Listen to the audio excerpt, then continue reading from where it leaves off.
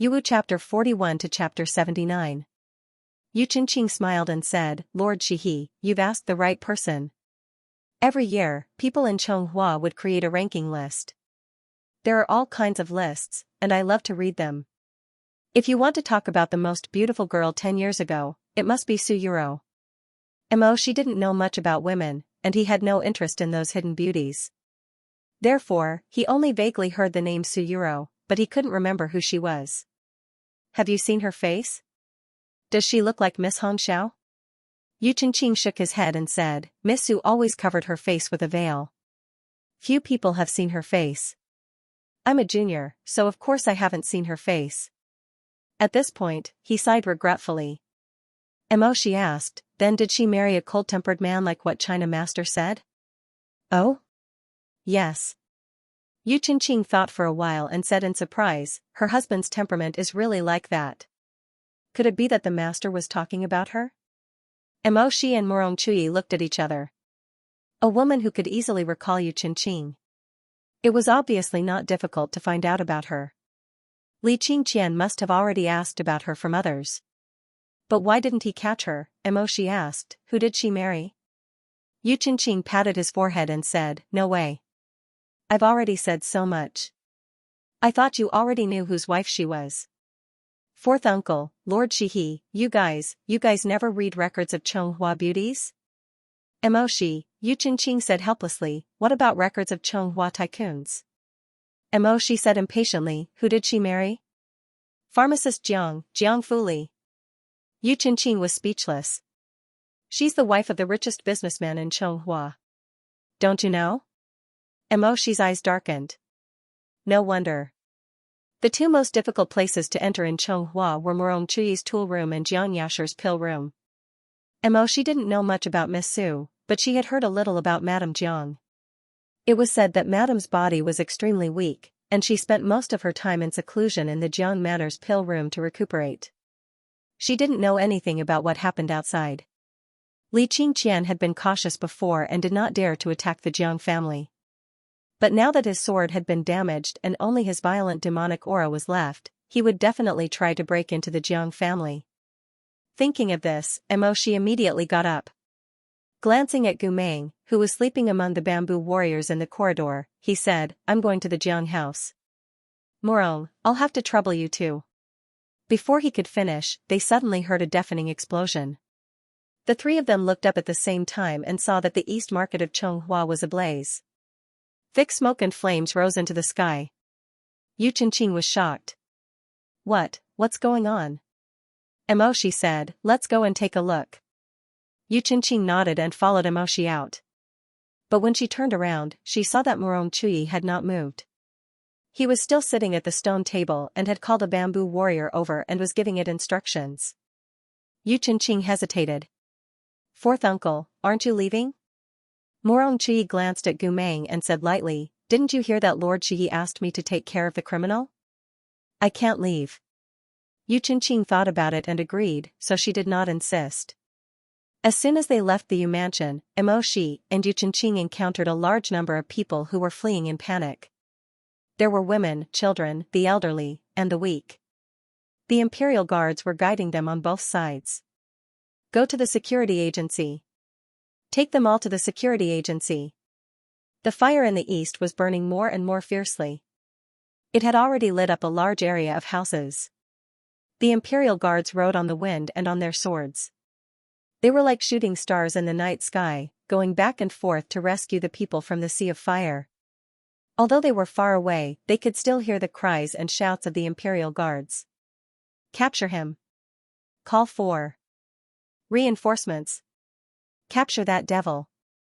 Needless to say, that devil must be Li Qingqian, the sword demon. Yu Chenqing was shocked. Why didn't Li Qingqian go to the Jiang mansion? Why is he killing people in other places? Shi thought, it's not that Li Qingqian didn't go to the Jiang mansion, but that he didn't see the person he wanted to see. He said, let's go to the East Market first. When they arrived at the Chonghua East Market, they found that the situation was worse than expected. The entire market was set ablaze by the demonic fire. The scarlet flames were like peonies that covered the sky and the sun. Thick smoke rose into the sky. From time to time, a few imperial guards would fly out of the sea of fire on their swords. They were carrying seriously injured people who could not move freely. The fire is getting bigger and bigger. Hurry and put out the fire. If this goes on, the fireproof enchantment won't be able to hold on. The crowd was in chaos. The army stationed in the capital had already rushed over to help.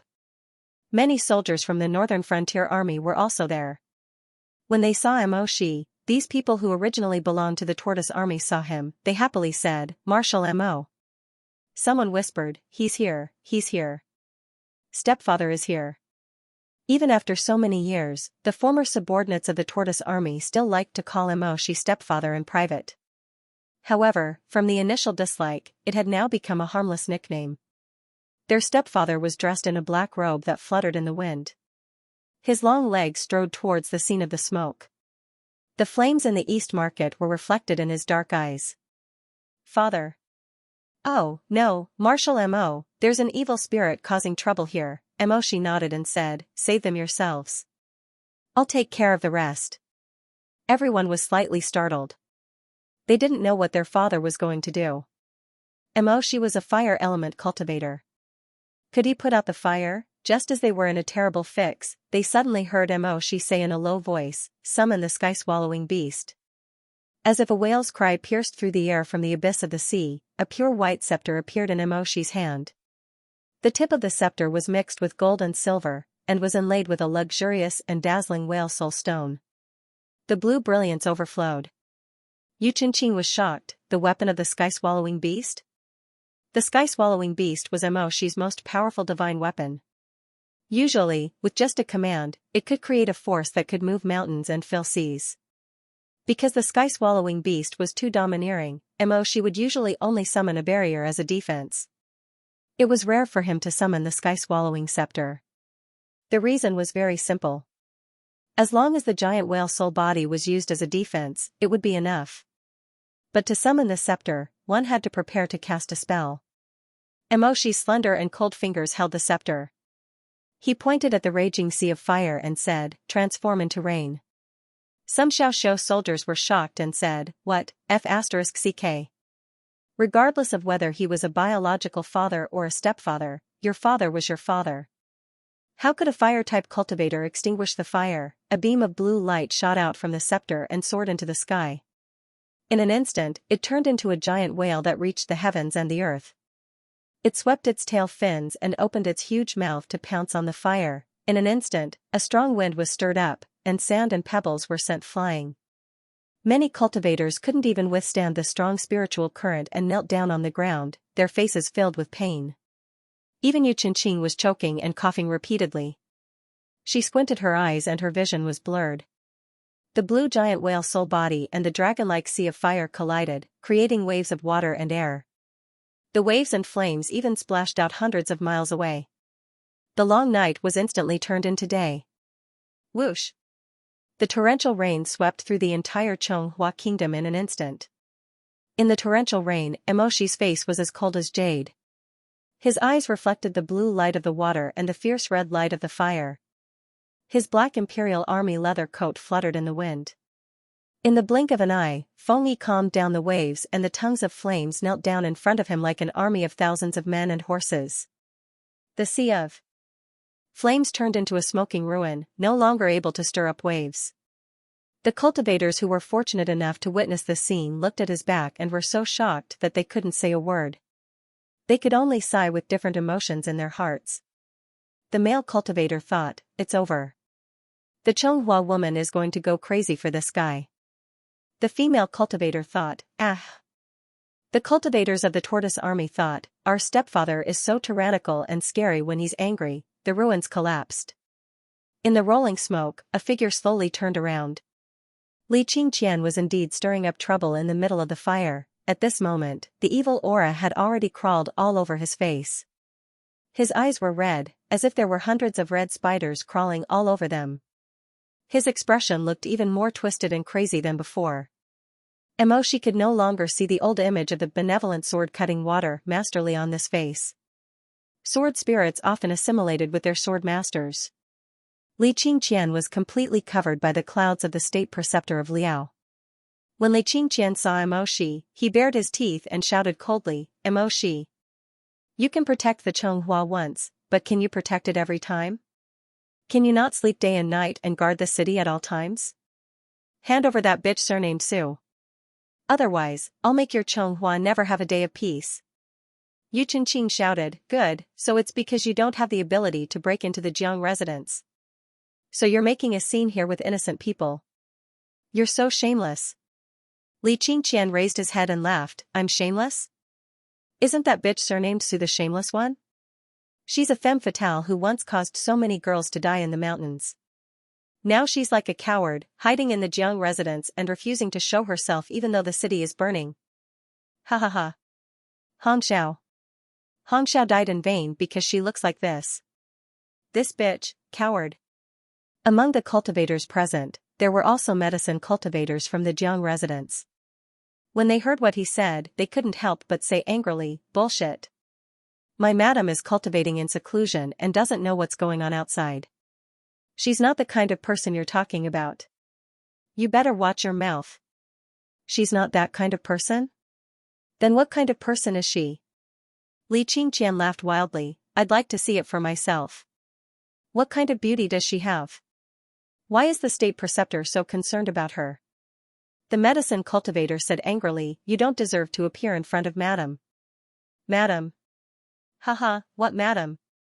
She's just a bitch. Li Qingqian seemed to have gone crazy. His murderous juice flowed out like the fangs of a poisonous snake. I'd like to see what this woman looks like. I'd like to destroy her appearance and throw her to the state preceptor of Liao country. When he mentioned the state preceptor of Liao country, his twisted and ferocious expression was even brighter than the raging fire. That beast. Ha ha ha, in front of that infatuated woman, I'd like to tear her apart. I'd like to tear her beautiful face into pieces. He killed my Hongxiao, so I'd like to make the woman he loves suffer a fate worse than death. His angry roar pierced through the clouds and the sun. His emotions were like a drum that was about to burst out again after accumulating to the extreme. Mo Shi reminded the people around him, be careful. Li Qingqian's body was surrounded by black gas. Seeing that he was about to go berserk again, Mo Shi took a step forward. The sky-devouring scepter shone brightly. The rest of the people were also on high alert, waiting for the arrows to shoot. However, at this moment, a smoke-like sigh came from the end of the street. Stop. It was an extremely melodious voice. Just by listening to this voice, even if one didn't look at her appearance, one could tell that she was a beautiful and elegant woman. Everyone turned around in shock. Thus, a path was created. At the end of the path was a beautiful figure wrapped in snow. Her face was covered by a light veil. She held a purple bamboo umbrella in the curtain of rain that had yet to disperse. She floated over like a deity coming out of the water. Li Qingqian's pupils suddenly shrank. The people of the Jiang residence were shocked. Madam? Why are you here? Madam, it's dangerous. If anything happens to Madam, how are we going to explain it to the shopkeeper when he comes back? Madam Jiang said, if it wasn't for the Yu residence's message, I wouldn't have known that such a big thing had happened. How long were you planning to hide it from me? As she spoke, she walked calmly from the end of the long street to Li Qingqian's body of the sword demon. Yu Chenqing was shocked. The Yu residence. Ah, it must be the message from fourth uncle. Thinking of this, there was an indescribable feeling in his heart. Everyone said that his fourth uncle was cold-blooded and heartless. He couldn't tell right from wrong and only cared about the ending of things. He also knew that this was true. His fourth uncle asked Madame Jiang to come out because he wanted her to stop Li Qingqian from going berserk. Although this was the most effective way, it was undoubtedly pushing Madame Jiang into the fire pit. In order to achieve his goal, Qi Xian doesn't care about what he has to pay. I'm afraid that he won't even care about the lives of his relatives. This was the judgment of everyone in Chonghua about Murong Chui. Yu Chenqing didn't like to hear it. He always thought that his fourth uncle was a thoughtful person and always had his reasons for doing things. But this kind of sober consideration was actually cruel. Madame Jiang stopped in front of Li Qingqian and looked at him calmly. You are Li Qingqian's eyes flashed. You are Suyuro? Yes, I am. Madame Jiang said. You came to me to take revenge on the state preceptor of Liao country. Am I right? Li Qingqian gritted his teeth and said, yes. I want to see what you look like. You caused so many girls to be buried alive for you.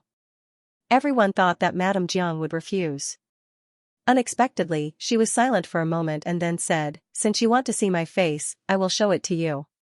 But what? Madame Jiang said, I have something that I want to tell you first. I can only tell you this. I don't want to tell anyone else. It has nothing to do with them. Li Qingqian rolled his eyes and looked at her up and down. It seemed that he wanted to see if she had any magic weapons on her. Finally, he gritted his teeth and said, I'm not afraid of you cheating. If you do, I will take your heart out, tear it in half and eat it. I don't have anything except this umbrella. Madame Jiang said. But if you hear this, I'm afraid that your mind will collapse and you won't be able to hold on. Think about whether you want to hear it or not. Li Qingqian was startled. Then, he laughed and said, you don't need to provoke me. Just say it. Madame Jiang said, then come closer. Thus, everyone saw Li Qingqian tilting his head and Madame Jiang leaning over. Under the fluttering veil, she only moved her lips and teeth slightly and said a few words. Li Qingqian's crazed and ferocious face suddenly froze. When Madame Jiang stood up again and looked at him calmly, the cold light that shot out from his eyes, as well as that kind of shock, really made the people around him quite shocked. What did she say to him? Someone muttered softly. I don't know. Li Qingqian looked at Madame Jiang as if he had seen a ghost. After a while, he took a step back with a pale face. No, how is that possible? Madame Jiang said, I'm not lying. After a moment of silence, Li Qingqian suddenly screamed at the top of his lungs, you're lying. You bitch. You're lying. You're full of lies. You, didn't you want to see my face? After you see it, you'll know whether I'm lying or not. Madame Jiang walked in front of Li Qingqian. From this angle, other than Li Qingqian himself, no one could see her face. She raised her soft white hand and gently lifted the veil covering her face. There was no sound at all. It was so quiet that it was as if she was in the depths of the sea. Suddenly, at a certain moment, it was as if the strings of a zither had been stretched to the limit. You really, Madame Jiang said, do you believe me now? What you hate is wrong from the beginning. Li Qingqian suddenly took 2 steps back and laughed out loud. He said crazily, ha ha ha. Ridiculous. I'm so ridiculous. I've always, actually thought. Li Qingqian suddenly lowered his head and spat out a mouthful of black blood. The blood stained his lips and teeth, and he fell to the ground. It was as though his entire being had been shattered. He was laughing and crying at the same time. Pointing at Madame Jiang, his chest heaved violently, and his eyes were bloodshot. So, that's how it is. Ha ha ha. Ha ha ha. I know. The Grand Tutor is actually doing this because... Li Qingqian didn't finish her sentence. Her pupils contracted rapidly and her lips were dripping with black blood. Suddenly, she threw her head back and laughed loudly. Ridiculous. This is ridiculous. Ha ha ha ha. This is really ridiculous. I've hated for so long, but it's all wrong. It's all wrong. The sword demon knelt on the ground and looked up to the sky. He wailed and screamed continuously. Each scream was louder than the last. Finally, he fell to the ground. His whole body was twitching and black gas was flowing out of his body. Li Qingqian covered his eyes with his hands and murmured, it's all wrong. His obsession dissipated and he lay on the ground. His maniacal laughter gradually faded, like the mocking echo of an old crow circling a tree before its death. Slowly, it became dull and hoarse. Finally, he curled up on the ground, as if he was curling up at the end of a lame joke. No one would have thought that a sword demon that was brimming with murderous aura would lose his lifelong obsession and turn into a puddle of dirty blood just because of Madame Jiang's matter. Li Qingqian was gone just like that. How could this be? What the hell? Everyone was silent. They all stared at Madame Jiang in shock and astonishment. It was as if they wanted to tear her veil and see her secret. What kind of story did this woman whisper into Li Qingqian's ears? With just a few words, it was more vicious than a peerless divine weapon, easily taking his life. What did Madame Jiang say to the sword demon? Under these shocked and astonished gazes, Madame Jiang was very calm. She glanced at the disintegrating body of the sword demon on the ground without any surprise. She put down her veil and slowly turned around. Madame Jiang said, he has lost his obsession and can no longer gather into a human form. Today, I've implicated all of you. I feel guilty and guilty. As she spoke, she bowed to the cultivators present. When my husband comes back, I'll tell him in detail about the damage in the East Market and make up for it. I'll take my leave now. She paused, glanced at the servants in her mansion, and said, all of you, come back with me. Let's go. Nothing will happen. But madam, let's go. She walked away with a soft and delicate figure, as if she was walking on stilts. Under the fascinated and astonished gazes of the crowd, she gradually disappeared. In the wet and ruined East Market ruins, some people stared blankly at Madame Jiang's back, some cried bitterly at their burned houses, and some stared blankly at the bloodstains of Li Qingqian. Yu Qingqing murmured, how beautiful is her face. Why did Li Qingqian become like this when he saw her? Why did his obsession disappear? Is Madame Jiang really much more beautiful than Miss Hongxiao? She did not speak. He frowned and looked at the bloodstains on the ground. He knew that this matter was not so simple. The reason why Madame Jiang was able to disperse Li Qingqian's inner demon in an instant was definitely not because she was beautiful. There must be some other reason. Otherwise, he would not keep murmuring, hate is wrong. What did he hate wrong? Yu Qingqing saw that his expression was not worried, so she tried to sound him out. Lord Shihi, She shook his head. Everyone has their own secrets. Unless it's necessary, don't look into it. Oh, okay, you can go back to the Yu residence. I will report to His Highness. Yu Qingqing agreed. Just as she was about to leave, she saw something from the corner of her eyes. She suddenly stopped in her tracks. She walked in front of a small house in the East City that was emitting smoke. This small house was shabby. It was obvious that it was not the residence of a rich family. However, there was a bright golden talisman pasted on its door and window. That was the Yu clan's invincible Vajra talisman. Upon closer inspection, it was not only this house that had the same talisman. Many of the houses in the surrounding area had the same talisman pasted on them. Perhaps it was because of the talisman's protection that these houses were on the verge of collapse due to the fire. However, at least they were not swallowed up in an instant. The residents inside were also successfully rescued. However, Yu Qingqing raised 2 fingers and pressed down on the golden talisman that had already exhausted its spiritual power. She frowned slightly. How strange. The invincible Vajra talisman was the most expensive talisman in the family.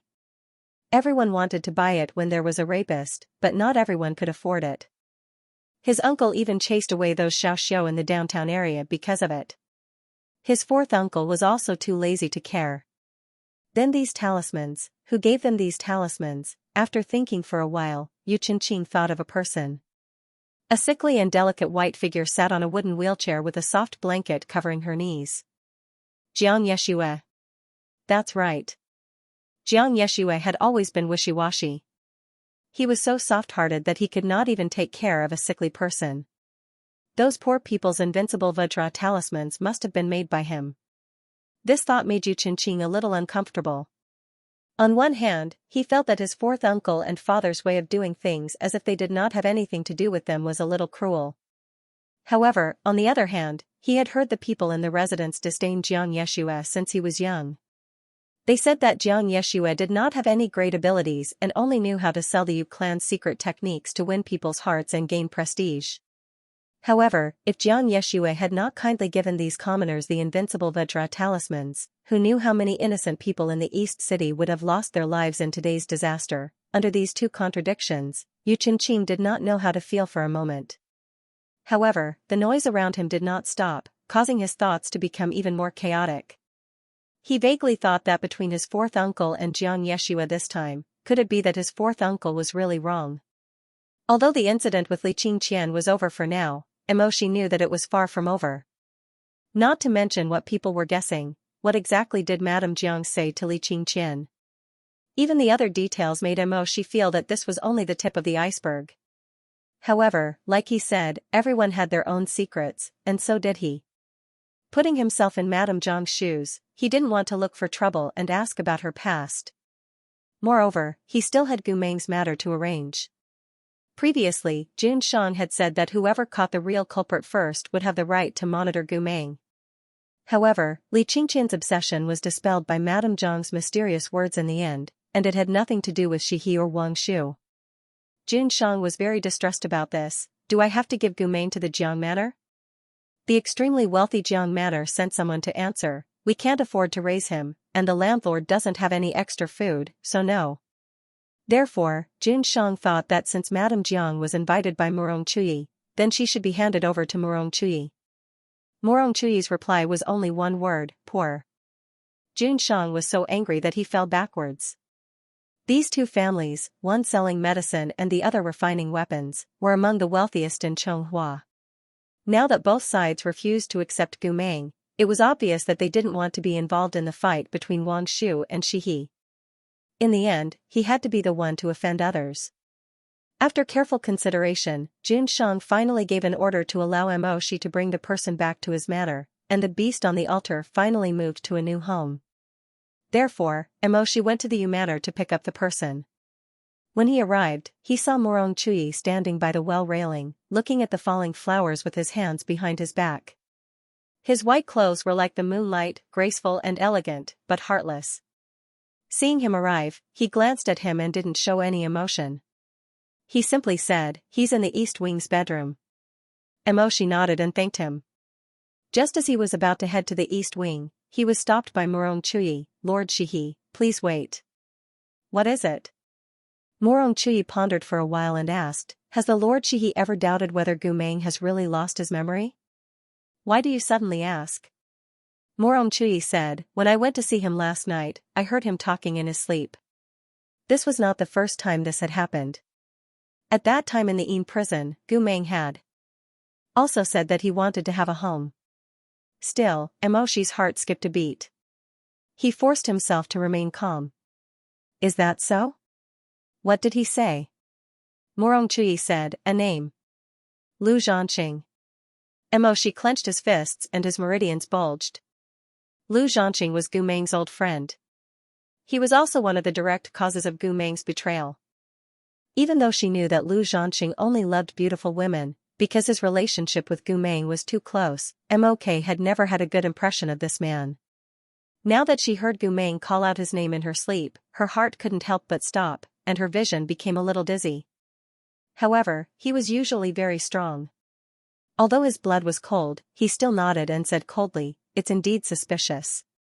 Although it may just be some remnants of his memory, Murong Chuyi said, "Since you want to take him back to your residence, you should still be more careful. After all, he used to be an accomplice to the burning country. If he really pretended to be stupid and planned something else, then the trouble he caused will be far more difficult to deal with than the Li Qingqian."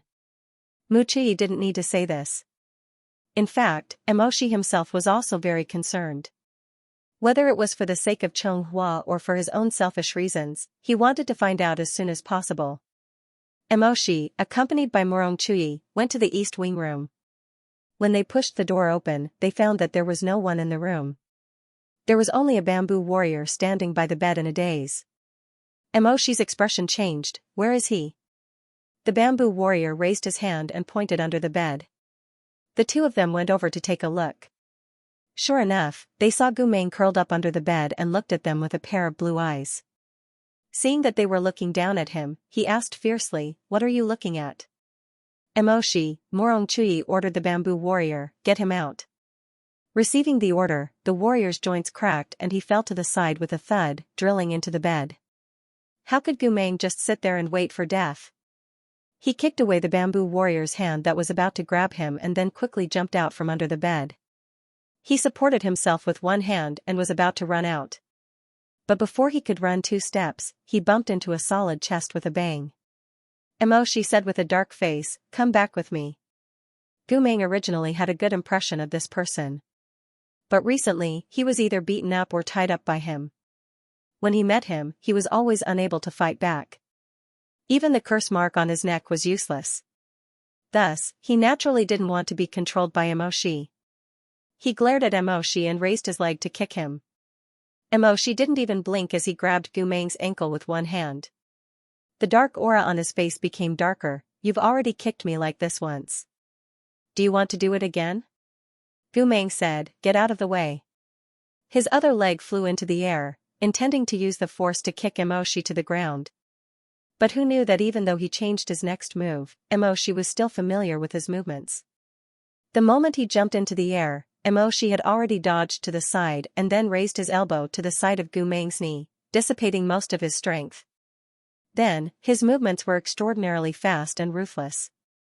In the blink of an eye, Gu Meng was already on his shoulder. Gu Meng was restrained and couldn't break free. But he refused to accept it and still shouted, let go of me. Emoshi's mind was already in a mess. What Lu Zhanqing? What real madness? Now that he saw Gu Meng resisting, he was even more furious. But because he couldn't vent his anger in the Yu residence, he suppressed it with a dark face. But he still said to Murong Chuyi, do you have a tie?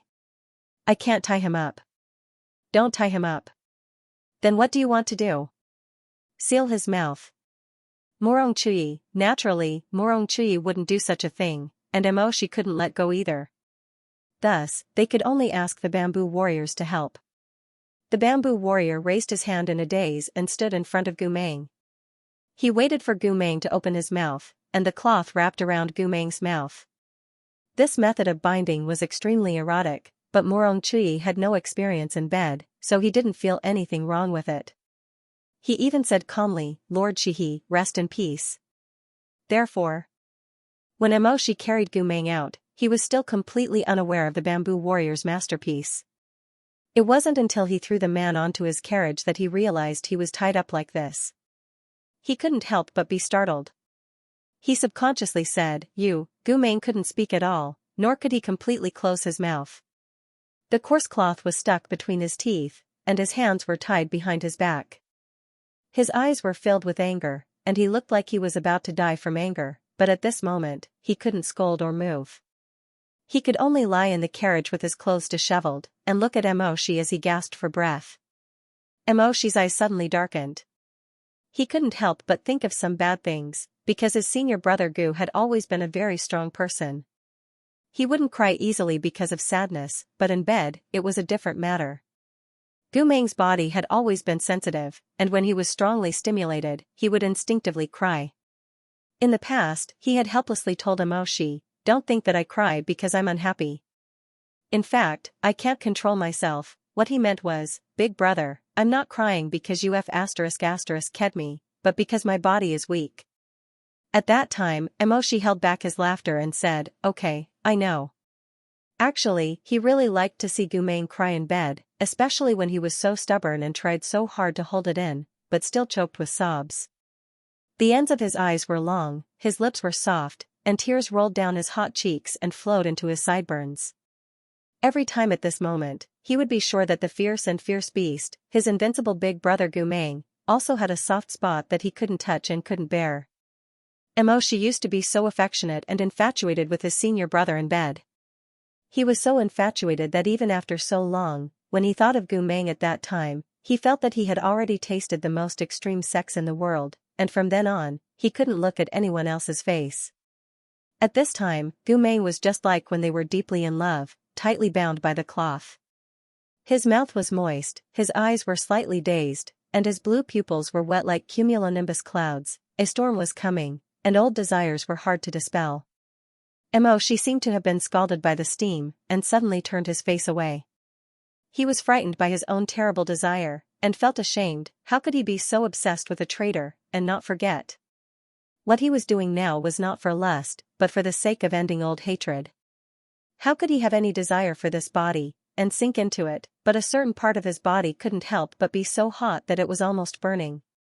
For so many years, ever since Gu Meng left, he didn't panic even in the face of beauty. He couldn't help but recall the skin-to-skin entanglement and the hair to rub against each other. In the past, Gu Mei was under him, being bitten by his earring, and bullied badly, but he was still unconvinced and said, "How could your big brother Gu Mei give in so easily? You can go deeper, but in the end, you always break down," choking and saying, "Junior brother, you go in too deep, you're too big, I can't take it anymore." It wasn't that he couldn't take it anymore. It was that they were both tortured by each other to the point that they couldn't take it anymore, burning with fire and tormenting with love. Even now, it was difficult to get rid of the lingering charm. She cursed silently, and simply picked up the soft pillow in the carriage and threw it at Gu Meng's face to cover it. He turned his head to look out the window. They were silent the whole way. When they returned to their own residence, the carriage stopped. The coachman outside said, "My lord, we've arrived." She originally wanted to drag Gu Meng down like this, but he lifted the soft pillow, glanced at Gu Meng, and quickly threw the pillow back. He didn't want anyone else to see Gu Meng like this, not even the coachman. Thus, he sealed Gu Meng's unconscious acupoint, loosened the ropes, and then dragged him down the carriage with a dark face. But unexpectedly, a cold voice suddenly came from behind. "Oh, Lord Shihi, you brought him back so quickly?" She subconsciously pulled Gu Meng into his arms, but then felt that something was wrong and pushed him away. The Morong Lian held an opium pipe in his hand and looked in their direction with gentle eyes. She suppressed the evil fire in his heart, took a breath, and said coldly, "What are you doing in front of my residence?" "I'm just passing by." "Then you can continue passing by. I won't accompany you." "You."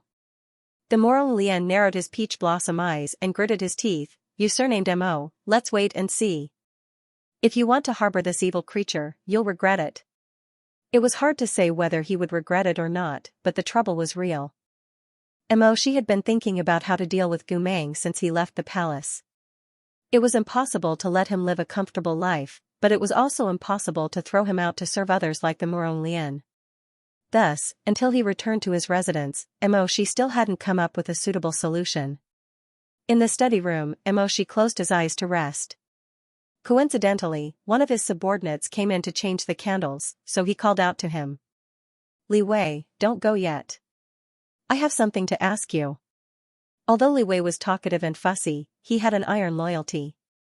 He was extraordinarily bold and always came up with novel ideas. He was also very meticulous in his work. And sometimes, such as now, he was Shi's inept military advisor. "Master." The inept military advisor put the lampshade back in place and saluted. "Master, please ask." "I'm all ears." Shi muttered, "What do you think, if a person pretends to be confused, what kind of situation would he be most likely to be exposed?" "Li Wei, why don't you just say that you still don't want to give up and want to see if Gu Meng is faking it?"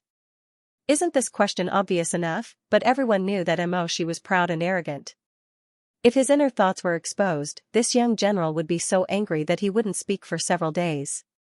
Li Wei could only pretend that he didn't understand anything and said, "If he's faking it, he must be on guard all the time." Yes. This kind of person can't be tested deliberately. He's like an extremely cautious beast. He sniffs one step at a time. It's almost impossible for him to fall into a trap. Shi nodded. "Go on." Li Wei suggested, "Since he's always on guard, why don't you let nature take its course and test him all the time?" "What do you mean?" "Let him do more things." Li Wei's lazy little abacus crackled loudly in his mind. Wash clothes, cook, wipe the floor, chop firewood, sleep, eat, bathe, and practice martial arts, in short, give him things to do. The more things he does, the more details he'll expose to his lord. If he's faking it, it'll be easier for him to be exposed. It's like setting a trap. A beast can avoid it in time, but there are traps everywhere. He'll inevitably fall into them if he's careless. Shi looked at him silently. After a few moments of dead silence, Li Wei began to feel a little guilty. Could it be that Lord Shihi found out that he was too lazy to work and wanted to cultivate a capable assistant? But at this moment, Shi turned his face away and stood with his back to him by the window. "Okay, that's it. But I'm annoyed just looking at this person. Go and make the arrangements." If it were someone stupid, they would definitely agree and say, "Okay, Lord Shihi, I'll make the arrangements right away." But the inept military advisor Li Wei was obviously not stupid. He pretended to be ignorant to the end and said blankly, "Ah? Who is Lord Shihi talking about? Who are you going to arrange?" Shi came back to his senses and coughed dryly before saying, "Oh, I forgot to tell you." Li Wei humbly asked for advice. Shi said, "It's Gu Meng. I've already brought him back and hit his unconscious acupoint. He's still sleeping in my room. I don't care about him. Find a place for him to stay and find something to do." Li Wei was shocked at first. He thought, there's actually a second person sleeping in his lord's bedroom? Isn't he very misophobic? But after thinking for a while, he quickly figured it out. His lord had once fought a war with Gu Meng. At that time, the two of them were not famous people. Presumably, they didn't live well and had probably made do in the same tent. So now, it doesn't seem inappropriate for Gu Meng to sleep in his lord's bed again. After figuring this out, Li Wei heaved a sigh of relief. He secretly rolled his eyes and criticized, "Everyone knows that you and the Lord Wangshu had a quarrel and brought the beast back to the nest. Why are you still pretending to be casual here?" But he pretended to be frightened. It's that Gu. She said impatiently, "Yes, Gu Meng. When did you start stuttering?" Yes. Gu Meng."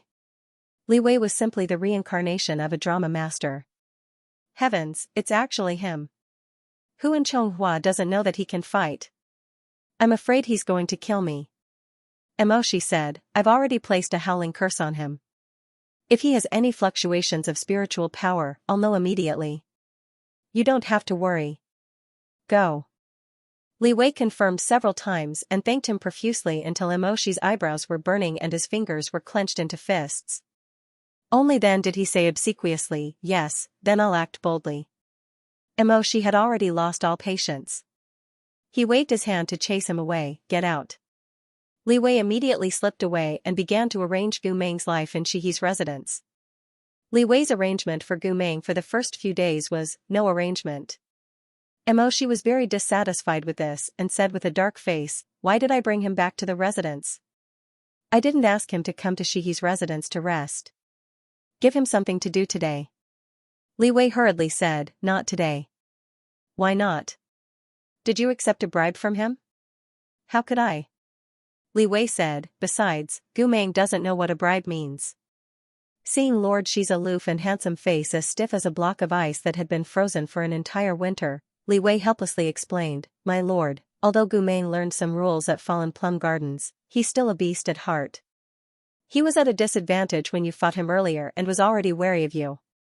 Now that he's moved to a new residence, it's only natural that he's feeling uneasy." "Are you talking about a human or a cat?" Shi was obviously angry, but Li Wei took the opportunity to flatter him. He clapped his hands and said, "Ah, Lord is wise, you are right. Now, you have to treat him like a cat." Was there anyone better at flattering than Li Wei? But Shi had no reason to continue scolding him. Shi could only stare at him and let him speak. Li Wei said, "Lord, think about it. Cats are afraid of strangers when they are brought back. They will only be willing to come out for a walk and catch mice when they are mature. It's the same for Gu Meng. You see, he's new here and doesn't know a single person. He's long been hiding somewhere. I spent 2 hours looking for him yesterday. Guess where he hid himself?" Shi said coldly, "I am not interested in knowing where he hid himself. Oh, in short, I finally found him." But before I could say anything, he slipped away and ran away. Shi was silent for a while and asked with a straight face, "Where did he hide himself?" The servants standing around couldn't bear to listen any longer. They began to admire Li Wei from the bottom of their hearts. Unexpectedly, the corners of his eyes only twitched, and then he calmly said, "In the rice tank in the granary." After a short pause, he added, "After he hid inside, he even covered himself with a wooden cover." Shi put his hand to his forehead as if he had a headache. Li Wei said, "So, my lord, even if I want to talk to him and arrange something for him to do, I can't find him. Even if we do find him, he will run away as soon as he sees me." Mia. She was right, but why did he feel so displeased? This subordinate thinks that we should leave him alone for the next few days and don't scare him. When he appears in the courtyard to bask in the sun, I will go and work for him. Emoshi thought about it and agreed. That was the only way. So he said unhappily, give him the heaviest work. Of course, of course. Emoshi felt that Li Wei was a bit of a bootlicker, but what he said often made sense. Now, Gu Meng's animal nature was too obvious. His behavior was similar to an animal that had just been brought to Shihi's residence. These days, he deliberately paid attention to Gu Meng. Just as Li Wei said, Gu Meng would find a dark and secluded corner to hide in during the day.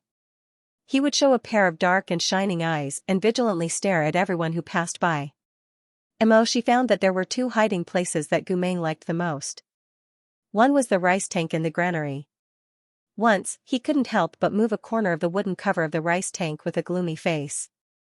Sure enough, he saw two dim lights staring at him from the inside.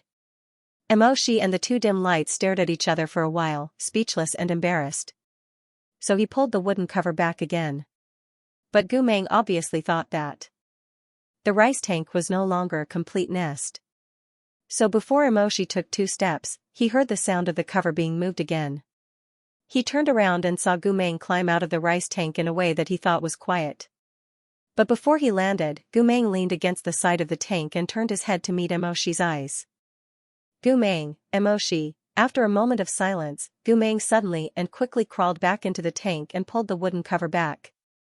Out of curiosity, Emoshi deliberately went back to try. This time, the cover seemed to be stuck and couldn't be pulled open. It seemed that Gu Meng was hiding inside and holding the wooden cover, secretly competing with himself outside. Emoshi was angry and amused at the same time. He knocked on the cover twice and asked, "What's wrong? You don't want to be the beast of the altar anymore and want to be the beast of the rice tank?" Gu Meng made a sound from inside, pretending that he wasn't there. But he didn't loosen his grip on the cover at all. Outside, Mok said a few more words, but there was no reply. Gradually, he began to feel a little angry. In the end, he flicked his sleeves and was too lazy to talk nonsense with Gu Meng. He said, "You're crazy." Then he turned and left. When he went to the granary the next day, Gu Meng had already abandoned the rice tank as his hiding place. Another nest that Gu Meng liked was the wine cellar. After the rice tank, this was his favorite hiding place during the day. But this time, Emoshi wasn't in the mood to see him again. Anyway, the wine cellar was so dark that he could only see a pair of glowing blue eyes. It wasn't interesting at all. But one night, when he was reading under the light, he heard a rustling sound from outside. He used his fingertips to open a small gap in the wooden window and looked out. He saw Gu Meng walking around under the moonlight. His face was calm, but his eyes were alert. His blue eyes were moving, looking left and right in this unfamiliar place. It was like this for the next few nights. Sometimes, Gu Meng would squat on the stone bench and stare at the moon in a daze. His expression was very calm and his eyes were always misty. Sometimes, he would stare at the fish in the lake in a daze. From time to time, he would reach out and quickly fiddle with them. The ripples on the surface of the lake were broken and the cold light shone on his back. But most of the time, and this made Emoshi speechless, Gu Meng came out to look for food. Emoshi didn't know how big Gu Meng's appetite was, but from what he saw with his own eyes, it was a bit exaggerated. For example, tonight, Gu Meng sneaked into the kitchen half an hour ago. After half an hour, he finally struggled to move out. Under the bright moonlight, the figure of this thief seemed to be particularly large. There was no way he wasn't large because he was carrying a bamboo basket full of steamed buns on each side of his shoulders. There were a few strings of sausages around his neck and a scallion and meat pancake in his mouth. She didn't doubt that he had picked the largest pancake in the basket. He was holding a pile of cooked corn cobs in his arms and even had a few corn cobs on his arms. "This is a bear." Emoshi stared at the gap in the window in the study and muttered. The altar bearer looked around and confirmed that there was no one around. He tried his best to move to the cellar as fast as he could. But he moved too fast and a few corn cobs rolled out of his arms. Gu Meng was stunned. He stopped and stood there for a while. Then he squatted down to pick up the corn cobs. He picked up the corn cobs on the ground, but when he raised his hand, the corn cobs under his arm fell out again. Gu Meng was stunned again. He thought for a while and put the corn cobs he just picked up back under his arm.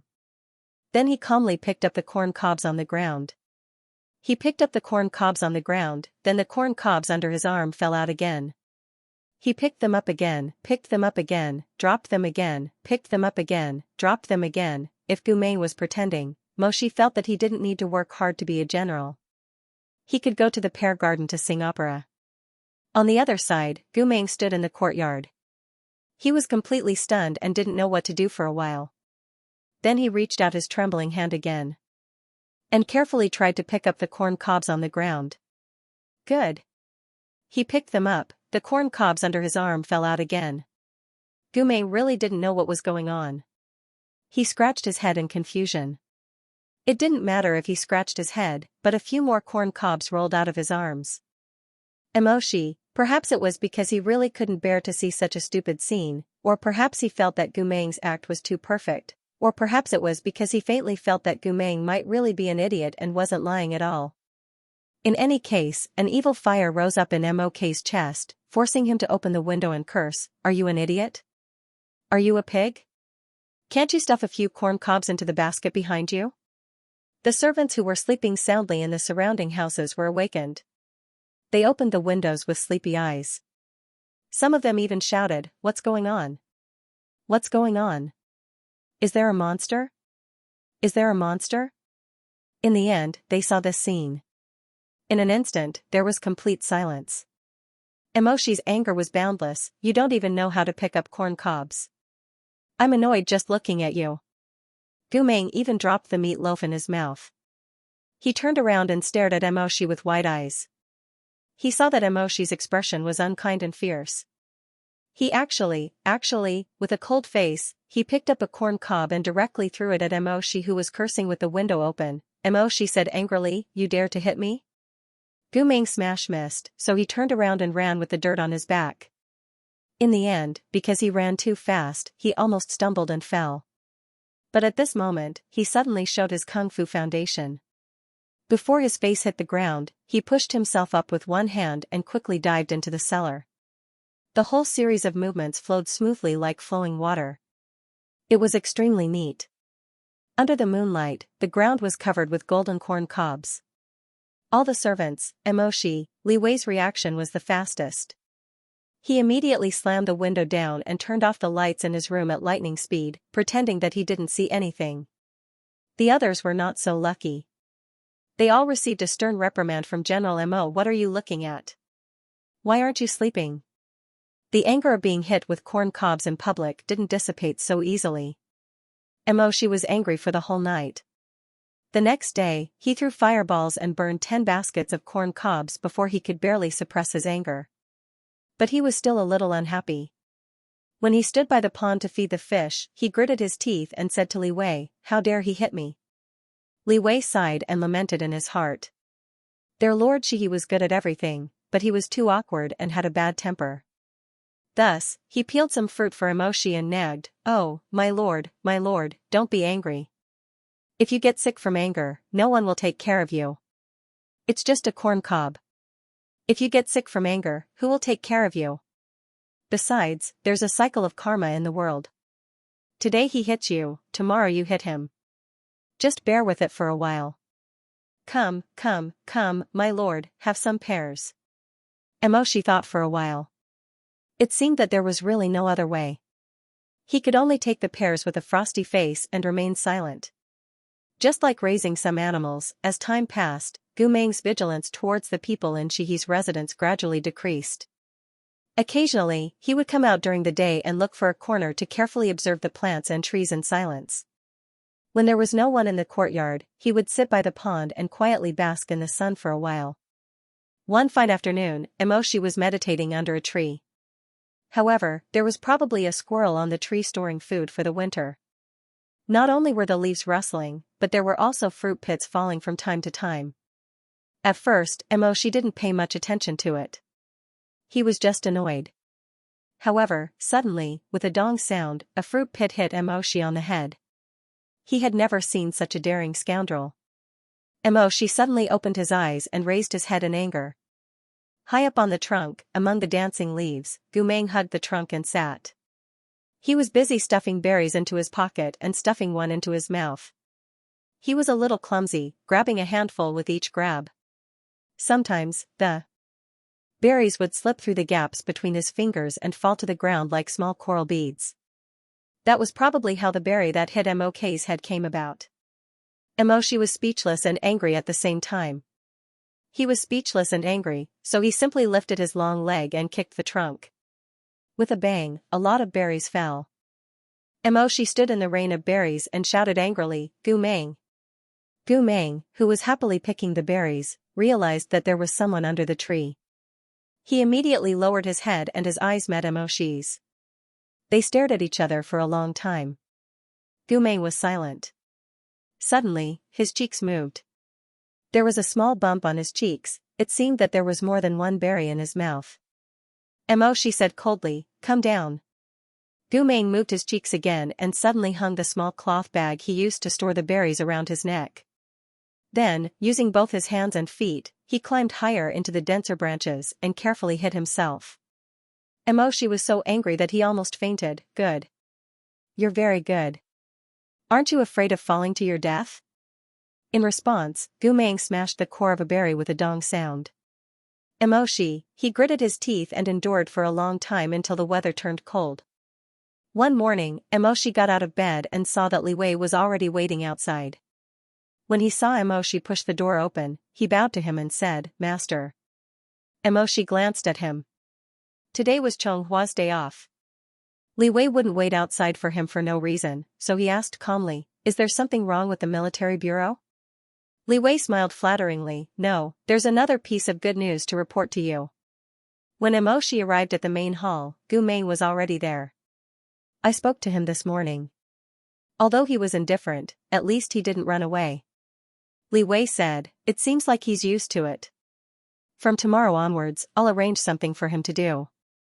Moshi's tall and cold figure stood silently at the entrance of the hall for a moment. There was no joy on his face. After a while, he asked coldly, "Why is this person sitting on my seat?" The yellow rosewood table in the main hall was where Moshi ate. Although there were usually 2 seats, that seat was always empty. No one had ever sat on it. Previously, an insensible servant had wanted to remove the empty seat, but Lord Shihi was extremely displeased. The servants had 2 guesses about this. First, this seat was reserved for Princess Mingzhe. Second, Lord Shihi was just obsessed with symmetry. Of course, even Li Wei didn't know what the answer was. As for the other seat, it had always been occupied by Moshi. But at this moment, Gu Meng was sitting on Moshi's seat with a clear conscience. He even turned his head and glanced at Moshi indifferently. Moshi's expression was frosty as he said, "Get up." Li Wei coughed softly and hurriedly said to Gu Meng, "Get up quickly. Lord Shihi is angry."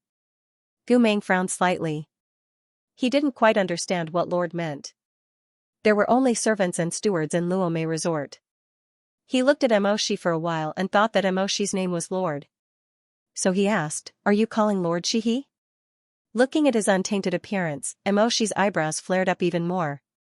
He didn't answer and walked over. He looked down at Gu Meng coldly and said, "I told you to get up." Gu Meng didn't move, so Moshi simply reached out to grab him. But before his hand could touch Gu Meng's lapel, the latter had already jumped down from the chair like a shadow and stood vigilantly to the side. Although Moshi loathed Gu Meng, he would not bully him excessively. This was because this person was originally very cold and upright. If he was not forced to the extreme, he would not do anything extremely twisted.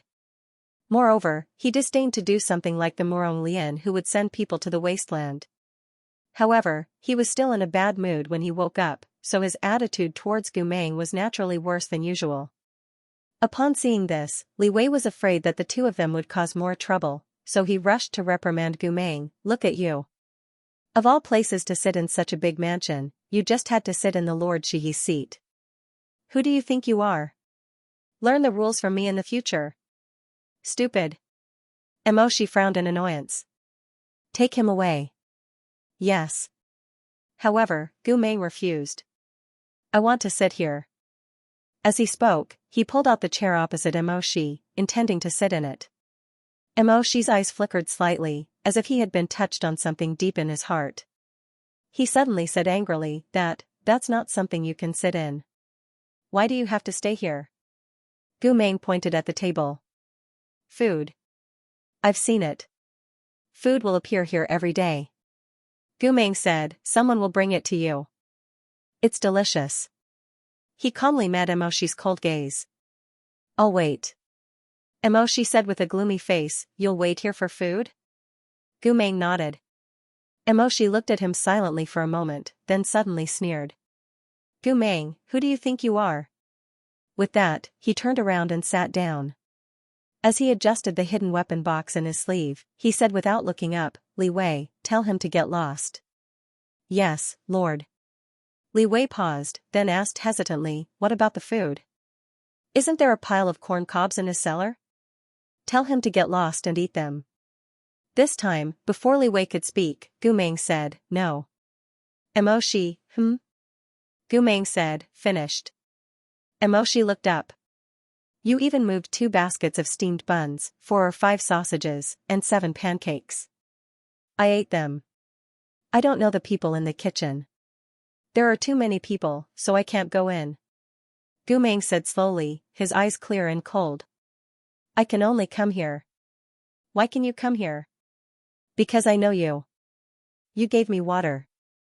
Gu Meng paused for a moment, then continued, you even taught me to live a life worse than death. You even whore-bang. A wine cup flew out and hit the wall, interrupting Gu Meng's whore-me. Emoshi's eyes flashed. He gritted his teeth and said, shut up.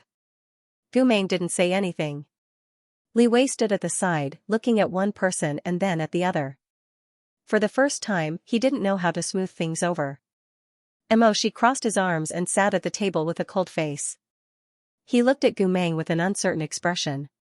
After a while, he suddenly raised his chin and asked slowly, do you remember anything else? Gu Meng tilted his head and thought for a while, then shook his head. Emoshi lowered his eyelashes and suddenly sneered. He looked up and said indifferently, then get lost. Gu Meng didn't get lost. He looked at Emoshi's face quietly. He didn't sound like he was begging or asking for instructions. There was no emotion in his tone. He was just stating one thing, telling Emoshi what he knew. He stood in front of Emoshi like this, his eyes direct and almost rude. He stubbornly said, I'm hungry. The two stared at each other for a while, as if they were secretly competing with each other. In the end, Emoshi spoke first. Okay.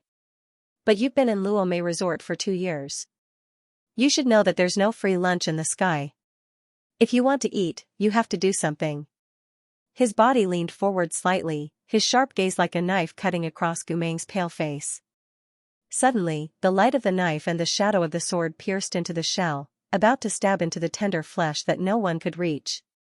His voice was low and slow. Senior brother Gu, I'll give you a chance to recommend yourself.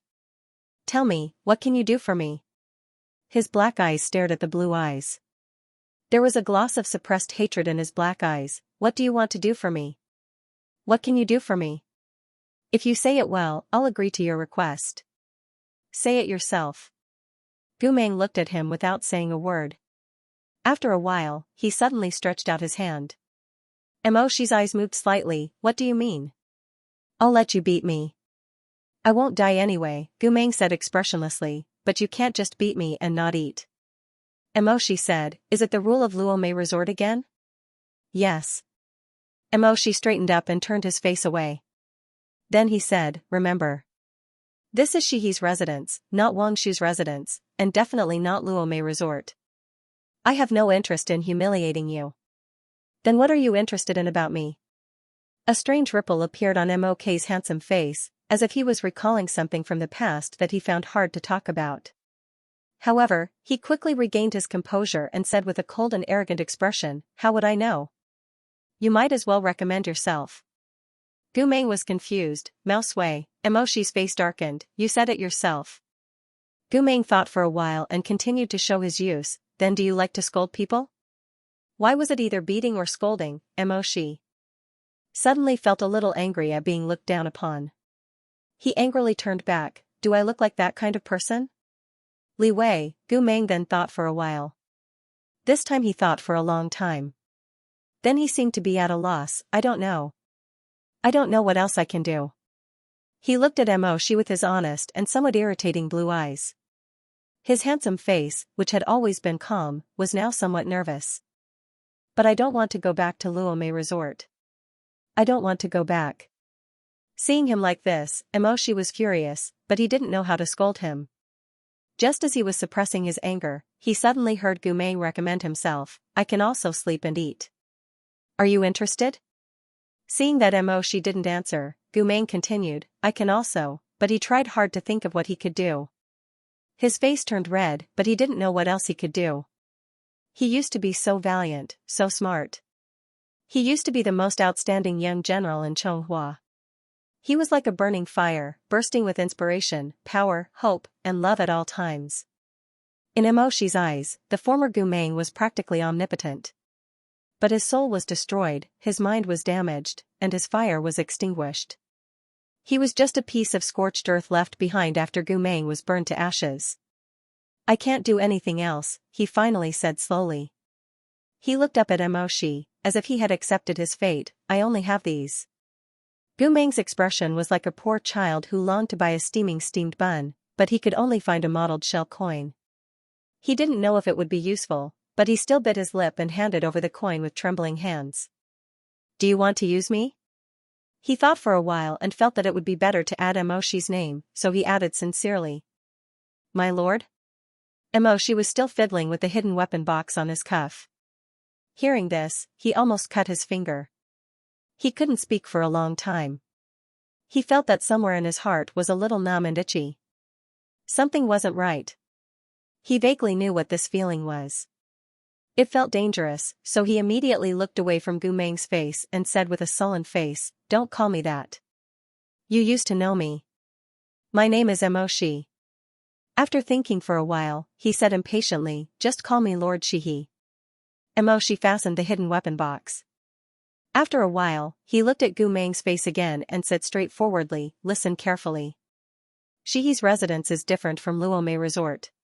No one will beat or scold you here, but you are a sinner. Everything is not up to you. If you want to eat, you have to do something. But I don't know, you used to know. Moshi said, If you don't remember, Li Wei will teach you again. You just have to do what he says. Once you're done, you can come and get food. I'll get food after I'm done? Yes, but you can't be lazy. Understand? Gumeng nodded. Then you can go. Moshi glanced at the water drain on the table. After you're done with today's work, you can come and have dinner here. Li Wei hurriedly asked, My lord, do you want to add another chair? What? Moshi glanced at him blankly. Isn't there a ready-made empty chair here? But this chair has always been ownerless. Didn't you leave it for Princess Mingzhe, just like the rumors said? Although Li Wei was puzzled, he still agreed. He prepared to leave with Gumeng, but before they reached the door, Moshi called him again. Wait, come here. My lord, do you have any other orders? Moshi looked at Gumeng thoughtfully, then said to Li Wei, Go to the kitchen and tell the head chef that I have a request for tonight's dinner. As he spoke, he lowered his voice and said a few words to Li Wei, then said lightly, That's all. Do as I say. Go. The first task that Li Wei arranged for Gumeng was very simple, but also very tiring, chopping firewood. Although Lord Shihi is an immortal, many of the servants in the residence are ordinary people. They can't just raise their hands and summon a fireball, so our residence is still short of firewood for winter. Li Wei pointed at the mountain-like pile of firewood in front of him. Chop all of these. Only after you chop all of them will you have a meal. Gumeng stared at the pile of firewood in front of him, then turned to look at Li Wei, not saying a word. Li Wei asked, Do you understand? If you don't, then ask. Seeing that he still didn't speak, Li Wei rolled up his sleeves and made a few chopping motions. Chop. Firewood. Do you understand chopping firewood? Chop all of these firewood. Gumeng didn't really understand, but he still grasped the most important word, chop. He didn't say anything else, but went forward to pick up the axe that was stuck in the ground. He turned to Li Wei to confirm, Chop all of these? Yes, chop all of these. All of them? All of them. You can only eat after you chop them? You can only eat after you chop them. Gu Meng ended the conversation, turned his head, and began to chop the firewood silently with his axe. There wasn't much of a trick to this job, but it was time-consuming and tedious. No one in Shihi's mansion liked to do this. However, Gu Meng did it without a word or complaint. He slightly pursed his lips, and his long eyelashes were wet with sweat. He used all his strength to chop the tree trunk with the axe, as if he had a deep hatred for these firewood. He was very motivated. Every time the pile of firewood was reduced, he felt that he was a little closer to his rations. When dusk came, the pile of firewood finally turned into a mountain of logs. Gu Meng threw the axe away, and didn't even bother to wipe the sweat on his head. He went straight to the hall to receive his reward for today. Although it was snowing outside the window, and it was even bitterly cold, the main hall was brightly lit by candles. On the small table of pears, there were already dishes covered with a lid. There was also a small red clay stove simmering in a soup pot. Wisps of steam were coming out of the pot. Emoshi was sitting there, waiting for him. Have a seat. There was no one else in the main hall, so Emoshi spoke calmly. Gu Meng did not stand on ceremony. He pulled out another chair and sat down. Then, he lifted the lid of the bowl. The 8 dishes were braised sea cucumber with scallions, fried yellow croaker with scallions, roasted venison with scallions, fried beef with scallions, tofu with scallions, scallion egg soup, and scallion pancakes. It seemed that the dishes were completely obsessed with scallions.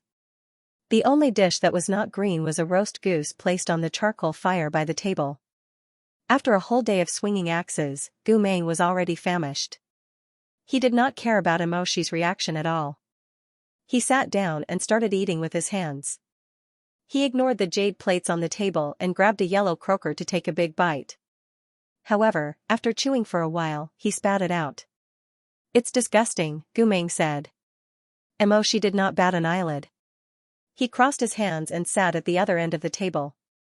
He looked at him elegantly and said, try another dish. Gu Meng changed to another dish. He grabbed a piece of roasted venison with scallions and chewed on it. However, after chewing for a while, he spat it out again. It's also disgusting? Yes. Then try another dish. Gu Meng hesitated this time. He looked at the dishes on the table several times. Then, he stretched out his hand and carefully pulled out a scallion pancake from the basket. He did not eat it directly like the first 2 times. Instead, he held the pancake in his hand and sniffed it. He wrinkled his nose and sniffed it again. Finally, he stuck out his tongue and licked it. Emoshi looked at him licking the pancake. He seemed to have thought of something. His brown eyes moved slightly and a trace of gloom appeared on his serious face. He turned his face to the side. I don't like this green one, Gu Meng said with a pale face after trying it a few times. I can't eat it. Emoshi thought, it would be strange if you liked it. Perhaps there were many people in this world who had invited Gu Meng for a meal, but not many people knew about Gu Meng's taboos. Since he was a child, Gu Meng had been subjected to the strictest discipline of the Murong family. He was very kind by nature, so he would always smile and thank others for their kindness. He would never point out the dishes at the banquet that he did not like. Even the Murong Lian, who had raised him for so long, did not know that he would vomit whenever he tasted onions, but Emoshi knew. What's this green vegetable called? Emoshi said indifferently, green onion. Gu Meng pursed his lips, then I don't like green onions. Emoshi didn't reply. Instead, he raised his finger and used a small spell to stir up the fire in the brazier. The belly of the goose in the brazier was filled with berries. It was skewered with branches and slowly roasted by the fire made by the fruit wood. At this time, the goose meat was already golden and crispy. Emoshi sprinkled some salt on it, then picked up a small knife and slowly sliced a piece of thigh meat from the roasted goose and handed it over. Try this. Gu Meng took it.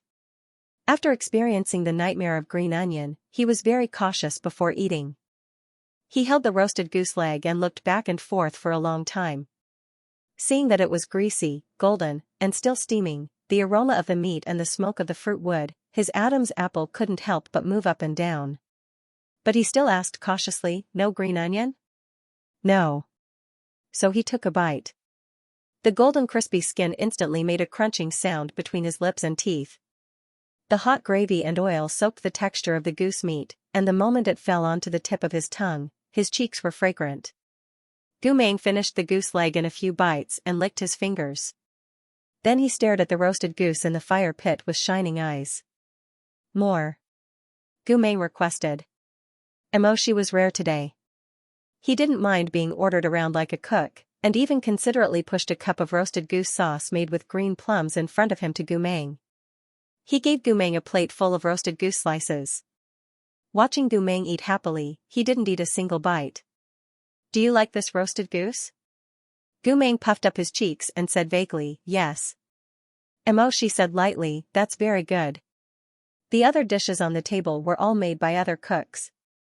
This is the only dish that I made. You're good. Gu Meng casually said something to appease Chef Mo, then continued to bury his head in the roasted goose. Obviously, Emoshi's voice was not as charming as the crispy skin of the roasted goose. Not good. I don't know anything about cooking. This roasted goose was taught to me by a senior marshal brother when we were marching to the frontier fortress in the early years. The snow outside the window rustled and floated on the window lattice, accumulating a layer of crystal. In the room, Gu Meng buried his head in the meat. Emoshi's voice was unusually calm, like a trapped beast trapped in the mud of memories, unable to be fierce. At that time, he and I were just low-level cultivators, taking care of each other in the army. It should be said that he took care of me more. He was 3 years older than me, experienced the world earlier than me, and was more skilled in magic than me. At that time, I felt that there was nothing in the world that he didn't know. From the mysteries of ghosts and gods to the lowest level of a roasted goose, he could talk about everything clearly and logically. At that time, it was also winter. During a siege battle, the enemy attacked the supply route and cut off our supplies. The army lacked food and was distributed according to the cultivators' ranks. Emoshi looked at Gu Meng, his usually cold gaze somewhat absent-minded.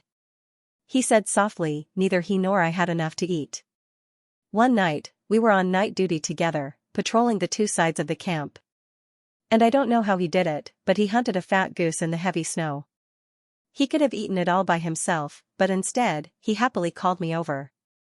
You have to know that at that time, I was in the middle of a break and my appetite was much bigger than his. When Emoshi said this, he suddenly saw Gu Meng opposite him pause and look up. What's wrong? Gu Meng licked his lips and pulled the plate in front of him over. Give me another leg. Emoshi raised his eyebrows slightly and cut off the remaining leg of the goose for him. Then, he continued to tell his story without caring whether Gu Meng was listening or not. He picked some berries from the tree. Gu Meng looked up again and stared straight at him just like before. Emoshi pursed his lips. No, a goose only has 2 legs. Besides, you haven't finished eating the one on your plate. Gu Meng suddenly said without rhyme or reason, the berries are delicious. Emoshi looked at him thoughtfully for a while and said, you're right, the berries are delicious. That person also liked to eat berries. He often took great pains to climb up the tree to pick them, but he said that there was a world of difference between the berries that were shot down with magic and the berries that were picked by hand. He taught me how to roast a goose. The ingredients were very simple. Other than the goose, he only needed a little salt and a handful of fresh fruits. Gu Meng asked, was it eaten with the fruits?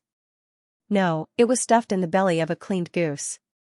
The goose meat was skewered with branches and then roasted with pine and lychee wood. Emoshi said, we sat by the fire pit and he added some branches from time to time. When the goose was roasted to a golden brown, he sprinkled salt on it. After taking it down, he removed the stuffed berries and ate the roasted meat directly. At that time, he also told me that I had to be very careful when eating it. Careful of what? After waiting by the side for so long, smelling the fragrance for so long and watching the goose gradually turn golden brown by the fire pit and dripping oil, it was inevitable that I would become very hungry. At this time I couldn't wait to take a bite. Emoshi said lightly, it was inevitable that I would burn my tongue. Then did you burn your tongue? How could I? Emoshi's eyes were a little blank. But you, Gu Meng chewed on the goose leg and licked his lips. You see, I didn't burn my tongue either. That's not what I meant. forget it, it's nothing. Pretend I didn't say anything. Gu Meng continued to eat the meat by himself. He ate half of the whole goose and then stared blankly at the little bit left on the fire pit for a while. He stopped eating. Emo, she asked, you're not eating anymore? Gu Meng nodded. Emo, she vaguely felt that it was strange. This person's appetite was not to be underestimated. How could he be full with just half a roasted goose tonight? But before he could think about it, he heard Gu Meng ask, that senior of yours, what's his name? His words were like an arrow that pierced through his heart. Emo, she suddenly raised his head and met Gu Meng's eyes. When Gu Meng asked this question, his eyes were clear and there was undisguised curiosity in his expression. As for Mok, under such a gaze, he gradually felt suffocated and uncomfortable. Gu Meng. Are you pretending? If you're faking it, how can you be so calm and composed? That person. Emo, she paused. His name is, what's his name? But the last two words were stuck in his throat and he couldn't say them out. Emo, she was choked by that name. He had said that name so many times, but at this moment, it was like a gentle dream that had shattered many years ago. It pierced his heart and lungs until they were full of blood.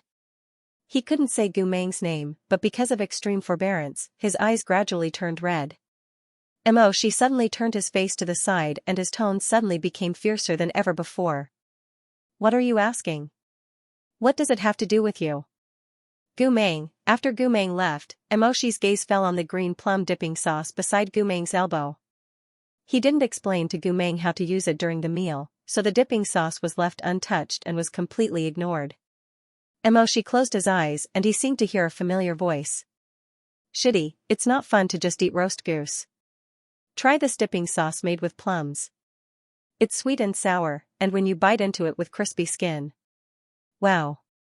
The voice had a smile. It's so delicious that you want to swallow your tongue. Emoshi could still clearly recall some details at that time. There was the white and boundless snow, the slightly raised ashes of firewood, and the flickering fire pit.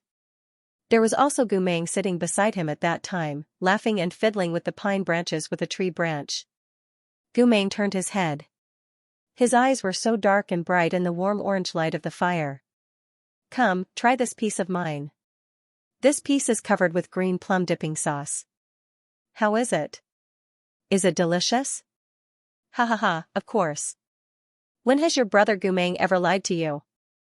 I'm the most honest person in the world. I've never lied to anyone. Emoshi couldn't help but clench his fists. His nails dug deep into his flesh. He had deliberately sliced the roast goose very thin and a lot of slices. He had also deliberately talked to Gu Meng because he knew that people would always be distracted when they were doing two things in a row. When Gu Meng ate this kind of sliced roast goose in the past, every piece had to be covered with this sweet and sour green plum dipping sauce. If he accidentally forgot, even if he took a bite, he had to put it back in the dipping sauce. This was a deep-rooted habit. Mok had previously thought that if Gu Meng was faking it, it would be very difficult for him to listen to him while remaining vigilant and not giving himself away. Gu Meng would most likely at least dabble in and out of habit. But he didn't. Gu Meng didn't seem to know what it was for. The frozen plum dipping sauce was as good as when Emoshi had first placed it on the table. However, Emoshi no longer had the hope he had when he placed it there. He stood in the hall. Outside the window was a snowstorm, but inside the hall, there was a broken table that was even colder than the snow. He didn't know why, but he suddenly felt a strong sense of resentment. He was so angry that he actually raised his hand and flipped the table full of leftovers. When Li Wei heard the commotion and hurried over, he saw Emoshi standing in front of the window. He buried his face in his palms and lowered his head. It was as if his hope had been cut off and he was no longer angry. Master, get out. Master, why do you have to do this? Whether or not he remembers the past, whether or not he's pretending, the result is the same. Why do you have to? No, it's not the same. The Gu Meng that he wanted, the Gu Meng that he hated, the senior brother Gu that he admired, all of them should be complete. They should be able to compete with him, their sharpness reflecting each other. Only in this way could he breathe a sigh of relief from the hatred of being betrayed. Only then could he have a goal, only then could he have the comfort of revenge, only then could he have hope. It wasn't the feeling of being at a loss and powerlessness as if he had punched cotton. Whether it was his hatred or his resentment, there was no place for him to really pour it out. "Master, master." At this time a servant suddenly rushed in from outside. Li Wei immediately turned his head and gave him a look. He mouthed, "What are you shouting for? Can't you see that Lord Shihi is in a bad mood?" The servant looked like he was in a difficult position. After hesitating for a moment, he lowered his head and reported, "Master, Juansheng's messenger is here. He's waiting outside." Emoshi turned his face slightly and frowned, "Messenger?" "Yes." The servant swallowed and said, "It's very urgent. He said that Juansheng wants to see you because of that important matter." As soon as the servant said that important matter, Emoshi immediately understood. Chonghua had an extremely shocking secret. In the entire kingdom, there were probably no more than 5 people who knew about it. And Lord Shihi was one of the people who knew about it. He braved the wind and snow to arrive at Shichen Hall and followed the servant into the depths of the bedroom. The charcoal fire in the hall was burning fiercely. 2 smoke-eating little golden beasts were lying by the brazier, singing praises to Juansheng as usual. "Juansheng has great fortune. Juansheng has boundless longevity." All of the servants and attendants had already been dismissed. Only Juansheng was still sitting by himself on the couch. His face was strangely pale. "Juansheng. Stove, you're finally here." Juansheng said weakly, "If you didn't come, I would have died." Emoshi, although Juansheng exaggerated a bit, this was indeed Chonghua's unspeakable secret. Juansheng had an illness. Juansheng was the ruler of the country, but he was suffering from a severe cold. This kind of cold illness couldn't be cured. Although it didn't endanger his life, according to the patient's physique and fate, he would be paralyzed in bed in 10 to 20 years, or 30 to 50 years. In other words, even if Juansheng took great care to recuperate, he would be doomed to be paralyzed in his 50s at most. Emoshi looked at Juansheng's tired expression and sighed, "Juansheng, rest. I'll help you get through the cold." It was rare for Juansheng to show such exhaustion. He nodded and leaned back on the soft pillow. When the cold illness flared up, it was painful and unbearable. Only fire elemental cultivators could push their blood to get through the cold and return to normal. This was also the reason why Juansheng sometimes called Xianxia a furnace. Juansheng closed his eyes and let Emoshi transfer fire elemental spiritual energy to him. After a long time, the bruises on his lips finally eased. He still didn't open his eyes, but sighed, "Fortunately, you're here. Otherwise, I would have suffered." Although Medicine Master Lin also has a fire elemental spiritual core, his spiritual energy is far weaker than yours. He won't be able to help me get through this difficulty in a short time. The little golden beast was still screaming by the brazier, "Great fortune. Live as long as the southern mountains." Juansheng snorted twice and sneered, "What great fortune and longevity, bullshit." In the past few months, Gu's cold illness had been acting up more frequently, and he didn't know how long this body could last. "If my illness is exposed in the imperial court," he sneered. "Hee, I think those tigers and wolves will be restless. They will dig out my heart and lungs and eat everything." At this point, he finally opened his eyelids slightly and looked back at Emoshi. "If such a day comes, the Lord Shihi will guard the front of the palace for me." Emoshi was a person who didn't like to beat around the bush.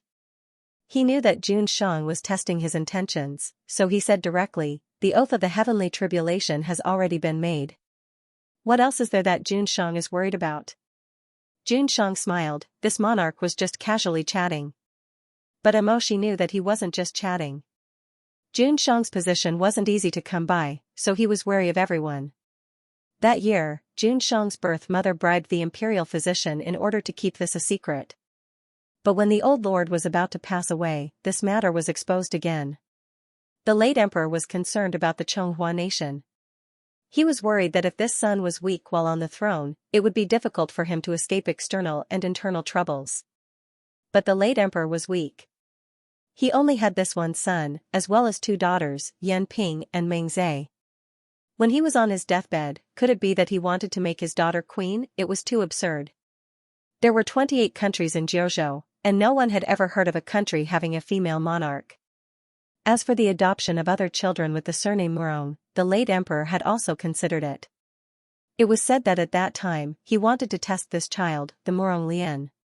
But before he could make any arrangements, the late emperor's illness worsened and he passed away not long after. No one knew why the late emperor suddenly had the intention of abolishing the crown prince before he passed away. They thought that it was because the old lord was delirious from his illness. And those few people who knew the truth were also placed with the most terrible secret protection spell. From then on, the secret of the new emperor's cold illness was buried deep in their hearts. The warm breath of the flame flowed through the body, slowly dispersing the pain caused by the cold illness. Xianxia closed his eyes and rested for a while. Suddenly, he said, speaking of which. Furnace, Gu Meng has been in your residence for a few days. Is everything going well? Everything is going well. Xianxia didn't speak again. After a while, just when Emoshi thought that he wouldn't continue this topic, he said, I still remember 2 years ago, I wrote to you and asked you about the punishment for Gu Meng. You didn't say much at that time. But I see that after you returned to the city, your mind has changed. Emoshi didn't speak. He only silently passed the cold air to Xianxia. Xianxia also didn't look back at him. He lay on the low couch and said, Furnace, I know you're a person who values relationships. When you don't see him, you only remember that Gu Meng didn't treat you well. But when you really see him, you can't help but remember that he's your brother. Isn't that right? The water in the hall was dripping down the drain. After the cold air dissipated, his body was no longer so uncomfortable. Xianxia sighed, You're actually still suffering. I can see it. You remember his evil, but you can't forget his good. You hate that you can't let him die, but when you really see blood, your heart doesn't feel good. Xianxia, it's human nature. Xianxia said languidly, Actually, from the day you didn't hesitate to swear an oath to Gu Meng in order to protect the Northern Frontier Army, I understood that in your heart, you still value your old friendship with him. That knife cut into your heart, but it couldn't dig out the past from your flesh and blood. There's nothing wrong with you remembering old friendships. After the cold poison dissipated, Xianxia sat up from the couch. He lowered his head and tidied his clothes. His face regained its former arrogance. Smoothing out the fine wrinkles on his robes, Xianxia raised his eyes and looked at Emoshi, saying, However, I have something to tell you first. Emoshi was silent for a moment, then said, Xianxia, you don't have to say more. I no longer have any friendship with him. Xianxia chuckled, If you really didn't have any friendship with him, you wouldn't have come to ask me for this person. Finished speaking, he picked up the bracelet on the red sandalwood bedside table and slowly played with it in his palm. Back then, you didn't hesitate to use 10 years of your life and a lifetime promise to protect the remnants of the troops he left behind. You even endured their hatred and became the Northern Frontier Army's stepfather. Now you're doing this to protect them, is this hatred? Do you think I'm a fool or blind? His smile faded, and he continued, I don't care about other things. What I want to remind you is that Gu Meng has committed the crime of treason. The reason I still let him live is not because I'm giving any face to any of you, but because he's still useful. As he spoke, he stared fixedly at Emoshi's face. Gu Meng is a person of Dewu, his crime is unforgivable. The people of Chonghua are all stretching their necks to see his head fall to the ground. One day, when I've used him up, or he can't be controlled anymore, I'll definitely issue an order to kill him. Hearing this, Emoshi's eyelashes moved slightly. When that day comes, I don't want to see you lose your mind and stand by Gu Meng's side. Emoshi didn't agree as straightforwardly as in the past. He was still silent. Xianxia raised his eyebrows slightly, If you have something to say, Lord Shihi, why don't you just say it to me? Emoshi said, It's nothing. Really? He's guilty, there's no way to defend himself. Why are you so bored? Lord Shihi did as he wished, but Xianxia was somewhat dissatisfied. You should at least symbolically plead for leniency and let me reject you. Then you can plead again, and I'll reject you again, and plead again, and I'll be furious. This way, our court will be lively and interesting, and not lifeless. Emoshi paused, then raised his eyes, Then I do have a request. That's right. Emoshi said, I want to do it myself. Xianxia was shocked, What? On the day of Gu Meng's execution, I want to do it myself. Let me take it slowly. Jun Shang held his forehead and muttered in a low voice. Why is it different from what I expected? Please grant my wish, Jun Shang. Jun Shang was speechless for a moment. He sat stiffly for a while, then leaned back in his chair and clapped his hands. Love and hate, the two of you are so interesting. Jun Shang's light brown eyes moved faintly, and he said again, but I'm afraid you won't be able to do it. Then when I really can't do it, I'll let Jun Shang decide. Jun Shang stared at Mo Shi's face for a while, as if he wanted to dig out something from his eyes, but in the end, he didn't get anything. So he suddenly sighed, Lord Shihi, why do you have to do this? You only have one brother from when you were young, and you want to watch him live, and watch him die. Mo Shi said, I only have this one brother in my life. Love and hate have been exhausted, and there is no obsession. I only have this one request, and I hope Jun Shang will grant it. Jun Shang turned the string of beads, closed his eyes and thought for a moment, then suddenly grinned, I don't think so. As the saying goes, a gentleman keeps his word. I won't be so easily fooled into nodding. He opened his eyes and put down the string of beads, let's talk about this later. Mo Shi seemed to have expected this answer, and said without surprise, that's fine. Jun Shang was slightly angry, aren't you going to keep asking? If you ask again, I'll refuse. If you ask again, I'll refuse again. Then I'll be furious, and our court will be lively. Mo Shi didn't give in to his bad taste, and bowed, it seems that Jun Shang has completely recovered. I won't stay in the night, goodbye. Jun Shang's mouth twitched. Fine. Get lost. You're not fun at all. When Mo Shi returned to the residence, it was already late at night, and most of the people in the residence were asleep. Mo Shi walked through the hall, his expression not very good. He felt that he and Jun Shang didn't seem to be compatible. Only the two of them were alone.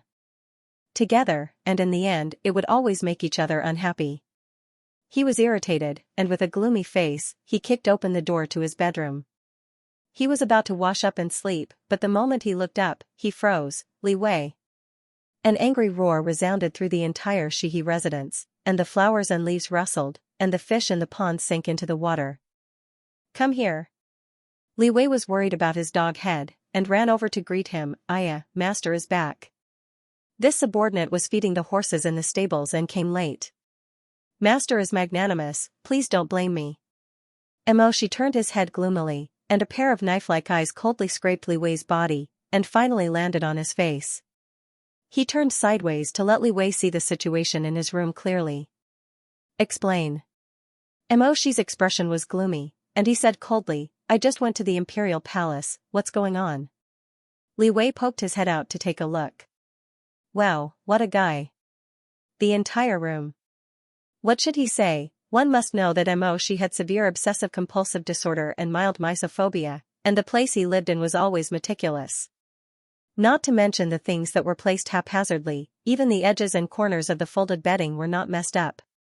But now, the tables and chairs were toppled, the bed curtains were in a mess, the pillows were on the floor, and the vase was on the bed.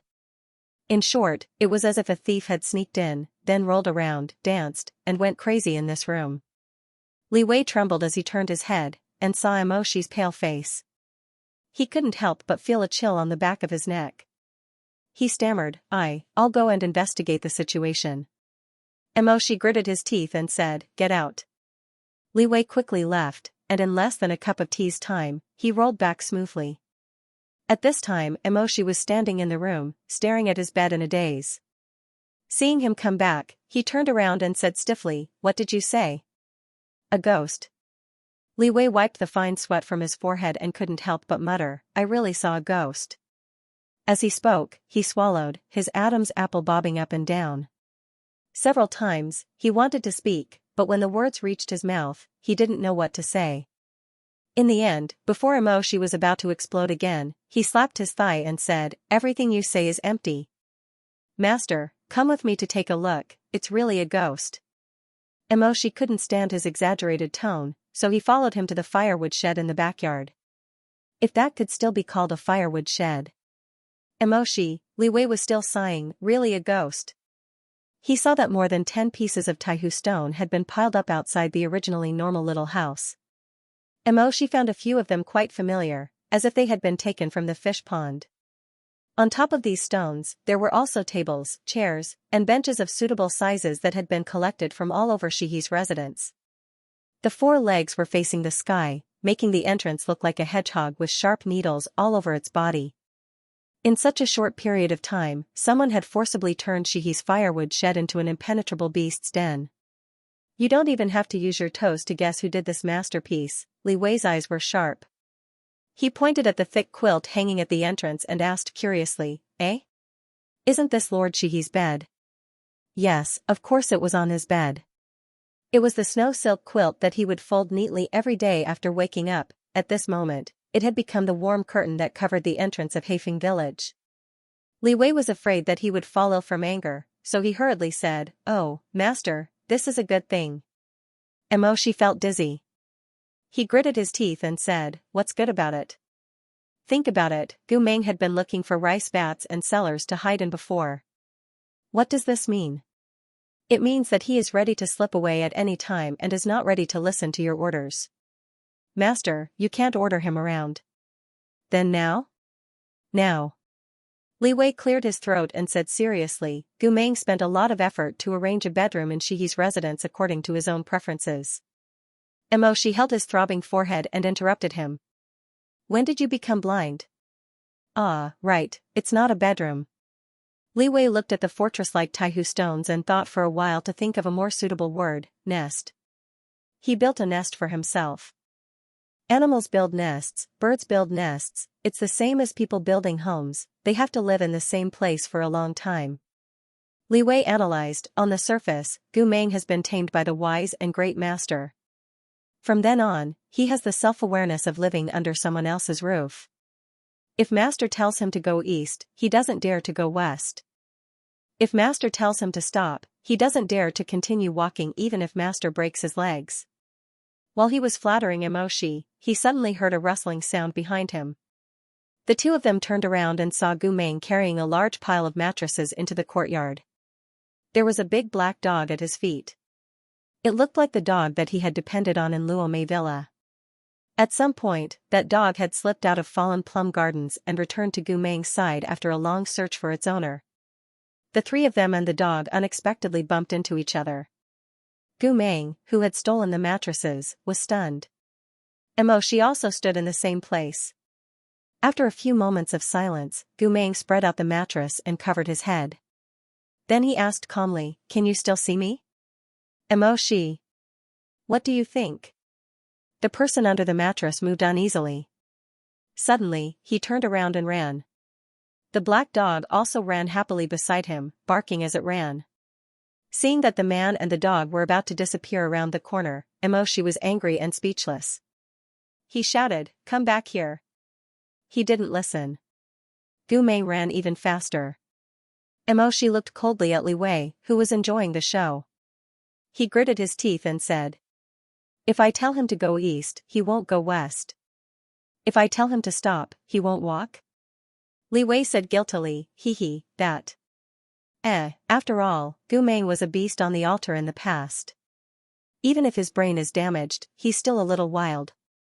But master, you see, he's already very willing to talk to you, isn't he? Emoshi's response to this was to say angrily, "Yes, your head. Go back and tidy up my room." Li Wei hurriedly said, "Yes." As he spoke, he went forward to pull the mattress that Gu Meng had hung on the stone of Lake Tai. Emoshi stopped him, "What are you doing?" "I'm taking it to wash." Emoshi choked with anger. He gritted his teeth and said, "Do you think I'll still want the mattress that Gu Meng used to warm the curtains? Go to the storeroom and get a new one." Li Wei immediately responded and ran away. Emoshi stood where he was. He looked at Li Wei's back and then at the place where Gu Meng and the dog disappeared. Finally, he turned to stare at the doghouse left by Gu Meng. He raised his hand to rub the back of his neck that was throbbing with pain. He felt that all the anger he had accumulated in his life would disappear in these few days. Damn it, he might as well go back to the border.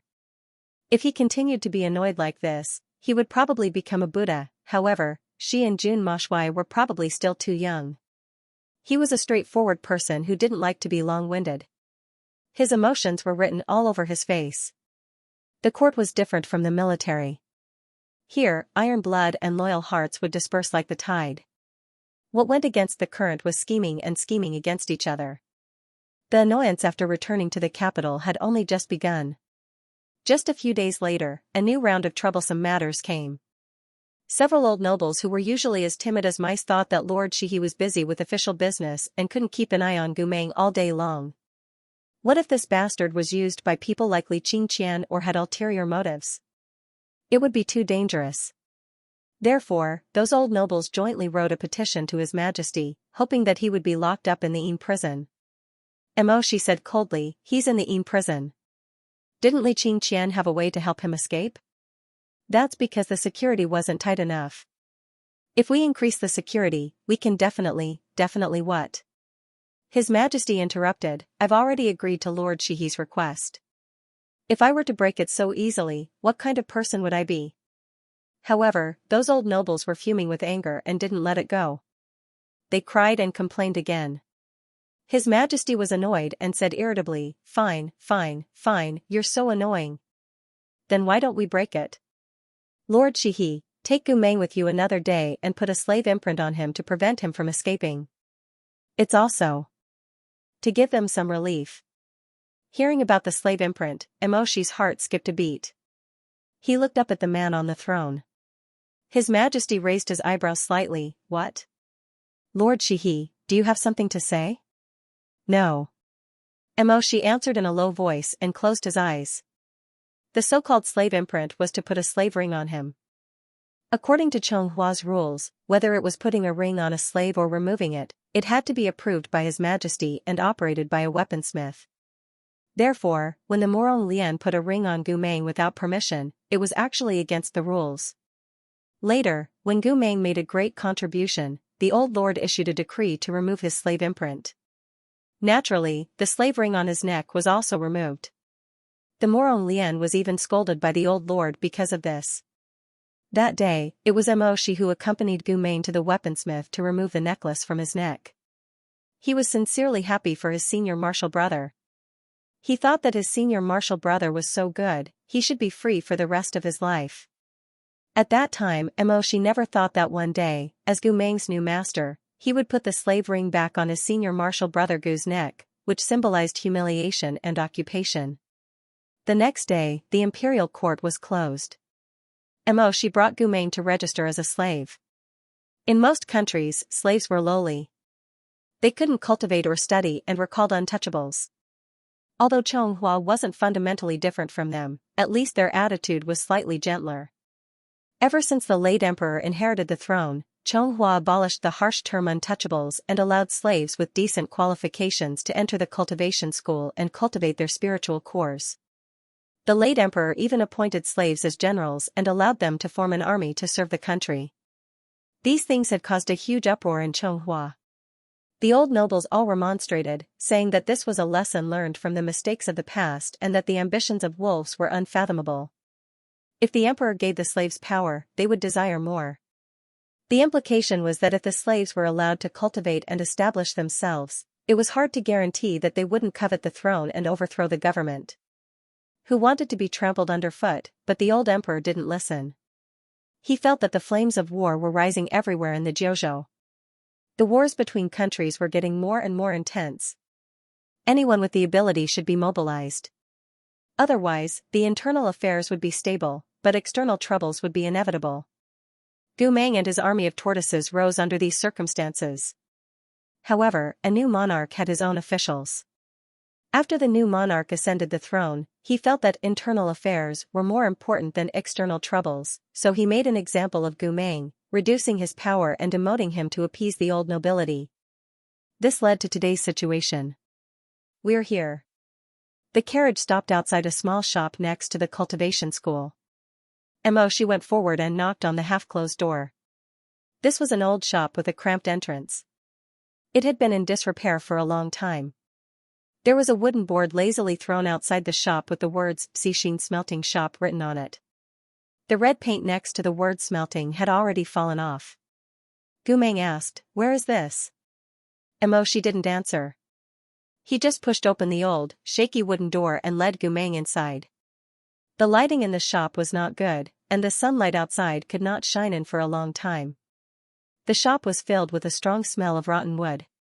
However, in order to save money, the shopkeeper refused to light a lamp and only relied on the light from the furnace. A stooped old man sat in front of the smelting furnace, slowly blowing air into the furnace. As he blew, red stars and purple smoke appeared, and dazzling orange molten iron flowed out of the grooves, like lava flowing out from underground. She said, "Uncle Song." The old blacksmith was so engrossed in his creation that he didn't hear what was going on behind him because he was hard of hearing. Mochime raised his voice and called out again, "Uncle." Only then did the old man react. He slowly turned his head back. The firelight reflected on his wrinkled old face, making him look like an overexposed orange, shriveled and yellow. He looked at Emoshi and was stunned for a moment. Then he looked at Gumeng and showed a look of realization. He quickly stood up and bowed shakily, muttering, oh, it's Marshal Gu." Gumeng didn't know what was going on. Seeing the old man bow to him, he followed suit and bowed to the old man. Emoshi was silent for a while. "He's not Marshal Gu anymore." The muddle-headed Uncle Song was confused. "Is that so? Then what is he now?" "A prisoner." Uncle Song was very surprised. He stared at Gumeng for a long time. A prisoner, a prisoner." He slowly walked over and held Gumeng's hand with his wrinkled hand. After being stunned for a while, he suddenly smiled and began to talk nonsense. "Oh, little Gu, you're in luck. Look, I didn't lie to you, did I? There are still many good people in this world. From now on, you're no longer a slave of the Wangshu family." As he spoke, he happily patted the back of Gumeng's hand. "Come, I'll melt the slave lock on your neck." Hearing the old man's muddle-headed words, Emoshi's eyes flashed with deep pain. He closed his eyes and his Adam's apple moved slightly. Just as he was about to say something, he suddenly heard a muffled sound from upstairs. The wooden ladder creaked. A gentle voice rang out. "Lord Shihi, why are you here?" Emoshi turned his head and saw a man wearing a plain white robe and leaning on a wooden crutch coming down the stairs with difficulty. It was Xianxia. Xianxia was the owner of this smelting shop. Uncle Song used to be a smelting master in the Yu family. He could be considered Xianxia's mentor. After Xianxia was expelled from the Yu family, the only person who was willing to accompany him was this old man from the Yu family. Emoshi said, "I brought him here to be registered as a slave." Xianxia was slightly startled. "Who?" Emoshi turned his tall and straight body to reveal Gumeng behind him, who was looking left and right. Xianxia muttered. "It's Marshal Gu." Uncle Song, who was beside him, was unwilling to be left out. He stretched out his withered twig-like hand and patted his disciple's back. He said cheerfully, "Today is really a good day. Yeshua, look, our little Gu is promising. He's the first Chonghua to be registered as a slave, right? It's really not easy." Jiang Yeshua sighed. "Master, what you're talking about is something that happened many years ago." Uncle Song was puzzled. "Did I remember wrongly again?" "Yes. At that time I could still run and walk." Jiang Yeshua lowered his eyelashes and smiled at the old man. "Master, you must be tired. Go and rest." Jiang Yeshua comforted the old man and returned to the two people. "I'm sorry, Lord Shihi. Master has been speaking incoherently all these years. I hope you don't blame me." Emoshi said, "It's okay." Gumeng blinked and followed suit. "It's okay." Emoshi glanced at him. The way he looked at Gumeng today was not fierce, but a little strange. It was as if he was shrouded in the shadow of the past. Jiang Yeshua took in all of this. He sighed softly and said, "If you want to be registered as a slave, please follow me upstairs." Emoshi asked, "But your legs?" "I'm using my crutches." Jiang Yeshua smiled. "It's okay. I can walk." They went upstairs. The second floor of the smelting shop was much brighter. There were all kinds of weapons and armors condensed from spiritual power hanging on the shelves. In this world, most of the weapons used by cultivators were made from spiritual bodies. They would go to various smelting shops to choose the weapons they liked and let the smelters fuse the weapons with their own spiritual cores. When they wanted to use it, they only needed to recite the incantation and the weapon would be summoned. Although these weapons were not as powerful as spiritual weapons, they were made from similar principles and were very powerful. In order to create powerful weapons, the smelters would go out to hunt for all kinds of spiritual bodies, the beak of a fire phoenix, the claws of a green dragon, the teeth of a sky-devouring white elephant. The fiercer the spiritual beast, the more powerful the spiritual power it contained, and the more powerful the weapon it refined would be. Some smelters would even use resentful spirits to create weapons that could summon vengeful spirits to help them in battle. The most typical example was the water ghost talisman passed down in Lord Wangshu's family. It was said that there were 9,000 drowned evil spirits in it that were full of resentment. There was also the sword spirit, Li Qingqian, who used the same principle. But Jiang Yeshua's smelting shop was different. The old man's vision was so bad that he was about to die. As for Jiang Yeshua himself, he was so soft-hearted that he couldn't even bear to kill an ant. Asking him to fight phoenixes and dragons was simply a fool's dream. The spiritual power I use to refine weapons comes from flowers and plants. He turned his head and saw Emoshi looking at his windowsill. He couldn't help but feel a little embarrassed. The spiritual bodies he hung out to dry on the windowsill were all soft and fluffy. One look and you could tell they weren't very useful. The children of the Academy of Cultivation will come here to buy some weapons. They won't hurt people easily. Emoshi said, "There's nothing wrong with that." Jiang Yeshua smiled. Although his refining skills came from the Yu family, his way of doing things was completely different from the Yu family's. The Yujin Tian pursued tyranny when refining weapons, while the Morong Chui didn't care whether it was cruel or not. Therefore, when he was young, Jiang Yeshua often had conflicts with his father because of their different ideologies. It was very difficult to change a person's mind unless they suffered unbearable pain. In fact, even if the incident with his dead wife hadn't happened, Emoshi felt that Jiang Yeshua would still have parted ways with the Yu family in the end. Jiang Yeshua took an iron box from the shelf that was piled with refining materials. He brushed away the dust on it and walked over to the two of them. Emoshi had once accompanied Gu Meng to remove the slave locking ring, so he was very familiar with this iron box. Jiang Yeshua looked at him with some hesitation and said, "Lord Shihi, I'm going to cast the spell. Do you want to step back?" Emoshi's face was very calm. He looked at the black box without any extra expression and said, "No need." "Okay, then I'll start." He put the box on the ground and said to Gu Meng, "Gu." The words were on the tip of his tongue, but he didn't know how to address him. He could only sigh and say, "Please sit down. Close your eyes. Put your hand on the box." Gu Meng calmly did the first two things, but he refused to do the last one.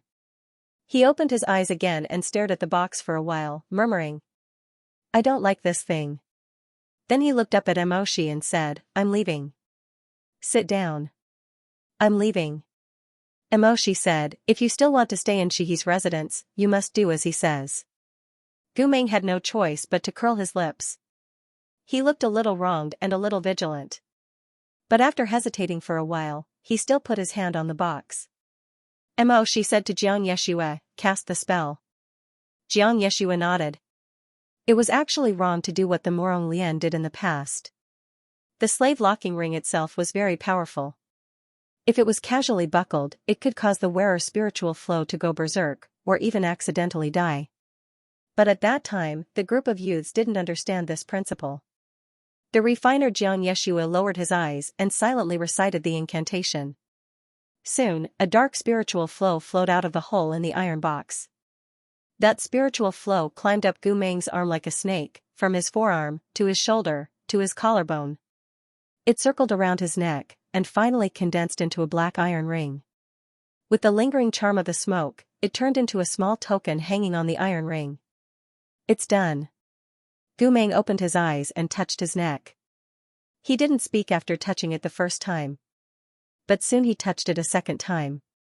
This time he spoke. He turned his head and murmured thoughtfully. "Necklace." Emoshi leaned against the window with his long legs and narrow waist. Hearing him say this, he was startled. "What?" Gu Meng said in surprise, you gave me a necklace? She didn't answer, but Xianxia couldn't bear to see him like this. He nodded at him. Gu Meng got confirmation. His blue eyes flashed with scattered light. He repeatedly touched his slave necklace. His face, which looked as gentle and kind as before, showed some cautious joy. Then he turned his head and said to Emoshi, thank you. A moist wind blew in from the window, blowing the scattered hair on Emoshi's temples. He stood not far away with his arms crossed, looking at Gu Meng's profile without saying a word. The current Gu Meng was like a fragment of the old Gu Shui. He wanted to see the shadow of his old friend in him, but in the end, his only result was that one of his eyes was stung red by this fragment. Almost when no one was paying attention, he closed his eyes in embarrassment and his throat moved. Many years ago, on the second floor of Xixin's smelting shop, in this room, the young Gu Meng also touched a slave necklace with a bright smile on his face. That necklace, at that time, was taken off by Uncle Song. It's over, senior brother Gu. From now on, you're no longer Murong Lian. At that time, Emoshi looked at Gu Meng's face and said solemnly, you're free. That time, it was the necklace that fell off. Gu Meng was smiling. Time flies, and circumstances change. This time, it was the necklace that was fastened. Gu Meng was still smiling. Nothing seemed to have changed. But Emoshi felt as if there was a bitter thorn in his throat. He couldn't swallow it no matter how hard he tried. This bitterness seemed to want to haunt him for the rest of his life. Wait. Xianxia was talking to Gu Meng. It's not over yet. I still need to write a few words on this necklace. What words? Your name, your identification number. He flipped through the records of Chonghua's slaves, checking how many slaves in this country Gu Meng had been fastened with the necklace. Got it. 790. Gu Meng didn't know what this meant. He just listened to him, as if he didn't understand. Xianxia used his spiritual power to engrave the words on this side of the necklace. After engraving this side, he turned to the back. He raised his head again, but this time, he didn't look at Gu Meng. Instead, he looked at Emoshi, who was standing against the light by the window. His expression was hard to read. Lord Shihi, look at this side, Emoshi said, no need to engrave it. But I'm afraid this is against the rules. Even if it's not a person's name, it should be a family name or the name of a house. No need. Emoshi paused and turned his face away. Xianxia sighed, but, do you still want to engrave the other side? Gu Meng suddenly asked, what do you want to engrave? Yes. Xianxia said to him, you want to engrave the name of your master. Gu Meng frowned and thought for a while. Just as Emoshi was about to tell him to leave impatiently, he suddenly said, I know who to engrave. He turned to look at Emoshi, you. Emoshi. What nonsense are you talking about? You're the master. Many people call you that. Emoshi closed his eyes and frowned, you're too long-winded. Get up and come with me. Can't I engrave your name? Emoshi said sternly, no. He didn't know why, but just thinking about the necklace engraved with his name on Gu Meng's neck made his blood boil. He shook his head impatiently, as if trying to shake off a mosquito that disturbed his peace. Then he grabbed Gu Meng by the back of his collar and lifted him up. He said to Xianxia, Elder Qing Su, goodbye. Xianxia said, I'll see you out. You can't walk properly. No need. Xianxia smiled, it's nothing. I'm used to it. Besides, I'm going to West Street to buy some pine oil. Wait for me. I'll get some money. Emoshi said, what about your wheelchair? I'll get it for you. It's not good to sit down all the time. A wooden crutch will do. Xianxia put some coins into his Chankuan bag, let's go. The three of them arrived at the grocery store at the corner of West Street. Xianxia asked the shopkeeper to get him 2 pots of pine oil. Just as they were waiting for the shopkeeper to come back with the pots, the shop's curtain opened and closed. A young man walked in and shouted, Shopkeeper, shopkeeper. Have the things my family ordered arrived?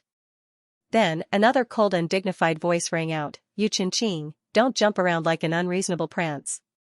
They turned around and saw Yu Chinqing walking in, followed by Murong Chui in a white robe. When the two groups of people met face to face, they were both surprised and stunned. Especially Morong Chui. His sharp eyes fell on Jiang Yeshue and narrowed slightly. Morong Chui, Jiang Yeshue, the atmosphere was quite strange. Morong Chui's sister was the first wife of the Yu Juntian, and Jiang Yeshua's mother was the Yu Juntian's concubine. Now that both women had passed away, the two of them had not forgotten their past. Jiang Yeshua whispered, Chui. Morong Chui did not say a word. He suddenly turned around and left. Yu Chenqing hurriedly tried to persuade him, fourth uncle, but Morong Chui had already lifted the curtain and left. His cold and angry voice came from outside, Yu Chenqing, every time I go out with you, nothing good happens. Yu Chenqing was so anxious that she ignored Jiang Yeshua's presence. She stamped her feet anxiously and shouted, fourth uncle. I didn't know he was here. Don't go, wait for me. Morong Chui said, don't follow me. He said not to follow, so Yu Chenqing did not dare to disobey. She could only stand there dejectedly and look at the others. For a moment, the atmosphere fell into silence. Jiang Yeshua sighed and finally decided to break the silence. Chenqing, Chui. Does he still treat you like this? It would have been better if he didn't say anything. Once he did, Yu Chenqing became angry and anxious. It was as if his heart had been stabbed. He shouted angrily, no. My fourth uncle is very good to me. I respect him no matter what attitude he has. It's not up to you to say that. That's not what I meant. Jiang Yeshua saw that his face was red and his neck was thick. He didn't know what to do. You just what? If it wasn't for you, my fourth uncle wouldn't have left. He promised to teach me how to pick spirit stones today. It's all your fault. He ran away because of you. Yu Chenqing was obviously against Jiang Yeshue. After shouting, he turned his face away and crossed his arms. He didn't want to look at this person anymore. Jiang Yeshue was undoubtedly hurt by his attitude. He forced a smile, but still tried to ease the tension between them. Have you already started learning how to pick spirit stones? Humph. This is very difficult. It really needs careful guidance. If you want, I can also, Yu Chenqing pouted and said, you can't. I don't want you to teach me. You can't compare to my fourth uncle. Jiang Yeshua didn't say anything. He lowered his eyes and said after a while, you're right. I can't compare to Chui. Humph. Jiang Yeshua said softly, I'm sorry. Yu Chenqing wasn't a bad person. In a moment of anger, he didn't choose his words carefully. After venting his anger, he calmed down a little. Hearing Jiang Yeshua's moist and sad voice, Yu Chenqing probably felt that his words were a little harsh. He secretly glanced at Jiang Yeshua. However, he felt disgusted and quickly looked away. At this awkward moment, the shopkeeper came out of the inner hall with 2 pots of pine oil. The Yu clan was the sundry goods hall's biggest customer. He didn't have time to deliver the goods to Jiang Yeshua, so he rushed towards Yu Chenqing with a flattering smile and said, oh, young master Yu. Esteemed guest, esteemed guest. Come, please take a seat. The things you ordered have arrived a long time ago. Please wait for a moment, I'll send someone to get them for you. Yu Chenqing found a way out of this embarrassing situation. She didn't have to pay any more attention to Jiang Yeshua, so she walked over to the counter and took out a piece of paper. She cleared her throat and said, we'd like to add a few more things. They're all things that my father and fourth uncle have always wanted. Can you send them to my house as well? Okay. The shopkeeper loved this kind of customer who wanted more goods at the last minute. He immediately took the paper and glanced at it with a smile. Suddenly, his smile became somewhat sluggish. Yu Chenqing rested her hands on the counter and found a comfortable position. She asked, what's wrong? Is it out of stock again? Why are you always out of stock recently? Yu Chenqing was somewhat unhappy. Every time, I can't get everything at once. Fourth uncle thinks that I'm useless. He was already unhappy last time. If it's out of stock again today, then just thinking about it made her hair stand on end. Yu Chenqing shivered and said, I think I'd better go to another store. The shopkeeper immediately became anxious and hurriedly said, no. Little young master misunderstood. We just have a few items that need to be checked. Please take a seat. We can prepare everything you need. As she spoke, she turned her head and said, do, come over here for a moment. A clerk from the grocery store ran over. The shopkeeper pulled him into a dark corner and whispered something in his ear. When he came out again, he had a warm and amiable smile on his face. Little young master, please go to the backyard first. If you're satisfied with the goods, I'll load them up and send them to your residence as soon as possible. This way, he wouldn't have to stay with Xianxia. Xianxia didn't say anything and followed the shopkeeper to the backyard. As soon as the warm curtain fell, his figure disappeared. This was someone else's family matter. She didn't want to interfere. Xianxia lowered his eyelashes. His thin and weak body stood inconspicuously in a corner. He tried his best to appear calm and composed, but the embarrassment and gloominess on his face couldn't be concealed no matter how hard he tried. The shopkeeper followed Xianxia. The clerk, came out from the inner hall with 2 pots of oil and handed them to Xianxia. Elder Xianxia, I'm really sorry to have kept you waiting for so long. Please take these 2 pots of tung oil. Xianxia was startled. What? 2 pots of tung oil. Your oil. Please take them.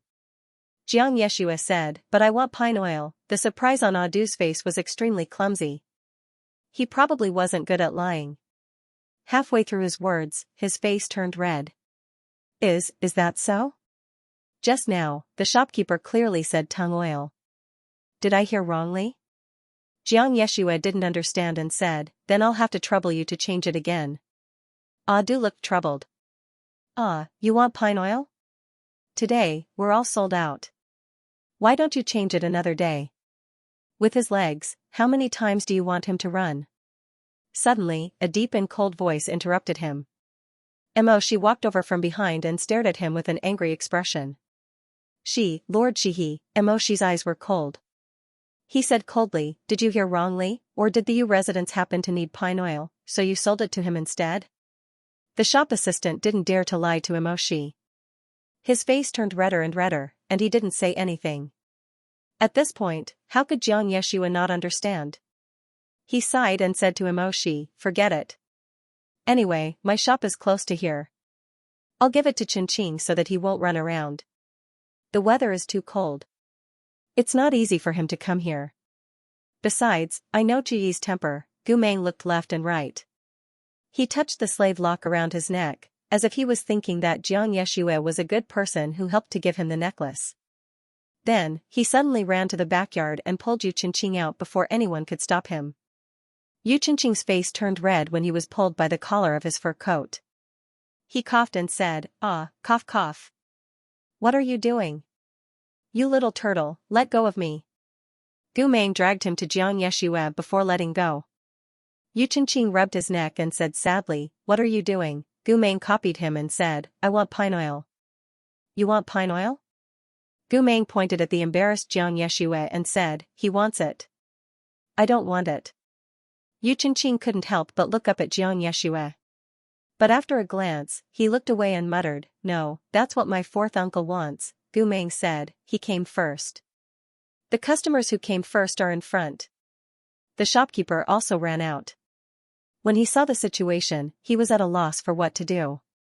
He smiled awkwardly and didn't know what to say. Xianxia finally reacted.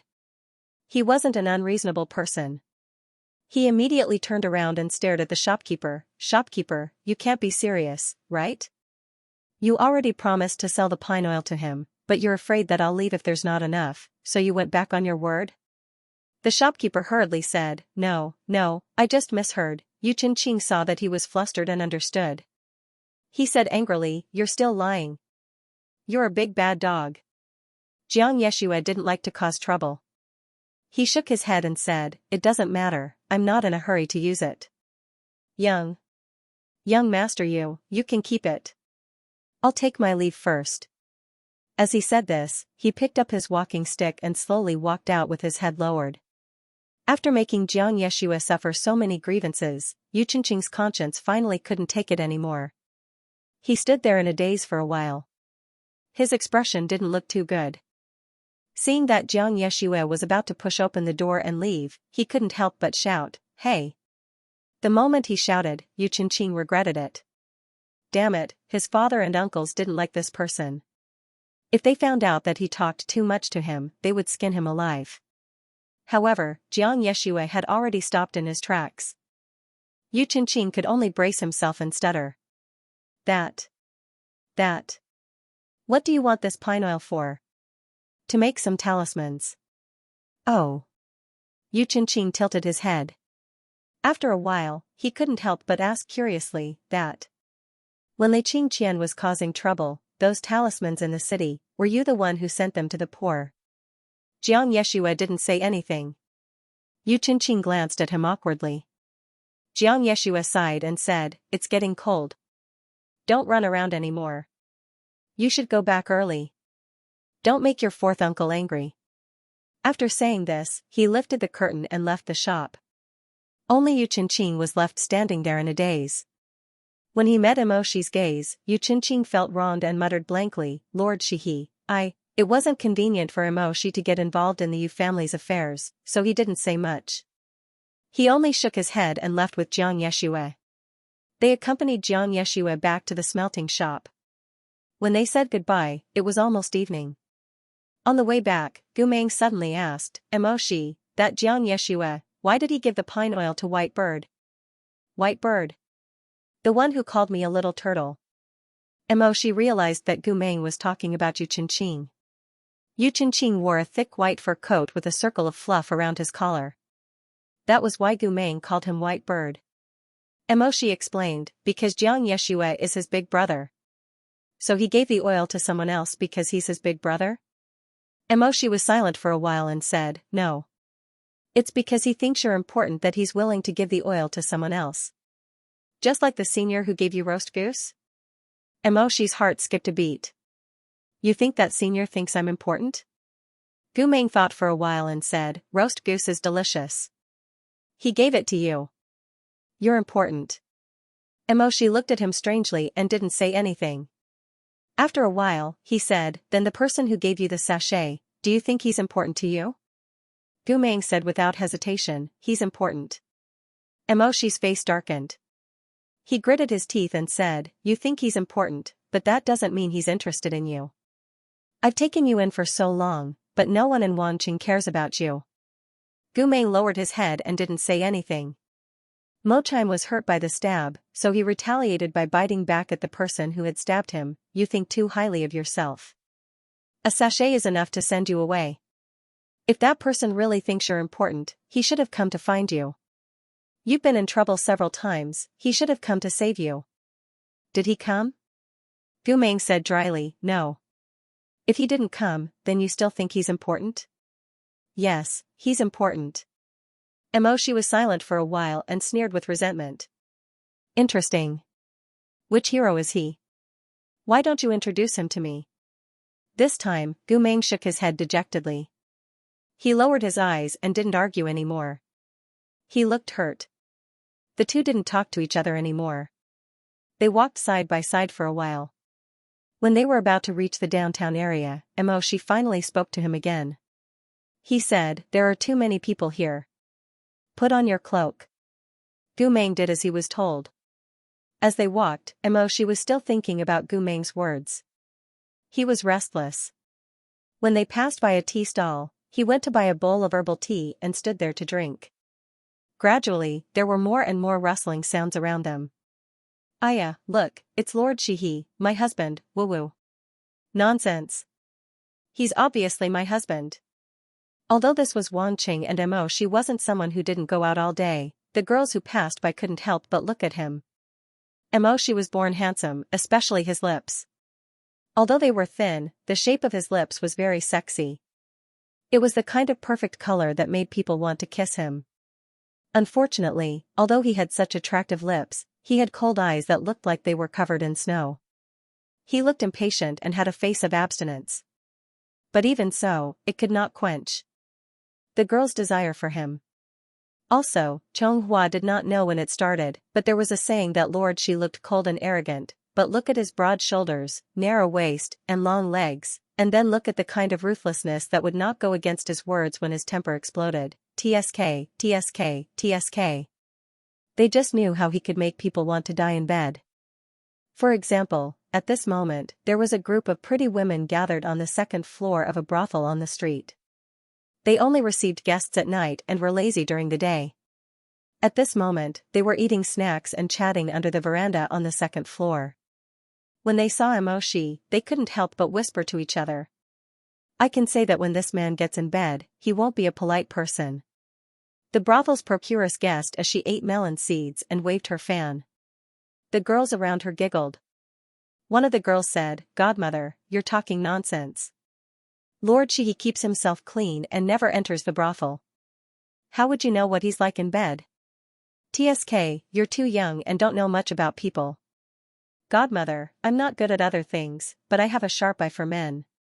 She pointed at the girls around her and joked, "If you have the chance to sleep with him, I'm afraid you'll lose half your life because of him." When the girls who were drunk in the mortal world heard this, they looked at each other and laughed even more happily. "Godmother, I can't wait to lose my soul because of him. You only know how to show off." The procuress rolled her eyes and pointed her fan at Emoshi's figure from afar. "Look at his legs, his shoulders, his back, his waist. Do you think he's the sickly Lord Wangshu? If you really get in bed with him, you'll be f***ked by him until you can't even cry. Hee hee, that's still better than a soft-footed shrimp who can be f***ked in 2 moves." The more she said, the more unbearable it was to the ears. Contrasted with those beautiful faces, it was indescribably sad and pitiful. They all knew that good men wouldn't sleep on their beds. And no matter how much tenderness and sincerity they had in their hearts, they could only offer it to those old men, ugly men, and promiscuous men who would come to take advantage of them. In the end, they would be hated by those men's wives and despised by the girls of innocent families. As they laughed and laughed, they felt a little lonely. A girl looked at Emoshi's back from afar and sighed softly. Alas! She didn't say anything, but the girls around her gradually became silent. In this world, a flirtatious handsome man wasn't tempting enough, and a cold handsome man wasn't sexy enough. And a man like Emoshi, who was obviously hot-blooded and had a temperament, was still serious and cold. That was what really made a girl's heart thirsty. But who did his heart belong to? I really envy Princess Mengze. Suddenly, a singer covered her mouth with a fan and whispered. In the entire Chonghua, who doesn't envy Princess Mengze? Another girl beside her curled her lips and said, "It's good to be born with good looks. It's fine if others like her, but I heard that Lord Shihi won't marry anyone but her. He'll marry her as soon as she recovers. Io, I'm so envious of others. Hey, hey, hey, who else likes her? Let's hear it. Those young masters all like her, Jin Yunjun, Feng Yajun, Lord Wangshu. Pfft, how could Lord Wangshu, he only loves himself. I heard that Gu Meng used to like her too. That must be nonsense. Gu Meng likes everyone, he doesn't have a fixed personality." However, these girls were still a little excited at the mention of Gu Meng. A pretty girl said, "Speaking of which, Godmother, I heard from others that when you were in the army, Gu Meng always liked to look for you." The girls all laughed again. Their procuress used to be one of the top beauties in Chonghua. She was perverse and shrewish, and people called her Pepper. Now that she was in her early 30s, she still had the lingering charm of a little pepper when she glared at others. "You're making fun of me again, why mention me? I'm just curious. Godmother, can you teach me some skills?" "Yeah, it's all because Godmother is so flirtatious that General Gu likes her." The procuress rolled her eyes. "Gu Meng? Let's not talk about him. What's there to talk about a playboy who changes girls every 3 days?" She paused, then continued, "If he didn't fall out with Juansheng, if he didn't become a traitor, if he was still the famous General Gu, I guarantee that he could play with all of you." After thinking for a while, she said, "He's really a Casanova." They didn't know that the Casanova their godmother was talking about was the cloaked man standing obediently beside Emoshi. Gu Meng watched Emoshi drink the 3rd bowl of herbal tea and said, "Are you still thirsty?" Emoshi looked at him coldly. "What?" Gu Meng said, "It's evening, time for dinner." He actually knew how to make a request. She was still unhappy. Go find your benefactor. Gu Meng said stubbornly, find you. She was angry. I'm at your beck and call. Do you think I'm your slave? Unexpectedly, Gu Meng pointed at himself and said, I'm the slave, you're the master. But you're not my master. He looked a little confused. Xianxia said to carve a name on the back. You said there's no need to carve a name on the back. Why? She gritted his teeth. Because I don't want you. Gu Meng was stunned again. His eyes were confused. He repeated, you don't want me. No one else wants you either. No one wants Gu Meng, no one wants Gu Meng? Yes. He was obviously stabbing and belittling the other party, but she didn't know why he was the one who felt more and more uncomfortable. He returned the teacup to the stall owner. No one wants you. Let's go. Where are we going? She said unhappily, aren't you hungry? I'll take you to dinner. In recent years, Chonghua's national strength has been rising rapidly. Restaurants of all sizes have sprung up one after another in the capital. However, she led Gu Meng to an obviously old restaurant. Swan Restaurant. This restaurant used to be one of the top restaurants in the capital. Only the nobles could afford to go there, and the prices were shockingly high. However, in recent years, the attitude of the Swan Restaurant has softened. Probably because it felt the competition, the old swan had no choice but to follow the example of the other small sparrows. The prices of the dishes were no longer so aggressive, and ordinary cultivators could also enter. However, even so, the old swan's luck was gradually declining. Right now, it was mealtime, but outside its restaurant, there was still a desolate scene of deserted carriages and horses. She entered the restaurant, and Gu Meng followed closely behind. The manager was a slightly fat and greasy man surnamed Liu. He hurriedly greeted them, Lord Shihi, I haven't seen you in a long time. Want to eat? A private room. Okay, the old one? She paused for a moment, then said, yes. Manager Liu invited them to a private room at the end of the second floor. There were thin curtains made of bamboo, and the floor was covered with a thick carpet embroidered with the sun, moon, and stars. She still remembered the first time he led Gu Meng into this private room. Gu Meng followed behind him and was so shocked by the overwhelming nobility that he was speechless. After a while, he grabbed Gu Meng and asked with a pale face, Big brother, are you going to treat me? Otherwise, I can't afford it even if I sell myself. However, just like the splendid splendor of this restaurant, the golden threads on the carpet, which originally shone with fragmented light, were now dim and covered in dust. She flipped through the dishes, but because his mind was in a mess, he couldn't focus on anything. In the end, he closed the beautifully embroidered table and pushed it to Gu Meng. You do it. Gu Meng was still fiddling with the small bronze pendant on his neck. He was startled when he heard the question. I don't know how to read. She said, there is a picture. This silk has been imbued with spiritual energy. You can see the picture.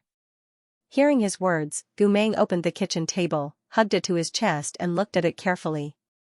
I want this one, and this one. He poked at the table with his finger, and then bit his finger. I'm so hungry. She didn't say anything. She turned her head away and didn't look at him. Gu Meng sensed it and asked, are you still angry? No.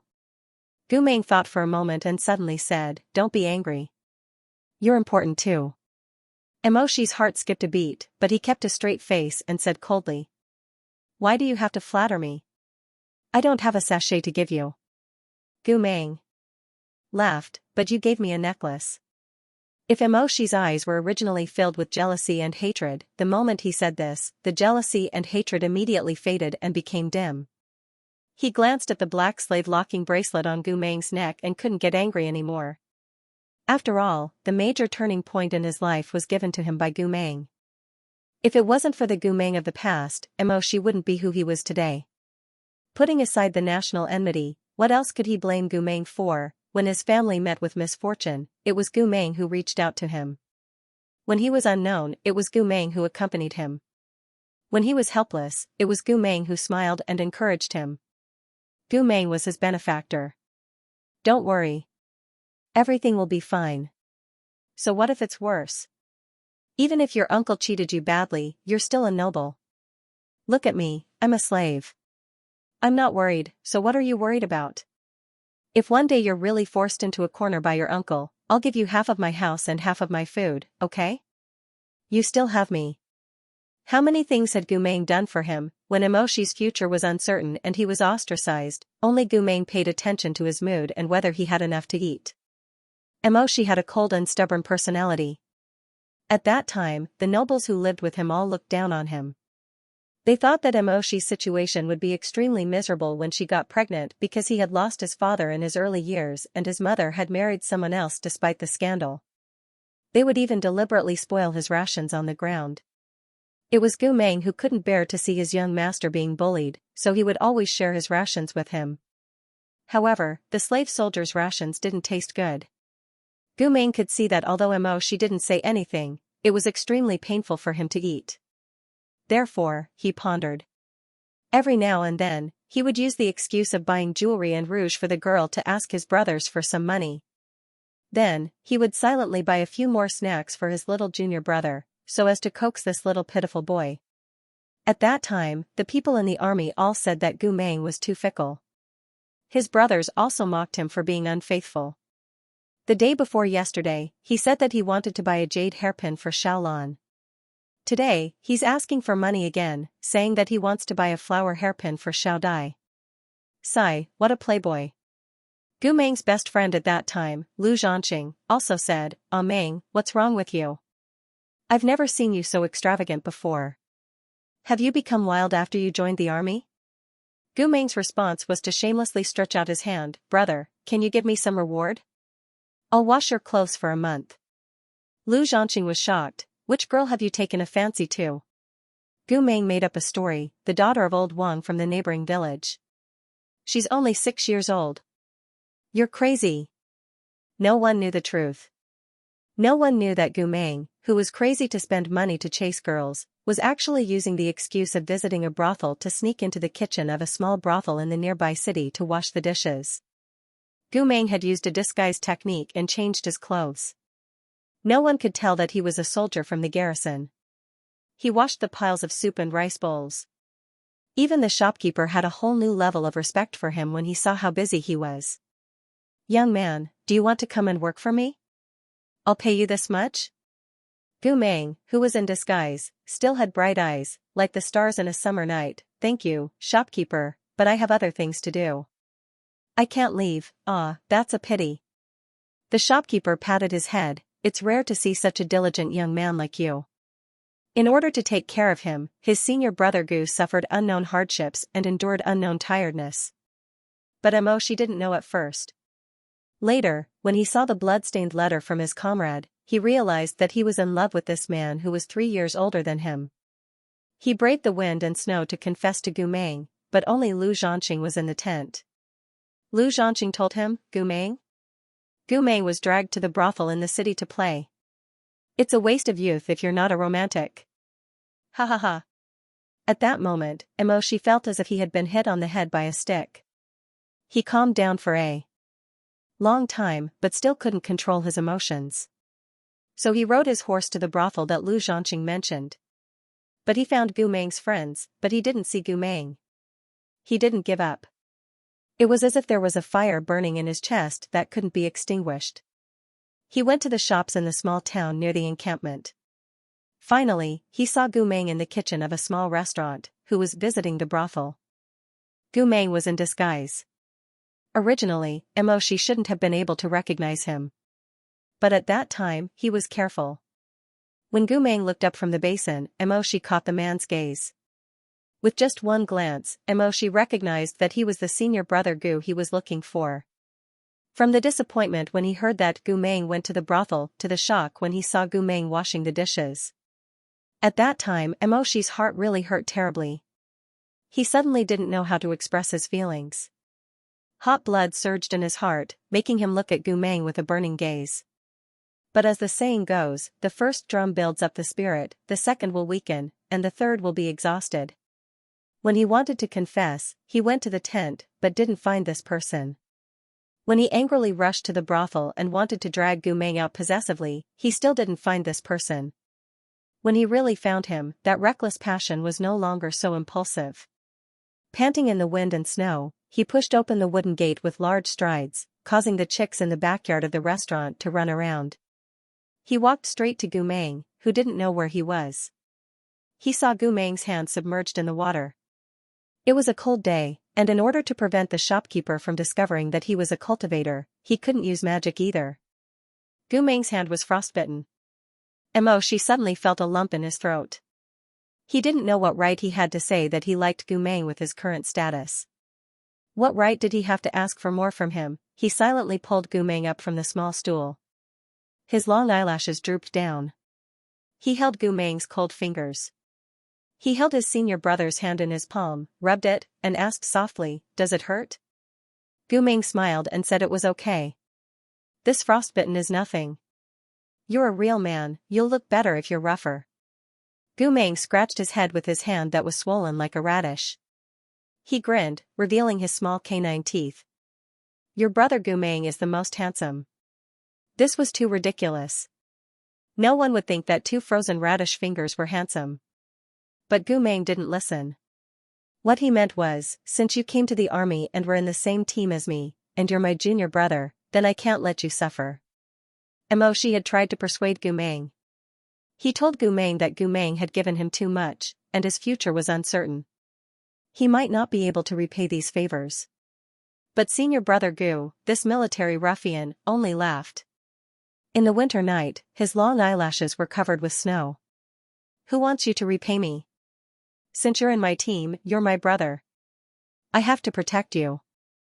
She said, "But don't but me.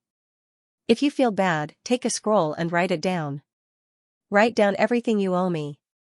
When you're successful, you can pay me back with interest." Gu Meng smiled and rubbed his head. My princess is such a calculative fool." She looked at the young and lively smile that grew unbridled in the light.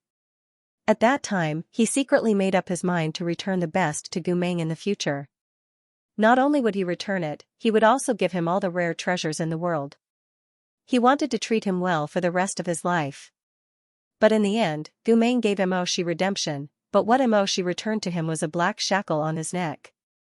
And ironically, this was the best thing he could give Gu Meng now. After experiencing such betrayal, hatred, and a heart as cold as iron, this was the last thing he could give him. It turned out that this was their lifetime. After the dishes were ordered, She still sat in silence with his arms crossed. He was in a daze. Gu Meng suddenly said, "You're still not happy?" She looked up at him. "Really not this time." Gu Meng insisted, "Why are you not happy? You don't like it here? Then let's go to another restaurant." She sighed and pulled himself out of his memories. "Why should we change? The dishes in this restaurant are very good. There are a few dishes that you used to like, but I don't know if you ordered them correctly." "The me in the past," Gu Meng murmured, "liked them very much?" I said, "We used to know each other." Gu Meng thought hard for a while and gave up. But he still said, "Okay, if you say you used to know each other, then so be it." This restaurant served a lot of shu dishes. Gu Meng was no stranger to spicy dishes. After all, Shishu was an ally of Chonghua. During the year of Shishu's war, Gu Meng went to help the alliance. Since then, he had gone from not being able to touch even a little bit of spicy food to being able to eat an entire plate of spicy chicken in red oil without batting an eyelid. But although he could eat, She knew that Gu Meng still liked the dishes of his hometown. But he didn't know if he ever missed the steamed buns of his hometown when he betrayed them and defected to the enemy of Liao country. Did he ever regret it when he looked at the grape wine on the table? Unlike the usual gentle cuisine of Chonghua, everything in this restaurant was very warm. The kitchen was half open, with only a cloth curtain blocking the view. The people downstairs could hear the angry sizzling sound of hot oil, and the crisp and hard sound of pots and spatulas colliding. From time to time, a fire would rise from the wok with a boom, illuminating the entire kitchen with a fierce red color. Eggplant with garlic sauce, chicken salad, and a basket of guacamole. "Please eat while it's hot." The waiter held the dishes in both hands and even had one on his head. It won't taste good when it's cold. Gu Mei reached out his hand and silently took the bamboo basket off the waiter's head. The guacue was filled with lard and meat. When it was made into a roll, it was filled with minced pork, pepper, and green onions. Both sides were smeared with lard and baked in the oven. It emitted a hot charred aroma. Gu Mei didn't like green onions, but after removing the onions, he liked the roll very much. He held it in his hands and ate it seriously. The other dishes were served one after another. The twice-cooked pork was held between the chopsticks. The meat slices with bright sauce trembled slightly and shone with oil. The cabbage in boiled water was soaked softly in the mellow chicken soup. It was refreshing and sweet. Stir-fried kidney was cut into beautiful rolls with a knife. It was taken out of the wok with the garlic bolts in the fire. When it was served, it even had the aftertaste of the sparks. It was crispy and tender. The aroma of the dishes was simple and strong. When the chopsticks touched it, the 7 apertures of the 7 orifices were instantly refreshed. The numbness of the pepper stimulated the nasal cavity and the mouth. The dishes on the table didn't have expensive ingredients, but they were delicious because of the exquisite craftsmanship. This was also the reason why the price was so high in the past. "It's delicious," Gu Mei said and then muttered to himself, "I think I've eaten it before?" Hearing Gu Mei's words, Mo Shi's originally not very strong appetite became even more depressed. He put down his chopsticks and turned his head to look at the streets and alleys outside. Gu Mei licked the crumbs on his lips. "Princess, what's wrong with you?" Mo Shi didn't move at first, but after a moment, he suddenly reacted and raised his head. "What did you call me?" The author has something to say. A small character Cardmorone Chui age, 33 height, 180 cm identity, a technical nerd who fixes pots and knocks iron but has holes in his brain. In human language, Qi in Chonghua's greed, anger, and stupidity. Senior refiner title, doesn't go out for 3 months and doesn't change clothes for half a year. Naturally white in the depths of a nerd. In human language, crazy immortal favorite, is a mystery dislike. Both Xianxia and Yu Qinqing are very annoying. Favorite color, white disliked food, all kinds of internal organs favorite food, sweetheart cake weapon, all kinds of refiners, mecha charms, Horsetail wisp de guzzi. Thank you Zhongnan Hua Yi Jiang Landmine X2 Dil Siasu Landmine X2 Small vegetable leaves Wajo idiot you thoroughly ate meat bun today Emochi Yu Ju Plioliu Jun Sakura blooming Shimada Naruto scroll Pickled undying fish Kurosawa Kong Rong Shik Tao Shoutsi Cici Landmine X 4-star grapple Ah Chi needs to drink more water Xingyu Landmine X2 Riverside Evening Wind Song Landmine X2 Jiangshan Neglecting You March World Woodworm Landmine X2 Shenyan Eating Melon Cat Zishi Linko Landmine X3 Her Highness is pregnant with my dragon grandson the most handsome 11 Neglecting You Bilgewater Sleeping with You Gongzi Mo Nickname is not important Yu has a family has a beauty It's Marionette entering River Yen Yen Landmine X2 Life is not easy medicine is autistic MOU Tibetan flower Landmine X4 Bei Shir Jia Wanmiao through a landmine Wenzhou Tibetan flower Small explosion 20 Riverside Evening Wind Song Yuya Madman Don't know the east is already white through a grenade Sake egg blossom through a shallow water bomb Trace back 9 miles frost Chi Ji Envy Ah Yen Yen Lotus loves to investigate Neglecting You, my pen name is author, Linko, Malu Wild Lang, Chi Xiaoxiao, Xinyan, Inters, 10 bowls of Suasho, Little Goblin of Yuejian Mountain, Ah Fu should drink more water, Lin Tang, Sunshine, Emochi Yu Ju, Hometown Search, Wind Knocking on Bamboo, Idiot, Little Red Chicken, Chi Chen, Suiji Yu Gue, Yuenya Madman, Drinking milk every day. Pufferbone Ramen daily thanks to the little friends who follow up stories. Gu Mei was more or less frightened by the sudden change in his expression. He hesitated for a moment before saying, "Princess," it was as if all the blood in his body had rushed to his head. The 2 words were like a huge rock falling into the sea. Mo Shi's ears were buzzing, and he couldn't say a complete sentence for a moment. Why did you, why what? Mo Shi's fingertips were cold. He had to raise his hand to grab the teacup on the table to hide his trembling. He said hoarsely, "Why did you call me that?" "Oh, Li Wei taught me. He said that a princess is a very noble person who should be taken good care of." Gu Mei smiled. "I think you're quite like that. What's wrong with you?" It was as if he had fallen from a cliff to the bottom of a valley. The trembling was still there, but the excitement had gone cold. Emoshi gritted his teeth, turned his face away, and said, "Nothing." After a while, he caught a glimpse of Gu Meng's somewhat confused expression. Emoshi closed his eyes, endured the pain in his heart, and changed the topic in a low and hoarse voice. "Drink your cabbage soup. Don't worry about me." Gu Meng looked down at the boiled cabbage in the bowl. "But the soup is gone." He looked around the table, and then stared at the bowl of spicy meatball soup in front of Emoshi. "You want to try this?" Gu Meng nodded. Emoshi was in a bad mood, but his emotions were complicated. He didn't want to lose his temper, so he just pushed the bowl of soup to Gu Meng. "There are whole peppercorns in it. The taste is very strong. Be careful." Gu Meng took the bowl, broke the last piece of guacue in his hand, and dipped it in the spicy soup. He blew into the bowl, and used a spoon to scrape it, carefully avoiding the curled peppercorns. But it was impossible to guard against them. There was still one that slipped through the net and broke into his mouth. He didn't react at first, and even crunched the hard shell of the pepper. The result was obvious. After a while, Gu Meng began to spit out pepper shells. His eyes were wet, and the tip of his tongue was numb and red. He pushed the soup bowl away. "There's poison." Emoshi was stunned. Didn't Gu Meng eat spicy food? But then she remembered that Gu Meng learned how to eat spicy food later on. In the beginning, he was not willing to touch any red.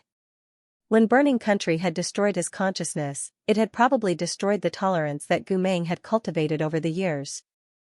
This realization made him even more anxious.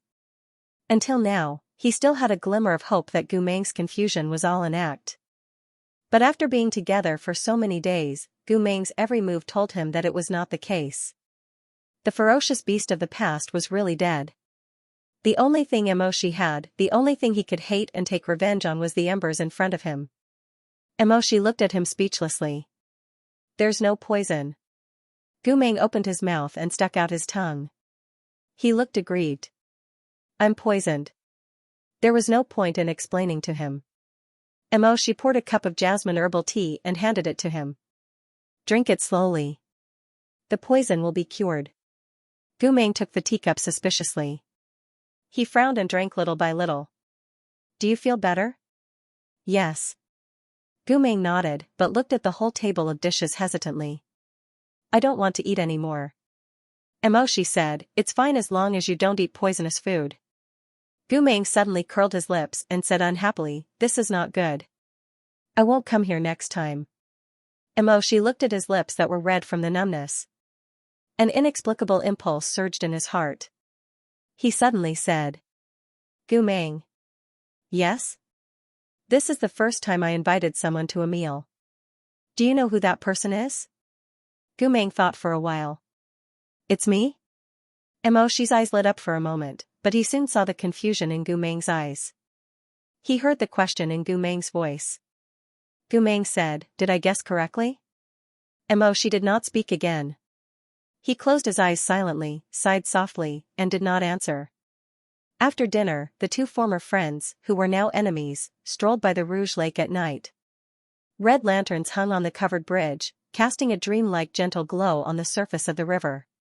The boat at night sailed past. With a splash of the paddle, the dream shattered into sparkling light.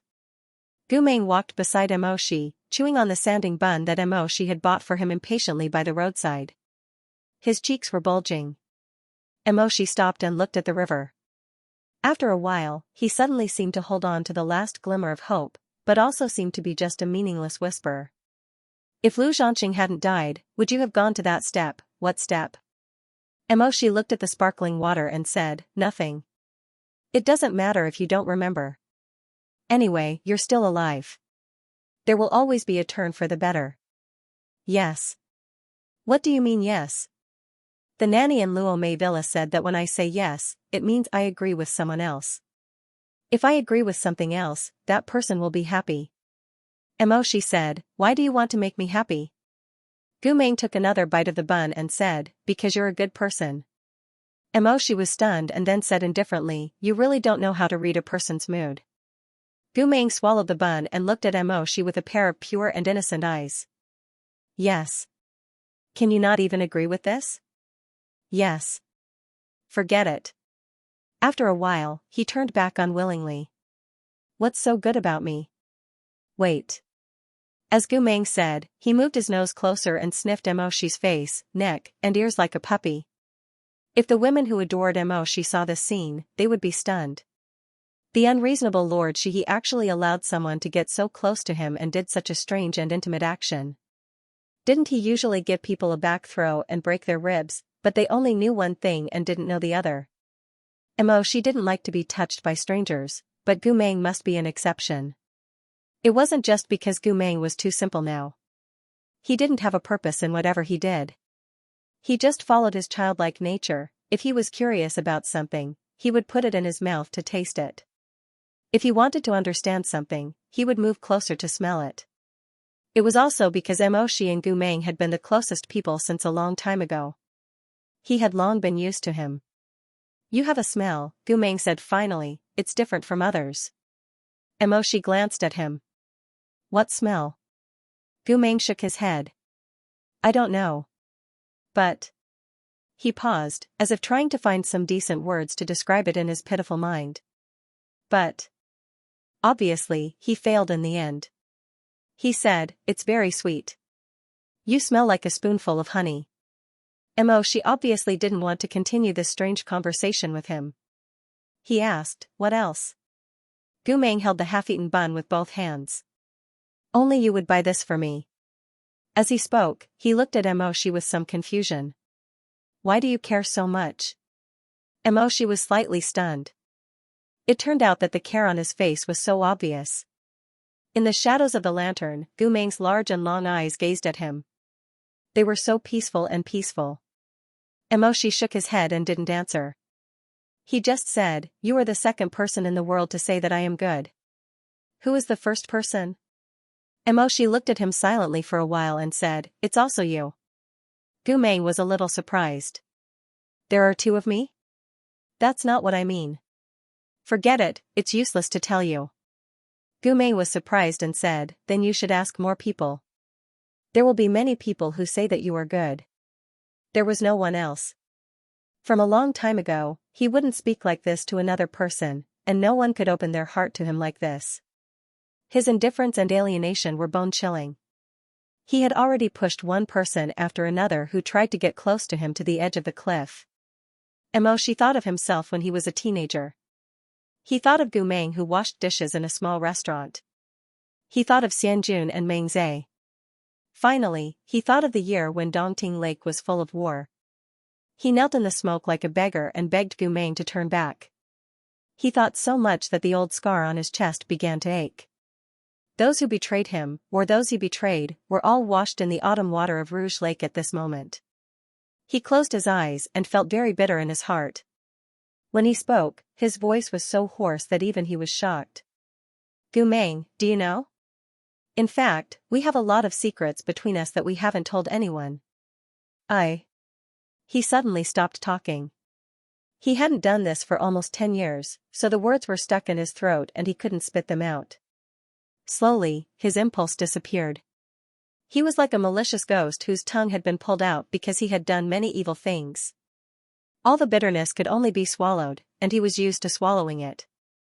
At this moment, he suddenly heard Gu Meng say, don't say it. I don't want to listen. Emoshi looked up, why? In the evening wind, Gu Meng casually swept the broken hair in front of his eyes. He leaned against the wooden pillar of the covered bridge and looked at Emoshi sideways, because you don't want to tell me. And if I really know you, maybe I'll remember it myself in the future. So, it's not necessary. He covered his ears, I don't want to listen. Emoshi looked at him covering his ears. After a moment of silence, he suddenly laughed. This was the first time in a long time that he really laughed, instead of sneering, perfunctory, or putting on a fake smile.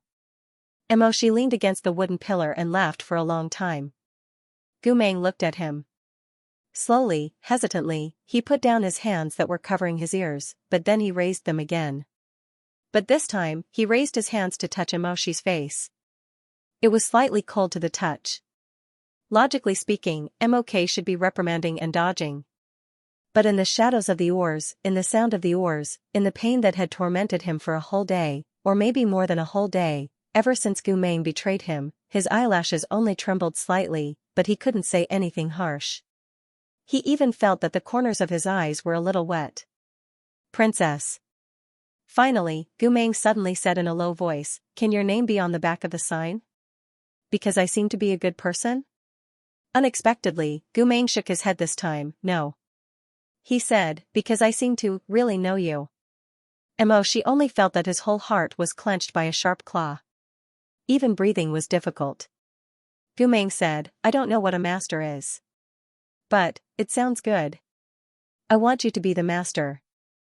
She looked at him for a long time. He couldn't tell what he was feeling.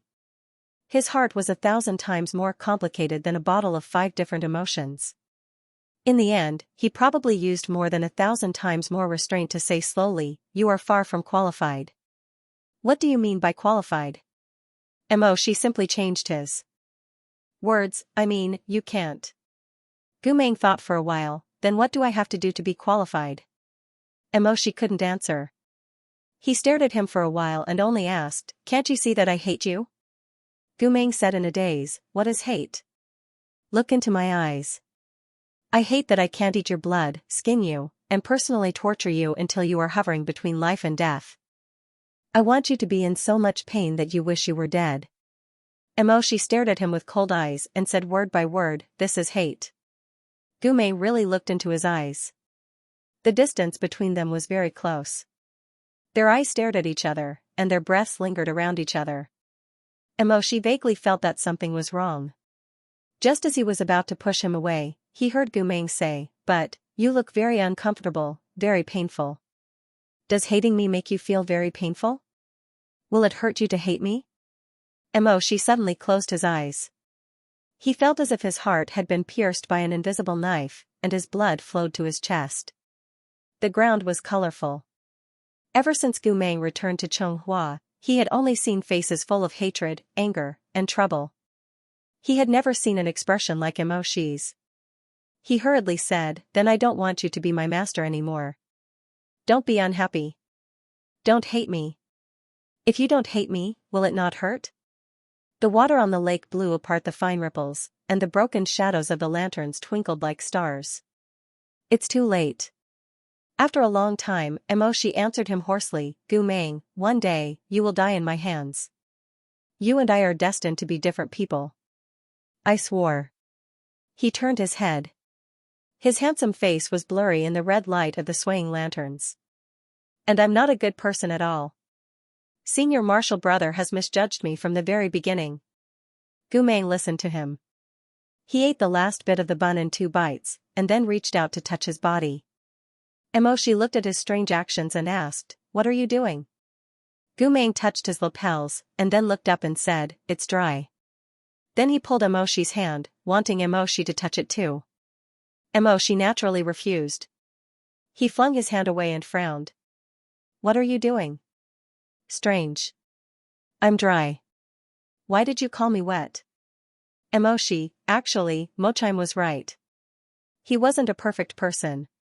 Gu Meng had seen his wild ambitions, his impulsiveness, his hesitation, and his loss of control with his own eyes. Not only had he seen it, but he had also tolerated it. But now Gu Meng had buried their past, and he was the only one standing alone in this city. He was resentful because he could not extricate himself. "Then why do you have to hate me?" "Because in the past, I made a lot of mistakes because of you."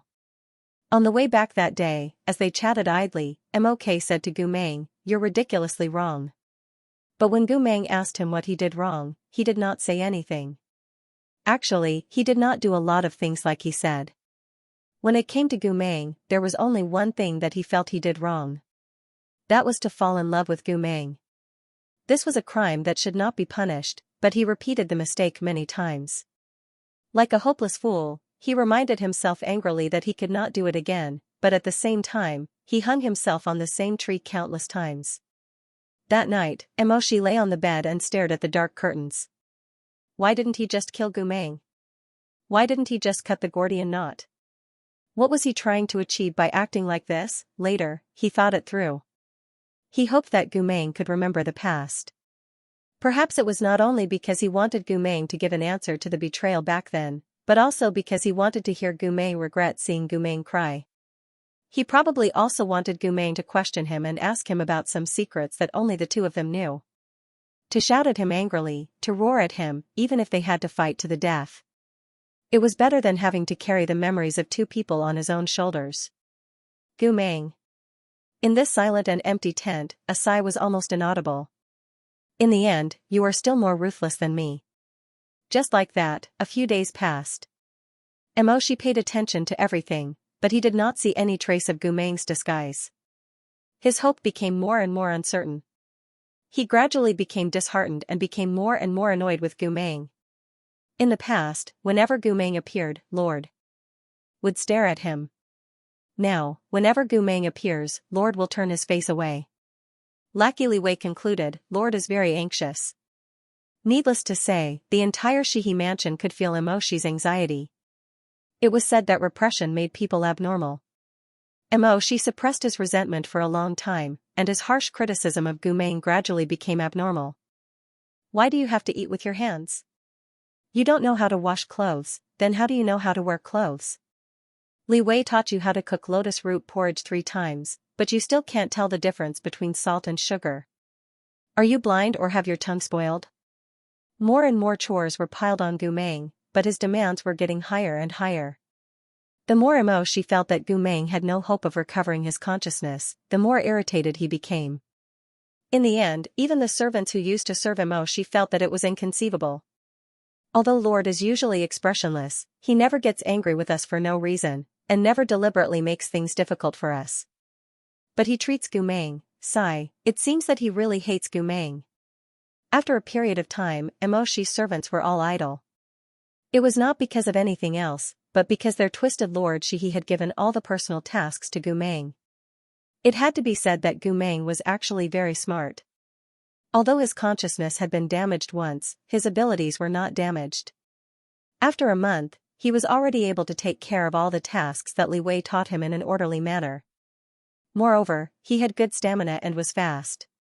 He did the work of 10 people without complaining, and he never even said the word tired.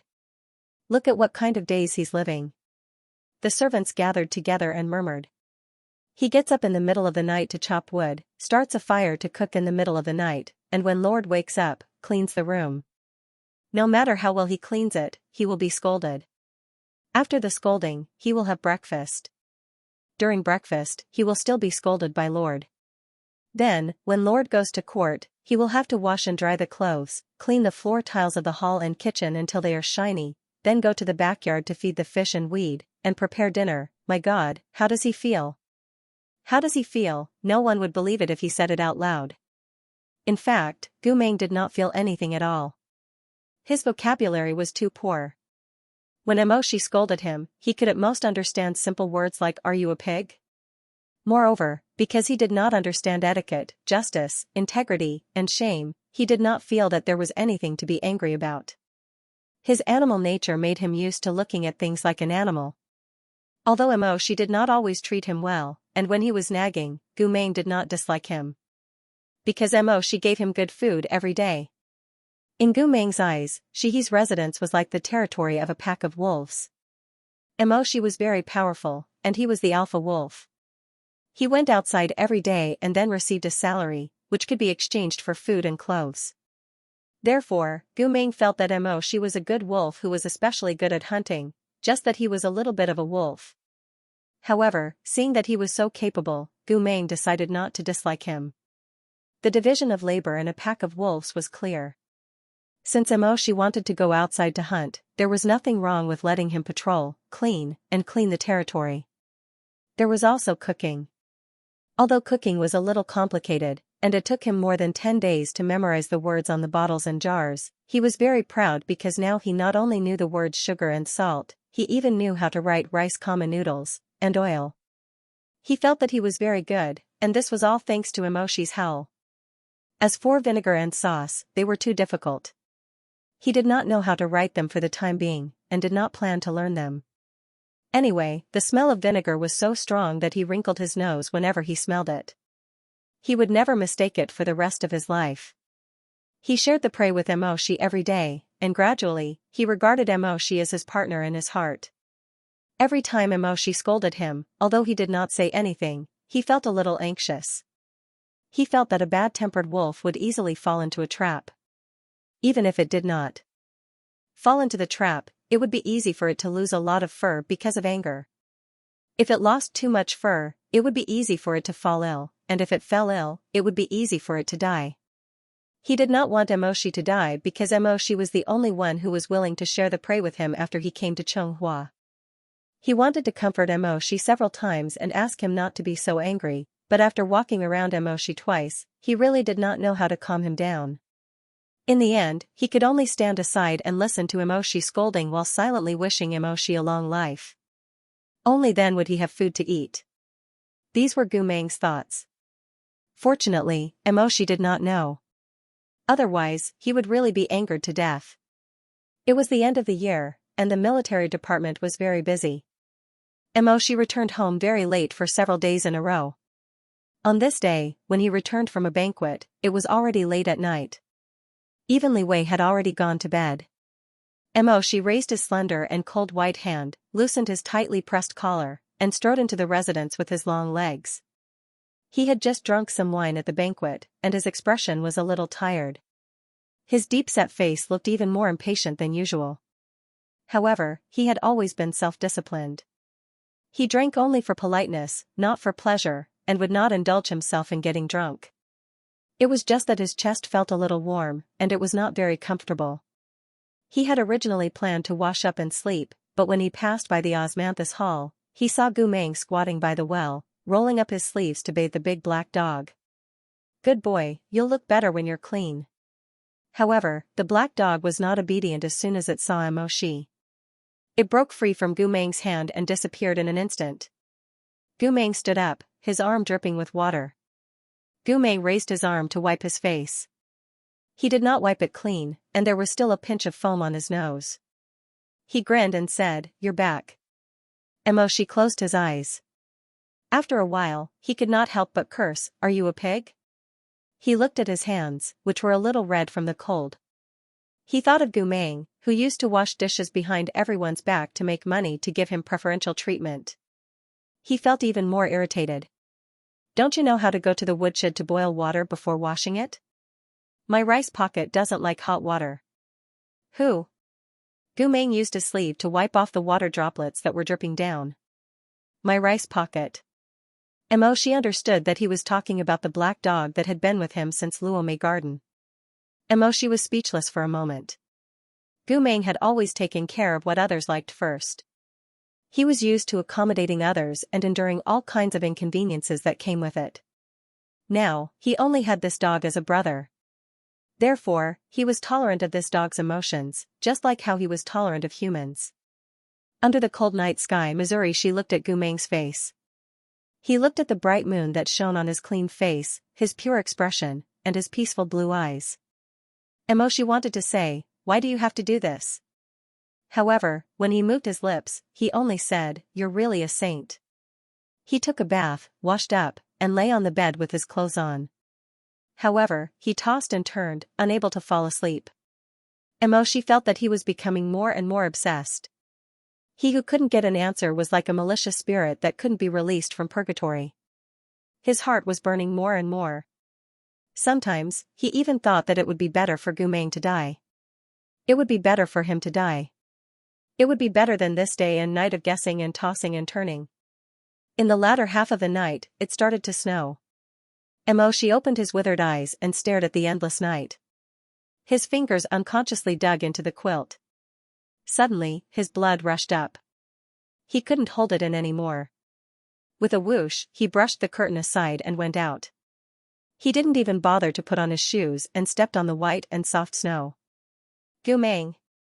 Standing at the hole made of Taihu stones, Emoshi felt that he probably really needed to find a medical officer to take a look at him. "Gu Meng, come out." With a rustle of the warm curtain, Gu Meng came out. His face was sleepy and dazed. He rubbed his eyes. "What's wrong?" Mo Shi ground his teeth for a long time and said stiffly, "It's nothing." Gu Meng yawned and said, "Then I'll go back."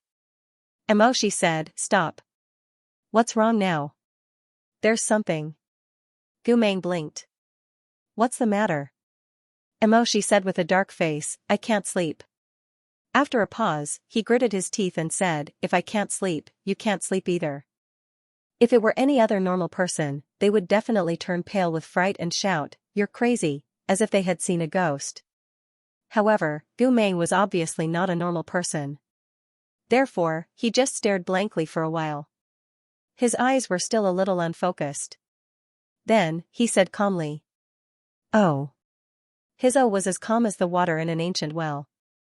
However, the water fell into boiling oil and in an instant, sparks flew everywhere. Mo Quench abruptly ignited an inexplicable fire. In a world of ice and snow, his bare feet did not feel cold at all. Instead, he felt extremely hot. He stared at Gu Meng, his eyes full of fire. He suddenly grabbed Gu Meng's arm. His strength was so strong that Gu Meng's hand instantly left a red mark. He pulled Gu Meng over and stared at Gu Meng's face. "Listen, I'm in a very bad mood tonight." "Then what should I do?" Gu Meng said indifferently, "Will it be better if I rub it a little?" "You." Mo Shi was speechless for a moment. Then, he gritted his teeth and slowly said, "Okay. You're very good. Are you stupid? Don't you have no dignity, no sense of shame, and no memory of anything? Didn't you resign yourself to adversity?" He looked at the pair of confused and relaxed eyes in the snowy night. In those blue eyes, he saw his face that had been suppressed for days to the point of almost going crazy. He felt that he was being ridiculous. His Adam's apple bobbed as he tried to restrain his anger that was going against the flow. However, the breath he exhaled was hot and scorching. "Okay." He gripped his arm tightly and looked down at him. "Tonight, you'll accompany me." Sparks flew in the charcoal brazier, and the light green curtains in the bedroom were drawn. Mo Shi sat on the edge of the bed, staring at Gu Meng with his black eyes. He said, "Kneel down." Kneeling was a posture that Gu Meng had learned in Luo Mei Garden, but he didn't like it. It wasn't because of his pride, but because he didn't understand what the people who wanted him to kneel wanted from him. Why was it that every time he knelt down as they taught him, the fierceness on their faces didn't fade, but instead became redder with anger? He didn't know what he didn't do well enough in this posture. Gu Meng hesitated for a moment, looked at Mo Shi, and knelt down directly. He knelt beside the bed of the master of Shihi's residence, at the feet of that man.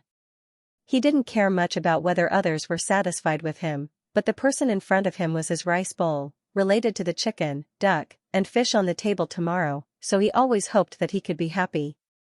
But Mo Shi didn't look that satisfied either. "Has anyone ever told you what it means to kneel down?"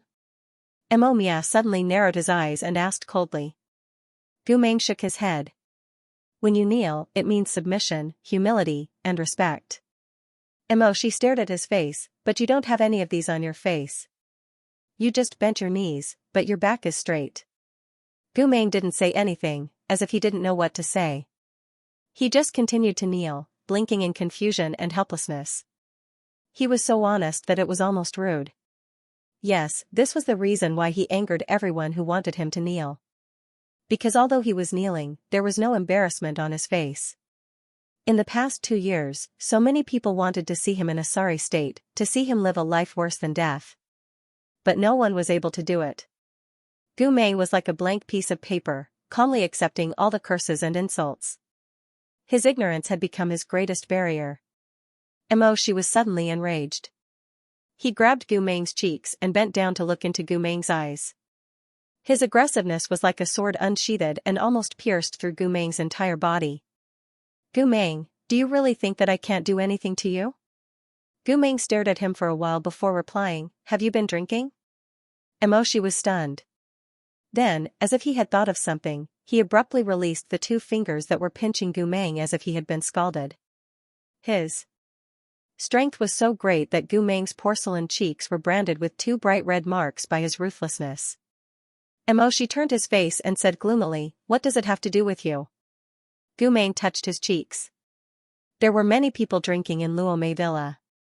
They drank a lot and then became very unwell. That's called being drunk. She said coldly. Then are you drunk? She turned back and glared at him. Can I still talk to you properly when I'm drunk? Then have you ever been drunk? The snow outside rustled and the north wind howled. He was speechless for a moment and only the crackling of charcoal could be heard. I've never been drunk. I only drank a little too much. Just that one time, you saw me, you made a fuss about it, and you tolerated me. Since then, you have been strict with me and never let me indulge myself. How could you forget? How could you forget? How dare you forget? These words boiled in the bottom of his heart. Steam rose, but when he spoke them out, they turned into ruthless sentences. My affairs are none of your business. Gu Meng did not say anything. The two people in the room looked at each other in silence. She kept staring at Gu Meng, as if he could look straight into Gu Meng's heart through those clear blue eyes.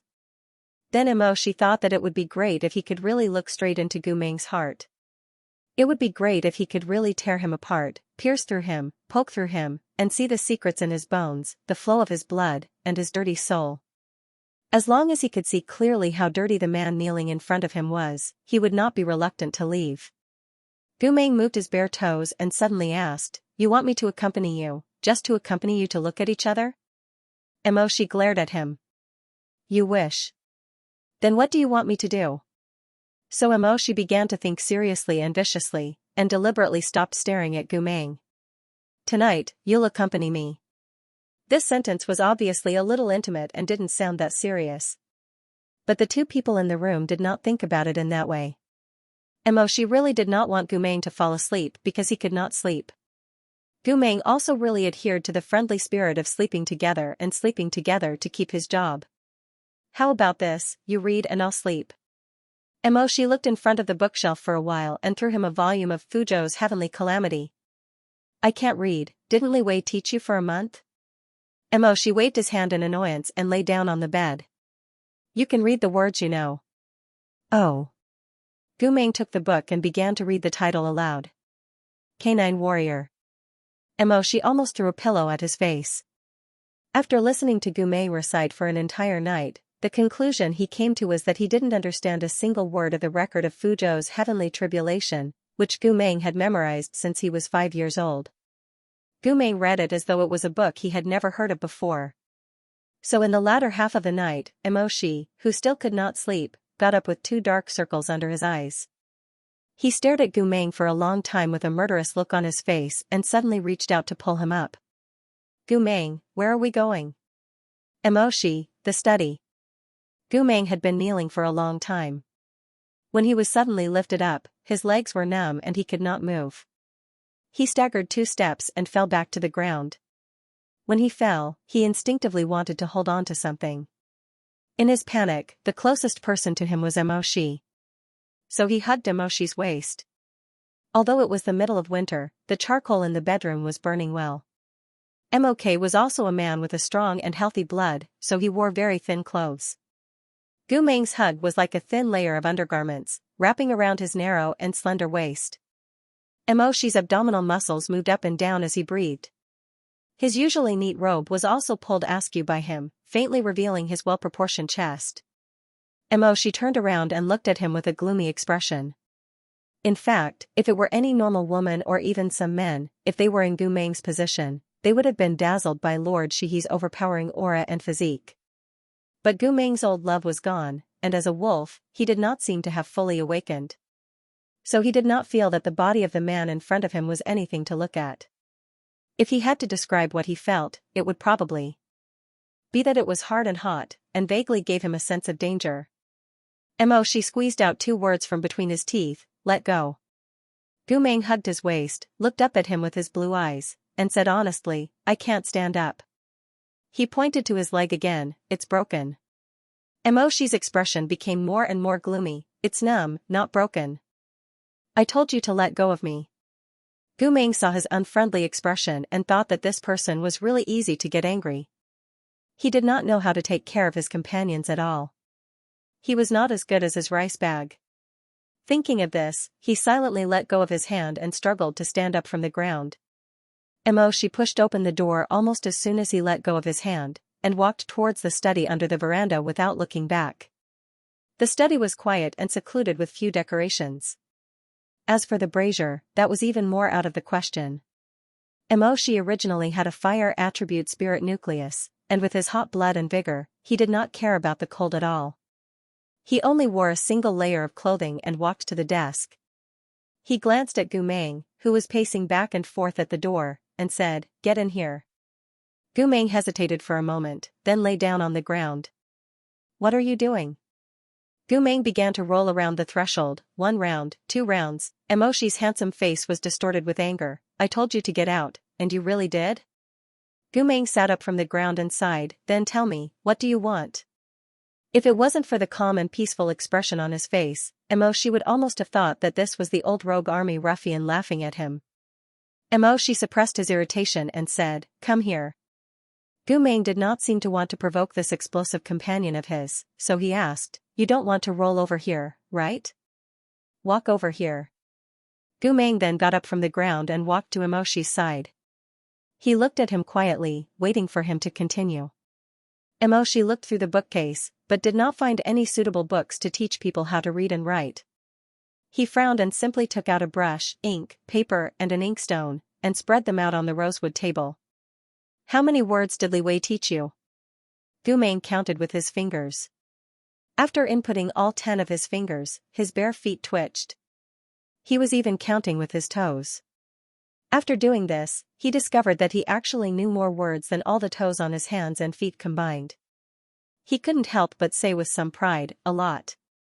Emoshi pushed the chair away and said, "Sit down." Gu Meng sat down and looked at him in confusion. Emoshi crossed his arms and leaned on the edge of the rosewood table. He looked down at him and then waved his hand. The flame in his palm lit up all the lights in the study. "I'm going to inspect the goods." "What do you mean by inspecting the goods?" "It means I'm going to talk and you're going to write." Gu Meng probably still remembered the bad habits of Luo Mei Garden. Gu Meng clumsily picked up the brush, dipped it in a lot of ink, and then asked, "If I'm done, will I be rewarded?" "If you don't write well, you'll be punished." Gu Meng's expectant eyes suddenly became very nervous. He asked uneasily, "No food?" Emoshi glanced at him. Under the warm yellow light, Gu Meng's thin face was so close to him. A pair of blue eyes that seemed to have been washed by the sea stared at him. After these days of getting along, it was hard to see the numbness and alienation in those eyes when they first met at Luo Mei Garden. Little by little, people's breath returned to Gu Meng's eyes. But no matter how many times Emoshi tried, he did not succeed in capturing the slightest trace of Gu Meng's remaining memory. Emoshi said, "We'll talk about it later." Gu Meng insisted, "There must be food. Otherwise, I'll be hungry." Emoshi stared at him, "What right do you have to bargain with me?" "Right." The clumsy handwriting spread out on the rice paper. When Emoshi said a word, Gu Meng wrote a word. When he wrote it right, Emoshi did not say anything. When he wrote it wrong, he scolded him for being stupid. First, he asked Gu Meng to write 1, 2, 3, 4, 5. Later, he asked Gu Meng to write his name and his own name.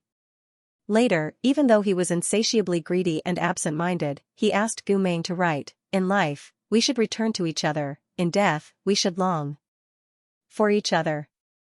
He wrote, "If you ask me how much I miss you, unless we meet again."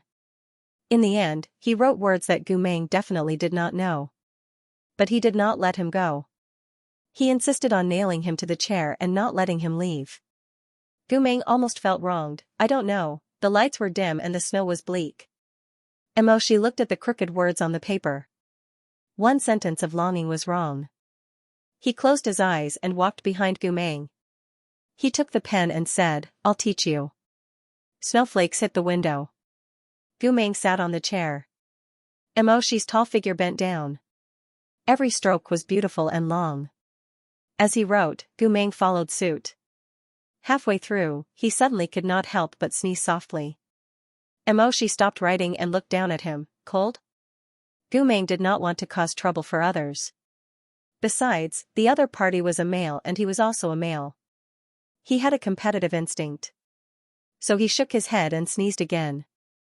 Mo, she said, go back and get some clothes. If you freeze to death, I still have to take care of you. Gu Meng rubbed his nose and said, just a little. It's not bad. Since Gu Meng said so, Mo, she did not insist. If he insisted, it would seem like he cared about him. So he continued to teach Gu Meng how to write. But as he wrote, Gu Meng found the cold unbearable. He did not think too much about it and instinctively leaned towards the only source of heat around him, Mo, Quebec. Then he leaned a little closer. Mo, she was immersed in writing and did not notice Gu Meng's little action at first. When he realized it, Gu Meng was already leaning against him like a pack of wolves. He was only inches away from him. If he moved slightly, he could hide in his arms. Mo, she's eyes darkened. He put down the pen and suddenly pinched his chin, forcing him to look up at him. He narrowed his eyes gloomily and narrowed them.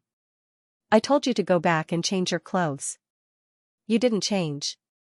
What do you want now? Gu Meng looked at him, his bare toes rubbing back and forth uneasily under the table. Suddenly, he said, my rice pocket and I will keep warm together. Mo, she looked at him indifferently, so? You have less clothes, so you are cold. I have less clothes, so I am cold. You are cold, I am cold. When we are together, it will be hot. Mo, she was gay, and Gu Meng was his old lover. Even if the walls of reason were high enough to prevent overstepping boundaries, it was impossible to lock down some of the instincts of the body. He was very clear that he had a very strong reaction to Gu Meng. If they were really wearing thin clothes together, it would not be as simple as just being hot. Mo, she was angry because of this, as if he had been deliberately seduced.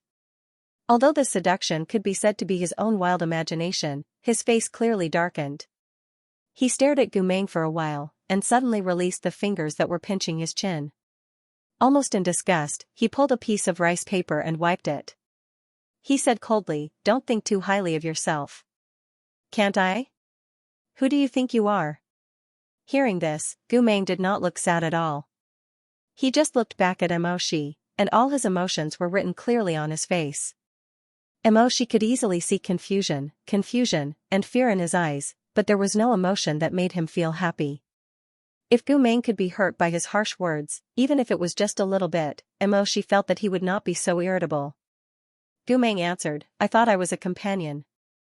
Your companion. Mo, she did not say anything. After a while, he raised his finger and hooked the slave lock around Gu Meng's neck with one finger. His fingertip slowly moved down, and fiddled with the iron piece hanging from the black iron lock. He lowered his head and said, do you think I will be a companion with someone who wears this thing? You're a traitor, and I'm your sworn enemy, Mo, she said softly. That won't change. Gu Meng, we can never go back. As the year-end ceremony approached, Mo, she was increasingly certain that Gu Meng was not pretending. He had indeed lost all of his memories and intelligence due to the loss of his two souls. Mo, she had been gloomy about this for a long time. One day, Mo, she returned from the imperial court with news that Xianxia had finally returned from his travels. Jiang Fuli was the best alchemist in Chonghua. She was involved in a wide range of difficult and complicated diseases. Gu Meng could not rely on anyone else, but Jiang Fuli could still be counted on. Thus, Mo, she held on to the last glimmer of hope and brought Gu Meng to the Jiang residence to pay a visit. Jiang Fuli's personality was very unruly and eccentric. Chonghua was greedy, angry, and crazy. Greedy was Murong Lian, and crazy was Murong Chuyi. As for anger, it referred to anger and hatred towards a rebellious state. She would lose her temper if she did not get what she wanted. Jiang Fuli was Jiang Yaoshi. This Jiang Yaoshi was unrestrained because of his talent. He never spoke well and did things his own way. I heard that after he returned home, he found out that his wife had met Li Qingqian. He was so angry that he did not speak to his wife for the whole day. He even asked his wife if there was something wrong with her head, and if so, she should take medicine. Aya, why did he do that? I don't know the details. He probably thought that his wife was too rash. He also seemed to have gone to the Yu residence to scold Murong Chuyi. He said that Murong Chuyi should not have meddled in other people's business and involved his wife. Haha, didn't Murong Chuyi fight with him? Murong Chuyi was not in the residence at all. Jiang Fuli smashed more than 10 sets of tea sets in the U residence before he left angrily. He said that if Morong Chui dared to involve his wife again, he would personally tie him up and throw him into the cauldron to make pills. I heard that he even scolded young Master Yu until he cried. Wow, he's so fierce, that was it. It was not that she had not met Jiang Fuli before, but his impression of this person was really bad. If not for the fact that he had no one to turn to, he really would not have visited the Jiang residence. However, when he turned his head and saw Gu Meng and his meal bag in the courtyard, he felt that he had to make this trip. In the main hall of the Jiang residence, 2 lanterns with twined branches were burning vigorously. Thousands of whale oil candles lit up the night like it was daytime. All the decorations in the hall were of high quality with exquisite workmanship. They were 100 times more exquisite than the residences of ordinary cultivators. It could even be called extravagant. After the meal, the housekeeper prepared a generous amount of tea and snacks and ordered someone to inform the Jiang family's shopkeeper, Jiang Fuli, at the back of the residence. They originally thought that Jiang Fuli would appear immediately, but unexpectedly, they waited for a long time. She closed his eyes to rest, while Gu Meng kept eating while holding a plate. The green porcelain plate was filled with peach cakes and candied fruits. He stuffed all of them into his mouth. After finishing his plate, he licked his lips and felt that he still wanted more, so he reached out to grab Emoshi's plate. He also secretly glanced at Emoshi. Seeing that he did not even bat an eyelash, he felt relieved and buried his head in eating. Unexpectedly, Emoshi suddenly asked, "Are you very hungry?" Gu Meng was startled and said vaguely, "Do you want some?" "There's still some left." "I thought you didn't want to eat." Emoshi said lightly, "I don't want to eat." Okay, then I'll take care of it for you." The last 2 words were actually very difficult to distinguish because Gu Meng had stuffed another large piece of walnut cake into his mouth. Even though his bulging cheeks were trying very hard to move, all he could make was a strange gurgling sound. Although Emoshi did not say anything, his straight eyebrows furrowed slightly. He did not want to see Gu Meng's unsightly table manners anymore, so he turned to ask the housekeeper, "What's taking you so long? Could it be that your master has something to do and can't come out at the last moment?" The housekeeper replied, "The shopkeeper is treating Lord Chongfeng's daughter. She should be fine soon." Emoshi frowned and said, "I've been hearing about Lord Chongfeng recently." "What illness does his daughter have?" "Berserk heart disease." The housekeeper said, "Lord Chongfeng's daughter's spiritual core is too violent. She's too young and can't control herself. She's already hurt many young masters and young ladies in the cultivation school." Sigh. As he spoke, he could not bear to see her like this. She's only 7 years old. When her illness doesn't act up, she's very quiet and well-behaved. She's also very polite, but no one wants to interact with her. She's quite pitiful. Can you treat her well? It can't be cured in a short time. The housekeeper said, "The cultivation school's intention is that if she hurts anyone again, her spiritual core will be destroyed and she'll be expelled from the school." After hearing this, Emoshi was silent for a moment, then asked, "Doesn't that mean she won't be able to cultivate from now on?" "Not only won't she be able to cultivate, it's very dangerous to destroy her spiritual core. If she's not careful, it might damage her mind and turn her into a fool." Lord Chongfeng and his wife had a daughter at an old age, but they didn't expect her to be in such a situation. Their tears have dried up. Sigh. Actually, Lord Chongfeng's daughter has been doing her best to restrain herself. She wants to slowly control the power of her spiritual core. She's constantly getting better, but... The housekeeper sighed. Lord Shihi knows that most of the people in the school are the children of nobles. No one is willing to take the risk of going in and out with a crazy child. Lord Chongfeng begged for a long time and pulled a lot of strings before he reluctantly allowed her to stay until today, but the other old nobles have very strong opinions. If she hurts anyone again, I'm afraid she won't be able to stay, no matter whose child she hits. Emoshi immediately recalled that Lord Chongfeng had given him a gift before. So it was because of this reason. He was about to speak when he heard a man's dignified voice from the inner hall. "Old Joe, you're so long-winded. Who told you to carelessly leak information about the patient?" The housekeeper immediately shut his mouth. She turned his head and saw a man in his early 30s walk out from behind the golden screen. This man was wearing an exquisite and luxurious light green embroidered robe. The lapels of his robe were overlapping and the waist belt was properly buckled. With a flick of his wide sleeves, he unceremoniously turned around and sat down on the seat of honor. Then he raised his pale almond-shaped eyes. His face was cold and his eyebrows were arrogant. She said, "Pharmacist Jiang." Jiang Fuli put his fingers on the armchair and glanced at the visitor. His thin lips moved and closed. Without a word of greeting, he said directly, "You're healthy. There's no need to treat you." She asked, "What about him?" Jiang Fuli glanced at Gu Meng again. "He has all 5 types of poison. There's no cure." Although she had already given up hope about Gu Meng's memory, when he heard Jiang Fuli's denial, his heart couldn't help but sink. She closed his eyes and didn't give up. He asked, "There's no possibility of recovery at all?" "There is." Jiang Fuli raised his eyebrows slightly and sneered. "Go to heaven or hell, find his 2 scattered souls and everything will be solved. The problem is, does Lord Shihi know where to find them?" Normally, if it was anyone else who spoke to Shi like this, Shi would be angry. But Jiang Fuli's strength was that no one in Chonghua would look at him and scold him for being a profiteer, black-hearted, and profiteering from the dead. But no one in Chonghua would really do anything to him. Even Jun Sheng couldn't do anything to him. Because he was a rare divine doctor in the world. She glanced at Gu Meng, who was staring blankly at the plate of snacks, and turned to ask Jiang Fuli.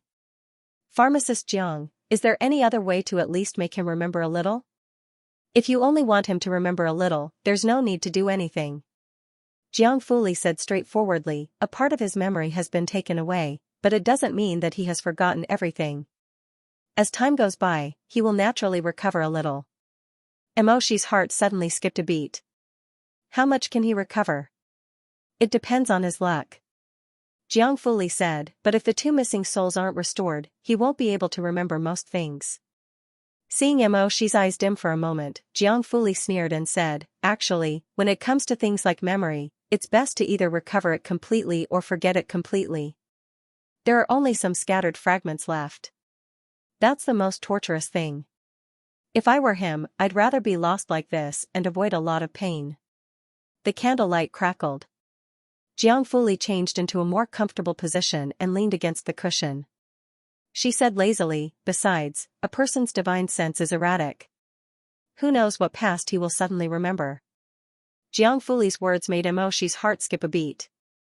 That's right. If he only recovered some incomplete memories by chance, who knew what they would be? Gu Meng had too many secrets in the first half of his life, and he had also suffered too much. To put it simply, there was Shi's affair with him and the Murong Lian's humiliation of him. To put it simply, there were some military secrets of the bastard army and the oppression of the ruler. If Gu Meng suddenly remembered these scattered fragments, what would Gu Meng do? She only thought about it for a moment, but he already felt a bone-piercing chill. Jiang Fuli obviously saw through his thoughts. She smiled maliciously. "Isn't it very scary? If he remembers how the ruler treated him back then, without the cause and effect, he'll probably become even more crazy and uncontrollable. At that time, Lord Shihi, it'll be very troublesome for you to clean up the mess." She glanced at Jiang Fuli. Looking at her calm face in the candlelight, he said, "You have medicine." He didn't use a question. Jiang Fuli sneered. "You're so smart. I don't have a way to help him recover his memories, but I can prescribe a lot of medicine to prevent him from remembering those dark memories." This handsome man had the face of a profiteer. He turned the jade thumb ring on his hand like a hunter waiting for a beast to be thrown into a cage. "Do you want it?" She was naturally someone who didn't lack money. His long legs wrapped in black leather boots were crossed, and one elbow rested on the back of the chair. He didn't even look up as he said, "Name your price." "Okay." Money made Jiang Fuli's expression slightly better. He said, "You're more straightforward than the ruler. The ruler also knows that he might be able to recover his memories? Why should I hide it from him?" Jiang Fuli said, "But he hopes that Gu Meng doesn't care about anything else and will do whatever he thinks of." She was silent for a moment. You can prescribe the medicine. Jiang Fuli said, let me make it clear first. This medicine is for calming the mind. Although it can help to suppress dark emotions, it can't absolutely influence Gu Meng's choice of memories. If one day he still remembers some bitter and vengeful things, and you open your eyes to find him holding a knife to your neck, I won't refund you. After he finished speaking, he tapped the wooden table with his white jade-like fingers. He raised his chin arrogantly and pointed at the signboard of the pharmacist's residence. Everything will be done according to the rules of the Jiang residence. She didn't even bother to look at Jiang Fuli's tattered signboard. The first time he saw this signboard when he was young, it had left a deep shadow in his heart. Since then, his image of pharmacists helping the world changed greatly. No matter how bad other pharmacies were, they still had to hang admonitions such as practicing medicine to help the world or cheating both old and young on their doors. Jiang Yaosher's restaurant had 8 indomitable words hanging on it. I'll kill whoever dares to mess with me. Jiang Fuli asked rather unruly, do you understand? Moshi's expression didn't change as he answered, prescribe the medicine. Jiang Fuli said, okay, 1 course of treatment costs 70,000 gold shellfish. Even Steward Zhou of the Jiang residence couldn't bear to listen to this price, but he immediately coughed. Cough, cough, I have a cold, a cold. Jiang Fuli glanced at him and grinned with her white teeth. Okay, I'll give you the medicine later. Steward Zhou, Moshi took out the shellfish and gold banknotes from his Chankuan bag. At this moment, Gu Meng stuck his head over. He had stayed in Luomei Resort for so long, so he understood the word shellfish the most. Now his companion wanted to spend money. Shellfish, not only shellfish, but also gold shellfish. Not only did he have to spend gold shellfish, he actually spent 70,000 gold shellfish. How long would it take for him to earn that much money? Seeing that Moshi was about to give the money to the fierce male with almond-shaped eyes, Gu Meng couldn't take it anymore. He suddenly reached out and grabbed Moshi's wrist, shaking his head solemnly. Don't give it to me. Moshi glanced at him and said, my money. Let go. Gu Meng thought for a while, but couldn't think of any reason to stop him. He could only sigh and silently let go of his hand. Then he asked, there's no money. Will we go hungry? Moshi ignored him and only put 7 shellfish banknotes worth 10,000 gold on the table. He pushed them to Jiang Fuli with his long fingers.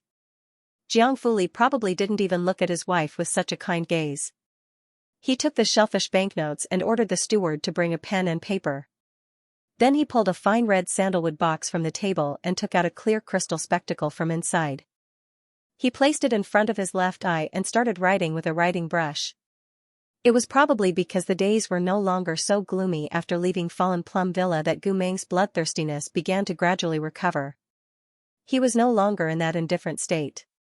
His curiosity also returned to this old and scarred body. Therefore, when he saw Jiang Fuli wearing the crystal spectacle, he asked, what is this? Jiang Fuli said calmly, spectacle. Why do you wear it? I'm night blind. What is night blind? It means that I can't see things clearly at night. Then why do you only wear one eye? I'm only blind in my left eye. Gu Meng replied with an O, but then he thought it was wrong and said, night blind people can't see things in the dark. But your room is so shiny. Magic damage is not a common disease. My left eye is blind at night. No matter how many lights are lit, it can only make it convenient for my right eye to see. Jiang Fuli's cold gaze came from behind the crystal spectacle and he said, do you have any other questions, Marshal Gu? I don't like to be disturbed when I'm writing the prescription. Gu Meng said sincerely, no. There were more than 70 kinds of herbs in the prescription. Jiang Fuli ordered someone to bring the gold abacus.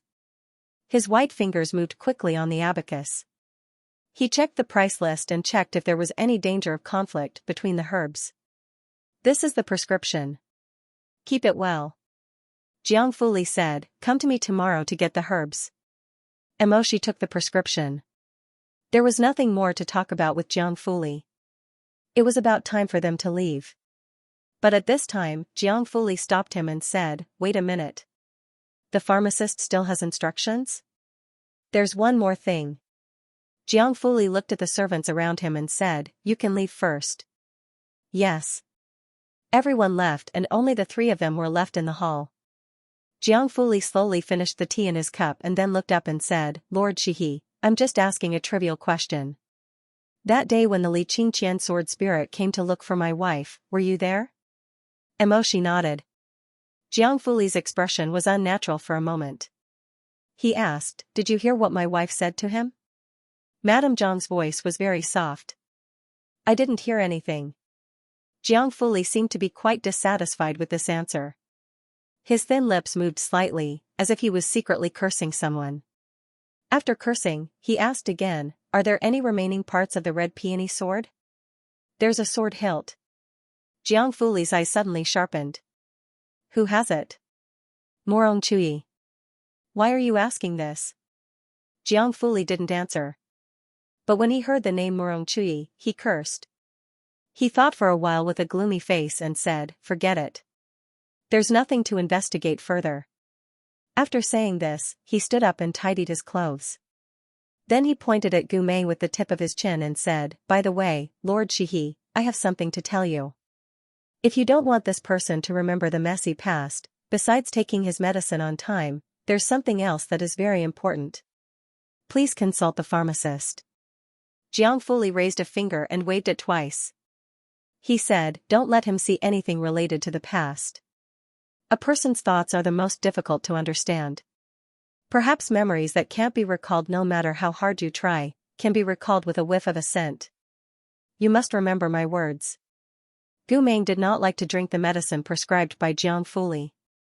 The reason was simple, it was too spicy. Jiang Fuli actually prescribed an extremely spicy medicine that made people spit it out as soon as they drank it. She also said that the taste could not be changed, and that it would not work if it was changed. Li Wei was very confused. Didn't you say that fragrant medicine dissolves blood stasis? You should take sweet medicine when you're depressed. When Jiang Fuli heard what he said, her reaction was, he doesn't know shit. He's a pharmacist and I'm a pharmacist? Thus, a scene that could be seen every day in Shihi's mansion was Li Wei chasing after Gu Meng and begging him to drink the medicine. It was a mess, and it would not stop for at least an hour. Emoshi liked peace and quiet, and hated noise, so Li Wei would usually give Gu Meng medicine when Emoshi was in court. But today, Gu Meng resisted fiercely. Li Wei and more than 10 servants could not catch him.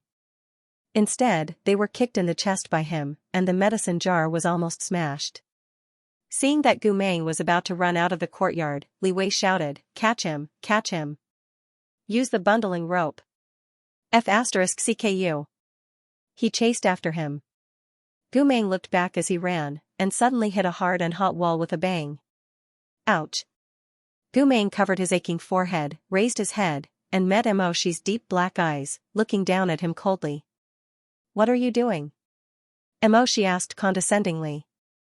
Li Wei ran over, panting, and shouted, my lord. My lord doesn't take medicine. Emoshi had just returned from the morning court and his body was still covered in the cold air. He stared at Gu Meng silently for a while. Just as Gu Meng was about to flee, he grabbed Gu Meng's wrist. As he stared at Gu Meng, he suddenly raised his hand and said in a low voice, Li Wei. Yes, yes. Give me the medicine bottle. Gu Meng was dragged into the room. Emoshi closed the door with his black leather boots and pressed Gu Meng against the wall. The room was dimly lit with bamboo curtains. Emoshi's eyes glowed in the darkness. He stared at Gu Meng for a while, then suddenly gritted his teeth and said, the good habits are all gone, but the bad habits are still the same. In the past, Gu Meng had the same problem. He would rather be sick for a few more days than take medicine. It was exactly the same as before. Emoshi still remembered when he went to see him at that time. He was moaning and curling up in the tent, wrapped in the quilt, revealing a tuft of soft black hair. Hearing someone come in, Gu Meng thought it was Lu Zhanxing. He didn't even open his eyes as he muttered, Zhanxing, don't bring me medicine anymore. I don't F*King want to drink it. I'm sick of the smell. The young Emoshi walked to his side and put the steaming medicine on the table. Then he sat down beside his bed and said in a low voice, it's me. Damn it. Gu Meng suddenly poked his head out of the quilt. His face was sleepy, and the high fever made his cheeks burn red. He said in a daze, why are you here? Emoshi didn't answer. He only raised his hand and touched his face, saying, "Take medicine." "I don't want to take it." Gumei rolled his eyes and wanted to shrink back into the quilt, but Emoshi dug him out. Emoshi said, "If you don't want to take it, then burn it." "Burn it, burn it. When it's cooked, I can eat myself. Anyway, this medicine is too disgusting. I don't even want to touch it." Emoshi frowned and said, "Are you still a man?" When Gumeng heard this, he was unhappy. He suddenly turned around and opened his eyes wide. He mumbled, "You don't know whether I'm a man or not? Didn't you identify it when you slept with your brother? You little bastard, I, your brother, have served the country and the people. I'm already King burned to this extent. It's fine if you don't clap for me and offer me flowers, but you actually question my gender, you little bastard." His mind wasn't clear to begin with. He was sniffing and mumbling, and all he said was nonsense. When Emoshi saw this, he felt distressed and amused. His dark eyes were deep and gentle as he looked at his senior who was curled up in the messy quilt. Gumeng's cheeks were red as he said, "It's easy for you to say that. You don't even know how bitter this dog medicine is," he was originally complaining. If his mind was clear, he would have said it in an arrogant and hooligan tone. But he wasn't in the right state at that time. His eyes were dazed and his lips were wet. When he opened and closed his mouth to reprimand Emoshi, he didn't have any aura at all. Instead, there was only softness left. At that time, Emoshi had a feeling that if he said it out loud, Gumei would definitely explode from his illness and strangle him to death. He felt that Gumei was acting like a spoiled child. This wishful thinking made his heart burn and itch. He lowered his eyes and looked at his senior who was lying in the quilt with messy hair. His eyes didn't move away for a while. He just stared at Gumeng's face and raised his hand to pick up the bowl of medicine on the table. Gumeng thought he was going to force the medicine down his throat and scolded angrily, "Emoshi, get out of here. I said I won't drink it, so I won't drink it. I." The rest of his words were cut off in his mouth. His junior brother Emo had actually put the medicine in his mouth and then lowered his head to kiss him. The bitterness of the medicine spread in their mouths, but their senses were completely invaded by Mo's hot breath and the rough invasion of his tongue. Under such stimulation, Gumeng actually felt like he had a hangover. He opened his eyes wide. The medicine was very thick and there wasn't much of it, but Emoshi kissed him at least 10 times before he almost finished feeding him the medicine. At the last time, Gumeng finally came back to his senses. He wanted to scold him for being a little crazy, but after feeding him the medicine, the rough tongue invaded his mouth invasively and violently stirred. There were even remnants of the medicine dripping down the side of Gumeng's lips. At that time, he was young and impetuous. His newborn love was so vigorous in his heart that he didn't fear anything. Even when his love was strong, he didn't care if someone opened the tent and saw it. When Emoshi let go of Gumeng, the tip of his nose gently rubbed against his senior's cheek. He stared at Gumeng. His eyes were very deep and reflected the burning face beneath him. It was as if he wanted to build the world's most impregnable prison in his eyes and imprison this only reflection forever. Emoshi's voice was a little hoarse. He raised his hand and gently stroked Gumeng's moist and swollen lips. His magnetic voice was low as he said, "Is it bitter? Why do I feel that? Senior is so sweet." Gumeng gritted his teeth and said, "I'm not candy. Sweet my ass." Emoshi looked into his eyes. The distance between them was too close. When their eyelashes fluttered, they almost touched each other. Emoshi said softly, "If you still refuse to drink the medicine and I find out, then I'll feed you like this every time. This way, you can't say that it's easy for me to talk. The bitterness you're afraid of, I'll taste it with you." Gumeng rolled his eyes and said, "I'm afraid of bitterness? Haha, what a joke. Your brother Gumeng is afraid of bitterness? Ha ha ha." Emoshi's response was a light touch on his forehead. Then he got up and raised his hand to wipe away the medicine stain on the corner of his lips.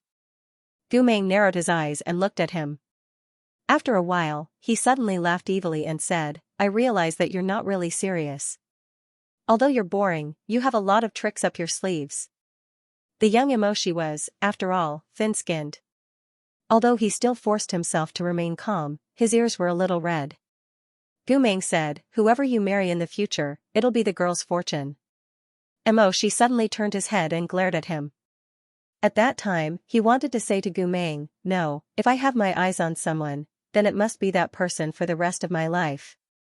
Whether it's in life or in death, whether it's in poverty or in wealth, I'll only follow in his footsteps. I only want him. Do you understand? But his lips moved. He didn't need to say anything to know that Gu Meng would give him a perfunctory answer. He would teach him some ear-piercing nonsense like men are naturally romantic. Gu Meng didn't understand. Some people's hearts couldn't be touched. They never knew how to play. They coldly guarded their pure feelings. They only had that little bit of personal feelings. In their lifetime, it was only enough to water one person. Gu Meng had an abundance of emotions like mountains and rivers. He wouldn't understand. At this moment, in the dimly lit room, Mia stared at Gu Meng's blue eyes. Why was it that even after his bones and tendons were shattered and his soul extracted, he still refused to change this annoying habit of his? She said, open your mouth. Gu Meng stared at him. It was obvious that he was refusing. Mok pinched his chin and forced it down his throat, not giving him a chance to speak. Gu Meng refused to let go at first, but she was really mean. He directly covered Gu Meng's mouth and nose so that he couldn't breathe. When Gu Meng's face turned red and he struggled, he suddenly let go of his hand. Gu Meng immediately opened his mouth to gasp for breath. She then pinched his chin and forced him to drink the medicine. Gu Meng choked and coughed repeatedly. His eyes were red. He said hoarsely, why did you make me drink this? She clenched his teeth and said eerily, because you're sick. In the future, when Li Wei gives you medicine, you'd better drink it obediently. She said, if you make a fuss again and I have to feed you, then force it down your throat. After he finished speaking, he glanced at the medicine stain on Gu Meng's lips. Wipe it clean yourself. He strode out of the room without looking back. After that, Gu Meng became much more obedient. After all, after Li Wei forced him to drink the medicine, he would give him a bowl of milk or a candy. However, she didn't give him anything. He forced the medicine down his throat and looked at him strangely. Gu Meng didn't understand the meaning of this gaze. He only felt a chill on the back of his neck. After drinking the medicine for a while, she took Gu Meng to the Jiang residence for a checkup 3 days before the end of the year ceremony. Housekeeper Zhou of the Jiang residence led them into the main hall. In the luxurious hall, Jiang Fuli was talking to a middle-aged man. The man was wearing a purple sorcerer's robe with gold embroidery on the edges, indicating that he was of noble birth. However, the man's eyes were full of fatigue and his body was bent. He didn't look high-spirited at all. There was a delicate girl beside the man. She was also wearing a purple robe with gold embroidery. She kept her head down and didn't speak. She was holding a small bamboo dragonfly in her hand. She looked obedient and cute. When she first saw this embarrassed noble, he didn't remember who he was. However, when he saw this little girl, she realized, this was Lord Changfeng and his crazy daughter. When they walked in, Lord Changfeng was wiping the tears from the corners of his eyes and stammering his thanks to Jiang Fuli. Jiang Fuli said to him, you can go back to the residence first. Your daughter is staying with me temporarily. I've received the money and will naturally take good care of her. You don't have to worry. It's really, really troublesome, pharmacist Jiang. The end of the year ceremony is in 3 days. I won't be in the capital. If Lawner is left alone at home, I won't be able to rest assured. I've received money from others, so I'll take care of him. You didn't owe me anything. What's there to thank me for? Lord Changfeng stroked his daughter Lawner's head. He tried his best to put on a smile on his tired face. Girl, father will follow me to the ceremony in a few days. The journey will be bitter and cold, so I can't bring you along. You have to be good and stay in Master Zhang's residence. Don't cause trouble for the doctor, do you understand? Although Lawner was young, she had obviously been ostracized and bullied because of her illness. She was exceptionally sensible and obedient, as if she was constantly worried that she would be abandoned and bring harm to others. Therefore, her actions and words were gentle. How long will father be gone? Very soon. 7 days at the latest. Father will come back to pick you up. Lanner's eyes were a little watery, but she didn't say anything. She endured it and nodded. Lord Changfeng thanked Jiang Fuli again. When he turned around, he saw Mo Shi and Gu Meng enter the residence. Probably because he was ostracized by the other nobles, this middle-aged man with gray hair was like a bird startled by the twang of a bough. With a fear that was completely different from his age and status, he lowered his head timidly. Lord Shihi, Mo Shi couldn't bear to see him like this, but he wasn't good at expressing himself, so he only greeted him. In his memories, Lord Changfeng had always been a very honest and dutiful person. It was precisely because he was too honest and stood aloof from worldly affairs that the influence of his noble bloodline gradually declined. In the end, even some of the ordinary cultivators in the imperial capital did not take him seriously. After Lord Changfeng greeted Mo Shi, he raised his trembling gaze and looked at Gu Meng. At this moment, Mo Shi had also moved his gaze away and looked at Xiao Lan'er, who was standing beside Jiang Fuli. Probably sensing that the other party was looking at the patient they brought over, the two of them almost simultaneously used a protective tone. Mo Shi said, "She's not in danger." Lord Changfeng said, "She's not in danger." The two of them fell into a short, awkward silence. Finally, Mo Shi said, "I understand. You don't have to worry." These days, Lord Changfeng had to explain his daughter's illness to everyone wherever he went. He also had to beg the nobles not to expel his daughter from the academy and destroy her spirit nucleus. He had suffered too much humiliation. When he suddenly heard Lord Shi's rather benevolent tone, his heart ached and he was about to cry. He hurriedly bowed his head and thanked Mo Shi. Then, he looked back at Lan'er. He was worried that the longer he stayed, the more reluctant he would be to leave his daughter. Thus, he turned and left the residence. Jiang Fuli took Gu Meng's pulse and adjusted the prescription again. Then, she stood up and looked at Gu Meng and Xiao Lan'er. She said, "Lord Shihi, let's talk in the backyard." Mo Shi frowned. "Leave them here?" Steward Zhou smiled. "Lord Shihi, don't worry. I'll be here watching. Nothing will happen. If my patient can cause any trouble in my residence, I don't need to open this clinic anymore." As Jiang Fuli spoke, she glanced at the black bracelet on Gu Meng's neck. Her words were full of disdain for such things. Moreover, isn't Gu Meng still wearing the slave-locking bracelet that Lord Shihi gave him? In fact, Mo Shi knew that the Jiang residence was as well protected as the Yu residence. Nothing would happen in such a short time. However, he felt an inexplicable sense of uneasiness and anxiety when Gu Meng left his sight. This feeling did not lessen after spending time with Gu Meng. Instead, it became more and more paranoid and intense. If this continued, Gu Meng would not be the only one who would come to Jiang Fuli for treatment. He would have to prescribe medicine himself. There were many exotic flowers and trees planted in the backyard of the Jiang residence. Spiritual energy flowed throughout the year and the flowers bloomed all year round. Jiang Fuli and Mo Shi chatted as they walked along the winding corridor. Jiang Fuli said, "The day after tomorrow is the end of the year festival. You pure-blooded nobles will have to follow the Lord to summon the soul pool." Mo Shi nodded. "It's an annual practice. Lord Changfeng entrusted his daughter to me. What about you? What do you plan to do?" "Gu Meng is too dangerous. I'll report to the Lord and bring him along." Jiang Fuli said, "I think you'll have the same answer. However, I have something to tell you." He stopped and turned around in the shadows of the clouds with his hands behind his back. "Gu Meng's pulse is stable and he's recovering. You have to be careful on the way to summon the soul pool. He'll definitely remember some fragments in 5 days or a month." Mo Shi's heart trembled. He clenched his fists. "I'll give you 7 more prescriptions and try to delay it until he returns to the city. If his memory is not good for Chonghua, you can lock it down in time." Jiang Fuli said, "However, things are unpredictable. Lord Shihi, his first memory recovery will happen soon. You have to be prepared." After receiving the medicine, it was time for Mo Shi to take Gu Meng back. He and Jiang Fuli returned to the hall side by side and saw Gu Meng sitting cross-legged on the floor, talking to Xiao Lan'er. To be precise, it was Xiao Lan'er who was teaching Gu Meng how to speak. "Dragonfly," she whispered to him, holding the bamboo dragonfly in her hand. Gu Meng nodded and said, "Dragonfly." It will rain if the dragonfly flies low.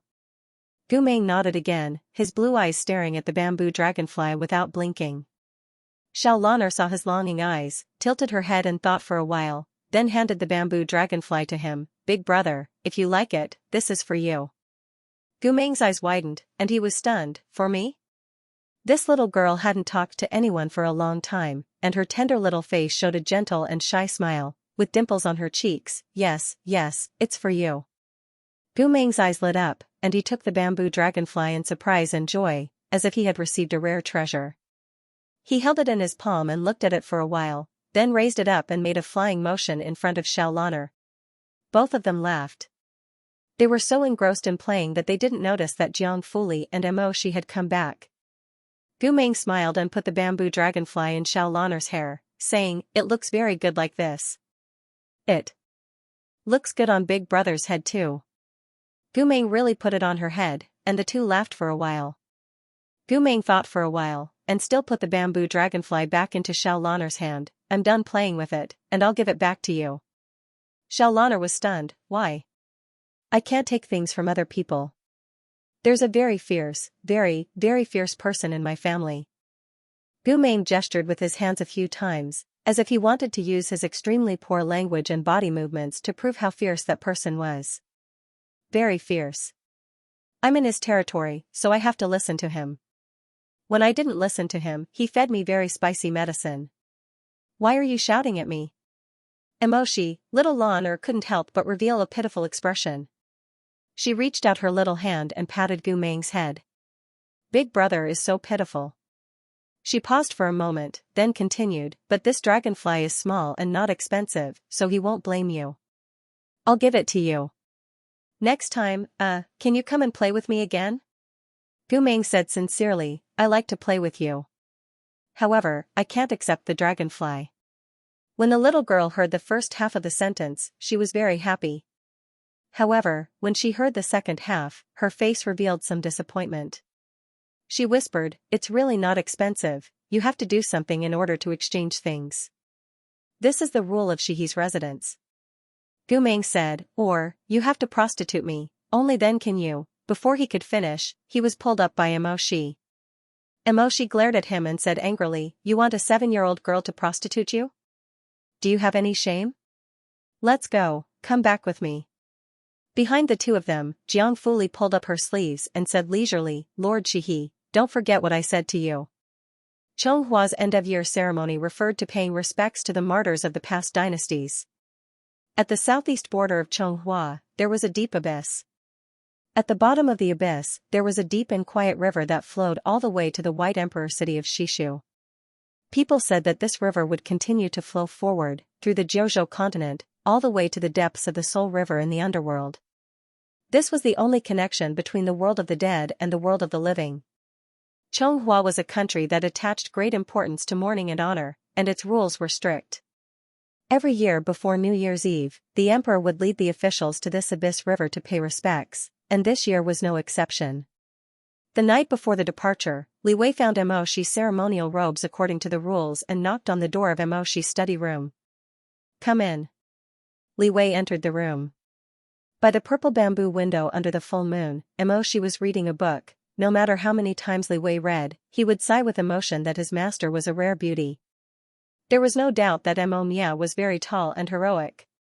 The sharpness that came from his bones was extremely aggressive. But putting all these aside, just based on his facial features, Mo Mia's appearance was actually very delicate and beautiful.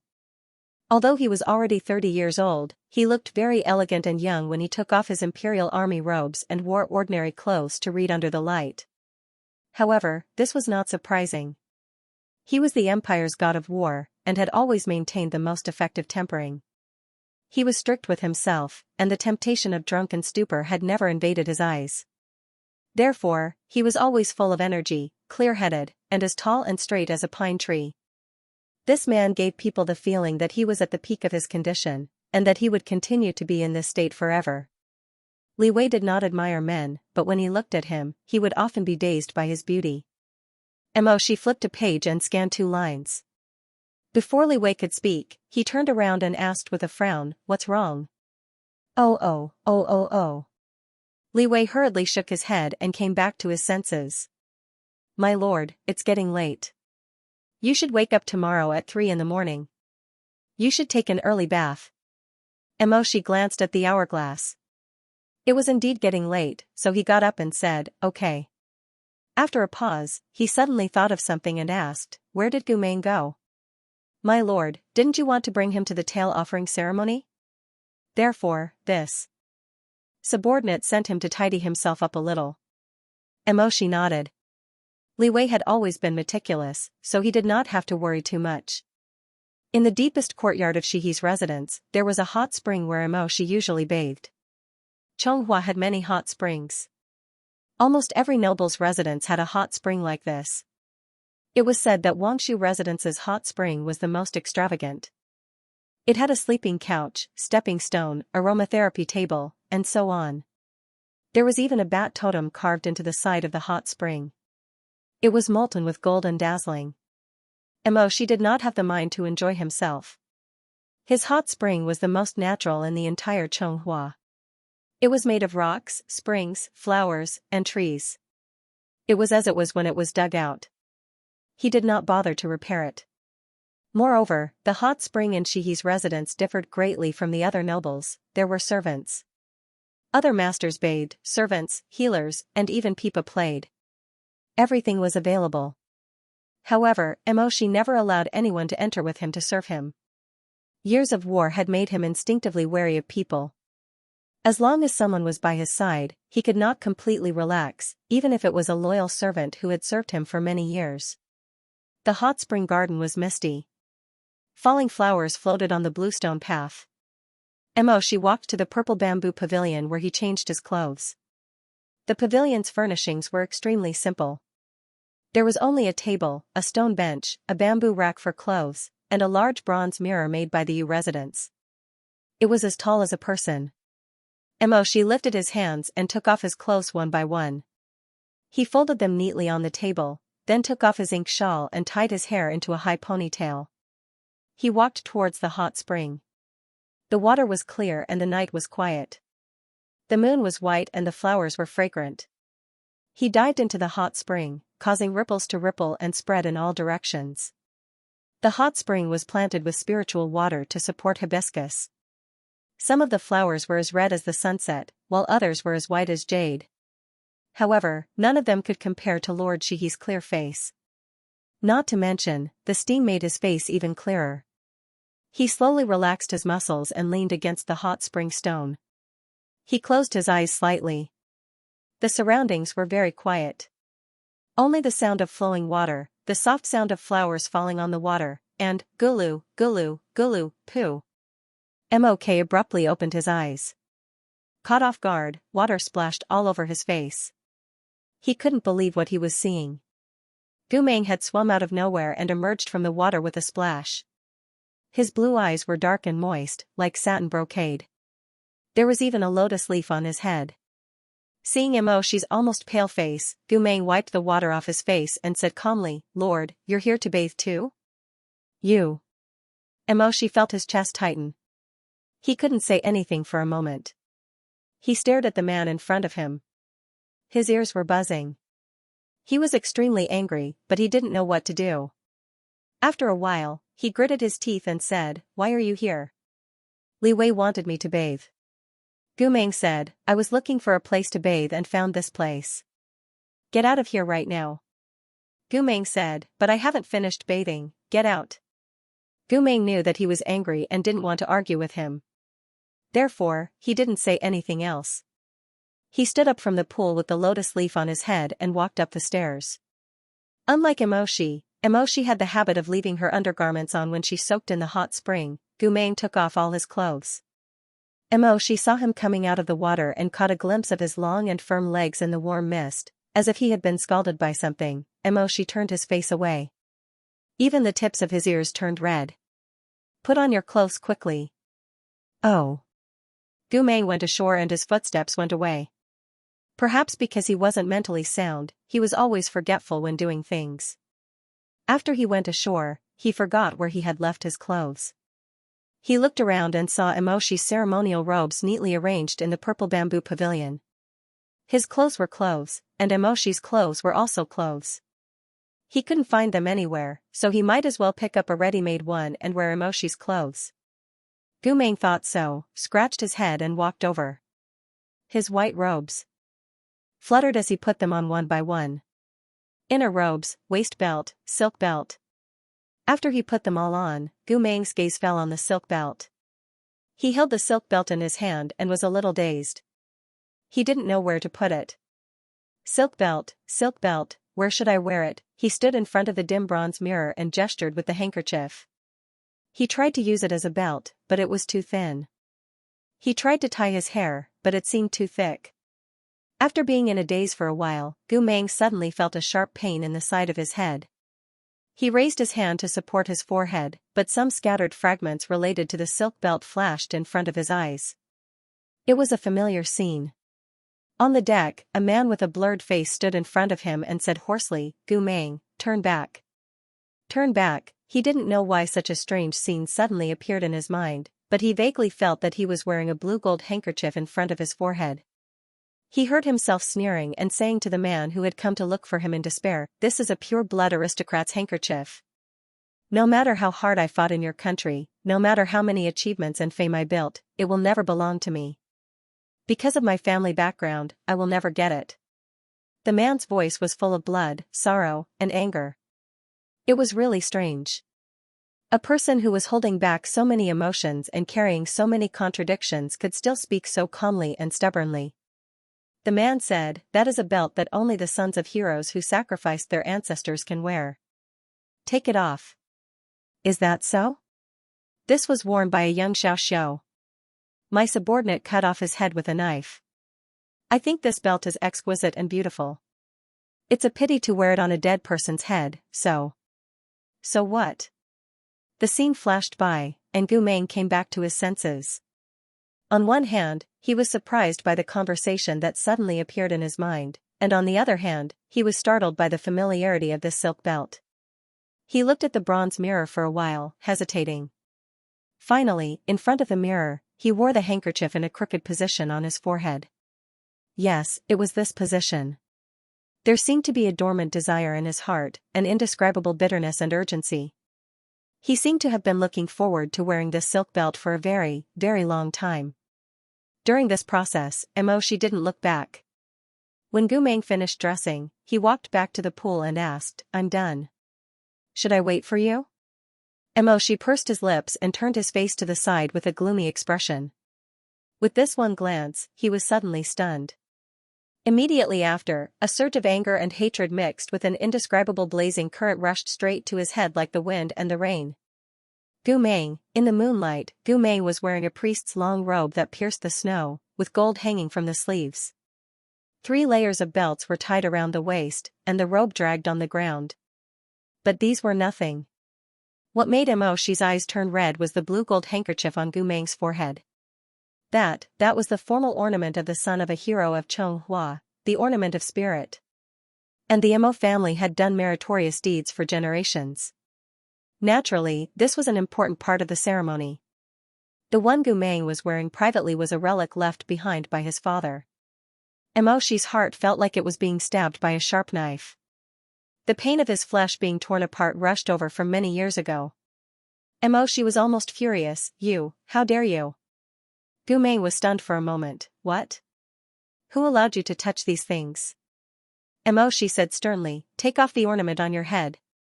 But Gumeng didn't know why, but for the first time, he felt such strong resistance. He suddenly took a step back and spat out 2 words to the man in the hot spring. "No." These 2 words were like a spark in boiling oil, exploding with a boom. Gumeng clearly saw Emoshi's eyes become so bright in an instant. The anger in his eyes burned the sky and swallowed the sun. This made this man's handsome face extremely terrifying. Gumeng could almost see the city of reason burning into ruins in Emoshi's eyes. Burning charred wood fell from his eyes, splashing out tongues of fire. Emoshi got out of the water with a splash. His snow-white underwear was exposed, and water droplets were steaming on his strong chest. His eyes were burning fiercely, and his whole body was enveloped in an indescribable evil spirit. Dark clouds were pressing down on the city. Gu Meng turned and wanted to run. She hadn't come ashore yet.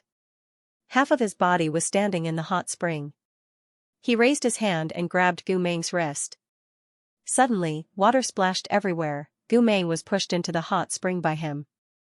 The author has something to say. Character card Jiang Fuli height, 179 cm identity, medical troublemaker human language, an extremely arrogant doctor title, the great demon king who will get what he wants human language, Chong Hua's anger hobby, money abhorrence, poor favorite color, green hated color, red favorite food, mandarin fish with pine nuts hated food, duck weapon, a mystery. Until now, I've only seen him use money to hit people. Caught off guard, Gu Meng didn't even have time to steady himself before he fell into the depths of the hot spring. He drank several mouthfuls of spring water before he was lifted by Shi single-handedly and pressed against the side of the hot spring. Shi reached out to remove the ribbon from Gu Meng's forehead. For some reason, this action evoked great fear in Gu Meng's heart. He began to struggle violently. His ceremonial robes were completely soaked. Under Shi, he was like a trapped beast or a dying fish. No, don't. In the depths of his memory, there seemed to be someone who wanted to take this away from him with such hatred. However, Gu Meng couldn't remember who it was. He couldn't even tell if this was his illusion or something that had really happened. He only felt a pain in his heart. He only vaguely knew that this ribbon was his, what he deserved, what he longed for, what he wanted, but could only look at from afar. Give it back to me. No, don't. The two men actually fought in the hot spring for this thing. The water in the hot spring swayed and the moonlight danced chaotically. In a hurry, Gu Meng actually bit the back of Shi's hand. His spiritual nucleus was broken, his spiritual energy was gone, his body was riddled with scars. He was no longer as strong as he used to be. He couldn't compare to Shi who had always been carefully nurtured. Now, brother Gu Meng no longer had any ability to compete with his junior brother Mo. He was forced to the end and could only choose such a ridiculous and absurd beastly act. To protect his obsession that couldn't be fulfilled even if he died. Shi was really angered. In his heart, this was a taboo that he absolutely couldn't touch. He could tolerate Gu Meng stabbing him and betraying him, but this was his father's legacy. It was the last thing his father, who had died in battle under the Burning Man cavalry in order to protect the people of Chonghua from the ruins. How could Gu Meng be worthy? Gu Meng bit him viciously. The back of his hand was bitten and blood flowed out. However, Shi did not feel the slightest bit of pain. The blood that flowed out seemed to have returned to his eye sockets, becoming blood vessels that crisscrossed the sides of his eyes. He did not care. He fiercely pulled his hand out of Gu Meng's mouth, snatched the ribbon, and then fiercely slapped Gu Meng across the face. Pa! A crisp sound rang out. This slap was heavy and ruthless, as if it wanted to pay off all the hatred of the past 7 years with this slap. After the slap, Shi felt a burning pain in his palm. His fingertips were trembling slightly due to his intense emotions. There was hatred in his eyes, but as the mist rose, the bottom of his eyes became wet. Shi's Adam's apple bobbed as he forced himself to open his mouth. For the first time, his lips moved but no sound came out. He closed his eyes and paused for a while before speaking again. But his voice was already unbelievably hoarse. He said hoarsely, "Gu Meng. Do you know how dirty you are?" Gu Meng's face was turned to the side. His ears were buzzing from the slap, but he did not make a sound. His cheeks were swollen and the corners of his lips were still stained with the blood from when he had bitten Shi. He actually did not quite understand what Shi was saying. He only felt a faint pain in his heart. It seemed that many years ago, he had always been afraid of hearing these words from this man in front of him. Do you know how dirty you are? Do you know what you are? How are you worthy? It was as if he had always been prepared for Shi to say these words to him. Even though his memory had been stolen, his instinctive defense and the stinging pain caused by it were still there. Shi took a deep breath, loosened his grip on Gu Meng's hand, and said in a low voice, "Get out. I don't want to see you again." The silk belt was pulled down, and there was still a funny red mark on his forehead. Gu Meng moved his lips, trying to say something, but in the end, he could not say anything. He only looked at Shi silently with red eyes, and climbed to the side of the pool, battered and exhausted. Yes, he had never been able to compete with him, he had never been able to compete with anyone. It was rare for him to want something, but he was treated like this. Before leaving the hot spring villa, Gumeng turned back to look at Emoshi, who was holding the blue and gold silk belt, and said in a low voice, "I'm sorry. But I really feel that this thing is very important to me." Emoshi did not turn back, and said in a hoarse voice, "Get out." Gumeng knew that there was nothing more to say. He bit his blood-stained lips, lowered his head, and slowly walked out of the courtyard. When Li Wei saw Gumeng appear in the Ming Hall, he was so shocked that he could not even speak. Butler Li could not be blamed for being ignorant. He really did not know what had happened to make Gumeng wear a priest's robe and walk slowly in the cold winter night. Like a wandering soul. Like a wild ghost that had survived in the world. "Gumeng. Hey, Gumeng." He called out to him, but when Gumeng heard his voice, he only paused for a moment, and then continued to walk with his head down to his little nest. Li Wei quickly went over to pull him back. "What are you doing? Why are you wearing the priest's robe? Do you know how important this robe is? Do you know?" "I know." Dao. Gumeng finally opened his mouth. His brain was damaged. Once he was sad, he couldn't form a coherent sentence. He couldn't express himself at all. He tried his best to express himself, but all he could do was squeeze out some choppy words from between his teeth. It seemed so laughable, so stupid. "I can understand. I will try to understand." The winter night was too cold. His soaked clothes stuck to his body, and when the wind blew, it was bone-chilling. He did not know how long he had been walking barefoot for, but when he raised his face to look at Li Wei, his lips were pale and trembling. "I want to understand. I want to remember." Gumeng painfully covered his head, "But I can't. I don't know where I went wrong. I kept going wrong. I kept going wrong. That's why you are treating me like this." Li Wei was stunned.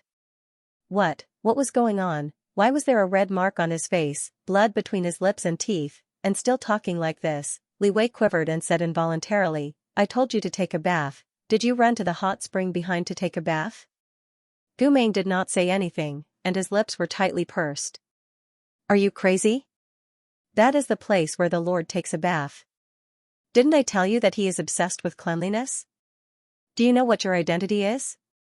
Do you know how much you..." Gumeng seemed to be afraid to hear the word from someone else's mouth again, and suddenly shivered.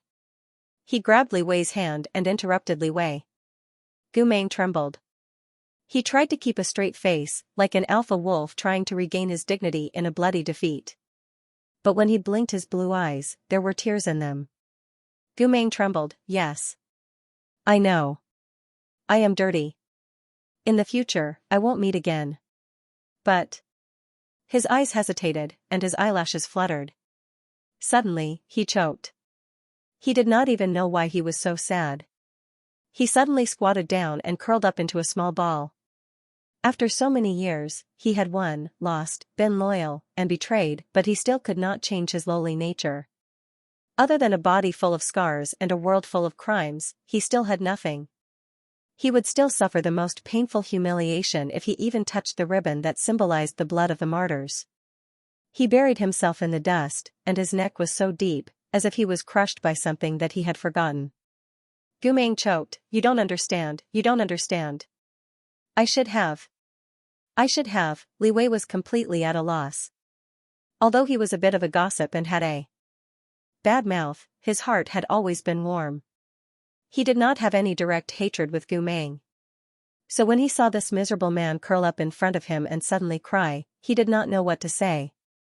His hands and feet were uneasy for a long time, and he could not help but ask Gumeng, "What should you have?" But Gumeng could not explain it clearly. That ribbon, what it meant, what it symbolized, he did not remember. He also knew that it was Emoshi's possession, but he did not understand why he was in such pain. "What is yours?" Li Wei said helplessly, "Every blade of grass and every tree in Shihi's residence belongs to the master.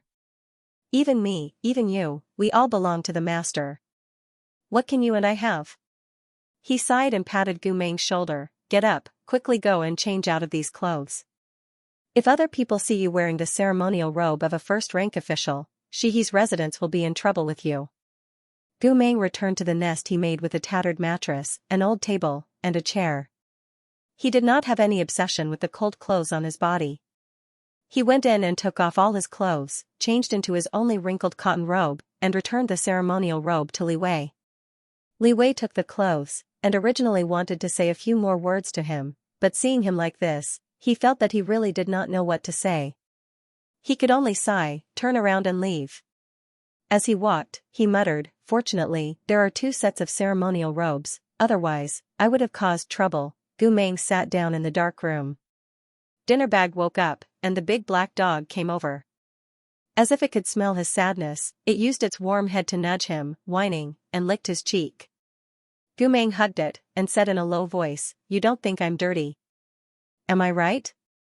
Dinnerbag wagged its tail, and put its paws on his leg. Gu Meng opened his eyes in the dark night. This was the first time he felt unwilling and painful since he became conscious. But he did not know what was going on with these 2 feelings. He felt that they made him very uncomfortable, as if he was sick. It was a pain that was worse than being whipped. Gu Meng closed his eyes, touched Dinnerbag's head, and said in a low voice, "Dinnerbag, I don't think you're dirty. Woo woo woo. We're brothers, and we have food here." Gu Meng rubbed its cool and moist little nose, "So it hurts a little. I can endure it. It's okay. Woo woo." Gu Meng pressed his hand to his chest, and choked, "It's okay, this little pain, I can endure it. I can endure it, once you get used to it, it won't hurt anymore. Endure it, and it will all be over, it will all be over." Early the next morning, Emoshi pushed the door open and came out of the bedroom. He had already changed into the ceremonial robe. Every year, the people in the residence looked forward to this day. They felt that Lord Shihi looked especially handsome and spirited when he wore a ceremonial robe.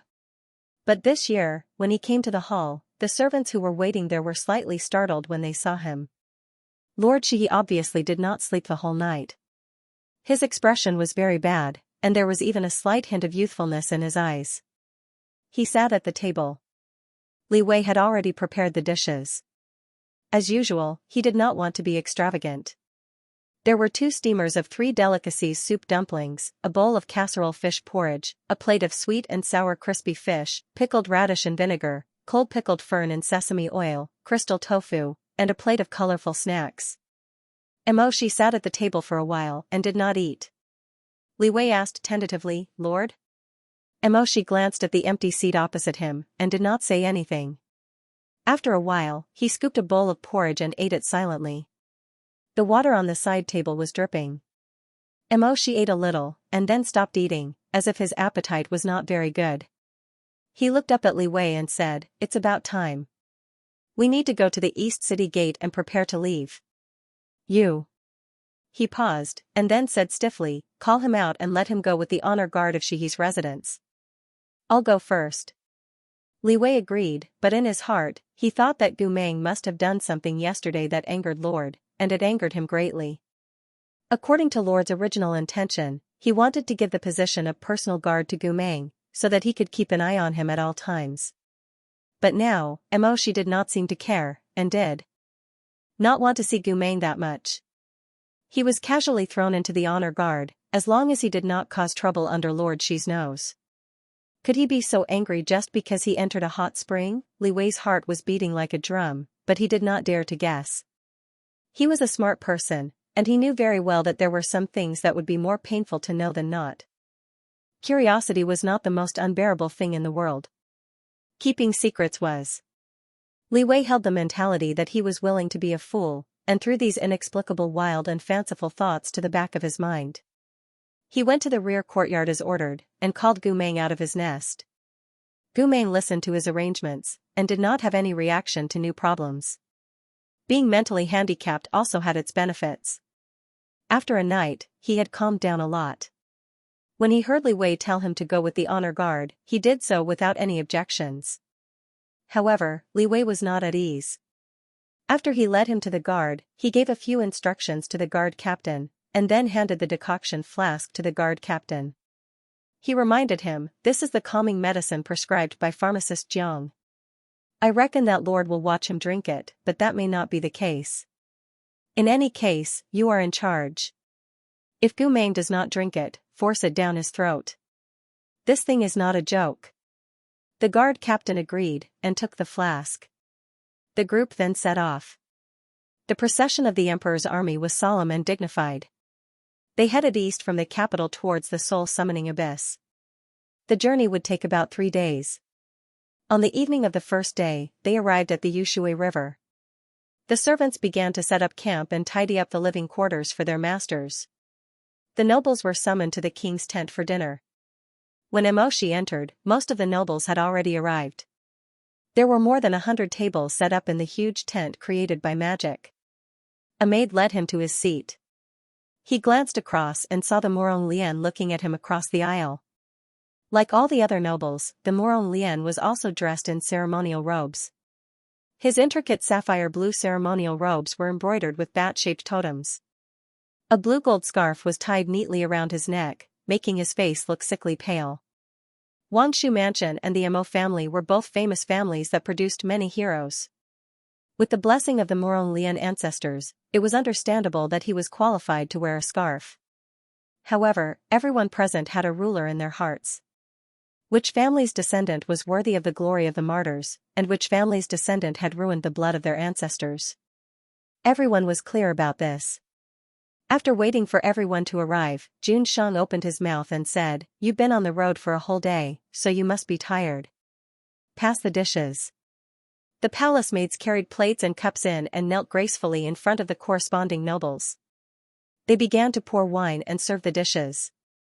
They were on the road. Although there wasn't much food, there were 4 cold dishes and 4 hot dishes. The main dish was delicately prepared. The 4 cold dishes were crystal pork, crispy with 3 shreds, sweet lotus root with cinnamon, and frost fish. The 4 hot dishes were 4 gilled fish with scallion oil, fried eel with shrimp, steamed crab with vinegar, and stir-fried lotus pond.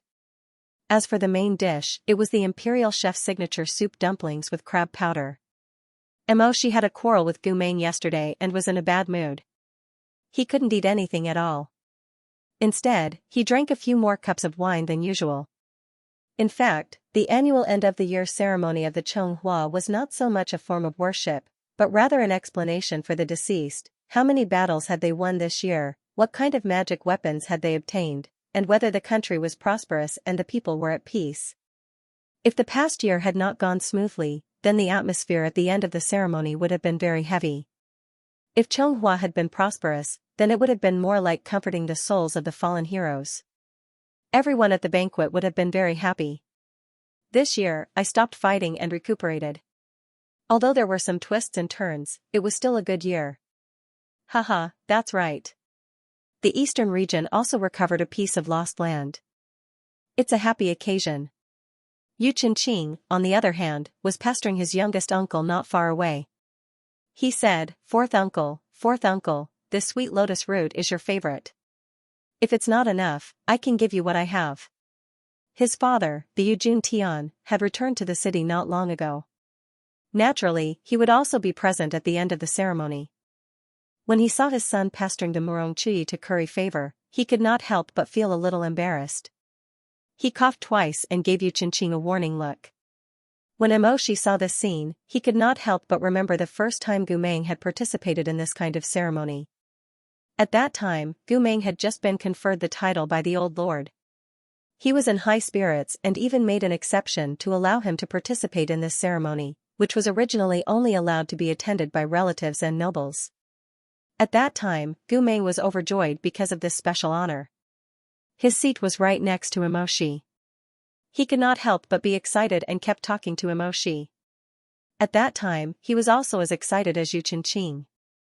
He said, "This sashimi is really delicious.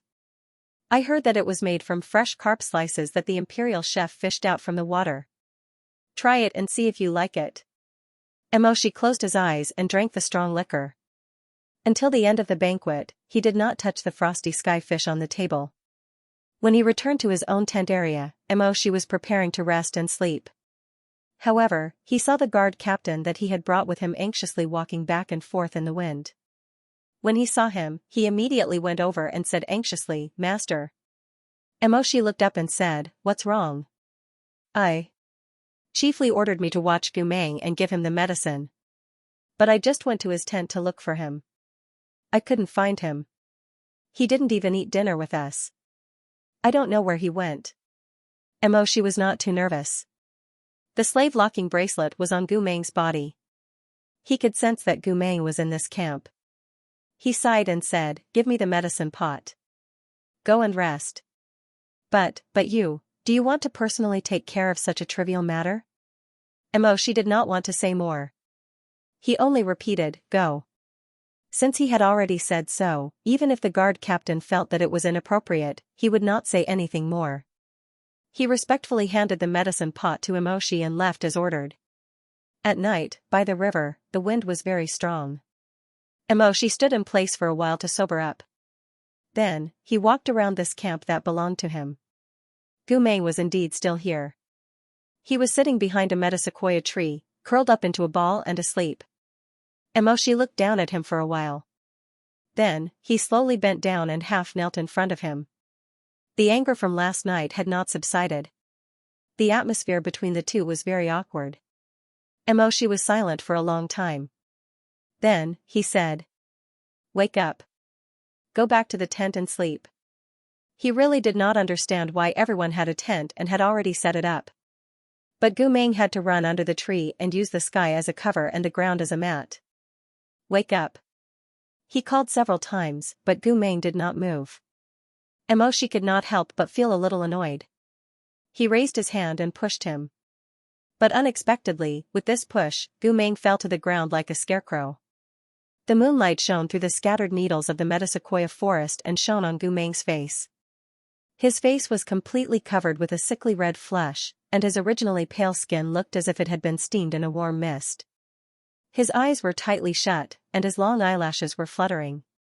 His moist lips were slightly open because he couldn't breathe, and his brows were subconsciously furrowed in pain. Emoshi was shocked. "Gumeng?" He raised his hand to touch his forehead. It was shockingly hot. He hurriedly helped Gumeng, who was unconscious from the fever, up and carried him all the way to the small tent that belonged to Gumeng. Fortunately, Shihi's camp was located in a remote area. The people he brought were also resting. This scene was not seen by anyone. Emoshi opened the curtain and put Gumeng on the bed. Gumeng regained some consciousness. He opened his sleepy eyes and looked at Emoshi with a hazy gaze. Suddenly, he seemed to realize something. He struggled to get up and turn over to get off the bed. Emoshi held him down with one hand. While suppressing the anxiety in his heart, he gritted his teeth and said in a low voice, "Lie down." "What are you doing?" Gumeng bit his wet lower lip. The blue in his eyes looked like it was about to turn into water vapor and overflow. Emoshi's heart suddenly beat faster under his gaze. He could not help but clench his fingers and straighten his body to put some distance between them. But Gumeng still looked at him in a daze. Perhaps he was not looking at him. Gumeng's eyes were more focused on the silk belt that Emoshi was wearing. The sick man opened his mouth and wanted to say something. But when he really opened his mouth, he did not know what to say. So he bit his lip again.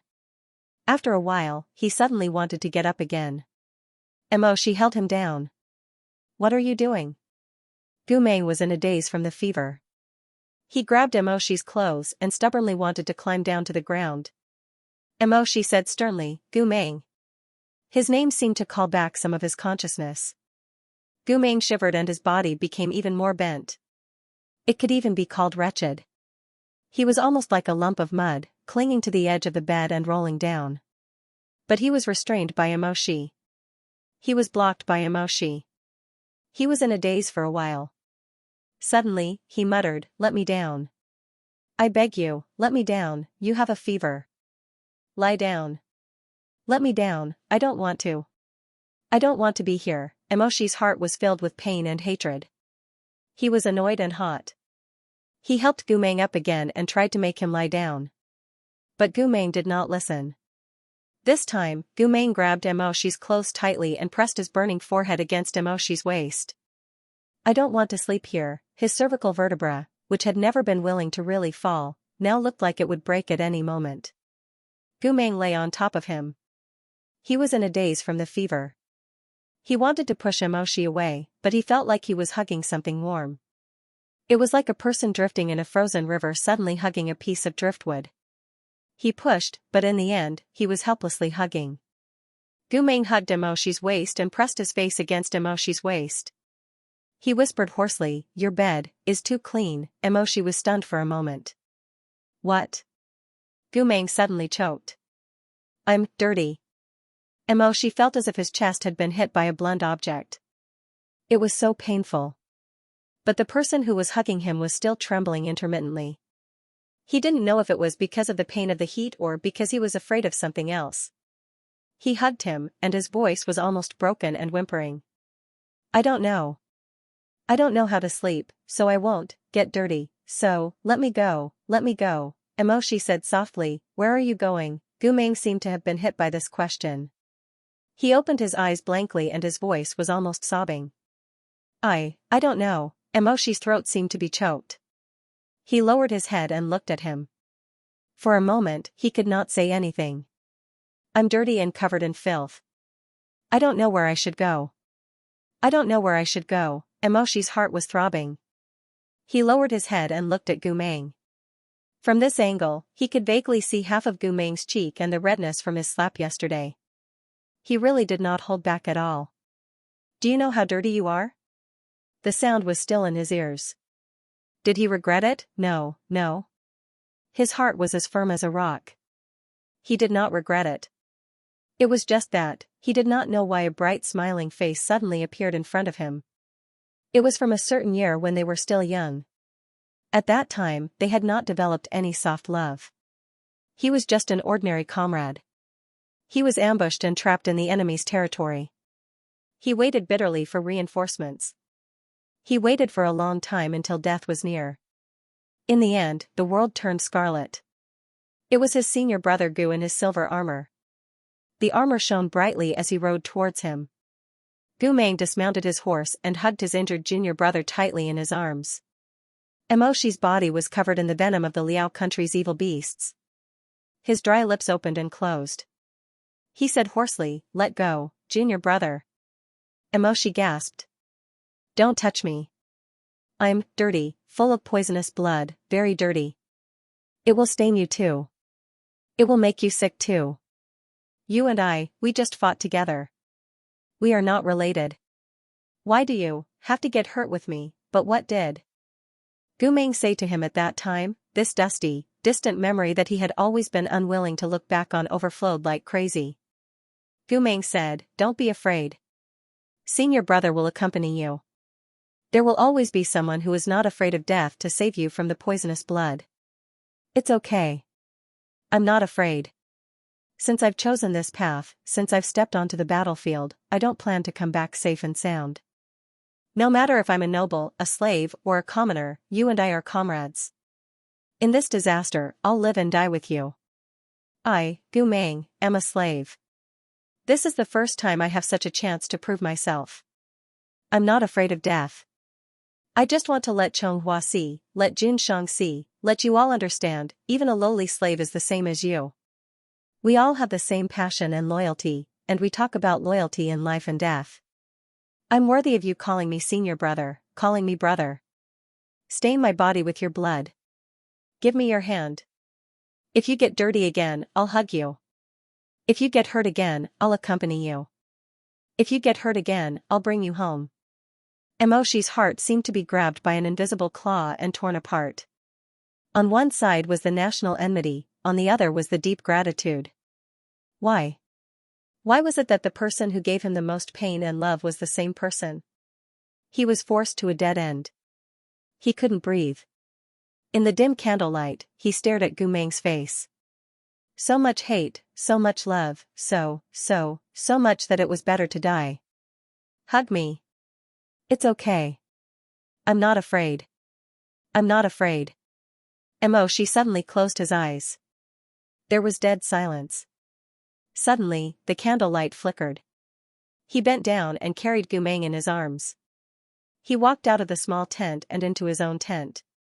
He gently placed senior brother Gu, who was unconscious from the fever, on his spacious, soft, and thick bed.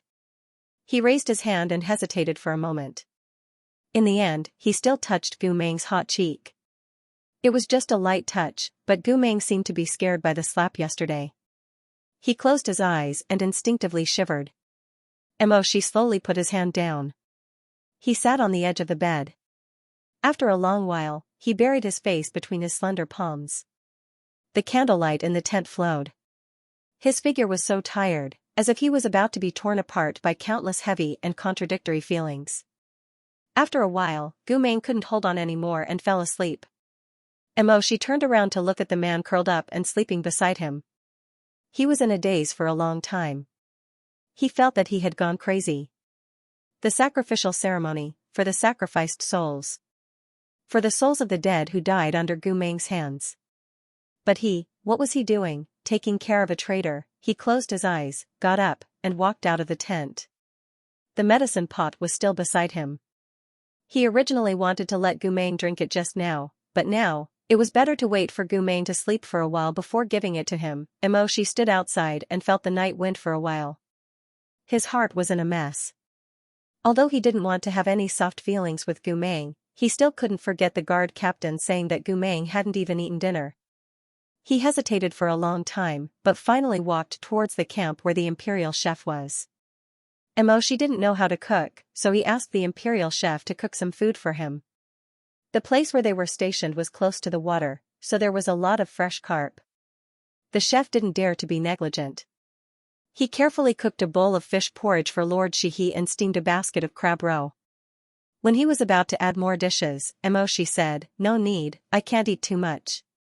When he returned to the tent, he was holding a wooden tray. He pulled down the thick tent curtain and used a pair of tongs to burn the warm charcoal in the tent. Then he walked over to wake Gu Meng up. Gu Meng slowly opened his eyes and saw Moshi's cold face. He struggled to say something, but was stopped by Moshi. "That's enough. Don't talk about being dirty." Then he didn't want to wait for Gu Meng's reply and pulled the wooden tray over from the side of the bed. "Eat." His tone wasn't gentle, but compared to the angry man in the hot spring that day, it was much better. Gu Meng didn't want to make things difficult for himself. He smelled the fragrance of the food, so he sat up and reached out to hold the bowl. He buried his head and ate without saying a word. The porridge was soft and light, and the translucent white fish slices melted in his mouth. Gu Meng finished the food in one go and regained some strength, so he reached out to grab the soup dumplings again. She stopped him. "Chopsticks." Gu Meng didn't like to use chopsticks. He couldn't use them well. But since Lord had already said so, he had no choice but to clumsily pick up the chopsticks and strenuously poke at the soup dumplings. With this poke, the small steamer's paper-thin skin broke, and all the soup leaked out. He scratched for a long time, making a mess inside the steamer, but he still couldn't pick up the broken steamer completely. He only picked up a bit of skin, and the meat stuffing rolled to the side. She couldn't stand it anymore. He took the jade chopsticks from Gu Meng's hand with a sullen face and ate the miserable soup dumplings himself. Then, she picked up another plump one and brought it to Gu Meng's lips. She probably thought that this person was sick. While treating her so fiercely, she was also feeding her food. Gu Meng's brain was not enough to process the situation. He stared at him blankly. She said impatiently, "Open your mouth." Gu Meng was really hungry. After hesitating for a while, he opened his mouth slightly and bit into the small basket that She had given him. With a pu sound, the hot oil splashed out. She couldn't dodge in time and the soup splashed right onto her face. As for Gu Meng himself, he wasn't any better. His lips were scalded, and he spat out the soup dumpling he had taken half a bite of. He gasped for air. Sure enough, She hated him and wanted to hurt him. Before Gu Meng could finish his thoughts, his face was lifted by someone holding his chin. For a moment, he thought that She was angry again and wanted to slap him again. His blue eyes moved uneasily from side to side. But the expected pain didn't come. He squinted his eyes, his eyelashes trembling as he looked at She's face. But he found that She was just staring at his lips. She's gaze was unreadable. After a while, Gu Meng heard him gritting his teeth and muttering, "You why are you always what? He didn't say anything else. But Gu Meng suddenly felt a pain in his head. A few blurry images flashed sporadically and quickly. It seemed that at some point in time, the same thing had happened. He had eaten too quickly and scalded his tongue. Then what happened? Then, it seemed that someone had also held his chin and lifted his face to look carefully. While looking, he scolded himself for being careless. Can't you bite a small bite before eating?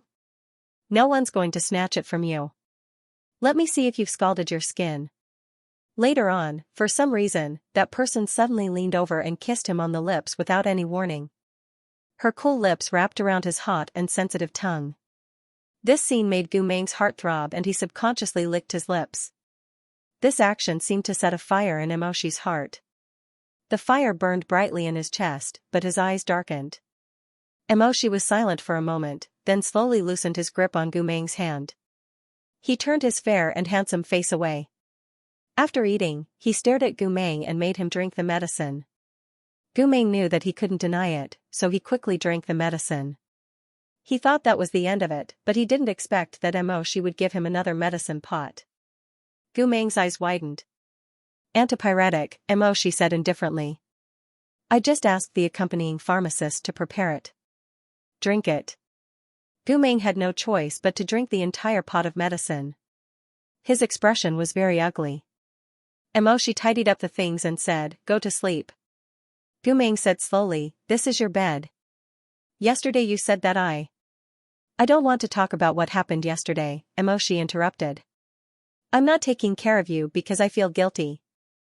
If you're sick, I'll be in trouble. I don't want to be in trouble. Gu Meng didn't say a word. Do you understand? Gu Meng nodded. Then go to sleep. Emoshi returned the things to the imperial kitchen. When he returned, Gu Meng had indeed fallen asleep.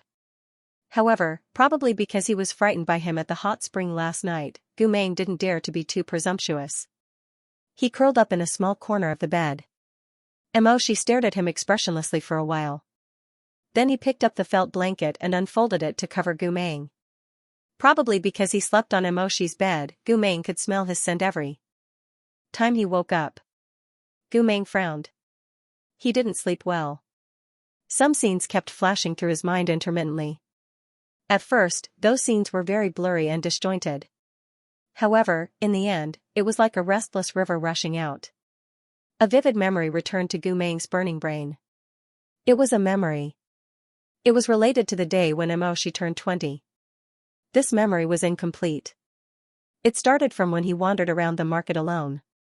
Then, the scenes in his mind gradually became clear. Gu Meng slowly remembered, that day, he saved up a bag of clanging shell coins and went to the nearby market to buy a jar of pear blossom white wine and 2 taels of good wine and dishes. At night, the cold wind was bleak. He carried the jar of wine and the food box into Emoshi's tent. Shitty. In his memory, the young Emoshi was dressed in white and reading a book by the candlestick. He looked up and saw him. He was obviously startled. It's so late. What are you doing here? He smiled and put down the things. He stretched his sore limbs and said, I'm here to keep you company. In a few hours, you'll be 20 years old. Emoshi's face flashed with surprise. I forgot. Ha ha ha ha. I know you don't care about anything except incantations and spells. You can even forget this. As he spoke, he pulled over a small table in the tent. As he cleaned up, he said cheerfully, but it doesn't matter. Even if you forgot, your shitty will remember it for you. Emoshi closed the book and got up. He said in a low voice, thank you. Why are you thanking me? It's only once in a lifetime. It's so pitiful for you to be alone outside. Come, let your shitty accompany you. He smiled cheekily. I'll accompany you from a little brat to an adult. As he spoke, he winked and cleared his throat. He pretended to be serious. I'll accompany you when you're young and frivolous. I'll accompany you when you're 20 years old. He took out the food box. It was filled with ordinary dishes. Gu Meng placed them one by one. He also heated a pot of good wine on the stove. The 2 brothers chatted as they ate. Before they knew it, it was already late at night. Gu Meng remembered that at that time, he only treated Emoshi as an amiable shitty. He was not wary of him at all. He drank too much and the strong alcohol went to his head. Thus, he pulled Emoshi and played jokes on him. Emoshi, on the other hand, appeared to be quite sober and restrained. Although he had drunk 2 cups, he was definitely not completely drunk. In the face of his shitty, who was getting more and more out of hand, he seemed to feel that it was inappropriate to continue like this. He said that he would send Gu Meng back to his tent.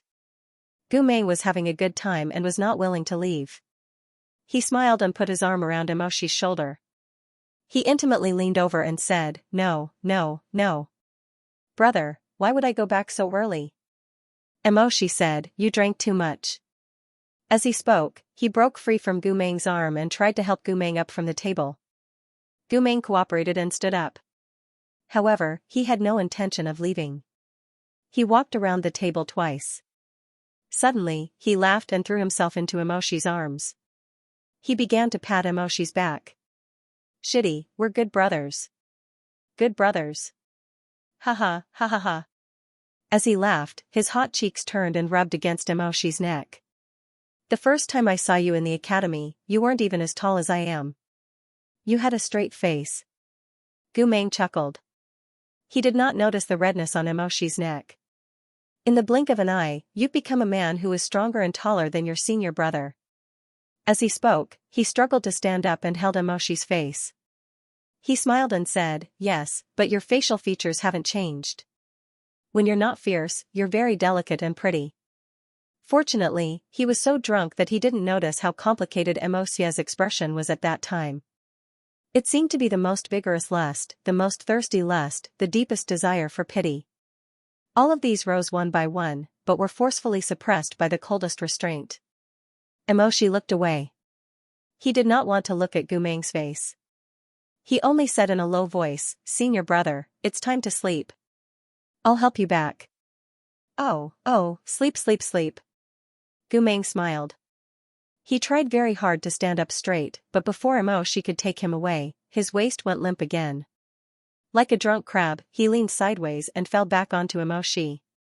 This time, Gu Meng was caught off guard and fell without holding back. The two of them staggered and Emoshi was pushed down onto the camp couch. Gu Meng pressed heavily on his chest and said vaguely, "I'm too lazy to walk. My camp is so far away from here, I'll sleep here." Gu Meng was used to being carefree with Lu Zhanxing and the others. However, junior brother Emosia was beautiful and of noble birth. He always had an icy demeanor, so when Gu Meng interacted with him in the past, he always had 30% restraint and 70% protection. He was afraid of offending this noble young master who was younger than him by 3 years. If he was sober, he would definitely not be so mischievous. Even if he was too lazy to move and wanted to sleep here, he would definitely ask with a smile, "Senior brother, can I sleep here tonight?" But at that time, he was drunk and did not have so many scruples. He did not even have to ask. Like the king of the Black Wind stronghold, he decisively threw down these words of coercion. He yawned loudly and tossed Emosia aside, who had a strange expression on his face. Just like that, he closed his eyes and fell asleep. Emoshi's face turned green. He gritted his teeth and looked at the head on his chest. He said, "Get up." Gu Meng really raised his head from his chest. He suddenly became sober. No. I remember now. I can't sleep yet." As Gu Meng spoke, he suddenly rolled off Emoshi's body and rummaged in his chest. He muttered, "I almost forgot. I bought you a gift for your adulthood." "Hey, where did it go?" He lay on Emoshi's bed and rummaged for a long time. Finally, he took out a wrinkled book from his robe. He held it in his hand and looked at it with satisfaction. Then, he pulled Emoshi over. He looked like a typical big brother who led his little brother astray. Hey, you're an adult now. Your brother Gu Meng knows that you like to read. I can't afford to give you other expensive books. I bought this from an old calligraphy and painting stall. Although it's cheap, it's absolutely breathtaking," Grandma Wang praised herself. After she finished, she enthusiastically stuffed the book into his hands. Take a look. Emoshi didn't understand the meaning of his words and didn't understand the look in his eyes. He really thought that he got him a very interesting book. He took it and opened it.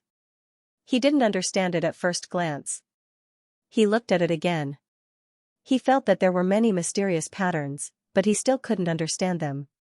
Gu Mei was lying on the bed side by side with him. At this time, he leaned over and smiled. "What do you think? Not bad, right?" After waiting for a while, he didn't hear Emoshi say anything. Instead, he saw that the young man's handsome face was covered with a layer of confusion. Gu Mei was a little surprised. "No way. You don't like something so exciting? I took a long time to choose." As he spoke, he followed Emoshi's gaze. "Shitty. Emoshi, yes?" Gu Mei sighed. He put one hand around Emoshi's shoulder and raised the other hand. "You're holding it upside down." After he finished speaking, he took the book out of Emoshi's slender hand and turned it upside down. He cleared his throat and said in a low and magnetic voice, "Come, be good. Let me show you. This is the right way." He said exaggeratedly, "Wow, look." With just one look, Emoshi's fair and handsome face instantly turned red. This is AF** King erotic book. The author has something to say. The Knight of the Weak crowned Gu Mei. "I'll give you a jar of pear wine, Emoshi, I don't like to drink." Gu Mei, "I'll give you a book of erotic books, Emoshi, I'll submit a report." Gu Mei? "Are you still an adult?" Emoshi, "You'll know if I'm an adult if you do something adults do with me." Emoshi looked as if he had been stained with something filthy, or like a cat that had been scalded by a poker. His black eyes widened, and he wanted to close the book in shame and anger. Gu Mei, however, laughed like crazy. He hugged Emoshi with bad intentions, and not only did he not let him close the book, he even snatched the crumpled old erotic book and forced him to read it. The two of them fooled around on the bed for a long time, and in the midst of the chaos, the book was plastered all over Emoshi's face. The erotic scene was plastered on his face. All the hair on Emoshi's body stood on end, as if he had been splashed with a basin of dirty water. He suddenly jumped up and flipped Gu Mei to the side. Emoshi sat up. His usually elegant and cold face was now flushed red. He did not dare to look at Gu Mei, and was even more unwilling to touch the book. His chest rose and fell violently, and he turned his face away. He tugged at his messy clothes, his Adam's apple bobbed, and then he said in a low voice, "Don't joke with me like this again." This was a warning. Unfortunately, Gu Mei was too stupid at that time. He was simply a pig with a pig's brain. He actually thought that his little junior brother was being shy and was being coquettish. It was also his fault for not being a good judge of character. Emoshi was obviously a vicious and bloodthirsty carnivorous beast, but he was deceived by his cold and serious appearance, and thought that Emoshi was an otherworldly red-crowned crane who would remain indifferent no matter how much he teased him. Later on, when he thought about it, he was actually blind and asked for it when he was F***ked by Emoshi. The blind Gu Mei was bewitched by the drunkenness. He felt that Emoshi's cold and arrogant appearance was indescribably funny and interesting, and he did not want to let it go. Thus, he picked up the book that Emoshi had miserably thrown away, and smiled slightly drunkenly. "You really don't want it? If you don't want it, then I'll read it myself." After saying that, she really laid down on Emoshi's bed and started flipping around. As she flipped around, she exclaimed, "Wow, oh." Even the tips of Emoshi's ears were red. He closed his eyes and endured for a while, but he felt that his heartbeat was as loud as a drum in this silent tent. A moment later, he stood up and said in a low voice, "I'm going to clean up the dishes." Gu Mei smiled from behind the book, revealing a pair of black, drunken eyes. "You want to escape?" Emoshi ignored him. He packed up his things and went out of the tent to wash up. Gu Mei did not know how long he had been outside and how long he had calmed down. He only felt that Emoshi was really funny and cute. How could there be such an unripe flower growing up among the young masters of the aristocratic families? She was already 20 years old. Even when her fingertips touched an erotic album, her ears would turn red from embarrassment. How silly. He thought to himself, this can't be. She's already so old. In a few years, she might even get married. She can't even face the common sense of yin and yang. Being so thin-skinned is an illness. It needs to be treated. Otherwise, what will she do when she gets married? Should she push the bride away and say coldly, "Sorry, I can't do this kind of improper thing"? Gu Meng was probably really drunk, letting his imagination run wild. The more he thought about it, the funnier he found it. The more he thought about it, the more he felt that he was a perfect senior brother. He was practically worrying about his junior brother's heart like an old mother. As he thought about it, he flipped through the album. The images that entered his eyes were lewd and chaotic. They were extremely exaggerated and erotic. As he looked, he became a little distracted. He was too lazy to care about the seed of fire that he had planted in Emoshi. He was also too lazy to care about how Emoshi was thinking about life in the cold wind. He relaxed. The pear blossom white seemed to have softened his usually tense muscles and bones. He enjoyed the gift that Emoshi disliked. The more he looked, the more he felt that Emoshi simply didn't know what was good for him. With such a superb book, if it were Lu Zhanxing, they would have already gathered together to chat about which posture was good, which girl was beautiful, and laugh at each other maliciously. This was a normal man. Junior brother Emo shouldn't have any problems. Gu Meng's imagination ran wild, but his thoughts gradually became hazy.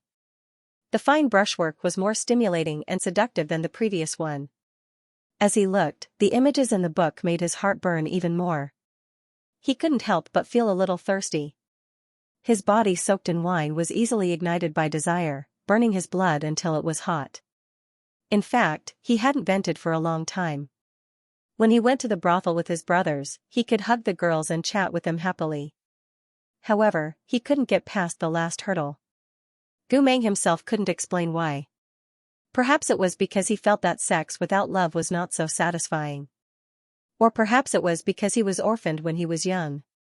In his heart, he had always been looking forward to that kind of stability and companionship for life.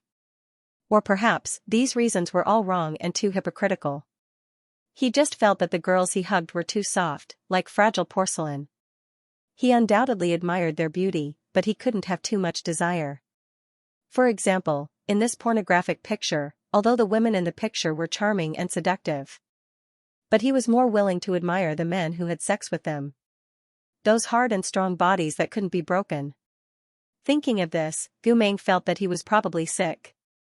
The pages of the picture gradually turned down. Although he had flipped through the picture book, he didn't look at it carefully one by one. When he reached a certain page, Gu Meng was stunned for a moment. Then, his dizzy brain buzzed and blood rushed to his head. He didn't even have time to react to why his blood was rushing to his head. It was just an instinctive stimulation that the picture gave him. After the violent stimulation, he realized that the picture was not the same as the others. Perhaps the artist wanted to pursue novelty and felt that the pure intercourse between a man and a woman wasn't exciting enough, so he drew an extremely bold scene. In the Yinyang erotic palace, there were naturally women. The woman in the picture had messy black hair and was lying on the bed with her beautiful neck raised. A man was attacking her trembling body. But that wasn't the key point. What made Gu Meng's blood flow suddenly accelerate and his whole body heat up was that behind this man, there was another man who was hugging the woman from the back. From the back, Gu Meng's eyes swept over that position. His face, which was usually as thick as a city wall, suddenly turned red. He only felt dizzy, as if the answer that had been troubling him for a long time had broken through the water. It set off a blue dragon roar in his heart, causing the blood in his body to rush down. Gu Meng suddenly became hard and swollen. Damn! Gu Meng muttered and cursed. He was too dizzy and drunk. He just stared at the picture for a long time. He didn't even know when Emoshi came back. It wasn't until Emoshi walked to his bedside that he heard movement. He turned his head and saw a handsome face that was as white as porcelain. It had been blown by the night wind for a long time. Emoshi's eyelashes were very long. His lips were sexy and thin, slightly pursed. Those pitch-black eyes looked down at him. There seemed to be some indescribable emotions in them. Gu Meng, Emoshi, both of them were lost in their own thoughts. For a moment, they looked at each other without saying anything. Gu Meng seemed to have noticed this emotion in Emoshi's eyes for the first time. He wasn't sure what it was, but he knew that it made his heart itch. Senior brother, Outside, Mok seemed to have mustered up his courage to say something to Gu Meng, but he only managed to say a few words before Gu Meng suddenly raised his hand and pulled him down. Mo Mia was caught off guard by this tug. His tall and heavy body fell down, landing solidly on top of Gu Meng. He immediately propped himself up. His ears were red. Gu Meng's clothes were slightly open. He licked his lips and smiled. What about me? What about you? If you can't say it clearly, then I'll say it first. I just found some very interesting content in this album. He chuckled. Good things should be appreciated with good brothers. Emoshi said, listen, I can't look at this with you. Because of what? Because Emoshi's expression became more and more awkward and nervous. He turned his face to the side and didn't look directly into Gu Meng's eyes. But this posture made it easy for Gu Meng to see that his entire neck and ears were red. The redness was still spreading. My feelings for you, Gu Meng blinked. If it were any other day, he would definitely understand what Emoshi meant. But he was drunk. His mind wasn't clear, but his hands and feet were nimble. Oh, I know. It's because you keep yourself clean. But it's natural for men and women to love each other. The Yellow Emperor and the mysterious maiden even practiced dual cultivation. Gu Meng laughed and interrupted him. Why are you blushing? That's not what I meant. I have something else to say to you. What do you want to say? I've been waiting for you for a long time and you still haven't said anything. Come. Read the book first. So he didn't care about anything else and pestered Emoshi. While carelessly brushing him off, he persistently showed him the erotic pictures. He said, if you have something to say to me, I have pictures to show you. First, accompany me to look at the pictures, then I'll listen to you. It's a fair trade. In the end, Emoshi couldn't win against him. He could only sleep with him and accompany him to look at the book. Even if he was born in a noble family, as a low-ranking soldier, the bed in the army was not spacious. Two big men squeezed on it. It was unavoidably a little cramped. Emoshi lay behind Gu Meng and looked at the erotic pictures with him. To be precise, he was forced to look at the erotic pictures. Gu Meng looked back from time to time to check Emoshi's condition. He said sternly, you closed your eyes again. Hurry up and open them. Emoshi, it doesn't count if you close your eyes. Your brother is teaching you how to sleep with a girl. You should learn from him. He was drunk, but no one forced his brother to accompany him to look at erotic pictures. Gu Meng didn't intend to let him look at the most exciting page from the beginning. He just flipped through the pages slowly. From time to time, he would look back to check whether Emoshi was looking away. It was very quiet in the tent. Gu Meng knew that the page was getting closer and closer. However, he didn't know whether it was because he was teasing the ice beauty or some other reason, but his heart was beating faster and faster. Probably because he felt that Gu Meng's condition was a little strange, Emoshi's breathing gradually became deeper. His hot breath brushed against Gu Meng's ear. His hard and firm chest pressed against Gu Meng's back. It was like a storm that neither of them could control. It was very hot. It was very hot. As the scroll continued to scroll, Gu Meng knew which page was the one where the two men had intercourse. Originally, he couldn't wait to flip to that page and enjoy it with Mo extinguish. However, as the atmosphere between the two of them gradually turned strange, there seemed to be an invisible heat flowing between their bodies. The originally daring banter suddenly felt a little weak. Gu Meng's fearless personality finally cowered in hindsight at this moment. Why don't we stop here? Do you want to show me something special? Almost at the same time, Gu Meng turned around. The tip of his nose almost touched Emoshi's face. For a moment, the air in the tent seemed to be sticky. It was so hot that it couldn't move, and so thick that it couldn't disperse. Gu Meng suddenly felt a sense of danger, like he had been caught in a trap of his own making. He moved his lips as if he wanted to say something, but no sound came out. Emoshi's voice was a little hoarse because he had been suppressing some kind of emotion for too long. He looked at him closely and asked in a low voice, there is something special, right? What special can it be? Ha ha ha ha ha. The next page was that page. Gu Meng's Adam's apple moved. He subconsciously wanted to close the album. However, Mo Shi, who had previously despised it like mud, suddenly reached out his slender and strong hand and snatched it away because of the subtle atmosphere. His long fingers turned the album to the next page. Gu Meng closed his eyes as if he was about to face a disaster. There was no movement. No one made a sound. After a few moments of silence, Gu Meng couldn't stand the feeling of waiting for death. He tried to open his eyes a little and saw Mo Shi's unfathomable face. He looked at the picture of a man King, another man with a complicated expression. His eyes were uncertain. There was something wrong with this young man's aura. Even though Gu Meng was drunk, he couldn't help but shudder when he saw him like this. He forced a smile and tried to get up. Well, congratulations, Junior. It's getting late. I'll go back first. Before he could finish, he was pressed down. He was still lying on his side. Mo Shi was still leaning against him from behind. However, just now Mo Shi consciously kept some distance. Only Gu Meng's back and chest were pressed against each other. However, this time Mo Shi was almost pressing him in his arms. Gu Meng instantly felt an extremely hard object pressing against him, even pushing him forward a little. Gu Meng suddenly groaned.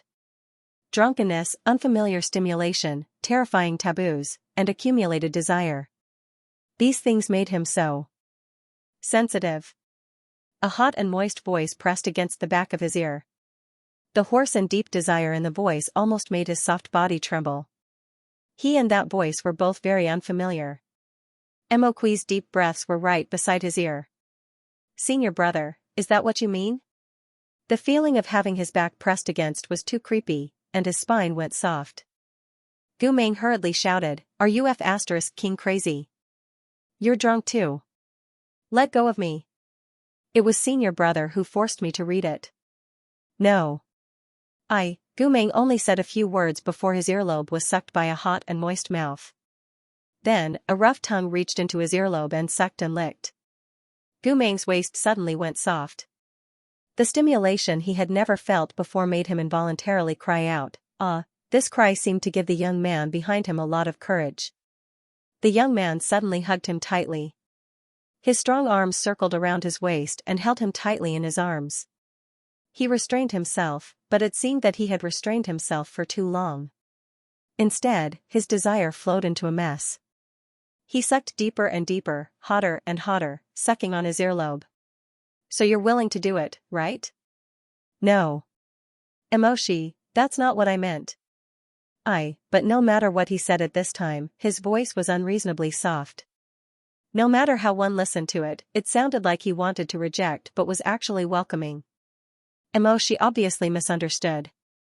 Mo Shi hugged him from behind with one hand and stroked him up and down with the other.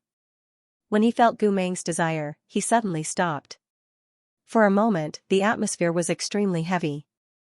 Even if Gu Meng was thick-skinned, he couldn't help but feel ashamed and angry. Mo Shi lowered his head to look at Gu Meng's reaction. His eyes suddenly lit up. As if he had received some kind of confirmation, he forcefully pulled Gu Meng's chin over and stared at his eyes for a moment in the candlelight. Then, he suddenly kissed him. He was like a person who was extremely thirsty. He sucked on Gu Meng's lips almost violently and pried open his mouth. His tongue swirled inside. This kiss was really too intense. Between the lips and teeth of the two, there was the sound of Gu Meng panting and struggling. This sound made Mo Shi feel as if he had taken an aphrodisiac. He hugged Gu Meng's body that was trying to roll away and pulled him tightly into his arms. He pinched his face from the side and kissed him passionately. At the same time, he instinctively rubbed his lower body against Gu Meng's clothes. Mo Shi's voice was already hoarse. He kissed Gu Meng's lips until they were wet and red. They parted with wet lips and panted softly. His eyes were extremely dark. Senior brother said that he would accompany me tonight for the ceremony. Then accompany me. Gu Meng hated that he couldn't strangle his own mouth. He broke down and said, That's not what King meant. It's too late. Mo Shi got up and flipped him over. He pressed heavily on his body. His clothes were messily opened, revealing his jade-like delicate but firm chest. I gave you a chance to leave. You were the one who didn't want it.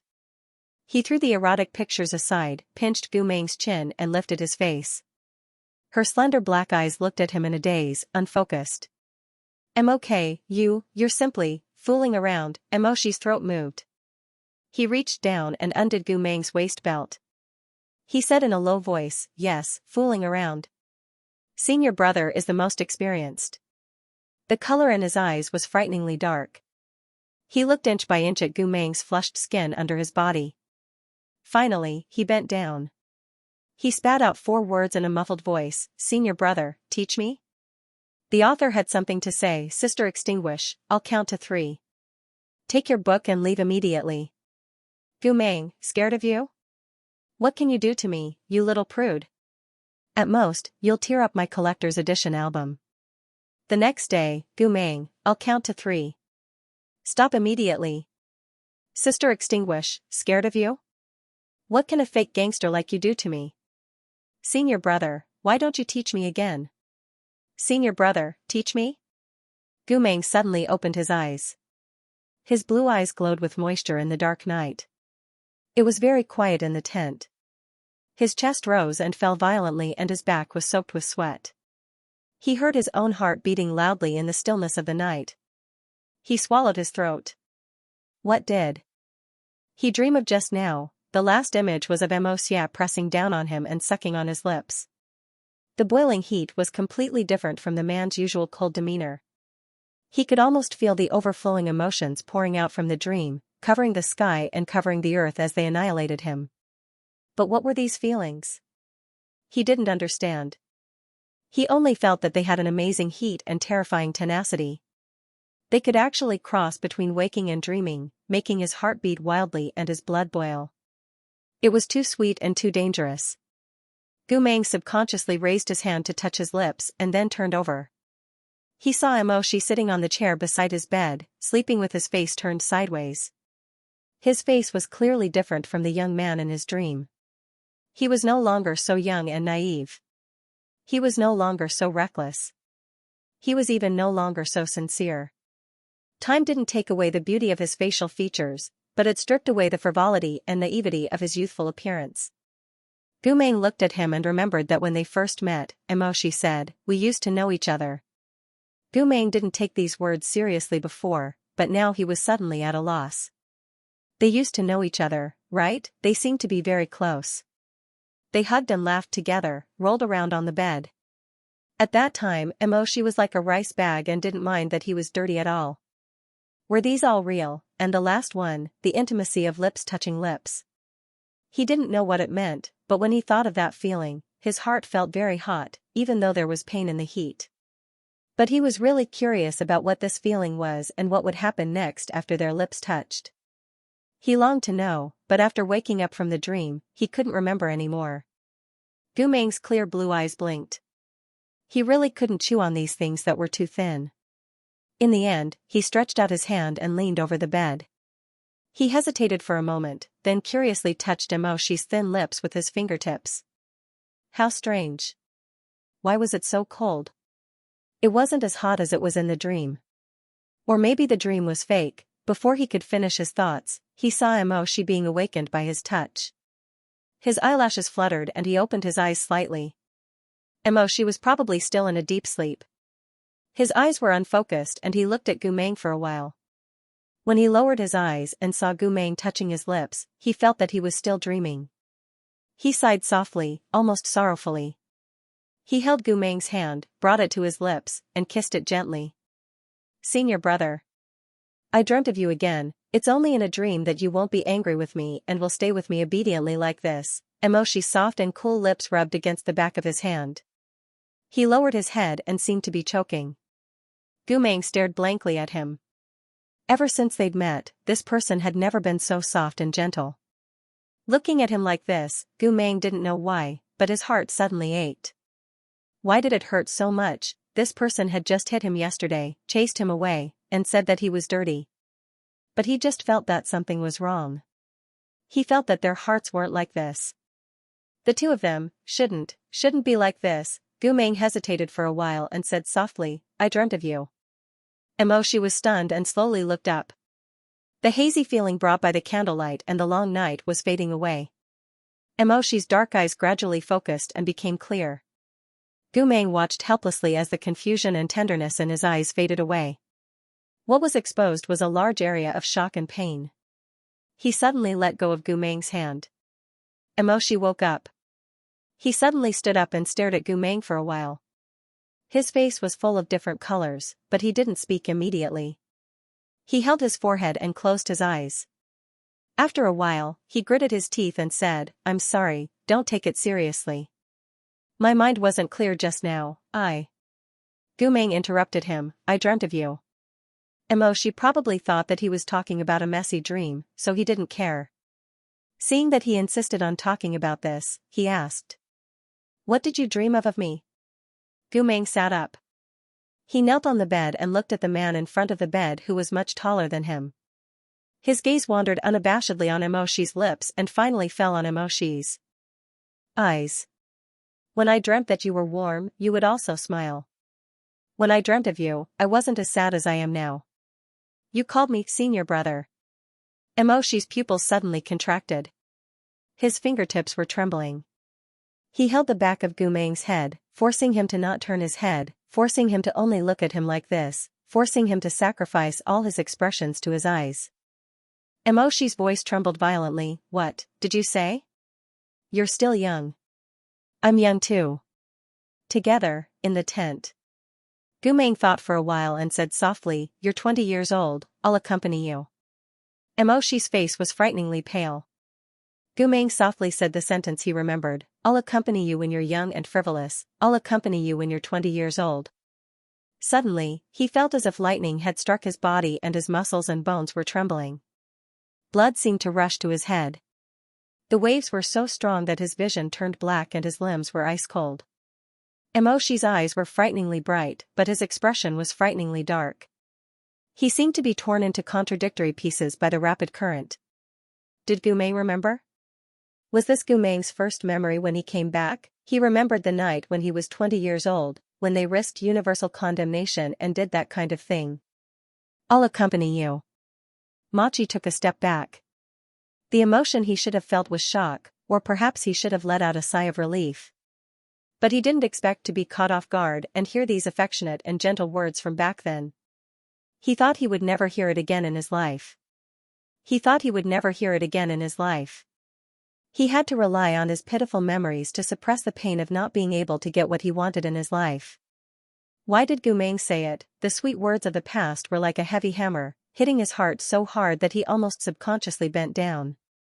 This indestructible man was defeated by these simple words to the point that he could no longer stand. He sat back in the chair and buried his face deep in his palms. He couldn't say a word. He had slapped Gu Meng before, and Gu Meng's words were enough to break his heart. Gu Meng looked at him. Gu Meng originally wanted to ask if it was really a dream. Or did he finally remember a little bit of the past?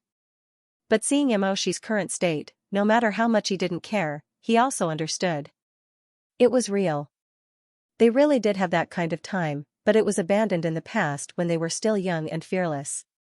That night, Emoshi left the tent in a hurry as if he was escaping. And for the next 2 days, Emoshi seemed to be deliberately avoiding him. In the past, his face was full of disdain, but now it seemed like he didn't know how to face him calmly. Gu Meng wanted to ask several times, but Emoshi didn't want to be alone with him. He always saw him and walked away. Emoshi really didn't know how to face Gu Meng. He didn't know how much Gu Meng remembered. Did he only remember the first half of the night when he was a teenager, or did he also remember the ridiculous things that happened after that? He wanted to ask, but he didn't dare to. Besides, what was the point of asking? Their relationship was already broken to this point, and there was no way to mend it. Why should he pick up the fragments of warmth and increase his own sadness? He was still wearing the valiant crown prince's ribbon on his head. How could he forget the blood feud between Gu Meng and Xianxia? They didn't speak along the way. On the 3rd day, they finally arrived at the abyss of summoning souls. It was an abyss with a fissure in the ground. One couldn't see where it started, nor could they see where it ended. There was a rapid current at the bottom of the abyss, flowing from the east to the west. When the army arrived, it was dawn. The rising sun pierced through the dark night, solemnly rising from the horizon. The dazzling but not glaring golden light sprinkled over the land of Jiuzhou. Junsheng rode out of the emperor's army on a fine horse with golden wings. His stirrups were golden, and his long robe pierced the snow. After him, all the nobles and retainers dismounted one after another. The rising sun shone on the golden edges of their robes, making them look like heavenly royalty, majestic and imposing. The ceremonial master sang, "Hold a sacrificial lotus." Each noble's retainer presented a lantern, burning with whale oil, and handed it to their master. These lanterns represented the sacrifice of each noble family. The master of each family held them with both hands and followed Junsheng to the abyss of summoning souls. Morong Lian, Yujun Tian, Emoshi, these Chonghua nobles stepped forward one by one. Their robes were sapphire blue with a bat pattern, snow white with a hatchet pattern, pure black with a soaring snake pattern. Every master's ceremonial robe was extremely extravagant and solemn. Only one type of dark pattern embroidered on the back was enough to awe others. Moreover, these nobles who held supreme power were spread out in a row. Their wide robes and wide sleeves were fluttering in the wind. The golden edges of the sleeves shimmered with a magnificent light. They were imposing without being angry. The ceremonial master said, "Kneel." The retainers knelt behind them like a tide, forming a golden wave of different colors. "Drop the lantern." Emoshi and the others placed the lanterns at the edge of the abyss. There was a light feather incantation on the lanterns. Under the bright light of the lanterns, they fell very slowly, slowly sinking into the abyss. The sky shone through, the world was glorious. The masters of the noble families also knelt on one knee in succession. Danua's voice of worship reverberated in this vast and empty world. In the past, there was a son who passed away with a sword. His blood sank into the sand and his bones were difficult to return. This skeleton is still as beautiful as jade. This body was laughing last night. Junyi's heart, I will pass on Junyi's noble spirit. On the day when the heroic souls return to their homeland, there is no place in the world that is not green. The voice of the sacrificial song reverberated. Countless sparkling and translucent light spots floated up from the abyss of summoning souls. Those were the rumored remnants of the deceased's consciousness that overflowed into the world. Under the worship of old friends, they flew towards the boundless golden light. Gu Meng looked at this scene, listened to the continuous chanting, and watched the named lanterns sink. The souls of the Yu clan, the Mo clan, the Morong clan, they were all remembered by people. They were repeatedly recalled in the soul summoning songs and were engraved in their hearts. But what was stuck in his heart seemed to be some other unsightly names. He could not remember, but at this moment, they washed his heart like a tide. Those names, most of them were not nice. They were very simple. Some were even just a surname with a number. From the names, there was a sense of inferiority. There were so many of them, and they lingered in his ears sorrowfully.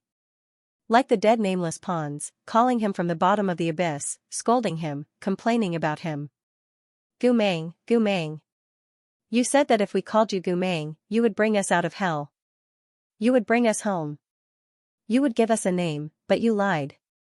Even you don't remember what we are called, even you don't remember who we are. The broken limbs have rotted, the green blood has dried. Nothing is left. Is there a soul lantern that belongs to the nameless martyrs?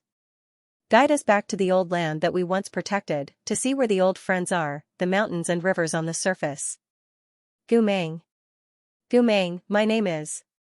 My name is. There was a buzzing sound in his ears, and his eyes were almost red. Gu Meng could not breathe. In a daze, he saw countless dead people crawling out of the abyss. Those blurry faces were surging towards him. Gu Meng? The last thing he remembered was the captain of the guards beside him exclaiming in a low voice. He wanted to respond, but his throat was so blocked that he could not make a sound. It was all those names that he could not remember that were choking him, demanding his life. In a daze, he really did hear a deafening roar. It was his own voice, piercing through the air from the thick smoke of war. Go. Those who are not dead, get up. Call me Gu Meng.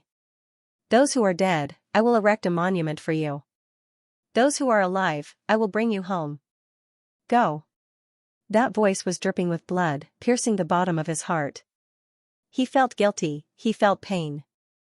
He had the sorrow and unwillingness of not being able to fulfill his promise. Gu Meng raised his hand and held his forehead in pain. There was a buzzing sound in his ears, and then he fell down with a splitting headache, falling into the dust. This time, Gu Meng was unconscious for 5 or 6 days before he woke up. During these 5 or 6 days, he vaguely felt that he was lying in the horse carriage. The sunlight shone through the light green curtains and Emoshi was guarding beside him tiredly. Then, he recalled some scattered memories. Some of them were related to Emoshi, while others were blurry faces from the army. He laughed and joked around. Wine cups clinked together and wine splashed everywhere.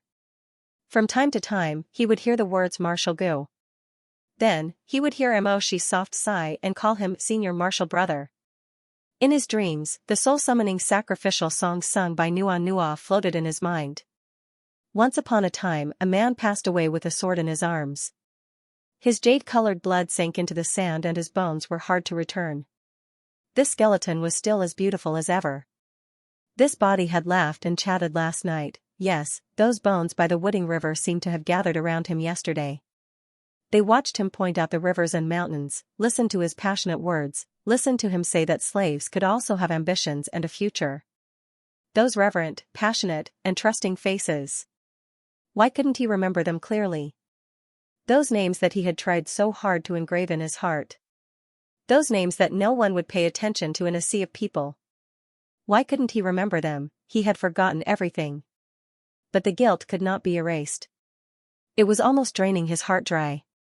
Junyi's loyal heart, Junyi's noble spirit, Junyi's heroic spirit, Junyi's heroic spirit. The day when the heroic spirit returns to its homeland, he did not dare to continue listening. The day when the heroic spirit returns to its homeland. But he himself could not come back. His brothers could not come back. They were all nameless wandering ghosts. Their heads were cut off and they could not find their way home. His chest hurt so badly that he could not breathe. Those brothers that he had tried so hard to remember were squeezed into his chest. His heart was about to be torn apart and he was about to be driven crazy by them.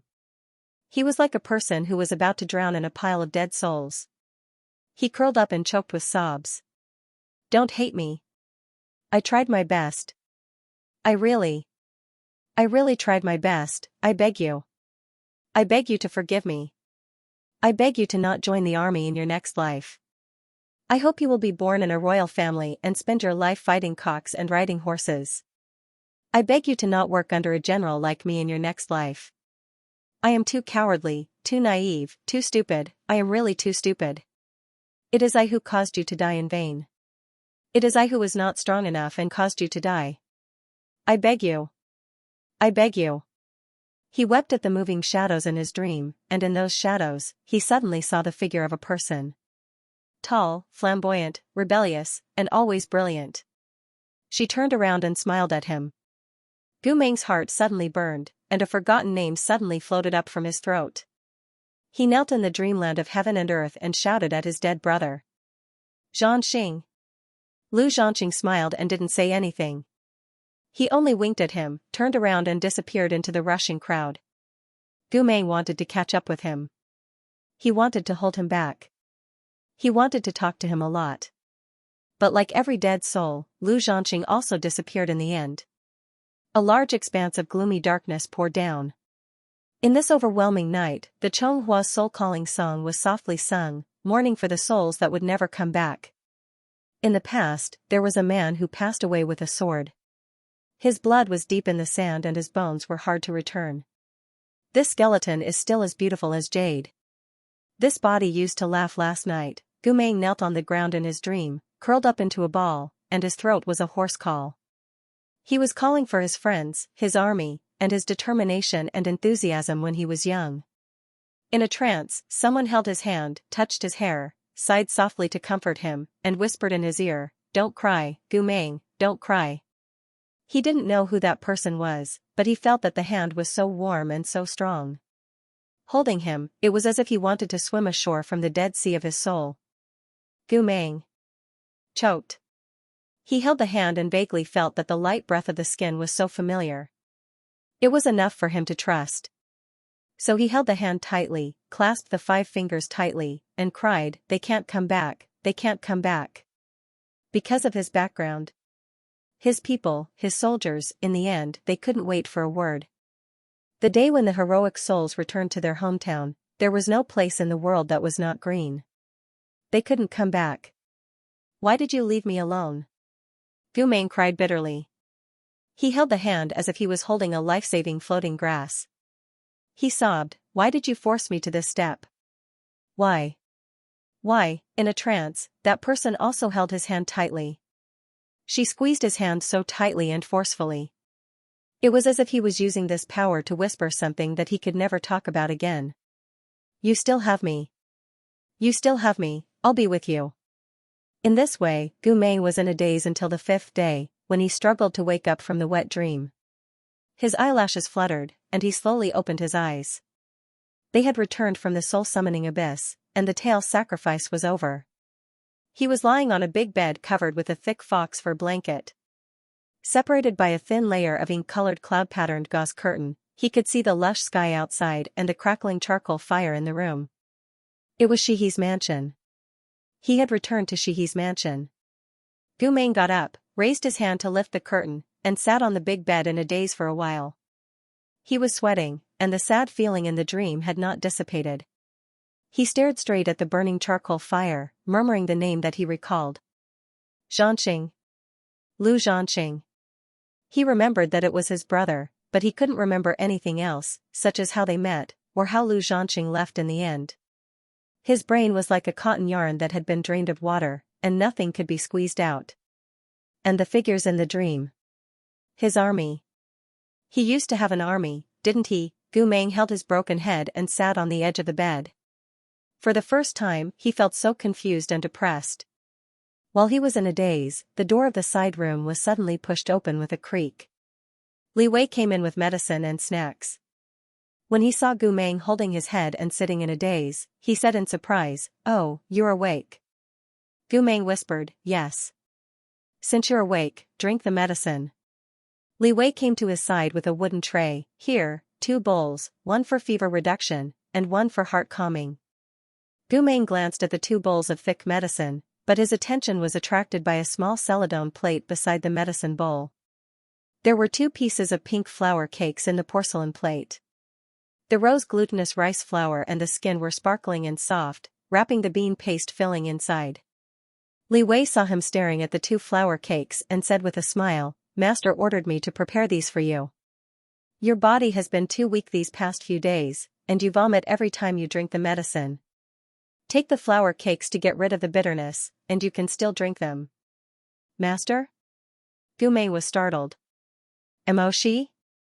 Li Wei's smile disappeared, and he stared at him, impudent. "How dare you say Master's name?" Then he said, "Come, take the medicine." Gu Meng didn't have much energy to bargain with him, and his dream hadn't dissipated. His heart was in a mess, so he obediently took the medicine. One bowl was extremely bitter, and the other bowl was extremely spicy. He pinched his nose and drank them all.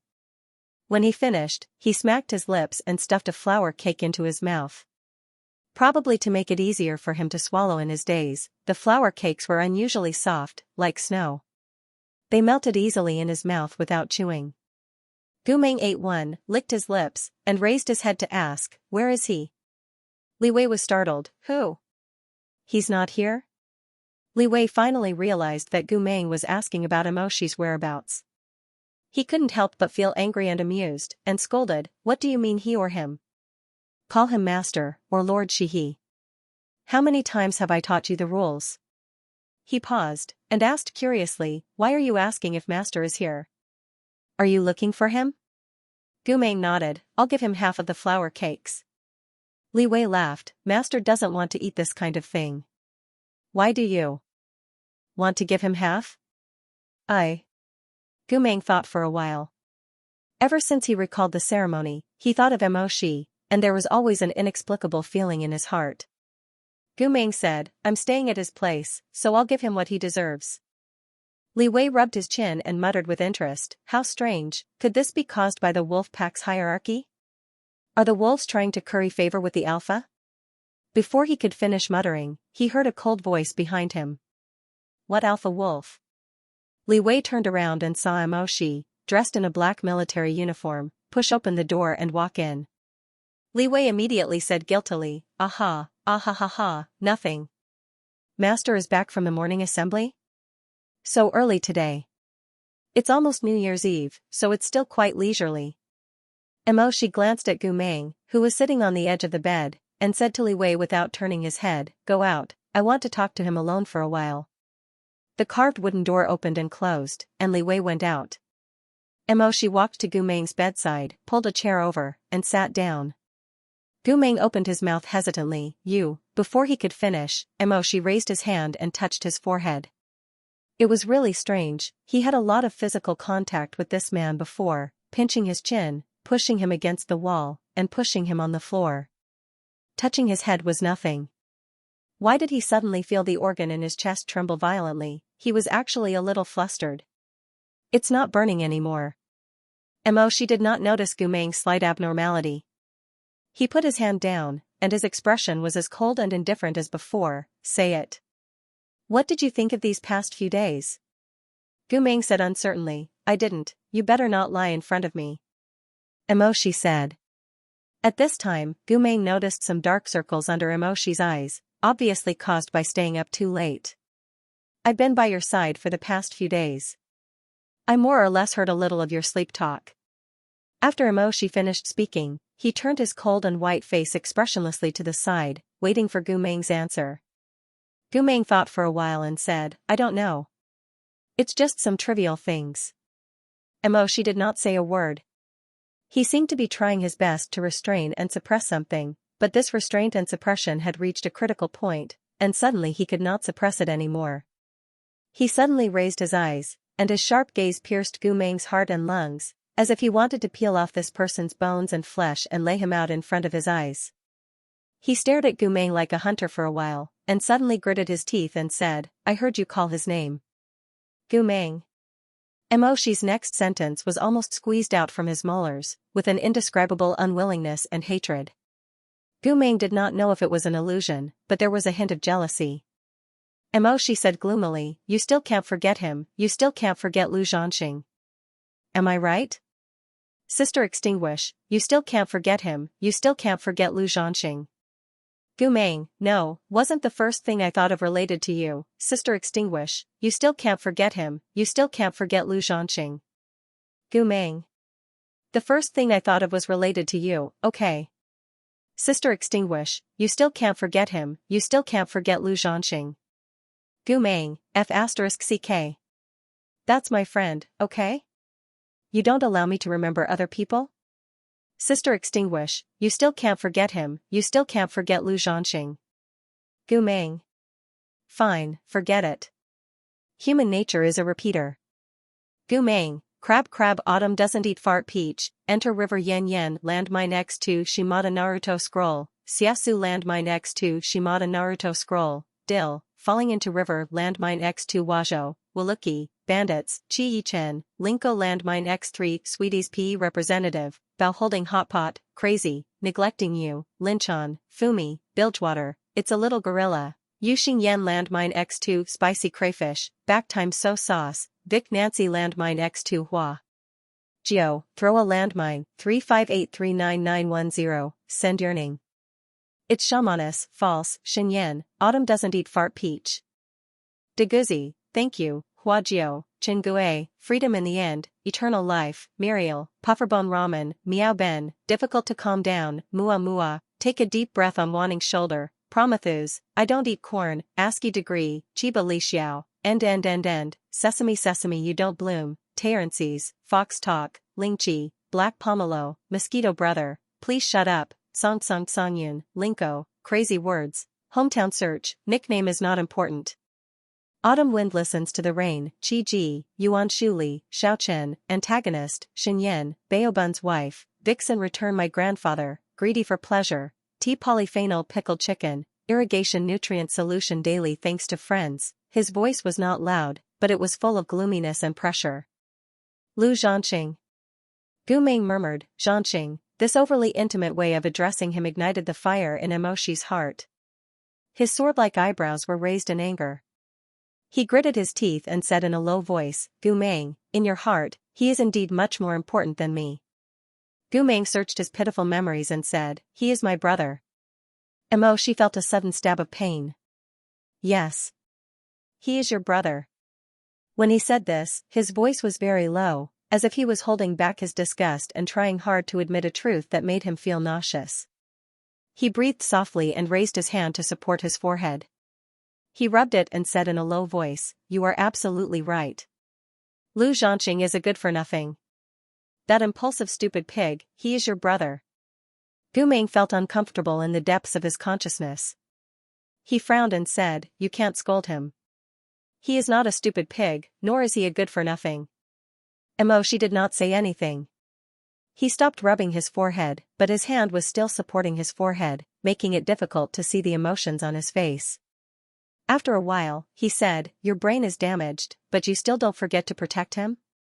He did not know why, although he did not speak loudly and did not have any twisted or angry expression. Gu Meng heard his voice and felt a chill run down his spine.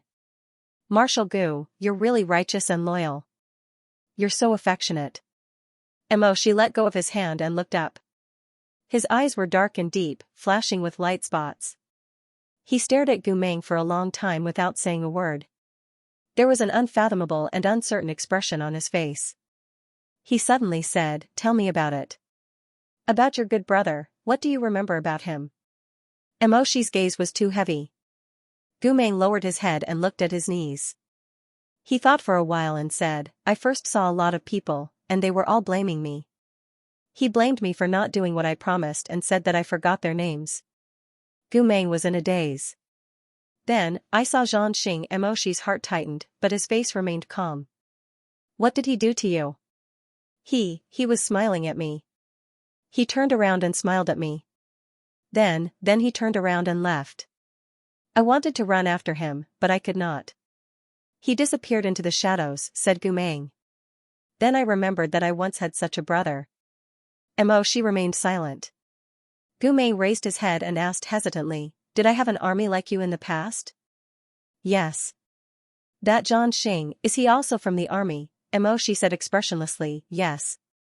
He is your vice-marshal. Gu Meng's eyes flashed with desire. Where is he? Is he also Chonghua?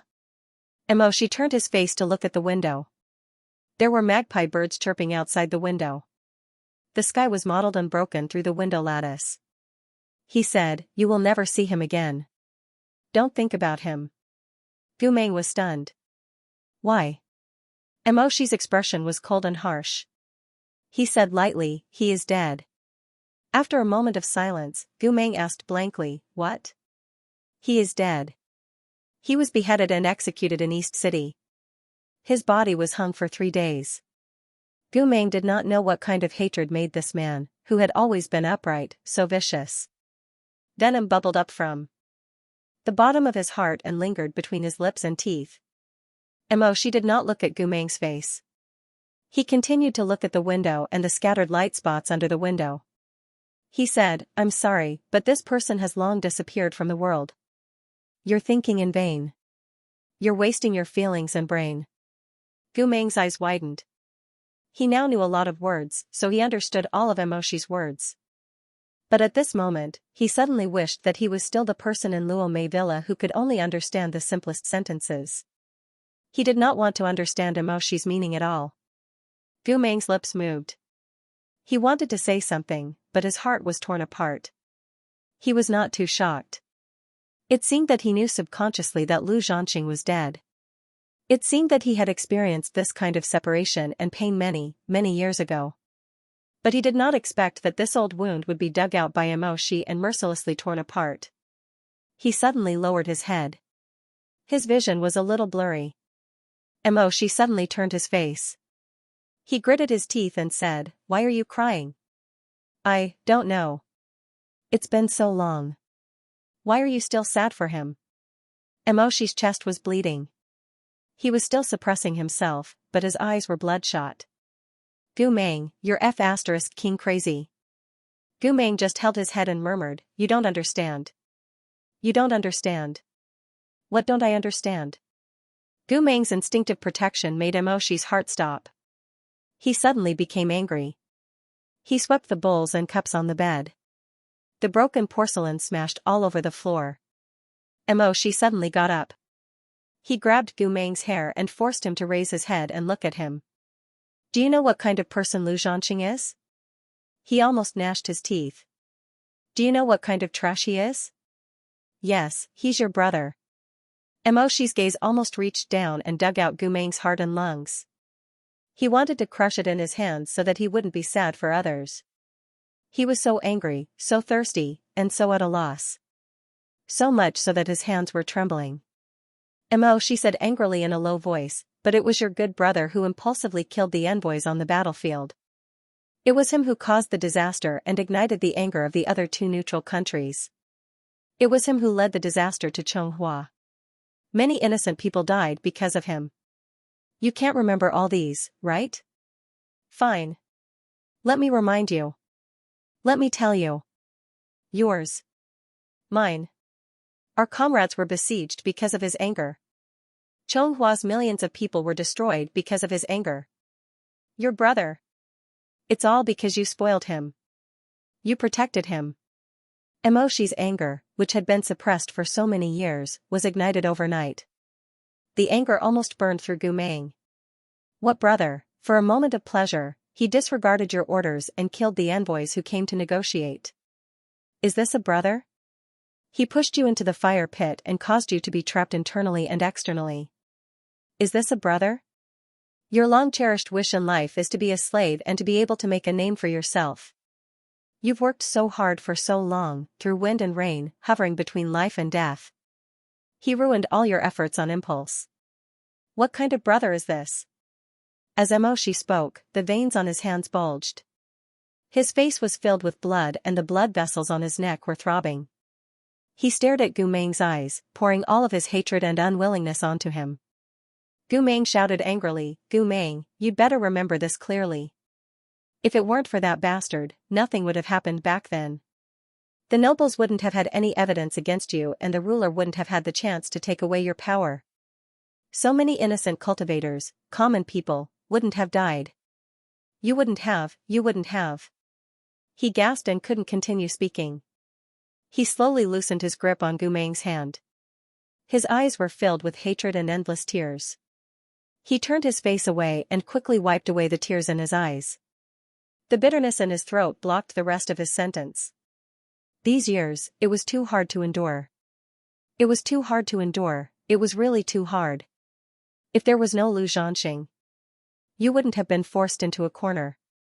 You wouldn't have surrendered to the enemy of Liao country and sacrificed yourself to the devil path.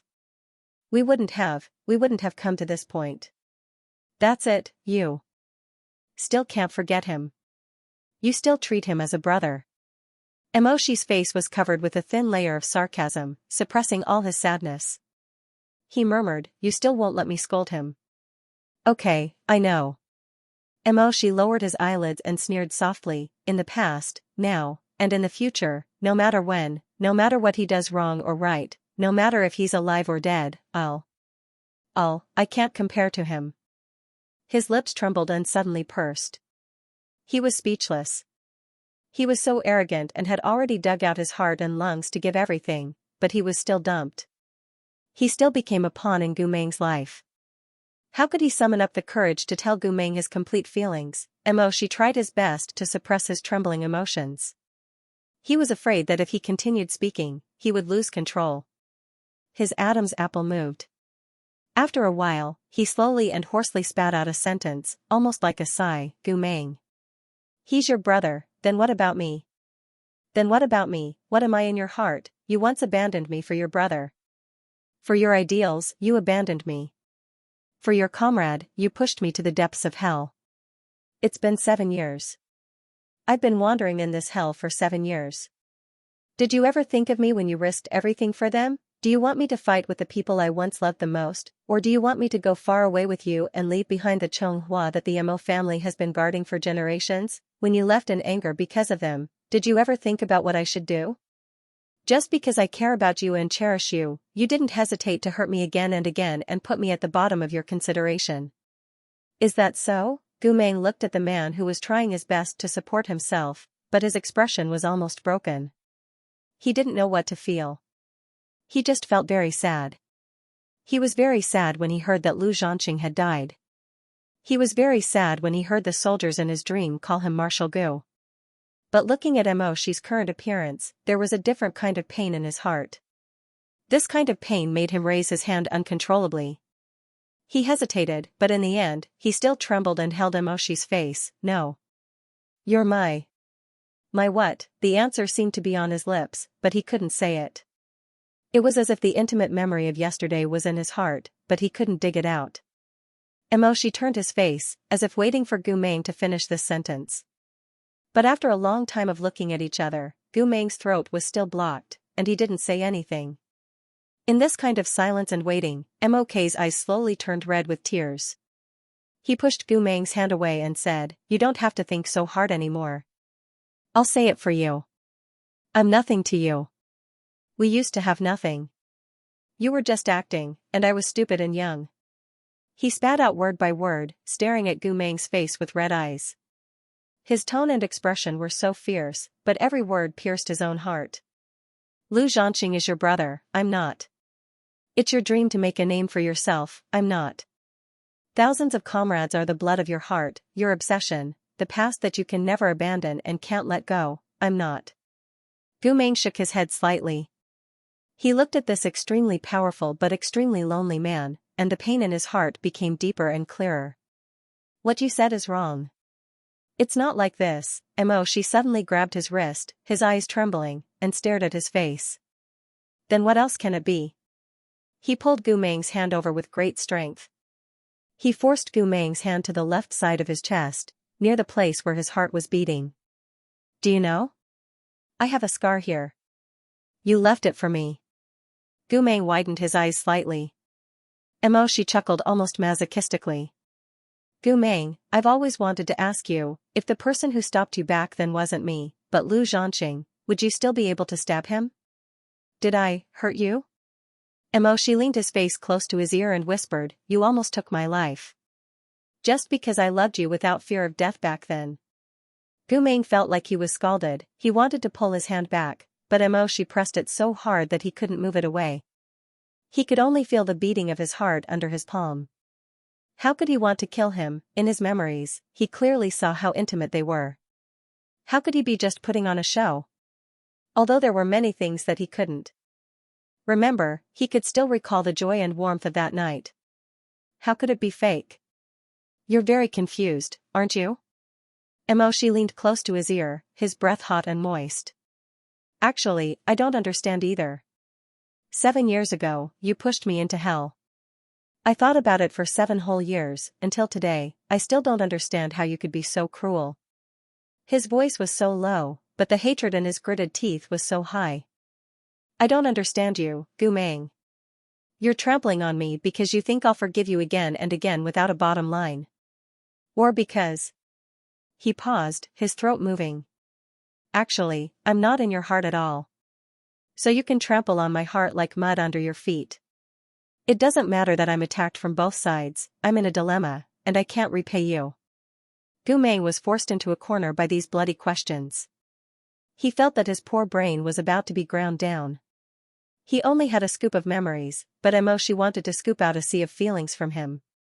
I don't know. He murmured. I really don't know, you know, the answer is buried in your heart. Mo Shi said in a low voice. I'll keep you until the day you remember. I'll make you kneel in front of me and give me an answer, an apology. After he finished speaking, Xiao Chang's cold and white hand loosened his grip on Gu Meng's hair. He then patted Gu Meng's back threateningly. My patience is actually not much better than that of a Murong Lian. So. He slowly pulled away from Gu Meng. Eternal Night stared at Gu Meng's face and tapped Gu Meng's forehead with his fingertips. He said in a low voice, Senior, don't make me wait for you for too long. The author has something to say. The tragedy competition, Gu Meng. Hello everyone, my name is Gu Meng. I'm a man who goes to jail the moment I appear. Murong Lian. Hello everyone, my name is Murong Lian. I'm a man who goes to jail the moment I appear. Princess Xianxia, hello everyone, my name is Mo Shi. I'm a man whose wife runs away the moment I appear. Xianxia, hello everyone, my name is Xianxia. I'm a man whose wife dies the moment I appear. Lu Zhanqing, hello everyone, my name is Lu Zhanqing. I'm a man who dies before I appear. Everyone. Brother Lu, you're still the most pitiful. Brother Lu is in the bag. Brother Lu wins. Brother Lu wins. Lu Zhanqing, but winning the competition doesn't make me feel happy at all. After that day, Gu Meng had a new understanding of Mo Shi. Mo Shi always exuded a cold and powerful aura, and he was always calm in the face of major events. But as they interacted more and more, Gu Meng recalled more and more of the past. He vaguely felt that this was not the case. Mo Shi had been suppressing a lot of emotions. These emotions were all under his control, but he could not get rid of them. As a result, Mo Shi's temper was always very anxious. When he stood alone under the veranda and looked at the snow in a daze, the look in his eyes was frighteningly complicated. Not to mention the way his tone changed from time to time when he spoke to Gu Meng. The contradiction between the front and the back was simply like a terminally ill madman who was about to be tortured to death by his own heart, but still wore a cold mask. Gu Meng always had a feeling that the face hidden behind this mask was actually very fragile. Because of this intuition, he could not even bear to hate Mo Shi for hitting him and despising him before. He seemed to have an indelible habit in his bones. This habit allowed him to easily catch the subtle pain between Mo Shi's eyebrows. This habit made him instinctively want to protect him. It was really strange. Mo Shi was clearly a man who was so strong that it was unimaginable that he would fail. He was taller than him, stronger than him, nobler than him, and smarter than him. How arrogant was he to have such an overconfident desire to protect him? Because of these complicated thoughts, Gu Meng, who had recovered a little bit of his memory, seemed to feel much worse than the heartless Gu Meng before. He often sat on the pile of firewood and stared at his palms in a daze. Every day and every night, he would think about the little bit of past he had recovered. He thought about what Mo Shi had said to him over and over again, repeating it over and over again. Mo Shi had warned him not to tell anyone about the Night of the Weak Crown, so he did not say anything.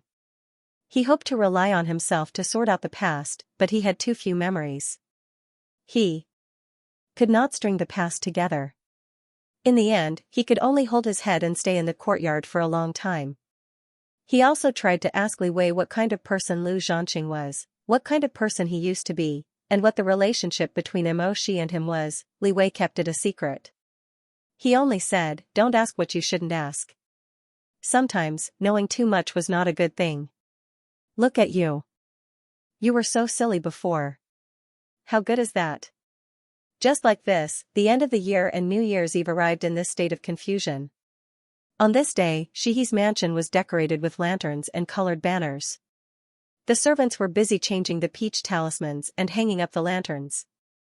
The steam in the kitchen hadn't stopped from morning till night. Gu Meng was also busy. He chopped the stuffing, made dumplings, and fried spring rolls with them. It was lively for half a day and he was very busy. Gu Meng, who was entangled in his own memories, showed his initial naivety in this world. He squatted by the fire pit and stuffed rice stalks into it. Then, he waved a small fan and fanned inside. The sight of the rice stalks burning in the stove made his eyes shine. In order to see it a few more times, he added firewood many times. However, it was not necessary. The kitchen maid turned around and shouted in fright, 790. What are you doing? 790 was the slave number hanging around Gu Meng's neck. These servants were not used to calling him by his former name, so they called him 790. Gu Meng poked his head out from the stove. His face was covered in ashes and he sneezed like a cat. Because of his careless addition of firewood, the cook's pot of spring rolls was ruined. The woman with a big waist angrily dragged him to Li Wei and said, "Butler Li, can you change the place for him? If he stays by the stove, we can only eat a few large plates of charred coal for our New Year's Eve dinner tonight." When this woman was angry, she was like a tiger. Butler Li immediately cowered. After comforting her for a long time, he led Gu Meng, whose face was covered in ashes, to the backyard.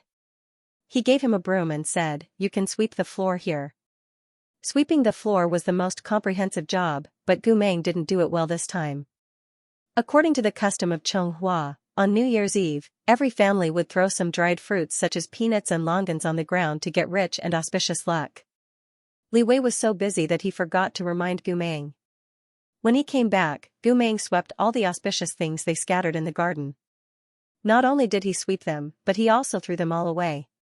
Li Wei's face turned green. He thought to himself, this is an ominous sign. He was afraid that Gu Meng would get into trouble again because he didn't know the rules, so he simply gave him a copy of the 3-character classic. He bought it on the street to teach Gu Meng how to read.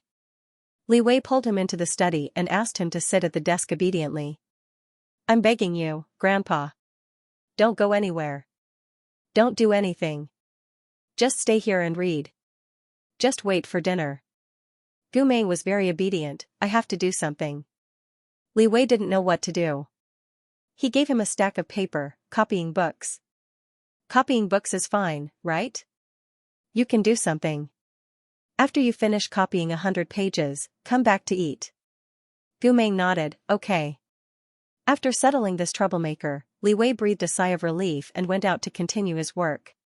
Tonight's dishes were sumptuous, and all of them were for the servants to enjoy. Lord Shihi was going to the palace for the New Year's banquet tonight, so he wouldn't be with them. When the tiger was absent, the monkey would be the king. Li Wei was naturally very happy. Just as he was humming a tune, he bumped into the man in the black robe around the corner. Li Wei was like a duck that was being strangled. He squashed the tune in his throat and quickly put on a flattering smile. "My lord, are you ready to go out? It's almost time. We should go to the palace." She didn't stop walking. As he walked, he adjusted the folds of his sleeves. "Prepare the carriage." "Oh, okay," Li Wei responded. As he was about to leave, he was stopped by Shi. "Wait. My lord, do you have any other orders? Call Gu Meng over and let him come with me." When Li Wei heard this, he was slightly startled at first, then he was overjoyed. He was slightly startled because although every noble family would bring 1 or 2 personal guards, he didn't expect Shi to be willing to bring Gu Meng over. He was overjoyed because Gu Meng ate a lot. If he stayed in the manor, he would fight with them for food. If he took him away, they would save one mouth. However, such selfish thoughts were one thing. After all, Steward Li was a competent steward. He didn't forget to loyally ask, "My lord, it's the new year. If you bring such a traitor over, won't the other families be unhappy?" Shi's eyebrows were faintly dark. "My lord asked me to bring him over yesterday to see how he is being disciplined. Otherwise, do you think I'm willing?" Oh, I see." Shi frowned and said, "Where is he?" "Tell him to come see me in the main hall when he's dressed and come with me to the palace." Li Wei hurriedly replied, "Yes." Thus, before Gu Meng could copy more than a few sentences, he was dragged away by Li Wei to comb his hair and change his clothes. Then, he was stuffed into Lord Shihi's carriage. Steward Li's movements were smooth and nimble. "Too happy. My lord and good for nothing are both sent away." Li Wei's heart was bursting with brilliant fireworks, but his face was respectful. He calmly said to the departing carriage, "Farewell, my lord." "That's great. Everyone can enjoy the New Year's Eve dinner to their heart's content." Chonghua's New Year's Eve dinner didn't have many rules.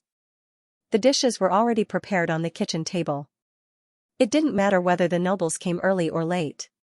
When Shi arrived, there weren't many people in the main hall, but the palace servants had already decorated the throne room to be extremely magnificent.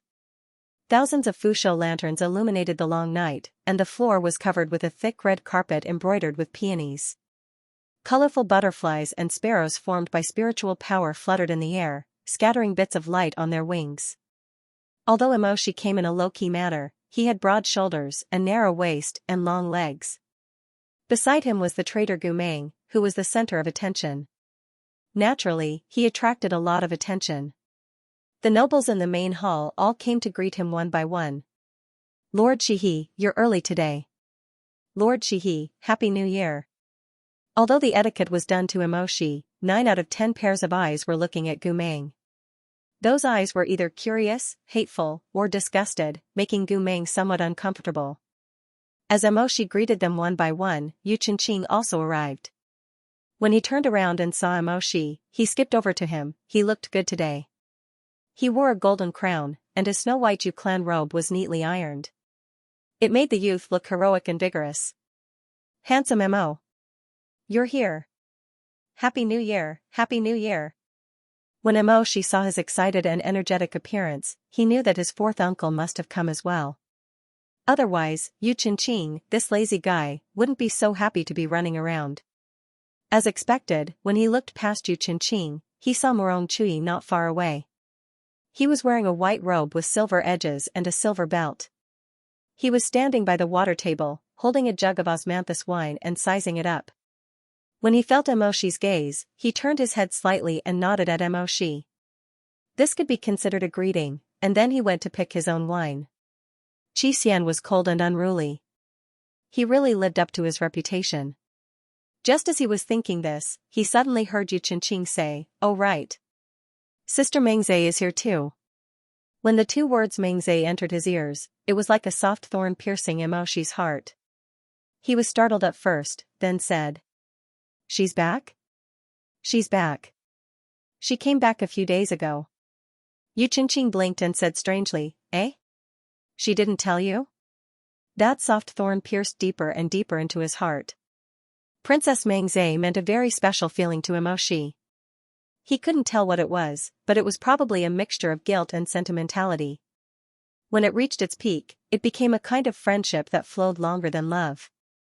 There were two people in this world. As long as they said a word, Emoshi would give up his life. One was his senior brother Gu. The other was Morong Mengzai. Senior brother Gu was the person he loved deeply, but in the end, he let him down. And Morong Mengzai was the person who loved him deeply, but he let her down. Now that Emoshi no longer had senior brother Gu, he only had one weakness left, eldest Princess Mengzai. Mengzai had liked Emoshi since a long time ago, but at that time, Emoshi was young and frivolous. He didn't understand her feelings and rejected her very straightforwardly. His words were hard and he didn't give her any face at all. He didn't give her any warmth at all. Fortunately, Mengzai was a well-educated woman. She was very strong and when she was hurt, she didn't complain or pester him. She only retreated to a corner where she wouldn't disturb him and silently treated him well for 10 years. Emoshi's personality was cold, but his heart wasn't made of iron. He had seen all the feelings she had for him over the years. In the past, when she was in good health, she wanted to go to the battlefield with him even though she was a golden branch and jade leaf. She wasn't willing to say that it was because she couldn't let go of him. She only said that she wanted to gain experience. She treated his injuries and applied medicine for him. Under the dim light, she always wanted to say a few warm words. At that time, Emoshi only gave her a cold face. She saw it in her heart and didn't say anything else. Morong Mengzai was too patient and restrained. At that time, she even gave Emoshi an illusion that she didn't like him anymore. It was as if her love was very shallow and after being rejected a few times, it would disappear. But that year, he was seriously injured by Gu Meng. Gu Meng stabbed a bloody hole in his heart. His spirit core collapsed. It was Morong Mengzai who led the medicine cultivators to attack. It was that girl, who he thought liked him very shallow, who grabbed his hand tightly and brought him back from the brink of death. He used to think that he and Gu Meng loved each other deeply, while Morong Mengzai's love was very shallow. But that wasn't the case. He gave everything to Gu Meng, but in exchange, Gu Meng didn't turn back. She didn't want anything. She gave all the power of her spirit core to him, only hoping that he could live. Back then, in order to save him, she had suffered a heavy injury. In order to keep his heart from stopping and his spirit core from shattering, she had actually used her entire life's strength in exchange. From then on, she no longer had a healthy body. She couldn't cast any powerful spells anymore. She once said with a smile that she wanted to, as a girl, fight all over the 9 states and sweep the world. Such a dream would never come true again. There are still many beautiful things in this world and people to be happy about. You'll meet them one day. That year, after Emoshi woke up and found out that Mengzai used her own spirit core to protect his, he went to her sickbed. At that time, he really broke down. He was betrayed by the person he loved deeply, and he failed to live up to her deep feelings. He really didn't know what to do. He didn't know why Gu Meng could be so ruthless, and why Meng Zhe could be so deep in love. He asked Meng Zhe why she was so foolish by her bedside. Her lips were pale, but she still smiled. Don't be so impulsive that you don't cherish your life. I don't ask you to like me. She raised her hand and tapped Emoshi's chest. I only ask that the next time you're impulsive, you can think about my heart. That's enough. She really did as she said. From then on, she never mentioned that she gave Emoshi her spirit core. You don't have to force yourself out of gratitude and guilt. I know you still don't love me. I can see your eyes. So after she recovered from her illness, she was still like before, hiding in an inconspicuous place, quietly taking care of him in her own way, and following him. Even though everyone in Chonghua felt that Emoshi should be tactful and marry her, Meng Zhe himself was always clear-headed. She never disturbed his already troubled heart. But the more she tolerated, the more he felt sorry for her. Although she did not become the person he loved, nor did she marry him as his wife, in these 10 years of loving devotion, she became the only girl in the world that Lord Shi had cherished, the only girl he pitied. She was special after all. Yu Qingqing saw that he seemed to be disappointed and asked, Lord Shihe, what's wrong? Emoshi came back to his senses. Nothing. Where is she? She went to the Feiyao Pavilion. She said the lanterns on the stage were beautiful, so she's looking at the lanterns over there. Emoshi frowned. It's such a cold day. She's a person with weak spiritual power. Why? He didn't stay in the hall any longer. He went straight to the Feiyao Pavilion and said, I'll go see her. The author had something to say, Princess Meng Zhe, I think I can still be saved. I want to go to the romance group to get the female lead script. Song Chotong, hee, sister, I'm here from the production team next door. Listen to me, other than Supreme Female, no one else can get the female lead script. You'd better come with me and be the female cannon fodder. Princess Meng Zhe, I'm a noble lady. How can I be associated with a despicable person like you, Song Chotong? Sister, are you kidding me? I'm the empress in the production team next door. In terms of seniority, you're lower than me, okay? Lanterns hung on the Feiyao Pavilion in picturesque disorder. They were made of bamboo and paper, like a river of stars flowing in the long night. Fine snow rustled and fell in the brilliant light of the lanterns, covering the vermilion carved railings in a thin layer. 2 women stood in the light of the lanterns. One was wearing a red dress embroidered with butterflies. She was smiling sweetly and saying something. The other was wearing a light yellow dress embroidered with plum blossoms and bamboo. She was standing by the vermilion railings, looking up at a light fish-shaped lantern. Although he had lost his memory, Gu Meng could almost immediately recognize that the latter was the Murong Meng Zhe. Just now in the main hall, he felt that Emoshi's expression was not right. He had known Emoshi for so long, but he had never seen him so attentive to anyone. At that time, Gu Meng thought that this legendary Princess Meng Zhe should be an extremely beautiful woman. But now, seeing her in the light of the flying snow, he felt that using the word beautiful to describe this person seemed to be too shallow. The Murong Meng Zhe's figure was not outstanding, but she was tall and elegant, with a sense of spring and snow. The lanterns shone on her delicate and white face, emitting a jade-like luster. Not to mention her white jade-like neck, which stretched out from her collar like a flower stalk. Her slender neck made her look even more elegant. Meng Zhe. The Murong Meng Zhe turned around and was startled. Then, she smiled and said, Ah, brother Mo, long time no see. The woman in red beside her was her personal maid, Yunyang. Yunyang also curtsied to Emoshi and said with a smile, Greetings to Lord Shihe. Long live Lord Shihe. Emoshi walked towards Meng Zhe. Why are you standing here? Aren't you cold? I just recovered from the hot spring palace. Such beautiful lanterns only come once a year. Meng Zhe said with a smile. It's okay. Since she had said so, Emoshi didn't know how to persuade her. But at this moment, a hand suddenly reached up and touched her ear. Let's go back. It's cold outside. After all, Meng Zhe's body was priceless. No one dared to offend her like this. She subconsciously took a step back. But when she saw who the person behind Mo Chime was, her expression changed. Marshal Gu, as a former Chonghua man who was best at winning the hearts of girls, Gu Meng still had some tenderness towards women in his bones. Therefore, even though he was vaguely unhappy that She was so close to this woman, he still said kindly, "It's snowing so heavily. Your ears are red from the cold." Morong Mengze was at a loss for words. Even though she already knew about Gu Meng's situation before she came back, she still couldn't accept being so close to this traitor. Yun Yang was a hot-tempered person. She couldn't stand being stung. She said angrily to Gu Meng, "You traitor, how dare you touch my master with your dirty hands? If it wasn't for you." "That's enough." Morong Mengze interrupted her softly, "Don't say any more." Yun Yang pursed her lips, "Princess, why are you always so good-tempered? I feel wronged for you." "What nonsense are you talking about?" Morong Mengze said softly but with some dignity, "Yun Yang, stop fooling around. Go inside and warm up." "Yes." Yun Yang reluctantly agreed. But before she left, she glared at Gu Meng fiercely.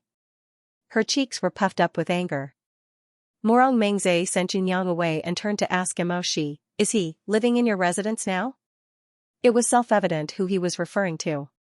Mok grunted in acknowledgement. Morong Mengze lowered her eyelids and sighed. "I don't want to say much. You are someone who has been injured. There are some things that you need to pay more attention to." "I know." Gu Meng didn't quite understand the meaning behind Mengze's words. He only felt that she should be a good person since she didn't let that fierce girl continue to abuse him. Coincidentally, a plum blossom fell from the side of the jade table and landed on Mengze's hair. So Gu Meng reached out to remove it for her, but before his hand could touch Mengze, it was grabbed by Shi. Gu Meng said, "There's a flower on her head." Shi interrupted him. Her voice was calm, "This is Princess Mengze. Salute." Mengze said, "Forget it. His divine sense is damaged. It doesn't matter if he salutes or not." Gu Meng didn't say anything. His blue eyes moved left and right. He looked at Mengze and then at Shi. Finally, he slowly lowered his head, "I just want to help." Shi paused and decided to end the conversation. So she said, "Go back to the main hall first. I have something to say to her." She chased her away and he chased him away. So he was the same as Yun Yang. They were both going to be sent away. Gu Meng looked at Shi and Mengze without saying anything. After a while, he silently turned around. He had always been gentle and tolerant to girls. He had been like this before he lost his memory. Now, he hadn't changed much. He always felt that they were weak, delicate, and beautiful. They deserved the best protection. He was a man. He should give them the best and be courteous to them. Therefore, he felt that Shi was right. Princess Mengze was a princess. She was a very outstanding female. She deserved to be respected and taken care of. And he was dirty. He was a slave. He really shouldn't have touched her. But for some reason, he felt very sad in his heart. When he returned to the main hall, he rubbed his fingers that had turned red from the cold and covered his ears. At this time, there were many guests in the main hall, but when he looked around, he didn't see any familiar faces. This situation made Gu Meng feel a strong sense of helplessness. It was like abandoning a dog in the wilderness. He instinctively turned back to look for Mo Quench, the only reliable person he could rely on. But the moment he turned back, he realized that it was Mo Quench who had sent him away. He had nowhere to go. So he could only stand by the door of the balcony and look at the two people in the lantern light. Under the lanterns, Shi lowered his head and spoke to Mengze. Mengze kept laughing. Sometimes she coughed. Later, Shi seemed to ask her something. Mengze covered her mouth and coughed. Then she shook her head. Gu Meng couldn't hear anything because they were too far away. But Shi's facial features were deep. He could see his expression clearly. Shi obviously sighed. Then he took off his military uniform and handed it to the Morong Mengze. He didn't personally put the clothes on Mengze, nor did he do anything else.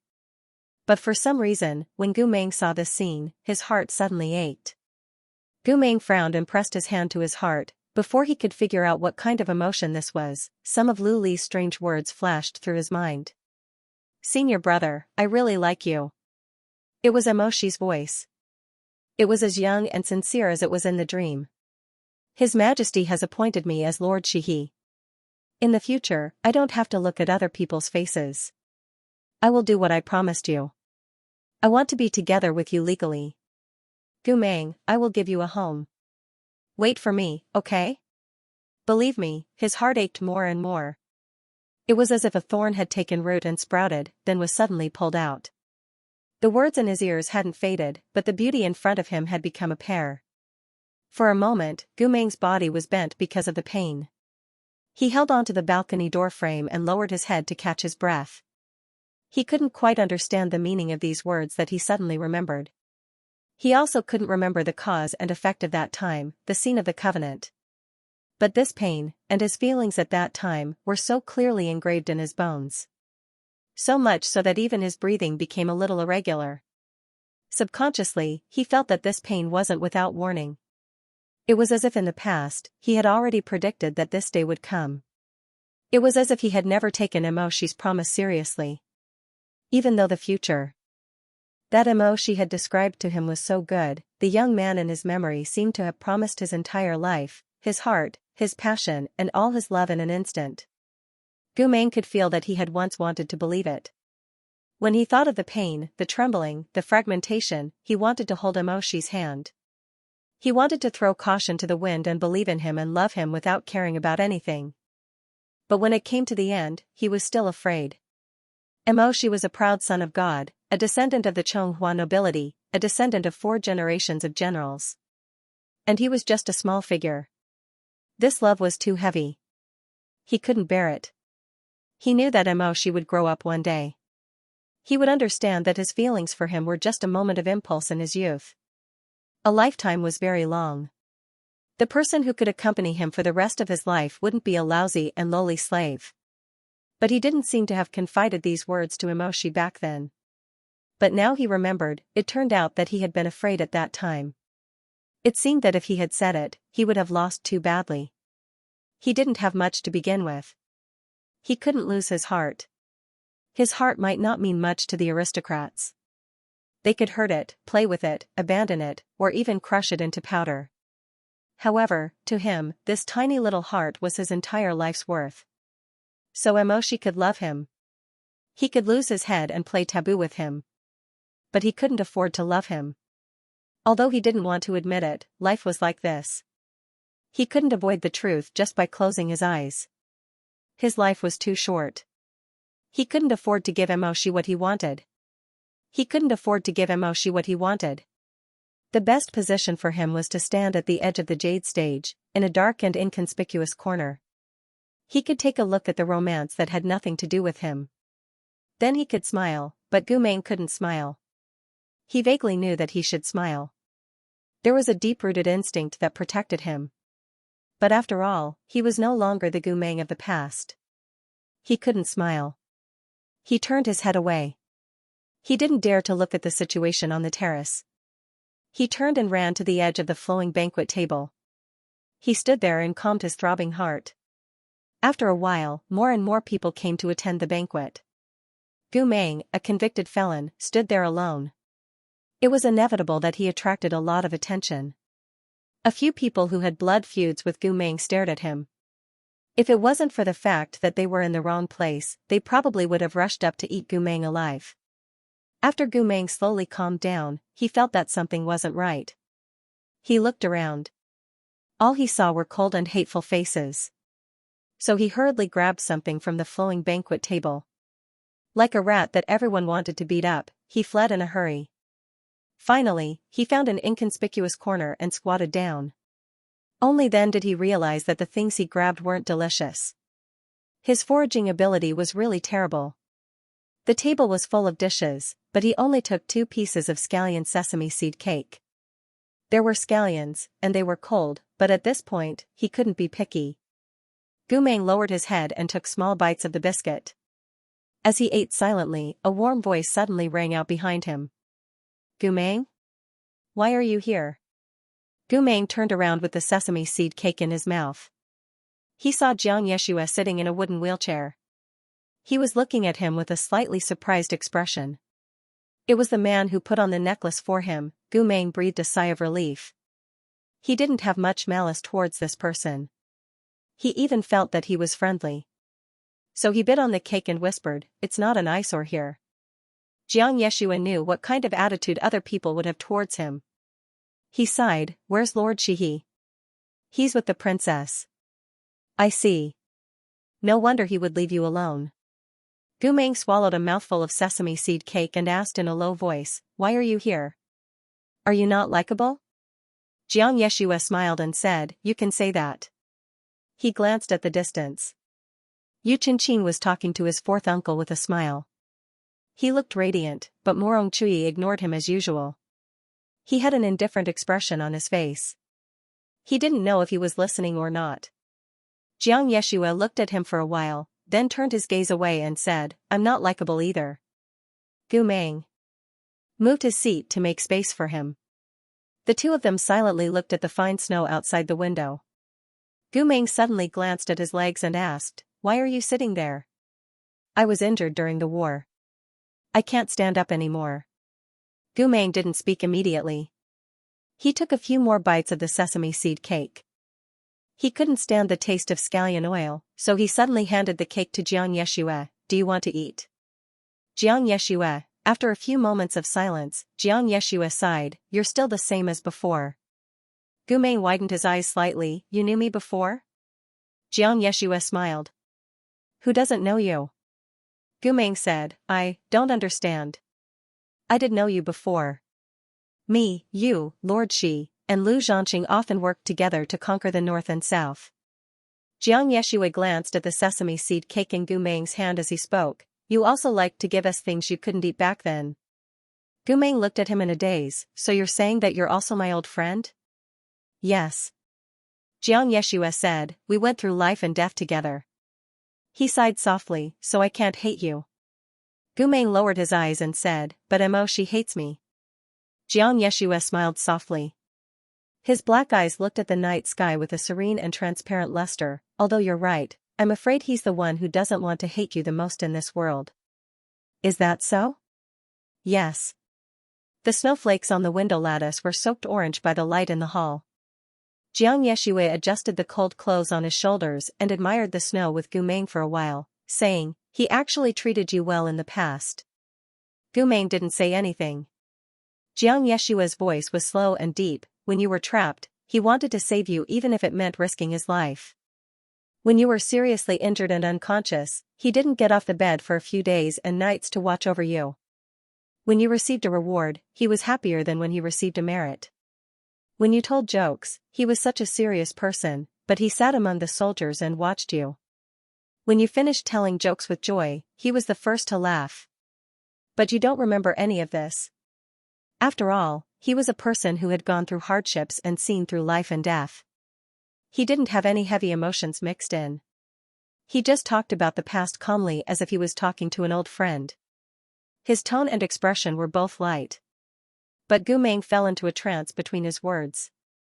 He seemed to catch some vague shadows, some fragments of the past. In a crowded and lively tavern, the atmosphere was warm, and the soldiers were noisy. He stood on a chair, laughing and chatting with the people below. His line of sight moved quickly. He couldn't remember the cheerful and noisy faces below. But when he looked up, he saw the young man sitting next to the wine cabinet. His back was straight, and his gaze was gentle. He stared at him intently across the lively crowd. That moment of heartbeat was awakened again at this moment. And those vows he just remembered. Although he didn't choose to believe them in the past, at least he could feel that she was sincere when he said them. "I really like you. I'll give you a home. Wait for me." Gu Meng closed his eyes. He didn't say anything for a while. Xianxia said, "If you didn't abandon him, hurt him, and touch his bottom line and reverse scale, he wouldn't hate you. He has been protecting you all this time. He was willing to shield you from the storm outside. But you stabbed him under his feet." Gu Meng's heart trembled. Was it like this? He remembered how she held his hand tightly, pressed it against his chest and whispered. Emoshi said, you almost took my life. People's hearts are made of flesh. He has protected you for too long. He has given everything he can. He is an aristocrat, one of the princes with the highest status in Xianxia. His ancestors have done meritorious deeds for generations, and his family's glory is untainted.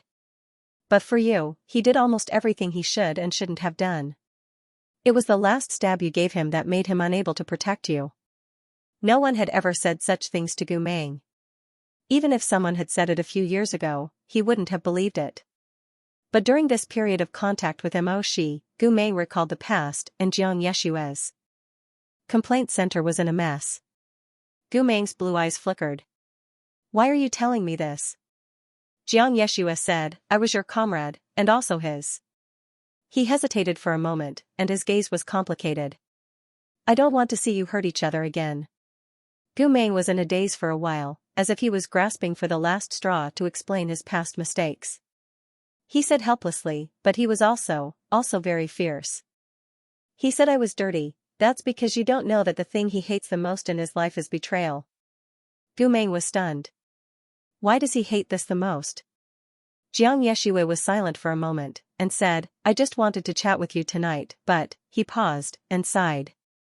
Forget it. I've already told you half of the story, so it's fine. Let me ask you, do you know how his father, Fu Lingjun, sacrificed himself? Gu Meng shook his head. It was because of a traitor. Xianxia said, and turned to look at him. Fu Lingjun fought against the Liao army, but unexpectedly, the deputy commander defected to the enemy and besieged the encampment. He was captured alive by the traitor in order to let the people evacuate.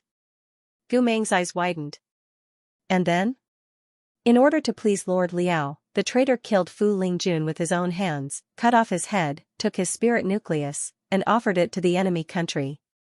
He was rewarded greatly for this, and then, like you, he was directly conferred the title of general. Every word was bloody and pierced the heart. Gu Meng's hands trembled slightly.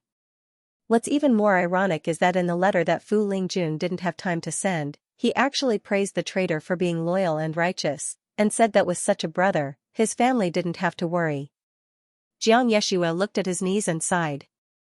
He also said, Chiyue has no clothes, and he shares the same robe with his son. Fu Lingjun gave his life to the traitor, but his brother didn't even leave a complete corpse for his family. When the coffin entered the city, Fu Lingjun's bones and blood were broken, and his limbs were separated. He died without a complete corpse. Xianxia turned to look at the pale Gu Meng. That year, Emoshi was only 7 years old. Gu Meng seemed to be choked by a stone, and couldn't say a word. Gu Meng, now do you know why Lord Shihi hates betrayal so much? Xianxia paused, and said. You did almost the same thing as his father's murderer. Gu Meng stared at him blankly, and only felt a chill in his bones. Ask yourself, think about it. Xianxia sighed softly. What kind of saint does he have to have no grudges against you? When Emoshi and Mengze returned from outside, the hall was already full of guests.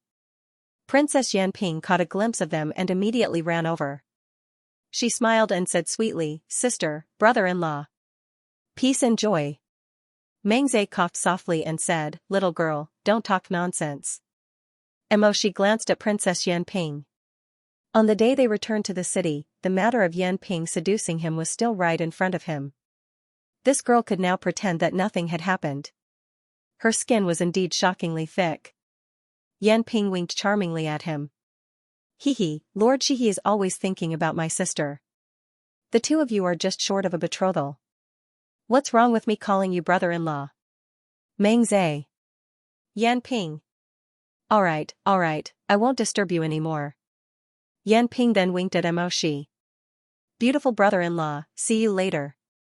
She disappeared with a wave of powder, leaving Emoshi and Mengze looking at each other awkwardly.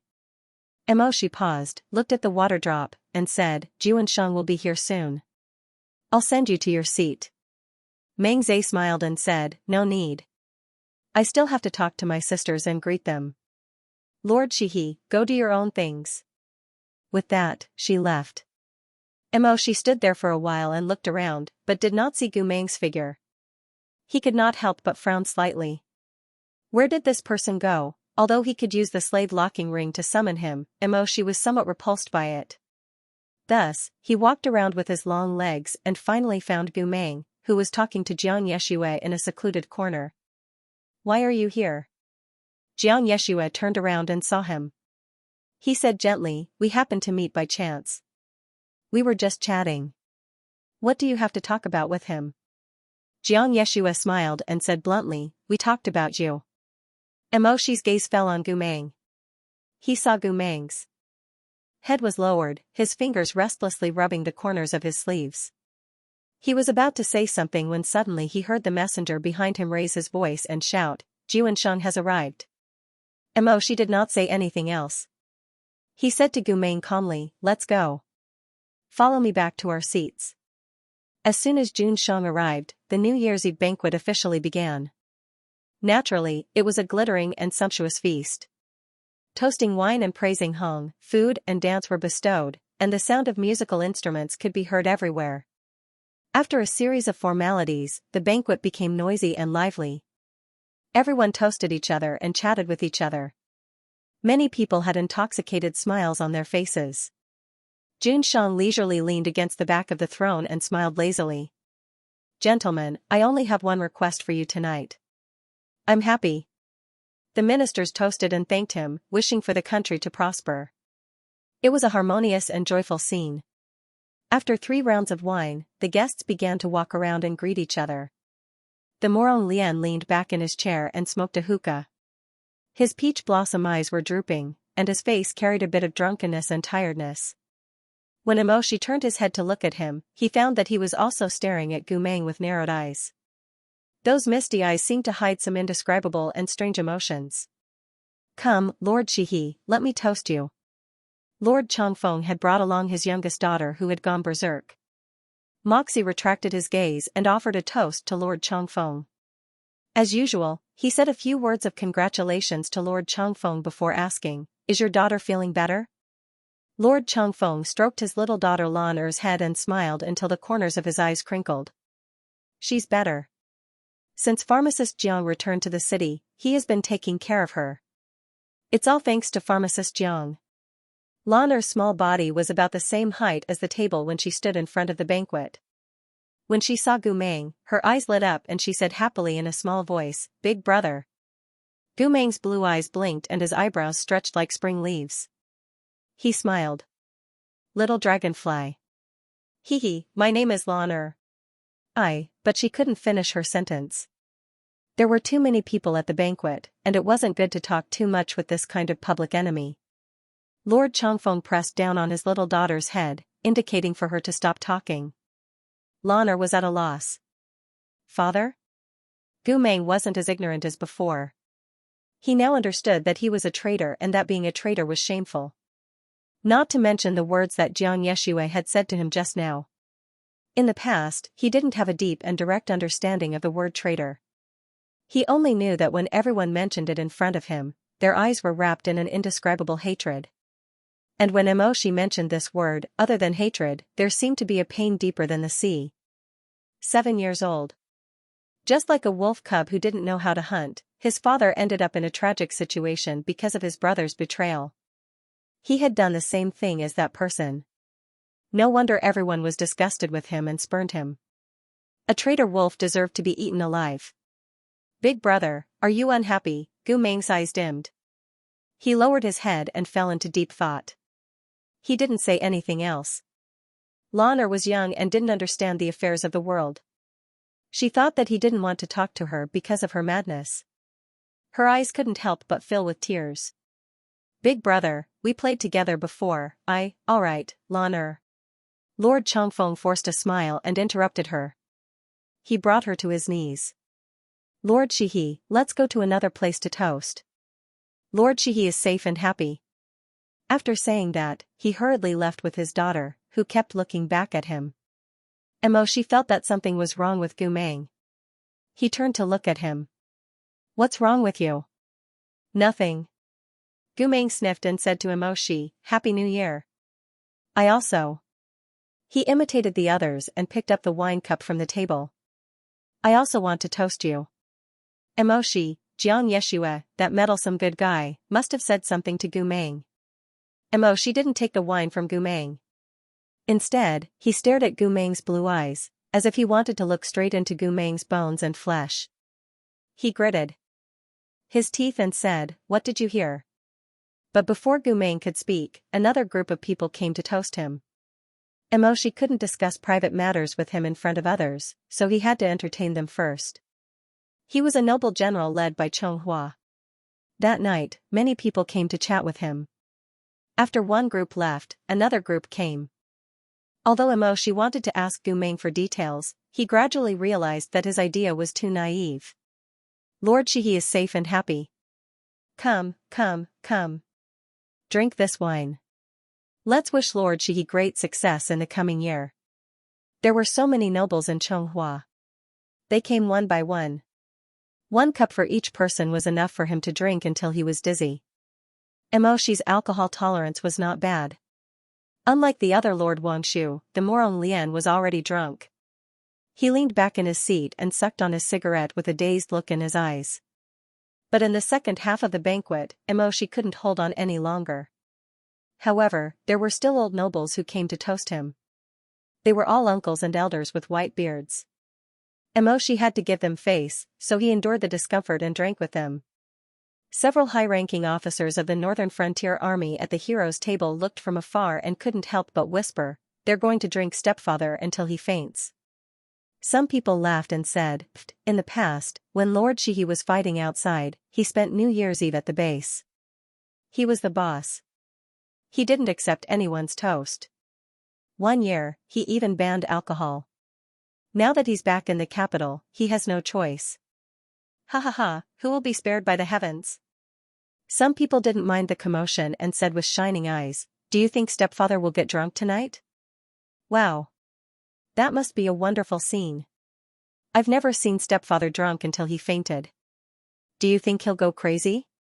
I think he'll pass out directly. Come on, let's make a bet. I bet our stepfather will fall asleep directly after he faints. Then I bet he'll throw a fireball at someone when he's drunk. By big or small. Once you've made your decision, leave it to me." This group of military ruffians didn't have good intentions. The old aristocrats who forced Shi to drink also didn't have good intentions. Although they were also aristocrats like Shi and didn't have any class conflicts, the hatred and jealousy in their hearts were not any less. They were all of noble blood, so why was Shi so much more powerful than their sons and grandsons? This person's father had died long ago. His mother even had an affair with her late husband's brother. The family scandals came one after another. The family should have been finished long ago. But who knew that Shi's stubbornness would be able to endure all these hardships and endure until he reached the point where he was now? Why, what made it even more difficult for them to calm down was that Shi not only had outstanding military achievements, but also had an extremely upright character. Compared to their peers who were pampered and spoiled since childhood, he was like heaven and earth. Not to mention the old lord, even the new lord was full of praise when he mentioned him. Which of the young masters of aristocratic families hadn't been compared to Lord Shihi? Even when these old men and women compared their children, they would eventually mention Shi. Someone said, "Aya, my son is getting more and more handsome." The other person said sourly, "Haha, he's not as good looking as Lord Shihi." Someone said, "My son's talent is amazing. At the age of 13, he blew up the spiritual testing pillar of the school." Ha ha ha. The other person said sourly, "Haha, Lord Shihi blew up when he was 10. All 10 pillars were burned to ashes. Can your son do it?" Someone else said, "My son is not good at other things, but he has an elegant character. Just now, he was praised by the Lord. As his father, I'm also very happy." The other person said sourly, "Ha ha ha, can he be compared to Lord Shihi's clear water hibiscus?" This was really strange. This person wasn't a deity. He always looked like he didn't eat the food of mortals. Could it be that he really didn't have any dirt on him and wouldn't make any mistakes? Thus, over time, Shi became a knot in the hearts of these elders that couldn't be untied. Although many of them flattered him, in their hearts, they couldn't wait to see him make some mistakes and create some scandals. This way, their precious little sweetheart would be able to release the pain of being suppressed for so many years in one breath. Only then would they be able to sigh with emotion and say arrogantly, "Haha, I've said it before. This Lord God Shihi is just an ordinary person after all." Thus, at this moment, they were rushing to make Emoshi drink. This was also the reason why they were rushing to make Emoshi drink. Originally, these old things just wanted to make a scene. However, after a few rounds, their bad intentions came up. The old things thought that once a person got drunk, it was easy to make mistakes and say the wrong things. They couldn't catch Lord Shihi's big problem now, but it wasn't bad to expose some of his small shortcomings. Why pretend to be noble and virtuous? The old foxes looked at each other. Without saying anything, they all had a tacit understanding and began to toast Emoshi one after another. "Lord Shihi, have another cup. Ha ha ha, you'll have a meteoric rise and be promoted and rich.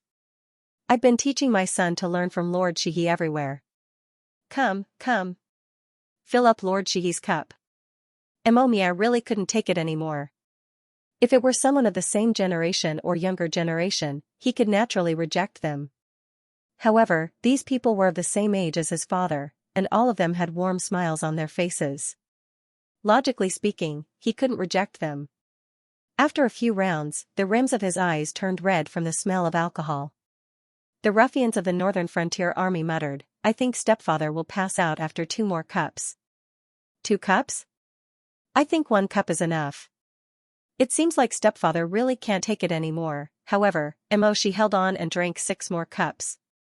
When the 7th cup was pushed over, his face turned green and he almost vomited. "Sorry, Uncle Chin, Uncle Chin's small eyes sparkled as he said affectionately, "Little Extinguish, your father and I were brothers in the same robe back then. We went through fire and water together. This cup of wine is for your father. You mustn't refuse and drink it for him." The others also joined in and said, "Drink, drink. Like father, like son. Drink a cup for your father and his old friends." At this point, how could Mo Ming not know that they were taking turns to force him to drink, to see him make a fool of himself? However, Emoshi had a stubborn temper. It was fine if he didn't see through their intentions, but once he did, it was even more impossible for him to admit defeat. His vision was dizzy. All he saw were fat faces grinning and gazes like vultures pouncing on their prey. Blood surged in his chest. His father. How could these people have the face to mention his father in front of him? After his father passed away, his uncle tried to seize power and his mother remarried. How did these people treat him? Every single one of them avoided him, wishing that they could crush him like mud under their shoes. But now, they kept calling him old friend and old friend. They even said that they had carried him when he was young and taught him how to ride horses and hunt. Emoshi's heart was burning fiercely. His eyes turned red and a strong flame of anger and stubbornness rose in him. "Drink, drink. Ha ha ha, the Emo family's alcohol tolerance has never been good. It reminds me of the late Lord Fu Ling. He was also someone who couldn't touch alcohol. Little Extinguish and Fu Ling are too similar. How could they be worthy of mentioning? These faces were like withered grass." In his heart, a pot of wine, a pot of fire, a splash of boiling oil, and a sudden fire. Emoshi suddenly stood up and stared at the men in front of him. Perhaps it was because his bloodshot eyes were too frightening, but the elders' faces changed slightly, and their smiles froze a little. If Emoshi got angry, they would still be afraid. Immediately, someone forced himself to calm down and said, "Lord Shihi, if you don't want to drink, then don't drink. Your father doesn't like to drink either. You and him." Before he could finish, there was a bang. Emoshi slapped a pot of strong wine on the table with one hand. His gaze didn't leave the other party's face for even half an inch. The veins on his arm bulged as he violently lifted the wine pot and pushed it into the other party's arms. He opened another pot himself. The old aristocrat's face twitched. He forced a smile and said, "Lord Shihi, what do you mean by this?" "To Uncle Chin on behalf of my late father." Mo Mie gritted his teeth as he raised his empty hand and patted the other party's wrinkled face. He said softly, "I'll do it. Uncle Chin better not miss a drop. Whoever is a coward is a coward." After he finished speaking, he lifted the pot and drank the whole pot with his eyes closed. this time, not only the people around Lord Shihi, but almost everyone in the hall was attracted by this drinking. They turned their heads to look at this drinking competition, dumbfounded. Uncle Qin watched Mo Shi drink from the pot and then looked at the pot in his hand, which was bigger than a wash basin. He couldn't help but swallow his saliva and feel a chill down his spine. But because the people around him were watching, he couldn't afford to lose face. He had no choice but to raise his head and drink. But after all, he didn't have a strong heart like Mo Shi. After drinking half of it, he couldn't take it anymore. He bent over and vomited. The sound of porcelain shattering could be heard. The wine pot smashed on the ground. Uncle Qin raised his head with difficulty and met Mo Shi's fierce gaze. It was tainted with the smell of alcohol. His phoenix-like eyes were red, but he could still rely on his willpower to stay sober. Those eyes were like a pair of daggers. Mo Shi's moist lips were slightly pressed together. "Uncle Qin, do you still want to drink?" Uncle Qin suddenly shuddered. No more, no more. He didn't drink, but the others felt that Mo Shi would be destroyed if he drank a little more. They accepted the challenge with the thought that they couldn't give up halfway. Seeing that another pot of strong wine was delivered, Mo Shi wanted to take it again, but his arm was stopped by another person. Mo Shi was dizzy. His eyes were red and he looked sideways. He saw Gu Meng stand up. His expression was clear and firm. It was hard to tell if he was the old senior brother Gu or the broken captive now. Gu Meng brought the wine jug over and said, "You're a group of people. Why are you bullying him?" The author had something to say. What is the ban that everyone wants the most? Sister Extinguish, the ban on alcohol. Gu Meng bewildered, the ban on cruelty to animals. Xianxia, the ban on bullying the disabled. Morong Chuyi, the ban on tailing Yu Qing. Yu Qing, the ban on ignoring fourth uncle. All Lian, do whatever you want. Just don't ban smoking equals Jiang Fuli, I don't care what the ban is. Anyway, I can handle it. As long as the country gives me a tax reduction. Sigh, too much money is so annoying. Mo Shi had a splitting headache, but he gritted his teeth and pushed him away, saying in a low voice, "It's none of your business. You sit down. Why do you have to mention his father during the festival?" But Gu Meng didn't listen. He didn't know if it was Mo Mia's imagination, but those usually empty blue eyes were now filled with an anger he had never seen before. Gu Meng grabbed Mo Shi's wrist tightly, as if he was guilty, but also as if he wanted to atone for his sins. He wouldn't let go. "Don't you know that his father passed away a long time ago? Why, do you have to make him sad?" The old men couldn't hold back their anger, saying viciously, "You disgusting beast, how dare you offend a noble in the palace? Do you think you can behave atrociously if your brain is damaged? Get lost. There's no place for you to speak." Gu Meng didn't get lost. He stared at them, then suddenly raised his hand and pulled open his collar, revealing the slave chain around his pale neck. He wore such a shameful mark, but stood in front of Mo Shi with such a valiant attitude. Looking at him, the onlookers were even dazed for a moment. It was as if the ferocious beast on the divine altar who had swallowed the mountains and rivers in the past had returned to this broken shell. Gu Meng said, "I am a servant of Shihi's residence. He is my master." Mo Shi was so dizzy that he almost fell to the ground. He was barely standing with his willpower. He closed his eyes and said in a low voice, "Gu Meng, you." Before he could say "get lost," Gu Meng interrupted him. "I'll drink this jar of wine for him." As he spoke, he imitated Mo Shi and opened the seal with a sullen face. But before he could drink, he was kicked in the chest by the angry old nobleman. "Haven't you learned the rules?" The wine jar fell to the ground, shattering into pieces. The old nobleman's son had died in a confrontation with Gu Meng, so he was so angry that his face was red. He pointed at Gu Meng with a trembling hand, You traitor! 10,000 deaths would not be enough to atone for his sins. What right do you have to stand here and speak?" The situation was already out of control, but no one knew how to persuade him. As for Jun Shang, that pervert who only wished for the world to be in chaos, he probably felt that the New Year's Eve was just ordinary eating and drinking, and instead became excited when he saw people arguing. He actually didn't immediately stop them, and even propped up his chin with interest as he looked over. Gu Meng was also a ruthless person. When he was unconscious, he could still ignore it. But now that he had regained some of his memories, and knew that he owed Emoshi in the past, his consciousness was mixed with his instincts, allowing him to be on par with Emoshi in terms of aura, even though it was disgraceful. Gumeng pointed at Emoshi and said, "I was wrong." But he didn't. "You guys bullied him. You're shameless." Emoshi's vision became more and more dizzy. He stopped him in a low voice. "Gumeng, don't." Gumeng turned around and looked at him with his clear blue eyes. "I'm sorry. I know why you said that I was dirty before. You're a good person. I won't let them bully you." After saying this, he turned around and glared fiercely at those old things. "Come on, you bunch of..." He deliberated for a moment, but couldn't think of a suitable word. Thus, he casually said, "Flower thief." Jun Shang, pfft. Originally, the situation was tense, but when the people around heard Gumeng actually say such a word, they couldn't help but laugh out loud. Yu Chenqing directly spat out the wine in his mouth, and slapped the table and laughed loudly. Ha ha ha ha ha.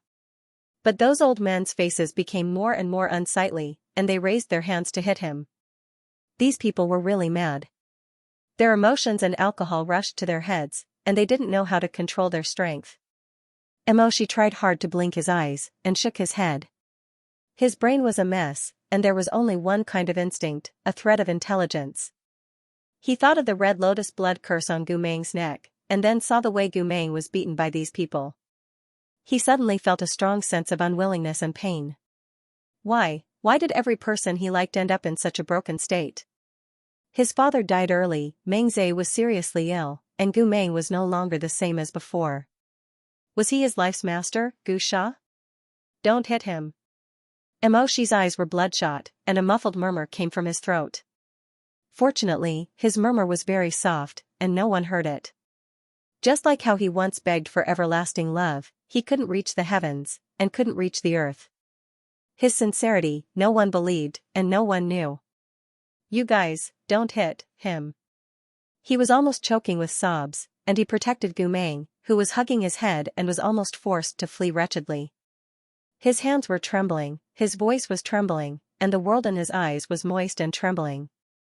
He was a little drunk, and the intention of his actions was also very vague. Although he was subconsciously protecting Gumeng, the others didn't see anything strange. They only thought that there was a fight here, and Lord Shihi was also involved. For a moment, their expressions changed. But when they looked up at Jun Shang still didn't stop. He was holding a berry in his hand, squinting at the mess, and seemed to be thinking about something. The first to lose their cool were a few high-ranking officers of the Northern Frontier Army. What a joke, a stepfather was also a father, and they had gone through life and death together. How could others make things difficult for them? They were too lazy to gamble, and hurriedly rushed over, while laughing and trying to stop the fight. "Aya, Lord Yonla, calm down. Lord Xinghe, don't be angry, it's the new year." While persuading, they gave a few old nobles a good beating. How could those old nobles be a match for these military ruffians? They were subdued in just a few moves. But the remaining few who had a blood feud with Gumeng had completely lost their minds at this time. They didn't care about their status or the situation, and beat Gumeng while shouting angrily, "You deserve to die. Why don't you die?" Princess Mengze couldn't stand it anymore. She was worried that Emoshi would be injured in the chaos, so she ignored Yan Ping's advice and came over to stop the fight. But how could those old men be willing to listen? The pain of losing a son, the blood feud. They had been trying their best to suppress it when they were sober, but now it was suddenly ignited. They didn't care about the princess anymore. Surnamed Gu. King, listen to me. No one cares about your brain, and it's useless even if you forgot. You're a homicidal maniac. Traitor. You'll go to hell and never be reincarnated. All the dead people are looking at you. They're all looking at you. Gumeng's heart suddenly trembled. All the dead people were looking at him, just like when he was summoning the abyss of souls, right? They were all looking at him, demanding his life. Why don't you die? I've been waiting for you to die early. You fatherless, motherless bastard. They had all lost their composure. Stripped of status, luxurious clothes, honor, and disgrace. A human's instincts were the same as a beast's. Gu Meng was pushed hard and didn't stand firm. He suddenly fell to the ground, knocking over the table behind him. Wine spilled all over the floor, and the shards pierced into the flesh on his back. Blood seeped out, but Gu Meng didn't feel much pain. He stared at the old man's ferocious and burning hatred, and couldn't say a word. Seeing that a wine jar was lifted and was about to smash down on his head, a heavy object suddenly smashed the wine jar in the air, the shards fell all over the floor, and wine splattered everywhere. Gu Meng raised his hand to cover his face, squinting his eyes to avoid the heavy rain of strong wine.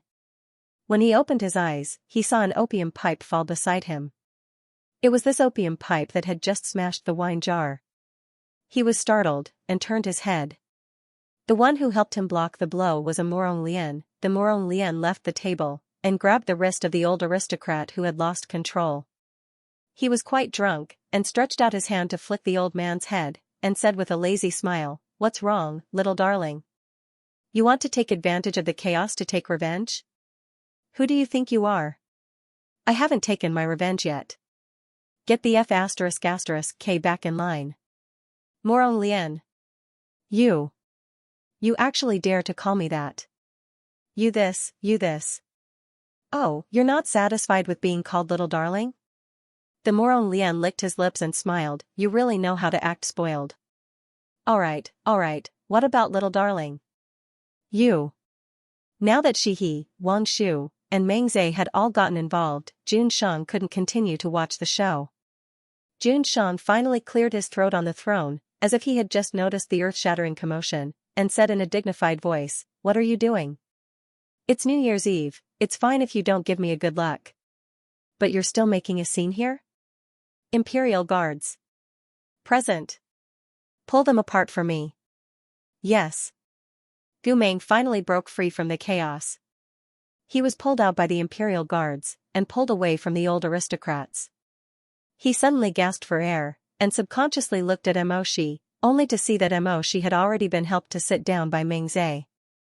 Mo Mia had just been injured. Someone had cut a deep wound on his shoulder, and it was bleeding profusely from it. At this time, because the melee had ended, he didn't need to force himself anymore. After he stopped being so stubborn, he looked very tired because of the strong alcohol. Meng Zhe said, "Lean down, let me take a look at your injury." Mo Shi closed his eyes, and slowly leaned against the stone pillar. Meng Zhe's soft hand patted his shoulder, and she murmured, "Why didn't you dodge just now?" "I'm fine." Mo Shi's long eyelashes drooped down, "I couldn't dodge." "Why couldn't you dodge?" Meng Zhe wasn't stupid, you saw him block the alcohol for you, so you acted impulsively again. He's a traitor. Why can't you tell the difference again and again? You can't remember.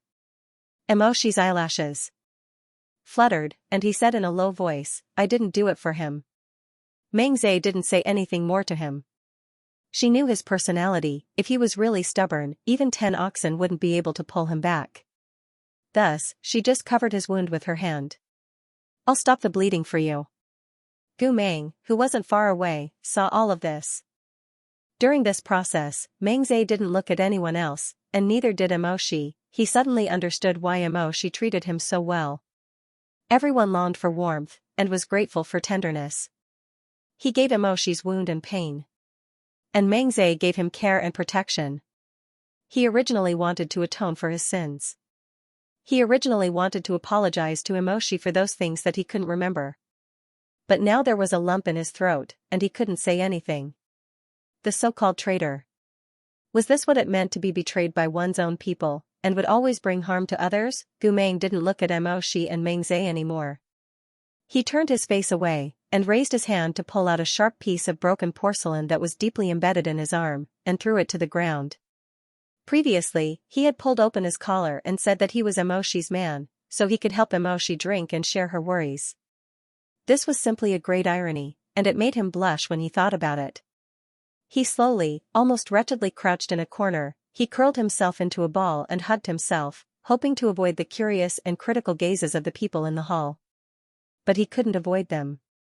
Just now, he had impulsively stood in front of Mo Shi, and declared his position in a loud voice like a fool. Everyone had heard it. Now, he had caused trouble for Mo Shi. He didn't dare to go to Emoshi's side, and Emoshi didn't want him either. No one forgave him, and no one cared about him anymore. He could only brace himself and curl up alone, lowering his head and enduring those piercing gazes. He even said that Lord Shihi was his master. Haha, hasn't he always been so self-righteous? I think this is why he was once so good at fighting, but is still destined to fail. A person who doesn't know his place, has no brains, has a bad bloodline, and is ambitious. He's completely useless. In the past, he was able to become a general because of his spiritual nucleus talent. Now that his spiritual nucleus is useless, it's even more obvious how laughable he is. He really doesn't know his place, and he's a troublemaker. He even caused Lord Shihi to get hurt. This is outrageous. Gu Meng lost the powerful shadow that he had just regained in the midst of these scattered discussions. He was hunched again. The author had something to say. Gu Meng confused, curious face, why did you fight? Emoshi, arrogant face, I didn't do it for you. Gu Meng confused, curious face, then what about you? Why did you help? Meng Zhe, stubborn face, I didn't do it for Lord Shihi. Gu Meng confused, curious face, then what about you? Why did you interfere? Ah Lian, chuckling face, I just wanted to reduce my own hatred.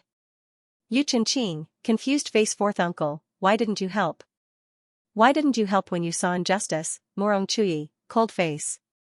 What does it have to do with me? Jiang Yeshua, gentle face, your fourth uncle drank too much and was drunk. Otherwise, he would have helped. That night, it was Meng Zhe who sent Emoshi home.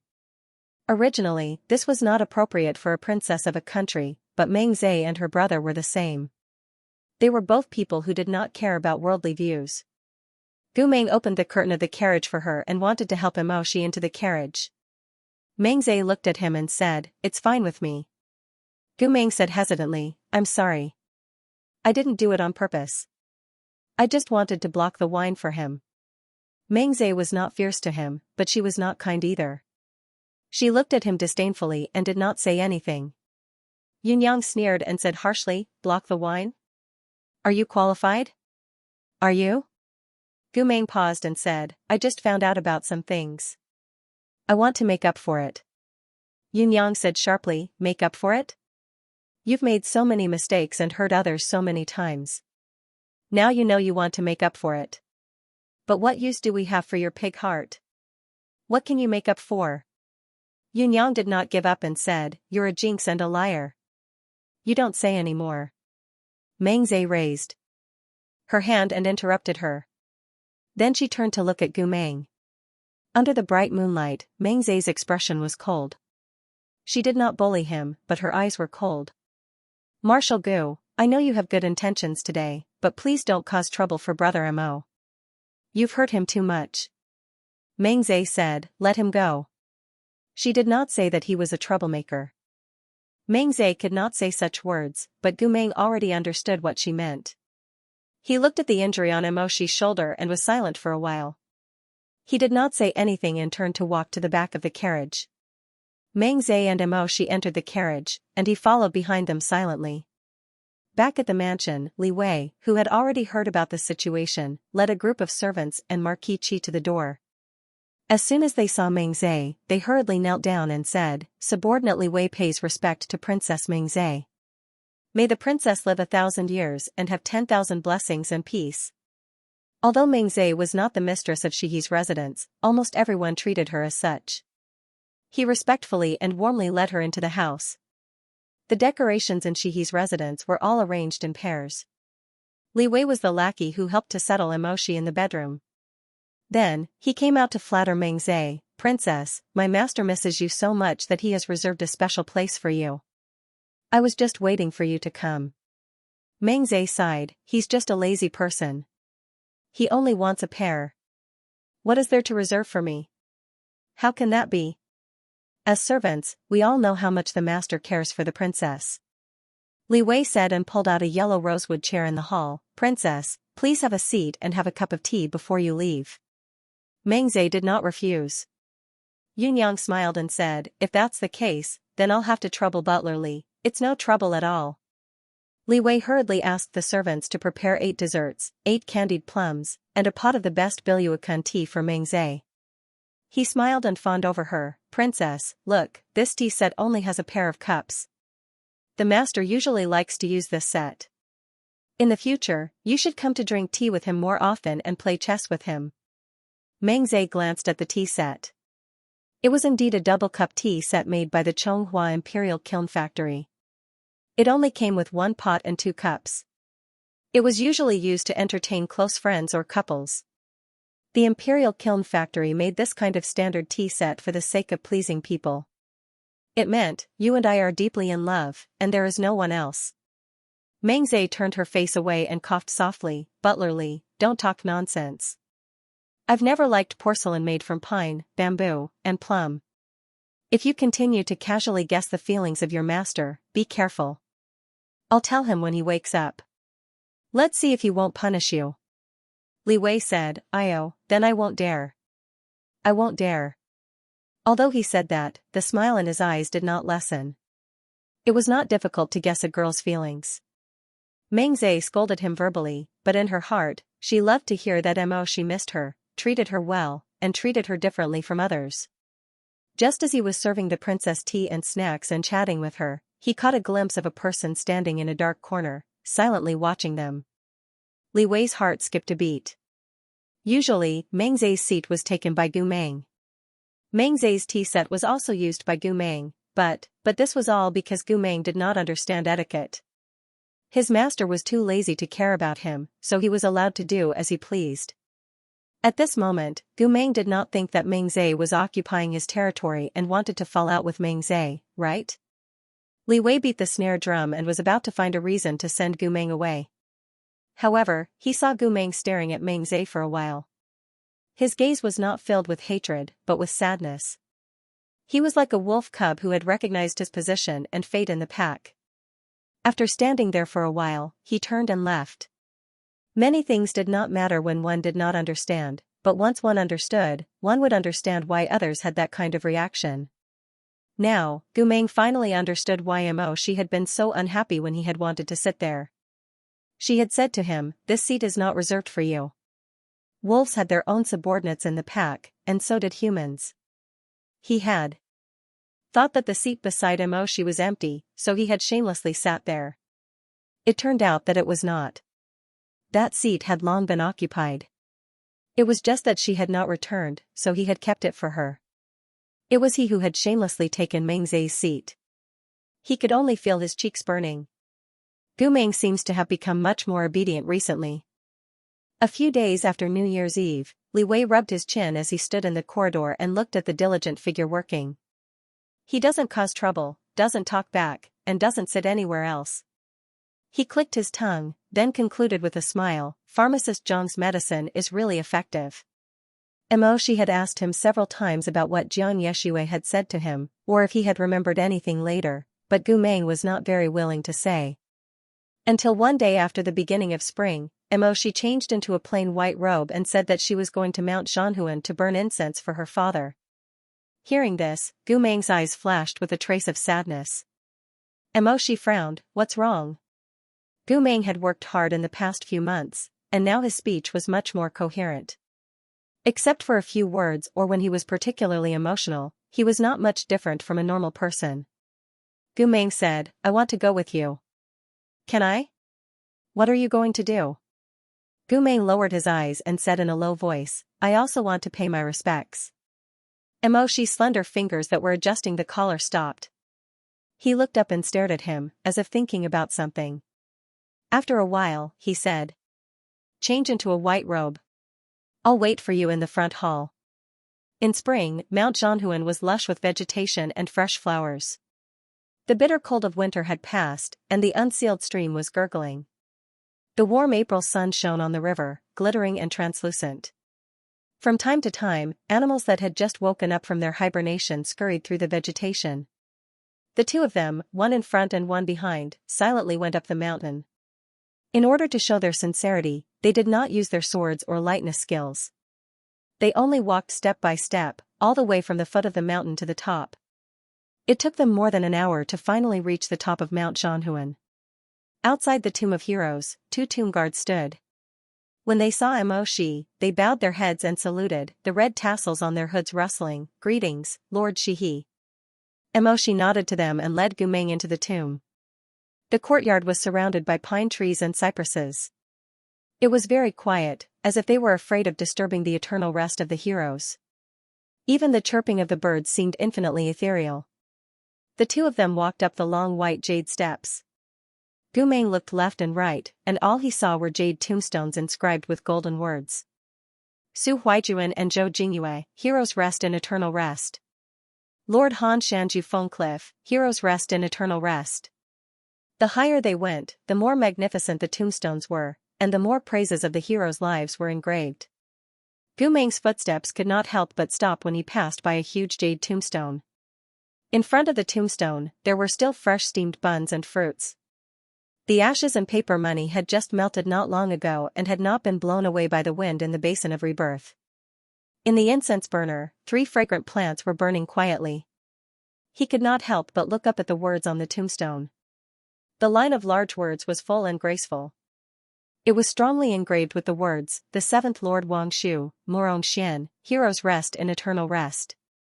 When the sun shone, it was golden and glorious.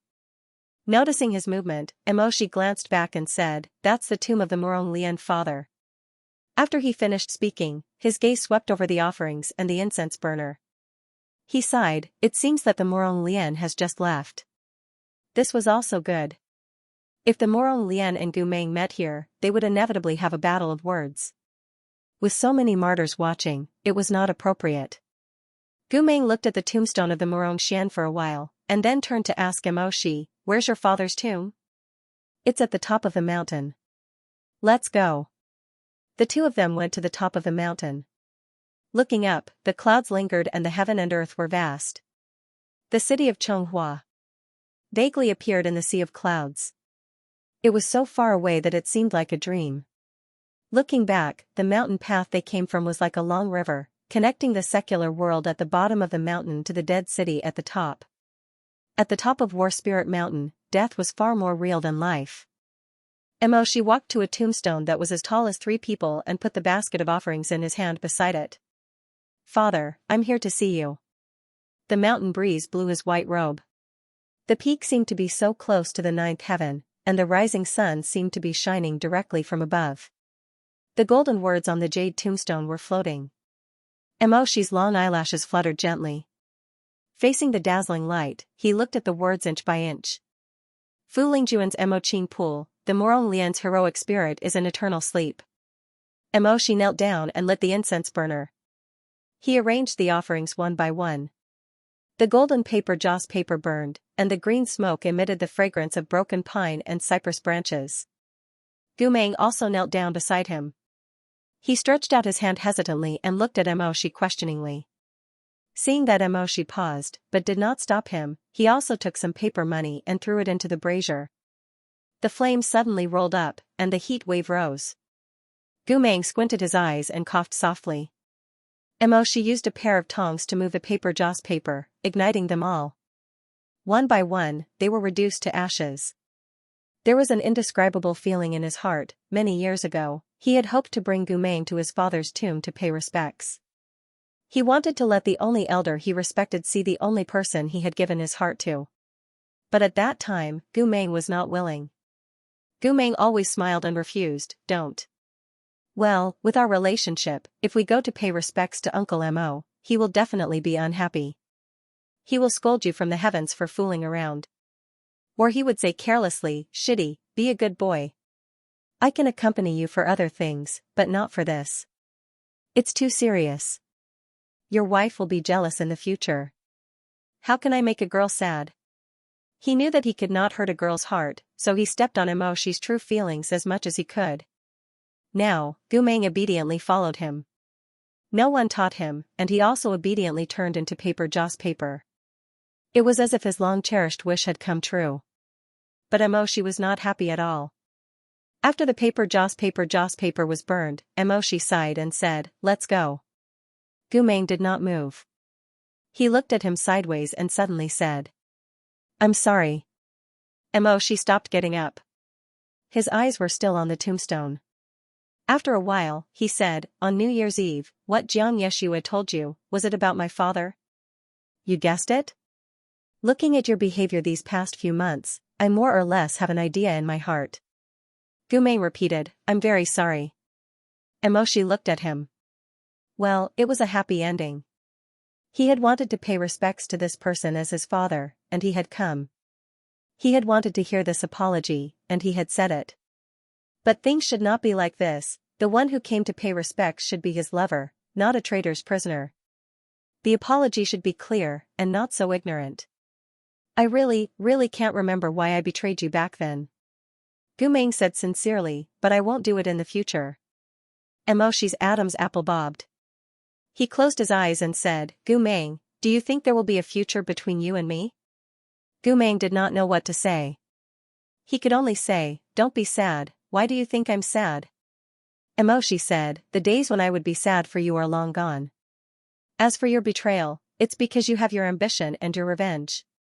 You're a genius in war, a madman who terrifies the enemy. Your life's dream is to lead your army to make achievements and gallop on the battlefield. When you hear about war, your eyes light up. You don't like bloodshed, but war makes you excited. Because it's the only way out for you to change your fate. Emoshi paused and turned to look at him. But it's not like that for me. I hate the battlefield. Because it keeps taking away important things from me, and it only gives me achievements that I don't care about. Gu Meng, you and I were once comrades, but perhaps we were never on the same path. He turned his gaze to the lingering smoke and said, so our final paths are probably destined. Gu Meng didn't say anything. His blue eyes looked at the black eyes. The ashes from the incense brushed past them. Jiang Yeshua's sigh seemed to ring in his ears again. Jiang Yeshua had told him before, Emoshi was only 7 years old when Lord Fu Lingjun left. He was betrayed by the deputy commander. His head was separated from his body, and his spiritual core was removed. In the letter that was not sent, it was written that Chiyue Wui was wearing the same robe as his son. You did almost the same thing as him. How can Emoshi forgive you? The ashes from the incense were blown away by the wind. Gu Meng whispered, Emoshi, I also, don't want to go to war. When he said this, he didn't know why, but his heart and throat were sore and he almost choked. Although he couldn't remember, he felt that he was sincere. Emoshi didn't understand him. Emoshi misunderstood him. How could he like to go to war? So many people died. Mountains of corpses and seas of blood. A general's success was built on thousands of bones. How could he like it? He didn't fight to turn over a new leaf. He didn't fight for fame. He didn't fight for his own way out. Otherwise, he wouldn't have seen so many ghosts. He wouldn't have seen them questioning him and blaming him. He had always been living in sin. I know how you feel. I know how you feel when you lost your father. I know, Emoshi didn't say a word. In front of his father's grave, he didn't want to argue. He used to believe that Gu Meng valued human life and human relationships. But now, he only felt that Gu Meng's words were ridiculous. How could a person who said don't think too much about old relationships, who could point a sharp knife at his former brothers for revenge, understand his feelings? He was different from Gu Meng. He couldn't give up old relationships. Even now, he still didn't like the sweet scent of osmanthus blooming. It was just like how he could never forget his father's life, even though he was still so young back then.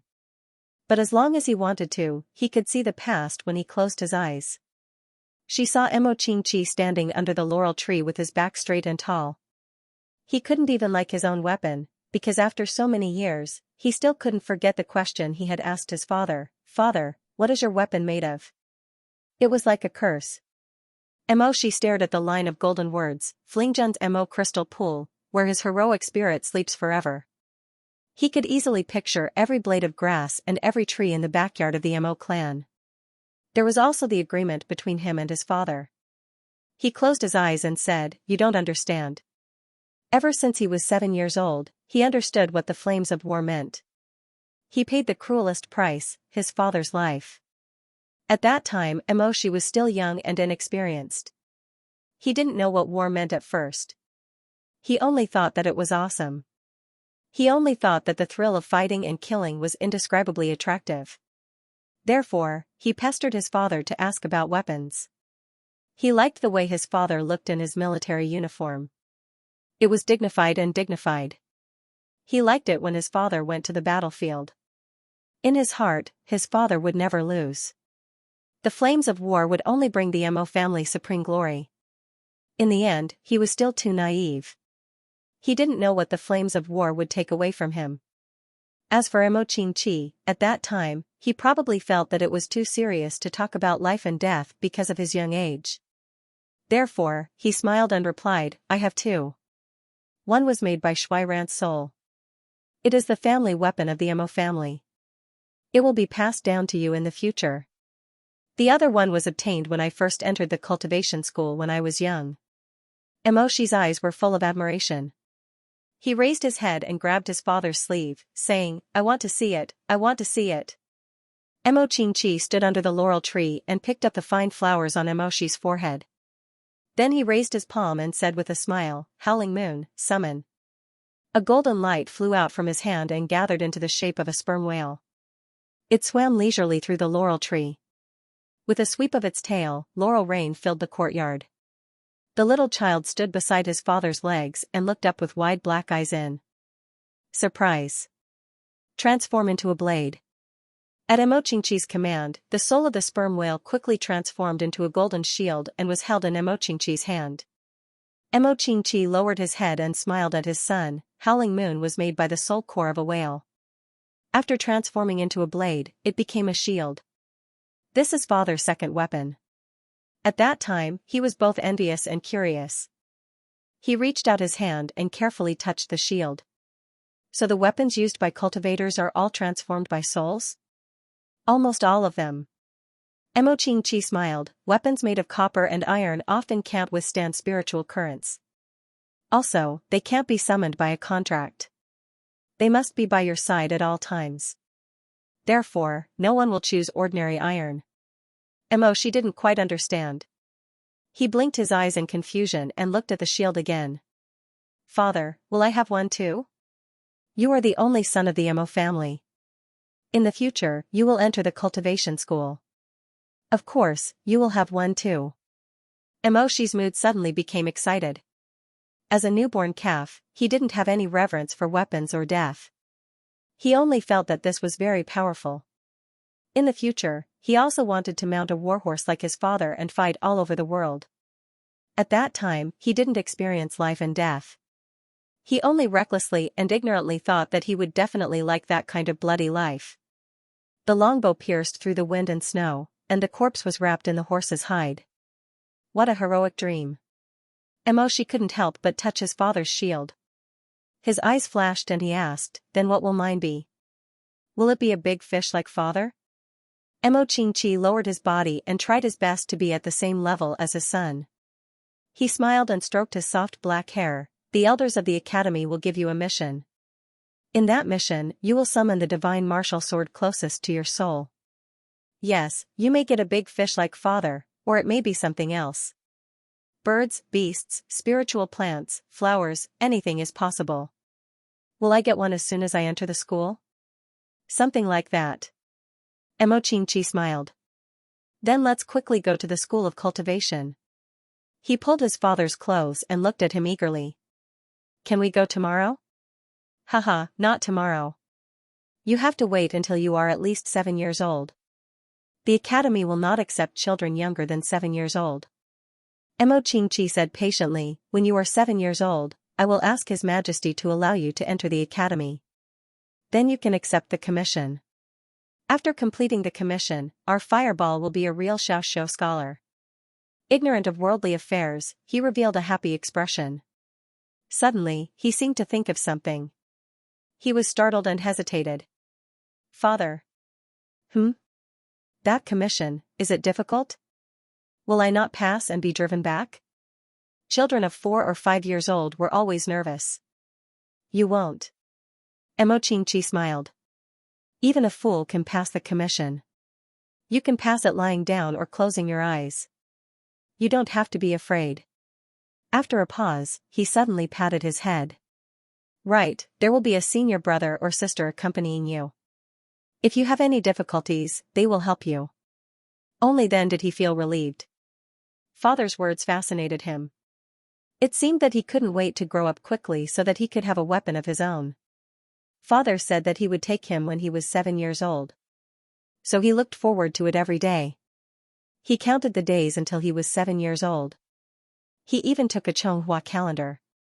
Every day before he went to bed, he seriously made a stroke on the calendar. Every time he recorded a stroke, it was as if he was one step closer to his dream of being the god of war. He liked fighting. He couldn't wait to get a weapon, to improve his cultivation, to grow up, and then to fight side by side with his father. How delightful. Later, the Liao country invaded. Mo Qingqi took command as usual and rushed to the battlefield.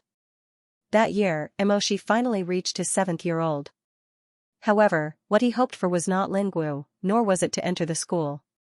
It was a military report. Before he could react to the meaning of life and death, the Mo manor was already covered with white silk, and the bell of the royal palace tolled. Fu Lingjun is dead. The entire city wailed and mourned. Paper money fluttered to the ground like heavy snow that had not melted for many years. Everyone was weeping. They knew each other, they didn't know each other, they were familiar with each other. Wave after wave of people came to the Missouri estate to shed tears and offer wine. His mother had already cried herself unconscious several times. His ruthless uncle had also put on an act of hypocrisy, grieving over his adopted brother's funeral. Everyone was dressed in mourning clothes. Even Jun Mo Xia was dressed in white when he came up. Losing Fu Lingjun is like losing my liver and gallbladder. The Lord leaned his head on the coffin. Tears flowed down his face. He sobbed, "Heaven, why are you so mean to me?" All the officials knelt on the ground and cried. Outside the main hall, gold and silver ingots were piled up high. The high priest blew on the yak's horn, and a beam of golden light floated out from the coffin. The golden light turned into a swimming whale, circling around the hall several times, and then swam out of the hall. The osmanthus trees outside the hall no longer had osmanthus flowers. The big fish swam past. It was no longer the scene of osmanthus rain. It rushed to the sky and returned from the sea of clouds. Shenwu has been resolved. The high priest chanted. He knelt down and kowtowed. The soul is at peace. Everyone cried and kowtowed. Fu Lingjun died a heroic death. Return of the heroic spirit. Among this group of white demons and monsters, only Mo Shi didn't cry. He knelt there silently and looked at the scene blankly. Who went, who died, who was a heroic death, who was a heroic spirit, heroic death, what did it mean? He had heard this word since he was young. Suddenly, it became so unfamiliar because of his father's death. He used to think that these words were dazzling. He used to yearn for the battlefield. What was it? Return of the heroic spirit. The soul is at peace. No, no. He suddenly trembled. He didn't want to die a heroic death. He didn't want his father to be a hero. He only wanted his father to stand in the courtyard. In autumn, he wanted his father to bring him to gather osmanthus flowers and brew a pot of sweet wine. He only wanted his father to come back. He wanted his father to come back and hold his hand. He lowered his head and said with a smile, "Little fireball, you are 7 years old this year. Father will bring you to the school. You must be obedient and cultivate well with the elders." As he thought this, it was as if he really saw his father standing at the door. He turned around and smiled at him. "Little fireball," he said to him. "Good child, come here. Let father see you again." Mo Shi walked absent-mindedly towards the figure reflected in the sunlight. Suddenly, the funeral firecrackers exploded. The crackling sound seemed to awaken the depths of his soul from a dream. "Father?" He was at a loss. "Father, where are you? Where are you?" There was no one at the door. There was only a white silk cloth hanging low. His fingers were cold. In that cruel moment, he vaguely understood what death meant. He suddenly screamed and shouted for his father. He ran out of the hall. The officials were even more shocked and sorrowful when they saw this. They kept wiping their tears. His uncle hurriedly walked out and picked up the struggling Xianxia. His eyes were red as he said, "Little Xia, listen to me. Come to uncle, come to uncle. I saw father. I saw him," he shouted. Suddenly, he lost his voice and threw himself into his uncle's arms. He finally burst into tears. "I saw him. Why did he leave? Why did he leave? Why doesn't he want me anymore?" The 7-year-old child cried out hoarsely, each cry louder than the last, tears streaming down his face. In the end, his lips trembled as he muttered, "Why did he not want me? He was 7 years old." He looked forward to the stars and the moon. He looked forward to the age of 7 with his father. So this was what it was like. So this was war. This was also the price of glory. More than half a year later, his birthday arrived. He still wore the clothes of mourning. It was the finest silk and the most exquisite workmanship. The Mo family's mourning was glorious and their status was even higher than before. But so what? He came to the window. The osmanthus flowers outside bloomed again. The green pavilion was filled with golden stars. Every star was like a reflection of last year. He sat down in the fragrant scent and took out the Xianxia calendar that he had been drawing for more than 2 years. It was already covered in a thick layer of dust. How many more days until my 7th birthday? His voice from years ago seemed to be beside his ear. At that time, Mo Qingqi pressed his hand on his head and rubbed it lovingly. "There's no hurry." "But I'm in a hurry, father," he muttered. "I really want to skip these 2 years. When I open my eyes, I'll be 7 years old." Mo Qingqi laughed. His laughter went from clear to vague and finally became the soft rustling of leaves outside the window. She didn't know what the future would be like. He only felt that these 2 years were long and boring. He wanted to rush through them so that he could reach his 7th birthday and get closer to the battlefield that he yearned for. But he didn't know that the 2 years that he had been looking forward to would be the last time in his life when he had his father. From now on, no matter how regretful he was or how sensible he became, he couldn't go back, the one that he despised and hated. The last 700 days. He hugged the calendar. The lines of the calendar forever stopped at the New Year's Eve of the 16th year of the Xianxia calendar. The day they received the war report. "Father," he said softly. "The day that we agreed on has arrived. I can go to the school." He waited for a while, but no one answered him. No one answered him again. She lowered his head deeply and curled up in front of the table. His shoulders trembled slightly. In the end, he cried silently. "Father, let's not fight anymore, okay? Don't go, come back, come back. The word heroic is too cruel. I just want you to stand in the Ming Hall and watch the osmanthus flowers bloom with me in the autumn. Come back, when I grow up, let me go to the battlefield, okay? I don't want fame and fortune anymore. I don't like to fight anymore. I just want to protect you. I want to be by your side. I want you to come home. Father. You will never understand me." On the top of Warsoul Mountain, Shi, who had already arrived, slowly opened his eyes. His gaze lingered on Fu Lingjuan's jade tablet for a while, then turned to Gu Meng. He said to Gu Meng indifferently, "If you didn't indulge in war for your own sake, I don't understand why you defected to the enemy Liao country. Xianxia has let you down. We owe you. But there is more than one path in front of you. There is also more than one place for you to betray your country. But you chose Liao country." Shi's black eyes were cold. "You only think about revenge. For your ambition, for your comrades, for your own way out. You don't care about other people's blood." Shi was almost self-deprecating. "I'm sorry. I'm useless.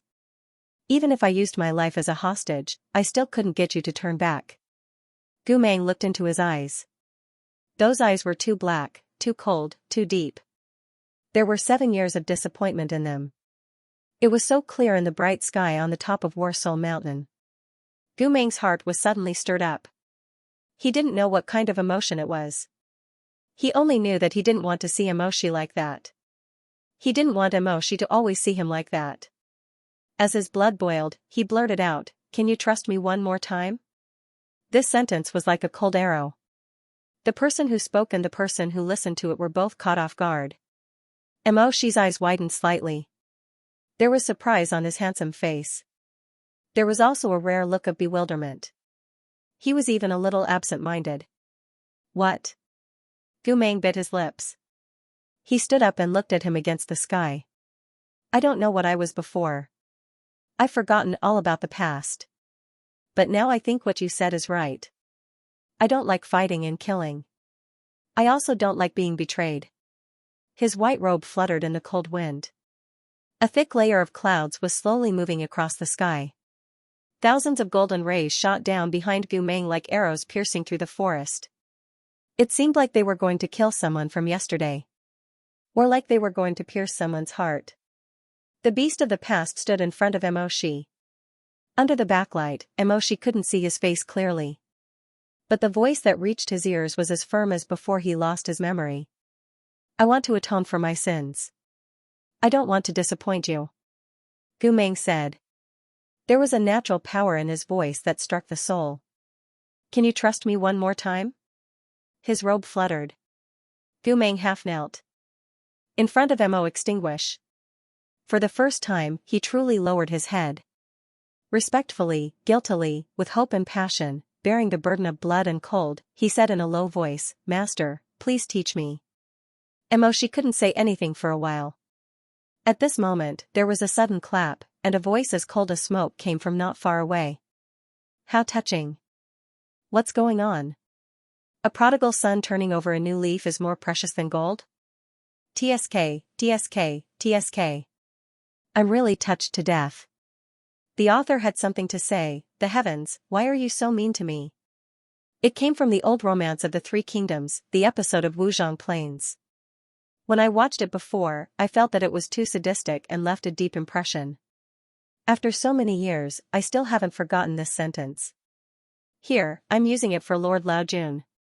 It's not an original short sentence. It's to be hung in the script to avoid unnecessary misunderstandings.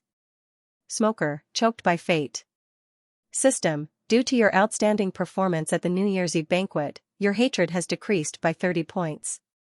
Lian, I'm so happy. It's finally decreased. If it was a little lower, I wouldn't have to be the antagonist anymore. System, hello, you've received a new mission, go to War Spirit Mountain and insult the protagonist. This mission is a must. If you don't complete it, Chonghua will issue a smoking ban. Lian. RN, I'll accept. I'll accept, okay? The two of them turned around and saw the Murong Lian's white robe fluttering in the wind as he lazily walked out from the shadows with a pipe in his hand. On the peak of Mount War Spirit, other than these heroes' monuments, there were 8 jade statues that were as tall as 10 people. They were carved with the 7 kings of Chonghua since the founding of Chonghua, as well as the most outstanding state teacher. The Murong Lian was hiding behind one of the statues just now, so no one noticed his presence. Mo Shi stood up and looked down at him disdainfully. He said coldly, Lord Wangshu, do you have to be so bored? This prince worships my late father. After the ceremony, I want to overlook the beautiful scenery of the world and think that life is like a dream. So I stand here and look at the mountains, the water, and the clouds. The Murong Lian narrowed his eyes, took a puff of smoke, and slowly exhaled. Otherwise, Lord Shihi, do you think I'm willing to listen to such a ridiculous conversation? What I want to atone for my sins, haha, it's really making me laugh my teeth out. His white silk shoes stepped on the green jade pavement as he walked straight in front of them. He looked at Gu Meng with malice. Darling, do you know what kind of person you used to be? Gu Meng's calmness was almost infuriating. Gu Meng said, I know. I'm a traitor. The Murong Lian blew out smoke rings and sneered. Oh, so you know. I thought you were living a good life in Shihi's residence and almost forgot your own identity and status. Mo Shi calmly took a step forward and blocked the Murong Lian and Gu Meng with his long legs. Mo Shi said, Murong Lian, you're meddling too much. The Murong Lian laughed sarcastically. I raised a dog, can't I even say a few words? He's now one of my subordinates. Mo Shi's tone was unfriendly. The thin layer of disguise on the Murong Lian's face fell. You don't have to emphasize it. I can already tell that you treat him as a human. Only the people of Chonghua are allowed to pay their respects at the War Spirit Mountain. The Morong Lian suddenly moved closer to Emoshi. His eyes flashed as he gritted his teeth and said, "What's the matter, Lord Shihi? Do you still regard Gu Meng as your brother? Since they can't differentiate between friend and foe, why don't we just roll out a red carpet, fire cannons, and sprinkle flowers, and bring the monarch of the burning country into the Chonghua Mausoleum of Heroes for a tour?" Emoshi ignored his aggressive attitude, but Gu Meng said, "I'm here to apologize." The Morong Lian seemed to have heard a great joke. Apologize? Gu Meng thought that he didn't explain clearly and said, "I'm here to apologize to them." He looked back at the towering monument of heroes. "I'm here to apologize to them." This time, the Morong Lian laughed out loud. The tassels on the hookah swayed slightly with his laughter. The Morong Lian laughed louder and louder. "Ha ha ha, apologize? Apologize?" His fox-like eyes stared at Gu Meng. The smile on his face hadn't disappeared, but the ruthlessness in his eyes was obvious. His pale face looked particularly ferocious. "How are you going to apologize? How do you want to apologize? Don't laugh me to death, Gu Meng. Do you think that kneeling in front of Emoshi's father's tomb and melting some paper is your apology? Chonghua's tens of thousands of souls can't be trampled on by you." Emoshi said angrily, "Morong Lian. What's wrong? You won't let others talk to him? You won't let me criticize him?" The Morong Lian suddenly turned back. "Fireball, you and I didn't have a father when we were young. How is my Wangshu family inferior to you? How can you order me around like this? Your father and I are lying on this mountain. You don't mind him coming in, but I do. Can't I?" As he said this, he raised his hand and pointed at Gu Meng. "Look at him. How is his leisurely appearance considered an apology?" Gu Meng suddenly took a few steps forward. He walked past Emoshi and stopped in front of the Morong Lian. He said, "I didn't say this was an apology. I'm not smart, but I know this is far from enough." The Morong Lian said angrily, "Bullshit. You're not stupid. You're too smart. You pretended to be obedient and resigned to your fate at Luomei Resort. Now that you're in the hands of our General Mo, you're pretending to be remorseful and burn some paper money to gain sympathy. Gu Meng, do you think that the martyrs of Chonghua who died in battle are easy to bribe? Do you think that 2 pieces of paper will be enough to wipe away all your past mistakes and let go of all your past? Do you think that the descendants of Chonghua's martyrs are as easy to bribe as your Lord Shihi?" Gu Meng looked straight at him and said, "I don't." "Then you bastards shouldn't have come in today." As the Morong Lian said this, he suddenly hooked the back of Gu Meng's neck with his pipe.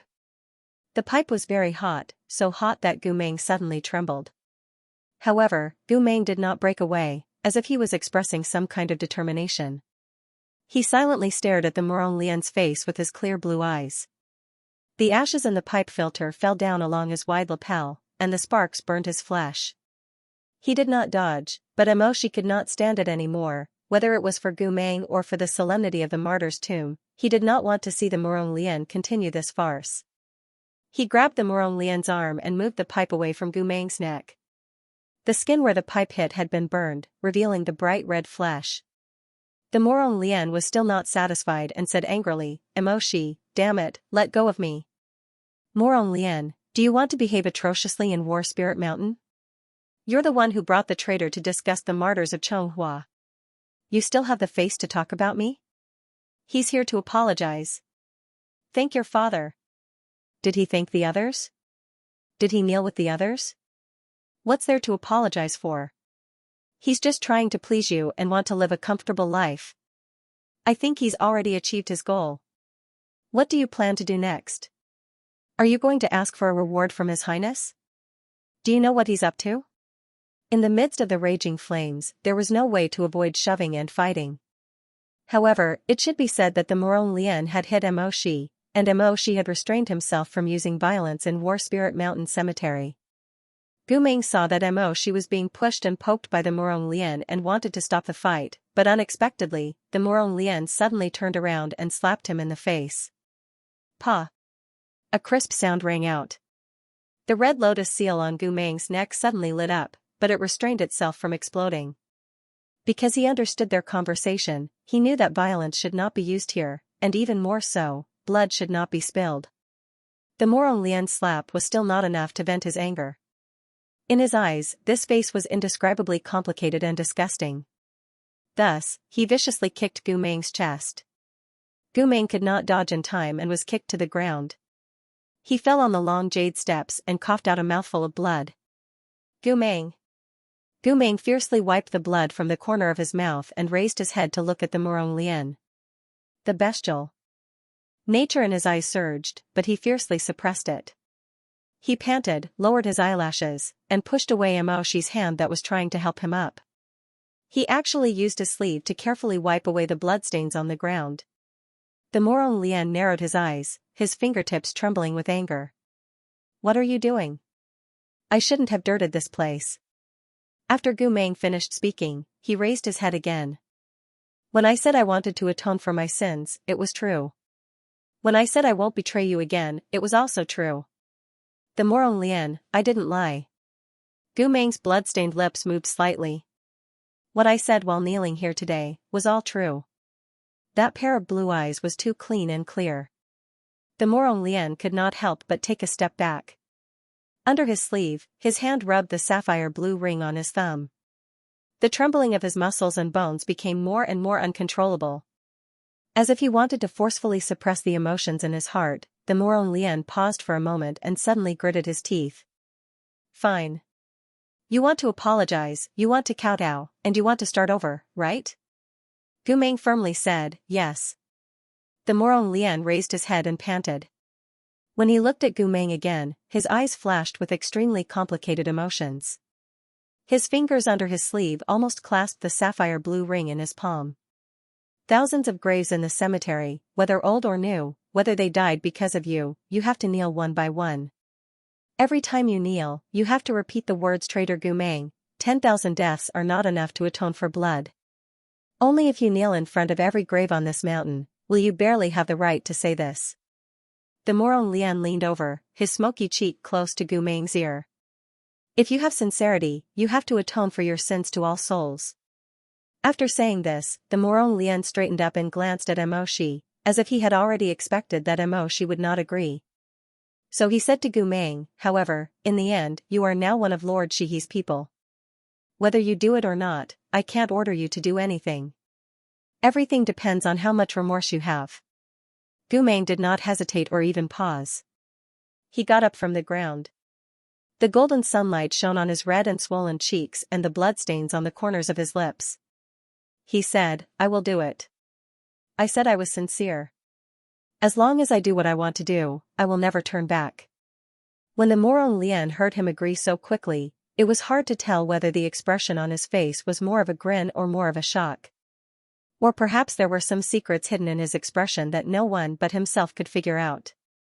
The Morong Lian's eyes flashed. He said softly, don't regret it. Tens of thousands of graves, even 3 days and 3 nights may not be enough. Gu Meng said, then 4 days and 4 nights, 10 days and 10 nights. He even turned to look at Mo Shi. I want to show you my heart. Mo Shi had already clenched his fists, but he did not say anything. He knew Gu Meng too well. When he saw the light in Gu Meng's eyes, he already knew that if he did not let Gu Meng do this, it would be like not letting a beast thirst for blood. Gu Meng would definitely not be willing to do it. Moreover, what the Morong Lian said was indeed true. Even if a little evil turned back, there would still be a price to pay.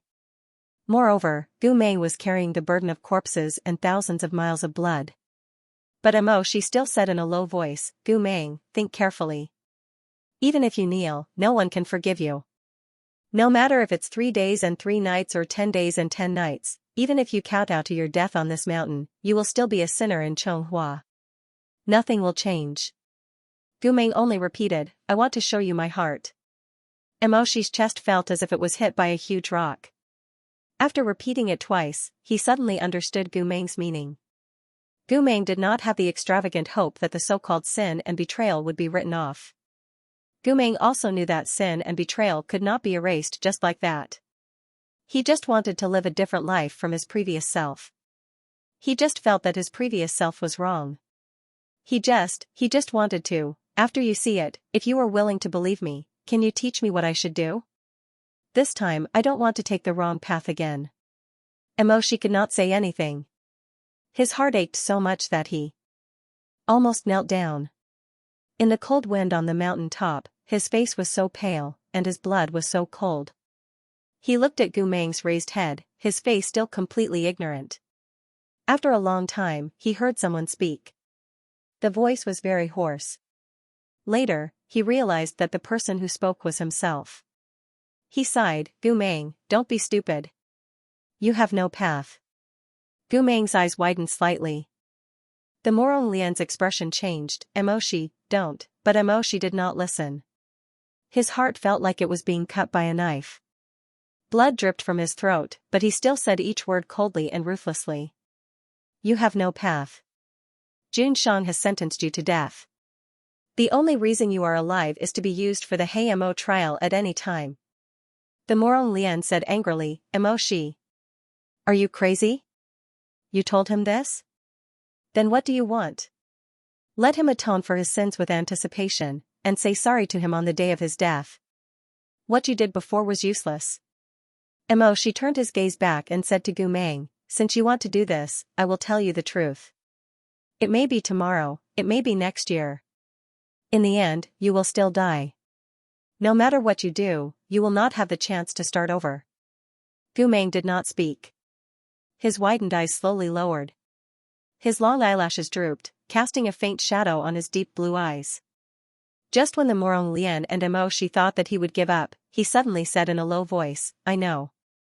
The mountain wind whistled, like the sound of a golden drum or the weeping of a dead soul. But it doesn't matter. Because I think, even if I can start over, even if I can live a good day, it is still right. He raised his head, looking just like the blazing youth who had faced death even in the face of a hopeless situation. Gu Meng said, I will go as far as I can. If I die tomorrow, I will be a good person for one day. If I die next year, I will be a good person for 1 year. This is the last thing I can do. This is the last thing I can ask for after wandering around for so many years with a clear conscience. The author has something to say. Character card Jua Chinching height, 176 cm status, 4th uncle's bootlicker human language, an intermediate blacksmith who wholeheartedly learns from 4th uncle social status, because no one competes with him, he is a silly and sweet young master who is completely unaware of the sinister human heart. Human language, the only successor of the Yu clan favorite, 4th uncle most hated, someone scolds his 4th uncle favorite color, white most hated color, purple favorite food, flour cake most hated food, all kinds of internal organ stream, receive the personal guidance of 4th uncle. A drop of dew dripped from the cypress leaf. Emoshi's wide sleeves fluttered in the breeze. He stood on the pine and cypress slope of the hero's mausoleum on Worgen Mountain, looking at the small figure in the winding forest of monuments. It was late at night on the first day, and the stars were everywhere. After the confrontation with the Morong Lian, Gu Meng really did kowtow to each tomb on Worgen Mountain. Morong Lian had clearly only given him humiliation, but Gu Meng had treated it as a way out. His stubbornness was something that even 10 oxen could not pull back, and he wanted to use this to prove his renewed resolve. Are you really going to do this? Yes. Even if nothing can change? It can change. Gu Meng said, at least I'll feel better. The Morong Lian knew that he had succeeded, and Emoshi knew that Gu Meng had made a choice and would not turn back. Later, the Morong Lian left, and Emoshi had to leave too. Gu Meng kowtowed alone in the cemetery, where the birds chirped. Later, the tired birds returned to the forest. The sun set, and the frost frosted. In the silence, only Gu Meng was the sound of movement in this city of the dead. Later, Emoshi was worried and returned to Worgen Mountain alone. It was not convenient for him to show his face, so he stood on the pine and cypress slope and looked at the white figure in the distance. Gu Meng knelt for the whole night, so he also looked under the tree for the whole night. When dawn broke, people came to visit the tombs, so Emoshi left quietly. He still had a court meeting, so he could not stay at the hero's mausoleum all the time. It was unknown if the Morong Lian was deliberately fanning the flames, but the news of Gu Meng kowtowing at the hero's mausoleum spread like wildfire. In less than a morning, the news had spread throughout Chonghua City. What is this guy planning now? I heard that he suddenly became enlightened and felt that he had done something wrong in the past, so he wants to apologize. Does he really have that kind of heart? Don't be a weasel paying a visit to a chicken. Shall we go and take a look? The high-ranking nobles of Chonghua City did not have the time to go to War Spirit Mountain to cause trouble during the day. However, there were some loose cultivators who usually had nothing better to do. When they heard about this matter, they swarmed to the tomb of heroes like mosquitoes that had smelled blood. They said they were going to sweep the tomb, but in reality, they just wanted to see the commotion with their own eyes. Although these people would not directly make things difficult for Gu Meng for the sake of Lord Shihi's face, there were still many people who mocked him. So Gu Meng continued to kneel, while they covered their mouths with their sleeves and whispered to each other, "He is really kneeling well." When he was serving guests in the other courtyard of the Lord Wangshu, his attitude was not so good. "How did you become so obedient after being taught by Lord Shihi for half a year?" The Lord Shihi is good at scheming. If you ask me, everyone knows that the Lord Shihi is a person who can be persuaded by reason but not cowed by force. This Gu guy must have understood the Lord Shihi's temperament, so he pretended to be repentant and pretentious. He is lying to everyone. I see. What you said makes sense. Oh, yes, if he is really so guilty, why doesn't he just kill himself? He is indeed a liar. Gu Meng turned a deaf ear to them and walked up the stairs amidst the pointing and whispering. He bowed and kowtowed, and kept repeating the words that the Murong Lian had taught him. Traitor Gu Meng, 10,000 deaths will not be enough to atone for his sins. He said it so sincerely, as if this sentence was a rebirth curse that could ferry his sinful soul out of the boundless sea of bitterness. There were too many people who hated him, too many people who despised him. He struggled in the sea of bitterness, but the people on the shore threw stones at him, telling him to go back and drown. This was the only ending he deserved in his life. Gu Meng kept repeating the action of kneeling and kowtowing in this countercurrent. His forehead hit the hard and cold stone thousands of times. His footsteps were heavy, and his body was dispirited, but his eyes were shining brightly, supporting him as he walked up the stairs. He bent his spine and lowered his head. Traitor Gu Meng. He clasped his hands together devoutly, from the golden light of heaven and earth to the boundless night. 10,000 deaths will not be enough to atone for his sins. On the third day, the sky was overcast, and the spring rain fell in Chonghua City. Gu Meng's clothes were thin, and after kneeling for a long time in the chilly spring wind and rain, his body could not take it anymore. He used his hands and feet to climb up another stone step, and knelt in front of the first jade tablet. His lips moved, and he wanted to speak, but he could not make a sound. The rain fell miserably from his face. He raised his head and looked at the majestic and solemn memorial tablet of martyrs. The 7th generation Lord Wangshu, Murong Xian, the heroic spirit sleeps forever. It turned out that he had already knocked on the Murong Lian's father. Gu Meng looked at the line of majestic golden words. The inscription on the tablet was so clear and solemn, and he was like a pile of mud, a pile of dust, curled up in front of the gods. His lips trembled, and his throat, which was almost unable to make a sound, moved. He tried hard to mutter, "Traitor Gu Meng." The spring thunder was startled, and it was as if the sky had turned into a giant drum that was being beaten. Gu Meng raised his trembling palms, which seemed to be filled with lead, and clasped his hands in front of his forehead. Then he closed his eyes and bent down to kneel. 10,000 deaths will not be enough to atone for his sins. The thunder broke through the sky. As if it was shattered by the power of the thunder, Gu Meng did not get up again after kneeling down. After 3 days and 3 nights of kowtowing, without sleep or rest, he finally could not hold on and fainted. Seeing him fall in the rain in a sorry state, curled up in front of the Murong Xian's tomb, those who originally came to watch the fun were like vultures that smelled a dead thing, and immediately came closer to take a look. They glanced at the wet and thin body. They knew that Gu Meng had gone berserk, so when Gu Meng was awake, they did not dare to be too presumptuous, and their words were mostly vague. But Gu Meng was unconscious at this time, and he was extremely tired, so some people became bolder. This dog of a slave, he said that he was sincerely apologizing, but he fell down weakly before he finished kowtowing. Did he really faint or was he faking it? We'll know after we kick him. So someone went forward and kicked Gu Meng's pale cheeks. After waiting for a while, there was still no movement from Gu Meng. He really fainted. Suddenly, there was a commotion, as if a hole had been torn in the dam. We asked him to come to War Spirit Mountain to kowtow, not to sleep. He deserves a beating. It was interesting to say that most of the people who gathered at War Spirit Mountain were not the sons of generals or descendants of heroes. Those who really had a direct blood feud with Gu Meng would not deliberately climb the mountain for such a long time. They only wanted to see Gu Meng be punished. If he could not be punished, they would rather not see this person. Looking at him made them feel disgusted. As for the group of people who really had the ability and power, such as Princess Meng Zhe, Jiang Fuli, and Yujun Tian Murong Chui, these nobles and capable officials, it was even more impossible for them to get involved in this mess. So it was said that birds of a feather flocked together. Those who deliberately gathered at the top of the mountain to see Gu Meng make a fool of themselves were flies with similar characters. Most of them did not have any ability, and they were also very bored. Obviously, Gu Meng did not directly owe them a debt of life, but this group of people was more emotional than the descendants of heroes, and wanted to fight for justice. And in this world, there were generally two kinds of people who fought for justice. First, it was really difficult to calm down, and they said what they had to say. Second, it was really nothing to do, and they looked for trouble. At this moment, the people gathered around War Spirit Mountain belonged to the second kind. But other than these people who had nothing to do, there were also a few passers-by who really came to War Spirit Mountain to pay their respects and sweep the tombs. Thus, in the midst of the chaos, a child's soft voice suddenly rang out.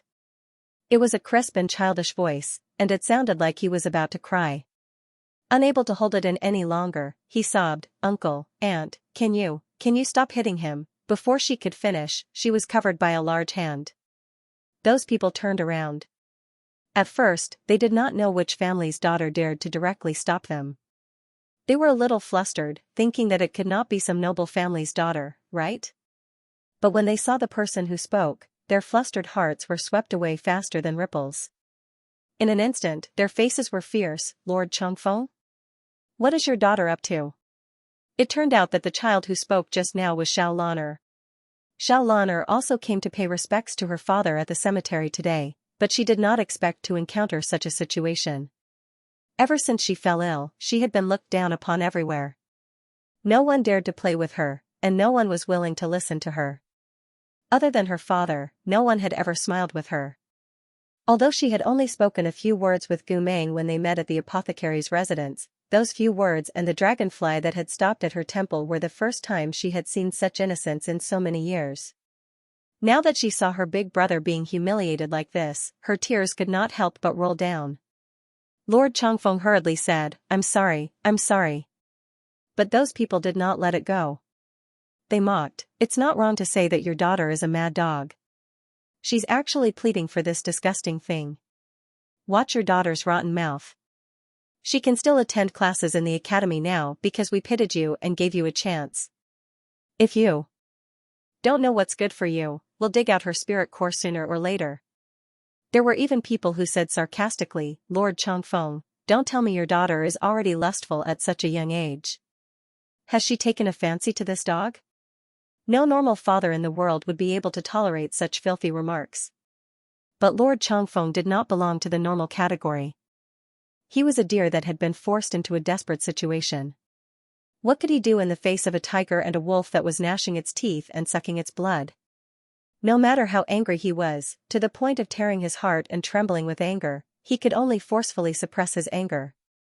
Even though the meridians on his neck were about to explode, he could only smile and comply. They were right. Xiao Lan'er could not tolerate any small mistakes. She could have her spirit core dug out at any time and be expelled from the academy. Lord Chongfeng bowed and apologized as he carried his daughter in a panic and brought her away from this troublesome place. After leaving the cemetery, he let go of Lan'er's hand and the little girl cried. She leaned on his back and sobbed, "Father, what did that big brother do wrong?" Lord Chongfeng stroked her hair. "It's a capital offense. A capital offense for treason. Lan'er, don't say any more. Is there no way to forgive him? His crimes are unforgivable. There's no way to forgive him." Lan'er's tears fell like pearls from a broken necklace. But, she was carried down the mountain path by her father. She leaned on her father's shoulder and watched as Gu Meng and the group of people became further and further away in her field of vision. The child did not understand the affairs of the world and did not know that Gu Meng had long lost his parents. She sobbed, but he's like this, if his parents see him like this, how painful would it be? If his parents see him like this, how painful would it be? But Xiao Lan'er did not understand. Gu Meng did not have parents. He had lost his family very early on. Then, he lost his brothers, lost his army, lost his glory and reputation. Now, other than the mud on his body, he had nothing to rely on. No one would feel pain for him. Only people would clap their hands in joy because of his pain. No one would care about him. And the only person who could accompany him was also bound by the shackles of fate and status. She had long lost her freedom. Lord Shihe. In the Ming Hall of the military department, Mo Shi, who had finished his official duties, was preparing to leave Yunqing and go to War Spirit Mountain. During the time that Gu Meng was in the cemetery, Mo Shi dealt with military affairs at the fastest speed every day. Then, he went to the pine and cypress slope to guard Gu Meng from afar. But today, he was stopped by an attendant. What's the matter? Urgent report from the Eastern region. His Majesty invites you to the throne room for a night discussion. Mo Shi, who was about to loosen the collar of his military robe, paused. The attendant was very smart and immediately sensed something strange. Lord Shihe, do you have something else to say? What's the situation in the Eastern region? The Yin country has turned to the Liao country and cultivated the way of the Black Demon. They have secretly accumulated a large number of Yin soldiers. The people in the 3 small towns in the eastern region have been slaughtered and killed. Mo Shi's slender and white fingers rearranged the military department's robe that he had just loosened a little. He said, report to His Majesty. After I tidied up the files of the Yin soldiers, I will immediately go to the throne room for a discussion. Then I will wait for Lord Shihe. Thus, the person in the throne room did not sleep for the whole night. He held a candlelight and talked through the night. And the person in the War Spirit Mountain was unconscious for the whole night. No one cared about him. On the morning of the 4th day, Gu Meng woke up from his coma. He opened his eyes in a daze. The sky had already cleared up. He lay in the puddle of water. The distant and clear blue sky seemed to be able to touch it if he raised his hand. Gu Meng moved. He felt that there were a few inexplicable wounds on his body, but he did not care. Ugh. He rubbed the swollen bump on his head. Did he fall when he fainted, or did he knock his head so much that it became swollen? He could not understand, so he stopped thinking about it. There were only a dozen rows of stone tablets left. He slowly got up and scooped up some of the puddle of water in front of the Murongxian tombstone. He did not mind that it was dirty and slowly drank it into his stomach. Then, he got up on all fours and continued to knock his head forward. Just like the clear sky after the rain, the clouds were clear and bright. He felt that his sins could finally be reduced by an inch. He did not stop. He was kowtowing to the ghosts and ghosts in his dreams. He was kowtowing to the past and the future. One jade step at a time. One stone tablet, one dead person. Mo Shi came an hour later. He had stayed up all night in the military council. He had not slept for more than 40 hours. His eyes were red. Other people would rush home to rest after staying up all night to finish their military work. However, he carried the breakfast prepared by the military council and came to the War Spirit Mountain alone, as if he was in a nightmare. It was already the 4th day. Gu Meng had prayed here for 4 days. 4 days and 4 nights without sleep might not have been a big deal to the Gu Shui of the past. Gu Shui had the most powerful spiritual nucleus. It was enough to support him like a torch that burned with light and heat for a long time. But what was Gu Meng left now? All that was left was a broken body and a shattered soul. But he still had to hold on. Mo Shi silently looked at Gu Meng from afar. 9161st tablet, 9162nd tablet, Gu Meng was still kneeling. He was counting for Gu Meng. Almost there. He was almost done kneeling. At noon, Gu Meng finally crawled back to Mo Shi's father's memorial tablet. He looked like a little beggar who had rolled in a quagmire. His whole body was covered in mud. His face was dirty, his forehead was broken, and his knees were badly mutilated. But his eyes were unusually bright. Anyone who saw those eyes would not doubt his sincerity and crush his hope. Gu Meng kowtowed 3 times carefully. It was over. He heaved a sigh of relief. He staggered and tried to stand up straight. But because he had been kneeling for too long, he fell to the ground as soon as he stood up. But the pain he expected did not come. Suddenly, there was a gust of wind. Someone supported him and brought his muddy body into an embrace. The person's smell was very faint, but it was the gardenia honey that Gu Meng was familiar with. Although that person tried to control his hands, they were trembling slightly. Gu Meng turned his head and saw Emoshi's face. Emoshi had been enduring in the dark. He was suffering, waiting with Gu Meng for the end of this apology. And he had been waiting for a long time for this support after all this was over. Gu Meng looked at Emoshi and then looked at Emoshi's hand that was holding his arm.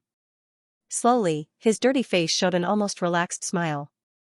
But his eyes suddenly curved and hot tears rolled down his cheeks. Gu Meng knew that it was embarrassing. He wiped his face carelessly. He wanted to say something, but after repeating "Traitor Gu Meng, nothing can atone for his sins" tens of thousands of times, his Adam's apple bobbed. For a moment, he could not say anything else. He just looked at him, crying and laughing. He was too stupid. His damaged brain could not work, but he was anxious to express himself. In a fluster, Gu Meng raised his hand and poked his chest. "Do you understand, my heart? I didn't lie to you."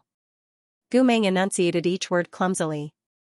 He tried his best to grin, but his tears couldn't help rolling down his cheeks. "I didn't lie. It's true, this time, it's all true." Emoshi's soul was about to be torn in half by his selfishness and hatred for his country.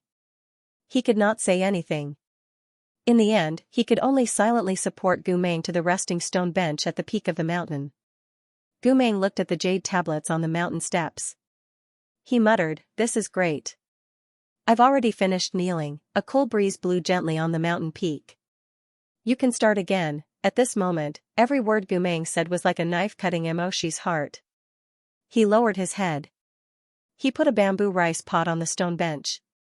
This pot was taken directly from the military department's cafeteria. It had been imbued with spiritual power, so the taste and warmth of the dishes could be preserved well in the pot. He took out the food from the pot. He did not look at Gu Meng.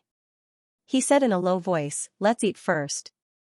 There was porridge with straw mushroom and lean meat, rice cakes, donpa stewed meat with rich sauce that melted in the mouth, cucumber with sweet sauce, and a few soft steamed buns.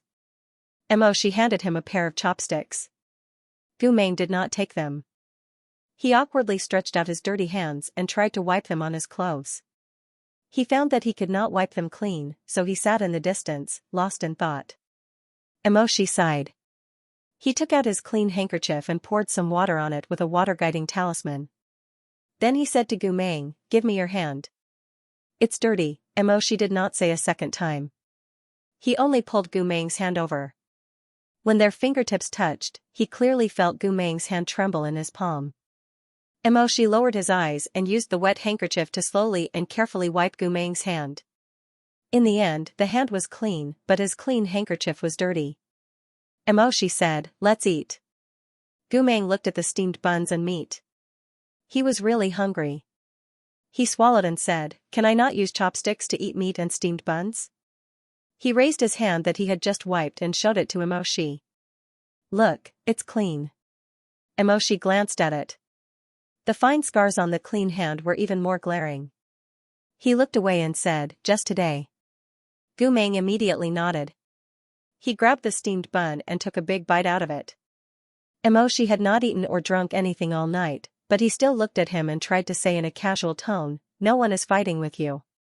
Gu Meng's response was a miserable look on his face. He could not stop eating, and a whimper came out of his mouth full of steamed buns. Emoshi's tone softened. He said softly, "Eat slowly." Another whimper came out of Gu Meng's mouth, which was stuck in the steamed bun and roasted meat. Come to think of it, it had been far too long since they had been alone peacefully. For a moment, Mok really wanted to rub his head like in the past, but in the end, he only raised his hand. Without touching him, his hand fell. But even this subtle movement was noticed by Gu Meng. Gu Meng misunderstood his intentions and froze for a moment. His mouth was stuffed with steamed buns, but he still used his trembling hands to pry open the remaining half. Steam rose. Gu Meng kept the small one for himself and handed the big one to him. His cheeks were puffed up and his blue eyes were clear. Are you hungry too? She paused for a moment, then slowly said. No need. If you don't like the steamed buns, there's meat too. You can have it too. She turned his face away to hide the redness in his eyes. I just ate. These are all yours. Gu Meng finally felt at ease and continued to chew. After the meal, the two went down the mountain together. The road was steep and long. Gu Meng did not like to rely on others, so he limped in front. She followed behind him, looking at his back without saying a word. This background was so familiar. Many years ago, there was also a young general who stubbornly led his comrades to cross mountains and rivers, cutting through thorns and thistles. He was not particularly tall, but because he did not have time to care about the army's appearance, he was always dirty and even a little wretched. He was like a mayfly that tried to shake a tree. Anyone could crush him with a pinky finger. However, this mayfly would get up again and again after being poked. It was stubborn, and no matter what he did, it would not fall. He used to be the undefeatable god of war of the entire army. He gave countless people the confidence to win and the hope to go home. Perhaps because of this, she used to think that he was eager to see Gu Meng repent and apologize. But when he really saw Gu Meng kowtowing in front of the many tombstones, she only felt a deeper pain. Gu Meng's bent back did not look good. His broken expression did not look good either. Not many people liked to see a strong person become bent. Moreover, that person used to be your light. While he was lost in thought, Gu Meng suddenly stopped and turned back to look at him. What's wrong? Gu Meng pointed at the crossroads in front of him. I don't remember where to go. To the left? She looked to the left and saw that the trees there had fallen. There was an open space with martial law. Chains. There were 2 high-level imperial guards guarding there. Behind them was the light of the enchantment barrier. He could not see the specific situation behind the barrier. She said, that is the forbidden area of Mount War Spirit. No one can enter. To the right. Gu Meng looked thoughtfully at the mysterious forbidden area, his eyes gradually becoming unfocused and hazy, as if he had sensed something, revealing a sorrowful expression. She asked, what's wrong with you? Gu Meng did not answer. At this moment, it was the evening bell. The desolate sound of the bell rang out from the city walls, echoing between heaven and earth. A gust of wind rose in the mountain forest, rolling from the depths of the forbidden land to the winding mountain path. For a moment, the trees rustled and the birds flew away. Gu Meng slowly closed his eyes in the cool breeze. I don't know. Gu Meng said, but I seem to have dreamed of this place before. This person's strange words could not be trusted. When this forbidden area was drawn by Jun Shang, Gu Meng had already rebelled. No matter what, it was impossible for him to have come to this place. She said, no one has ever been able to enter this place. There are heavy guards guarding it 24 hours a day. How could you have come here before? Gu Meng's lips moved, but he did not know what to say. He could only make a sound of agreement and walk in the opposite direction, looking back 3 times with each step. After returning to the residence, Gu Meng was tired and hungry from kneeling for days. He ate some food, took a bath, and went to bed to sleep. He did not mention this matter again. He slept for a day and a night. When he woke up again, he saw Moshi standing in the osmanthus hall. He was dressed in a black and gold robe, standing with his hands behind his back. Hearing the movement behind him, Moshi turned around and threw him a scroll. Catch. What is this? A combination of A Glimpse of Magic and The Old History of Chonghua. Moshi said, you have the intention to turn back. I already told Jun Shang yesterday. He asked me to give you this book. Gu Meng was originally flipping the bamboo slips back and forth. When he heard this, he suddenly raised his head. His eyes lit up. Did he agree to let me start over? Ran did not answer immediately. Instead, he looked at him with a strange expression. I'll tell you one more time. I've warned you before that no matter how much you compensate, Jun Shang will never take back the order to sentence you to death. No matter how much you compensate, it will not change the final outcome. The shadows of the flowers in the Hall of Enlightenment were gentle, but the words were cruel. You will still be used as an experiment by the HMO. When you lose your value, you will still die. Emoshi paused and asked, do you understand what I mean? I know. Emoshi closed his eyes and said, think about it. Think clearly before you answer me. I've been kneeling for 4 days. I think clearly. Gu Meng was very calm. His calmness even made Emoshi easily associate him with the man who could carry the sky on his shoulders even if it fell down. I know. Jun Shang asked me to learn these just to use me again. Instead of letting me eat for free, it's better to let me do something before I eat. I understand this principle. Emoshi said, not only that. He asked me to teach you these things because he hopes you can recall some useful memories. What's wrong with that? Gu Meng said, I also want to know what happened to me in the past. I want to know if what you said is true. His fingers clenched and sank into his palms. Emoshi said, I've made it clear to you today. If you choose this path, don't blame Chonghua for being merciless when the day of your execution comes. Don't be unwilling. I definitely won't be willing, but you will also die, and I will also die. Gu Meng caressed the bamboo scroll in his hand lovingly, as if he was caressing his own future. He had the straightforward thoughts of an animal. But as long as I can live a little better, then I'll live a little better.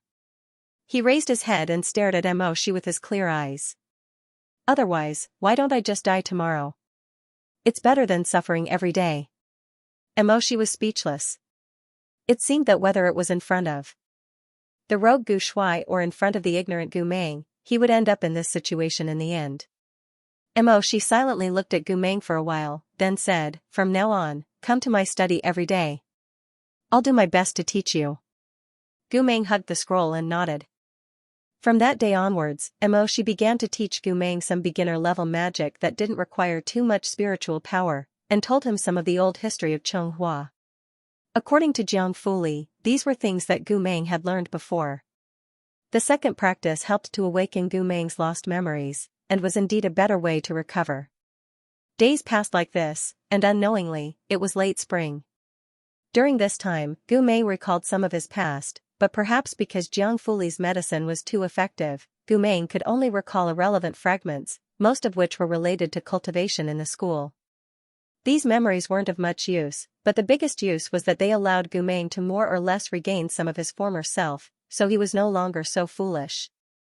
Sometimes he would swagger around like Gu Shuai, and sometimes he would squat in a corner like a wolf dog and remain silent. Sometimes, he would be exceptionally quick-witted and witty, but sometimes, he would stutter and stutter, not being able to say anything clearly. What annoyed Emoshi the most was that as Gu Meng recovered part of his memory, he began to unconsciously repeat many of the words he had said before. For example, he called himself lousy several times, and Li Wei almost broke his leg. There were also several times when he called Emoshi junior brother Mo, and Emoshi almost broke his leg. As a result, Gu Meng had to find a balance between his instincts and rules, which often caused him to swallow half of a sentence. For example, he once wanted to help Li Wei clean the courtyard, but suddenly he had a flash of inspiration. He waved his hand, rolled up his sleeves, and strode over, shouting, come, come, come, let Lao dash. Before he could say lousy, he met Butler Li's scrutinizing gaze, and immediately broke away from Gu Shuai's shadow. He hurriedly shook his head, and carefully stuttered, sweep the floor, I'll help you. Over time, Gu Meng didn't know what to say anymore. He would always stand in the courtyard with his mouth open, lost in thought. When someone suddenly called him, he would turn his head, and the expression on his face would switch between Gu Meng and Gu Shuai. He didn't know what was right for him to do, or how to speak without being annoying. This directly caused him to often pout when he interacted with others, and he couldn't say a word for a long time.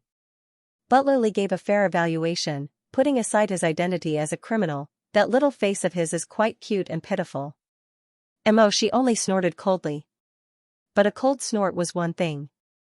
As long as there was a break in court and he had nothing to do, Emoxia would still supervise Gu Meng's reading. Gu Mei was the same as when he was young 2 years ago. He liked to write cursive and didn't like to write regular script. He liked a glimpse of magic, but didn't like to read the old history of Xianxia. However, on this day, Gu Mei was different from his usual self. When Emoshi came back, he saw him sitting next to Taihu Rock, with the lake water in the courtyard sparkling. He was eating an apple while reading the old history of Xianxia with great interest. Something was wrong. Emoshi couldn't help but walk behind him and bent down to look at the page Gu Mei had been staring at for a long time. He said, "What, are you interested in this part?" His voice was low and magnetic. His lips just happened to be next to Gu Mei's ear. Gu Mei couldn't help but be shocked. He turned around to glare at him, half of the apple still between his moist lips and teeth. At this moment, the distance between the two was extremely close. Emoshi's cheek was almost touched by his lips. Gu Mei didn't feel anything, but Emoshi's ears instinctively turned red. He suddenly straightened up. After a long pause, he said stiffly, "Don't suddenly turn around like this in the future."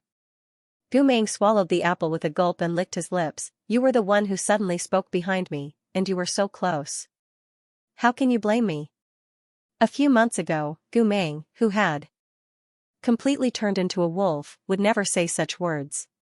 However, now Gu Mei knew how to say it. When he said it, there was a hint of the old senior brother Gu's unreasonable expression. Although Emoshi knew that he was the one being unreasonable now. "If you continue to talk back, come to the study tonight to copy the record of Fuzhou's heavenly tribulation." Gu Mei opened his mouth. The arrogant spirit of the god of war Gu Mei made him want to say something. However, in the end, the body of the traitor Gu Mei gave up. His blue eyes were replaced with the kind of meek obedience. Emoshi couldn't tell which situation made him more unhappy. He didn't intend to continue this annoying comparison. Emoshi lifted his chin slightly and pointed at the bamboo slip in Gu Mei's hand. He said, "Why do you keep looking at this page?" "Oh. This scroll talked about the head of the three gentlemen of Xianxia, Hui of the Precepts and Hui of the Precepts. In the past 100 years, the titles of precepts and precepts had been given to the later generations. Only Hui was worthy of this title." Gu Mei suddenly pointed at the small portrait of Gentleman Hui and said, "Because this person looks a little familiar." Emoshi crossed his arms in front of his chest and leaned against the pillar behind Gu Mei.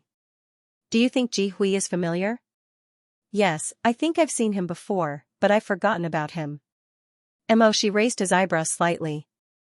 "Ji Hui passed away a few 100 years ago." "I'm afraid you've got the wrong person." Gu Mei was unwilling to give up. He stared at the portrait and looked it over and over again. Finally, he said with certainty, "I'm sure I've seen someone who looks like him." "Do you think he's still alive because he ascended and became an immortal?" "Impossible." "Why?" "Ji Hui died because his spiritual nucleus was damaged." "That was also his battle to become an immortal," Emoshi said. Since then, Xianxia didn't have a second Hui. Both of them had experienced the pain of having their spiritual nucleus destroyed. Gu Mei subconsciously twitched and asked, why was his spiritual nucleus destroyed? Was it because he did something bad? Ji Hui has always been a man of honor. If you want to talk about what he did wrong, it's probably that he made an exception and took in a disciple of the school. Emoshi paused. He trusted the wrong person.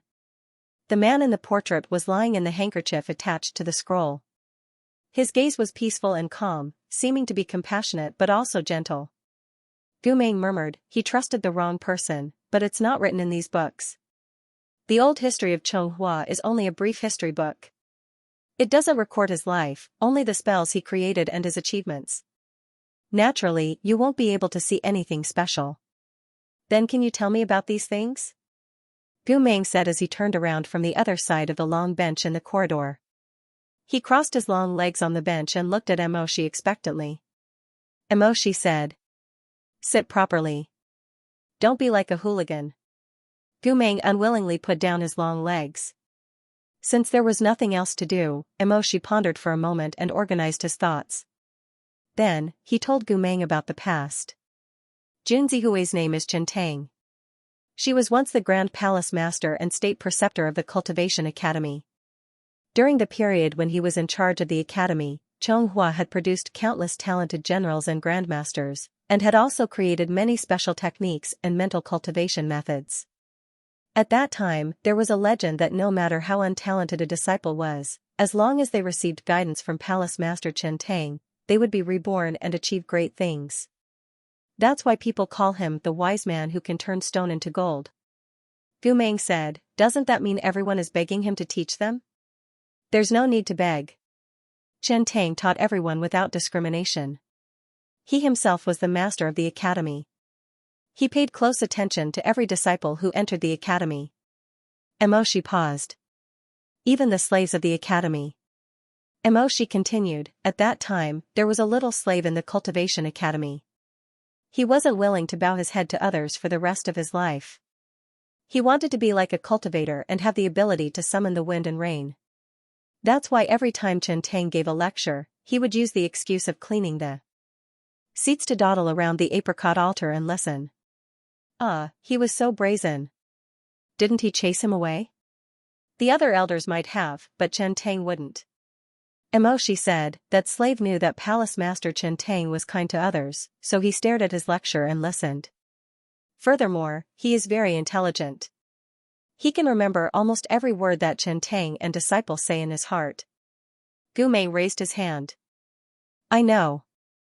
After that, the little slave secretly cultivated by himself and became a very powerful person. Furthermore, he fought with Princess Haitang. Emoshi was startled. A rare look of confusion appeared on his usually cold face. "With who?" "That amazing princess who's like Meng Zhe, Princess Haitang. It's Palace Master Chen Tang." "Also, the Palace Master and Princess Meng Zhe don't mean the same thing." Gu Meng said, "Fine. Since they all sound the same, then Princess Chen Tang it is." Emoshi's mouth twitched. In the past, when senior brother Gu teased him, he liked to call him Your Highness. This guy's hobby of calling other men princesses hadn't changed even now. Emoshi raised his hand and rubbed his forehead with his slender fingers. He didn't want to talk about the princess with Gu Meng, so he calmed down and said, "The first part of your guess was right. That slave was indeed secretly cultivating, but it wasn't that easy. Forming a spiritual nucleus is a dangerous process. The stronger the spiritual nucleus, the more difficult it will be for the cultivator. That slave didn't expect his potential to be so shocking. He went berserk at the beginning of the formation of the spirit core, causing the school to explode. The fact that he was secretly refining magic was exposed, and he was sent to Palace Master Chen Tang." Gu Meng listened with rapt attention. Seeing Emoshi stop there, he couldn't help but ask, "What happened after that? Did Princess Chen Tang destroy that slave's spiritual nucleus?" "No. That slave's spiritual nucleus hadn't formed yet. It was in the condensing stage, and he was in great pain. Chen Tang knew that if no one helped him, that person would definitely explode and die. So he felt compassion, and in the end, violated the rule that slaves can't cultivate and helped that person pass the tribulation." The grass and trees in the courtyard swayed. Emoshi looked up at the sparkling water and continued. "After Chen Tang helped that person pass the tribulation, that person repeatedly knelt down and thanked her, saying that he couldn't repay her for saving his life. Chen Tang saw that he had spiritual roots and was a person who knew how to repay kindness. Her heart softened, and she reported to the emperor, making an exception and accepting him as a disciple of the school." Gu Meng sighed, "That slave's luck is really good." "Right, what's his name?" "He didn't have parents to give him a name. Usually, the stewards of the school would follow his slave's serial number and call him Shursonair. After Chen Tang accepted him, she changed his name." Emoshi paused, then said, "He's called Hua Pon." "Chen Tang Hua Pon." As if they were startled by this name, a number of birds in the courtyard flew up and over the eaves of the tall beak, flying towards the sky. Emoshi glanced at Gu Meng. This was actually a very interesting situation. The notoriety of Hua Pon was like a taboo that couldn't be touched. It was as if even saying these 3 words would cause resentment to curse. Until now, Chonghua still didn't dare to mention this person. But when Gu Meng heard the name of this great devil, it was as if he heard a cat or a dog. He didn't have any reaction.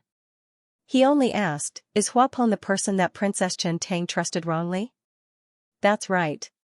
He is the person that Chen Tang trusted wrongly. At that time, Chen Tang didn't know what kind of evil beast she had accepted. She also didn't know that she had personally given the name of the devil that had plagued Jiuzhou for nearly 100 years.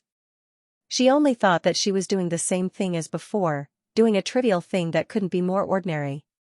Speaking of this, Emoshi looked down at the portrait of Chen Tang soaked in the sunlight. Her ink-drawn eyebrows were gentle, as if she was looking at the future generations across the river of time. Year after year, Hua Peng really didn't let down Chen Tang's efforts. He became more and more powerful. He repeatedly made great contributions to Chonghua and was valued and rewarded by Jun Shang. Jun Shang even abolished the ban on slaves not being able to cultivate, hoping to get more talents like him. The more Gu Meng listened, the more surprised he became. It turned out that Chonghua already had the idea of using a large number of slaves at that time. He couldn't help but ask, did the abolition succeed? No. Abolishing the order is not such a hasty thing.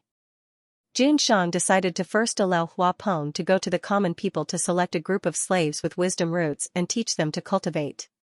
Gu Meng seemed a little disappointed, but still sighed, this is also very good. At least they have a chance to prove themselves. However, MOK seemed to have heard the biggest joke in the world. Prove myself?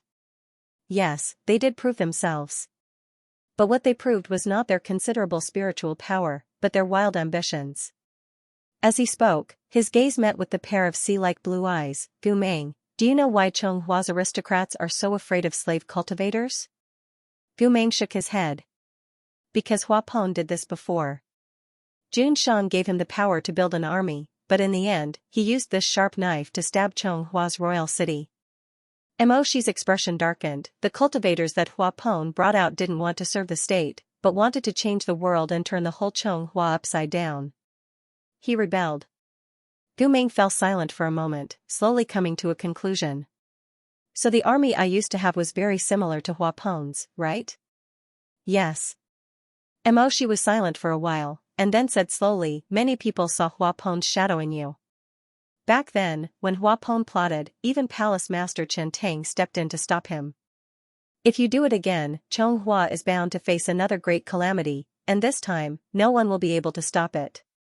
Gu Meng's expression changed slightly, and his knuckles turned white as he gripped the bamboo slips. He asked in a low voice, am I similar to him? Hua Peng and I. Seeing Gu Meng's uneasiness, Moshi's tone softened, and he said, you are different from him. Although you did commit treason, Hua Peng is an unreasonable madman. In order to quickly strengthen the slave cultivators in his hands, he captured many butterfly bone beauties and kept them for his army. What are butterfly bone beauties? A special kind of person. Emoshi seemed to be disgusted by this, and didn't want to say more. He simply said, they can be used as sex furnaces for dual cultivation, or directly used to drink blood and eat meat. As long as they eat these people, even the most ordinary Xiao can quickly improve their cultivation. Hua Peng relied on this cruel method of eating people to quickly cultivate a group of slaves who were loyal to him to the death. He even founded a country and declared himself the king of the northern territory of Chonghua. As Emoshi spoke, he raised his hand to cover the old history of Chonghua that was spread out on Gu Meng's knees. He lowered his head and said, after talking so much, let me ask you, now do you know which country Hua Peng was the founder of? Gu Meng was stunned, and hesitated. It was Liao, that's right. Emoshi's expression slowly became serious. The founder of Liao country, Hua Peng. He was the consequence of Chonghua trusting slaves for the first time. Emoshi originally only wanted to talk about the history of Chonghua and Liao country with him. He didn't have any intention of insinuating Gu Meng. But the speaker didn't mean it, but the listener did. Gu Meng suddenly fell into an awkward and embarrassing situation. He felt as if his throat was strangled, and he couldn't say anything for a while. During this time, the more he learned, the more he felt that he was unreasonable before he lost his memory. Although Chonghua had many unsatisfactory aspects, at least it once tried to reform and improve, but it was schemed against. For example, it trusted Hua Peng, but Hua Peng backhanded the nobles led by Chen Tang. If it were him, would he be able to trust a slave again without any scruples? No one could say whether he would be the next Hua Peng, or whether he would create a second Haimo Liao country. Under these circumstances, Chonghua still gave them a second chance. Whether it was for checks and balances, exploitation, or some other reason, Chonghua gave power to a slave for the second time. That was him and his army. When the Grand Supreme Elder made this decision, how much determination and courage must he have used, but in the end, Gu Meng still became the inferior Hua Peng. Although he didn't lead the army in an uprising, he defected, and even fled to the country founded by Hua Peng. He still walked the same path as Hua Peng. Gu Meng was speechless. After arguing for a long time, he silently put down the bamboo scroll in his hand. He said, "I'm sorry." Sorry was the most powerless word in the world. Gu Meng had already repeated it thousands of times in front of the martyr's tombstone. Emoshi was startled. He understood Gu Meng's meaning, but he didn't know what to say. At this time, he heard Gu Meng ask in a low voice, "Then what about Princess Chen Tang? In the end, how did he destroy his spiritual nucleus?" Bun Hit Dog doesn't eat meat's reminder, please save it after reading. It's more convenient to read it again. Emoshi was startled for a moment. He understood what Gu Meng meant, but he didn't know what to say. At this moment, he heard Gu Meng ask in a low voice, "What about Princess Chen Tang? How did his spirit core get destroyed in the end?" Emoshi answered, "It's because of Hua Peng." Gu Meng asked again, "What did Hua Peng do?" After he established the Liao kingdom, he used the demon's will as a basis and used strange methods to raise a blood scourge that had the power to destroy the world. Blood scourge, yes. Emoshi said, that blood scourge's spirit was amazing. Once it grew up, it could devour the millions of people in Chonghua in a very short time. Gu Meng's blue eyes widened, "Then what should we do?" The mutation caught us off guard. Everyone else was helpless. Emoshi paused. At that time, the only person in Chonghua who understood Hua Peng's magic was Chen Tang. Chen Tang regretted teaching Hua Peng the magic and thought that Chonghua suffered such a disaster because of his bad judgment. Therefore, in the final battle with Hua Peng, he chose to sacrifice himself. He used his spirit core and the power of his soul to seal and kill the blood scourge. Gu Meng listened in a daze. He could almost imagine the scene of Palace Master Chen and the blood scourge colliding and the explosion of spells. Chen Tang's end was the destruction of his spirit core and his bones being eaten. Emoshi said, not to mention becoming an immortal, his soul had already perished together with the blood scourge. He couldn't even be reincarnated. You can't have seen Gentleman Hui himself. Emoshi met Gu Meng's blue eyes, "You should have met someone who looked like him." Gu Meng lowered his head, but after a long time, he didn't say anything. After a while, he said uncertainly, "Then, probably, after listening to this story, Gu Meng was a little absent-minded for the next few days. He always saw some fragmented reflections in his dreams. Sometimes it was something he had dreamed of before, sometimes it was a new scene. There were even a few times when he dreamed of Palace Master Chen Tang. He couldn't see his face clearly, but he vaguely realized that it was Chen Tang. Chen Tang was dressed white faces, but when he tried when he's t-tess, ssssssssss's he's as t-t-t-t-s's, he's t-t-s-t-s's? S-des. Every word shed tears of blood. Gu Meng was in a daze. He didn't understand why he would dream of Chen Tang, and he didn't understand why Chen Tang would speak to him like that, but he was thinking. Yes, why did I betray him? He struggled bitterly, his thoughts tangled. Under Chen Tang's interrogation, he knelt down in his dream, hugging his head. Why did I betray him? Then, the scene suddenly shattered. Chen Tang and the rain of blood all disappeared. He slowly raised his head and saw himself kneeling in front of the throne room, sobbing with filth all over his body. On the throne, Jun Shang's face was indifferent. Inside the throne room, the officials had mocking expressions. And he was like a person floating in a pool of lava in hell, constantly kowtowing, his forehead banging against the ground. I beg you, let us build a monument, I beg you, too many people have died, really too many people have died, Jun Shang. I beg you. This nightmare lingered for many days. On the evening of the fourth day, the situation became worse. Even eating couldn't lift Gu Meng's spirits. He sat on his little stool, biting his chopsticks and silently staring blankly. Speaking of which, ever since Princess Mengze came, Gu Meng was no longer willing to sit opposite Mo Shi. Later, Li Wei gave Gu Meng a small stool, a chair, and Gu Meng would sit on the stool and eat. Every day, Mo Shi would order someone to give him the food on his table, with the reason being not good, don't want to eat, or can't eat anymore. Gu Meng was happy to share Mo Shi's burden. Today, Mo Shi was no exception. After a few swings of his chopsticks, he ordered roast duck, sweet and sour crispy pork, and steamed mandarin fish. He said to Li Wei, "Give them to him." Needless to say, him was naturally referring to Gu Meng, who was sitting on the stool. Gu Meng used to be very obedient and had learned to say thank you every time he was given food. However, today, Gu Meng didn't say anything. He stared blankly as the servants placed the delicious food in front of him. He didn't show any happiness. Mo Shi asked the servants to leave. He drank a few mouthfuls of hot soup and said, "In the past, when I gave you a meat bun, your eyes would light up. Now, there's fish and meat, but you don't even know how to say something nice." Gu Meng turned around, holding a steamed bun with meat in his hand. "I'm thinking about something." "What is it?" Gu Meng lowered his head and said sullenly, "I've been thinking about why I betrayed him today." Mo Shi was silent for a moment. "I've told you before, Lu Zhanxing was the fuse, and your ambition was the sulfur gunpowder. Jun Shang stripped you of your power, but you weren't willing to submit to others." Gu Meng said softly, but I remember, it seems like a lot of people died." Mo Shi was shocked. He suddenly raised his eyes, his gaze slightly cold. Gu Meng said, "I can only remember a little. I remember that I knelt in the main hall, and I kept kowtowing, begging you all to give me a way out." He said softly, "No one listened to me." Mo Shi was silent for a long time.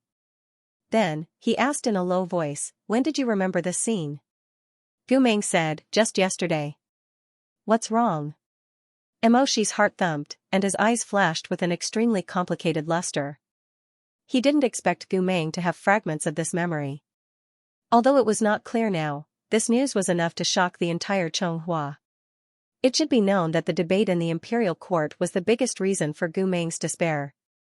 It was hard to tell who was right and who was wrong. If Gu Meng only remembered fragments of a memory, it was obviously easier for him to take revenge and be hostile to the Chonghua nobles. Mo Shi? After a moment of silence, Mo Shi decided to speak frankly and clearly. First, he was really not good at lying. Second, the sooner he spoke, the sooner Gu Meng would be prepared in advance. So he said, "Listen, Gu Meng. This matter is not as simple as you think. No matter what related memories you have later, you have to ask me the reason first. Don't make inferences on your own." Gu Meng nodded. After a while, he raised his hand and said, "Then I have something to ask now." "Go ahead." "When I knelt in the main hall, was I pleading for Lu Zhanxing?" Mo Shi said, "Not exactly." In fact, Mo Shi didn't see this debate in the imperial court with his own eyes. When Gu Meng returned to the city to report, Mo Shi was still in the western battlefield and couldn't leave. He later saw this from the historian's mirror. He only knew that when Lu Zhanxing, Gu Meng, and the Morong Lian went out of Fengming Mountain, Gu Meng and the other two divided into two groups. Gu Meng went straight to the hinterland of Liao country, while Lu Zhanxing and the Morong Lian stayed in the middle of the army. It was a flawless attack, but because of Lu Zhanxing's fierce temper, he impulsively killed the envoy of the third country who was still wavering. This caused the third country to directly lean towards Liao country and attack the main camp from Fengming Mountain. The Chonghua army suffered heavy casualties. At the time, Gu Meng had been fighting a bloody battle with his army at the front lines.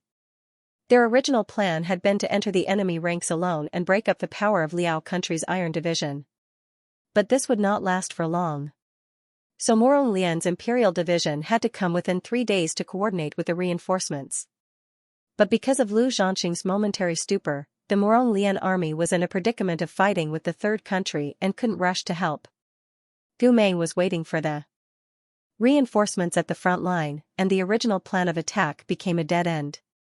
When Gu Meng was besieged, he knew that the reason why the third country suddenly formed an alliance with Liao country was because Lu Zhanxing killed the envoy. He was extremely angry.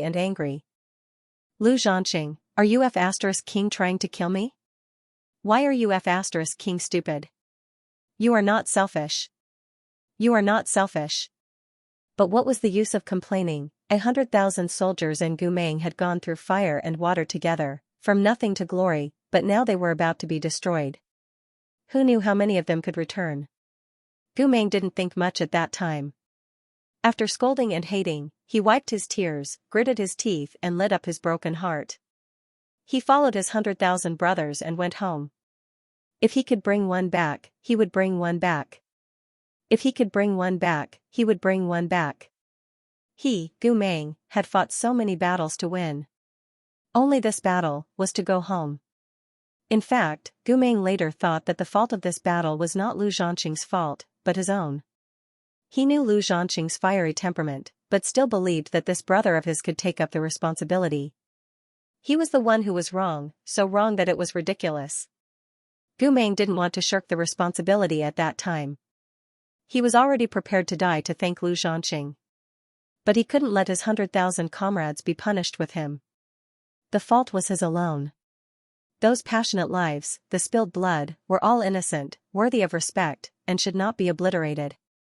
He was willing to give up all his previous merits, just to exchange for a tomb with a name for his brothers who died unjustly. He was the one who harmed them.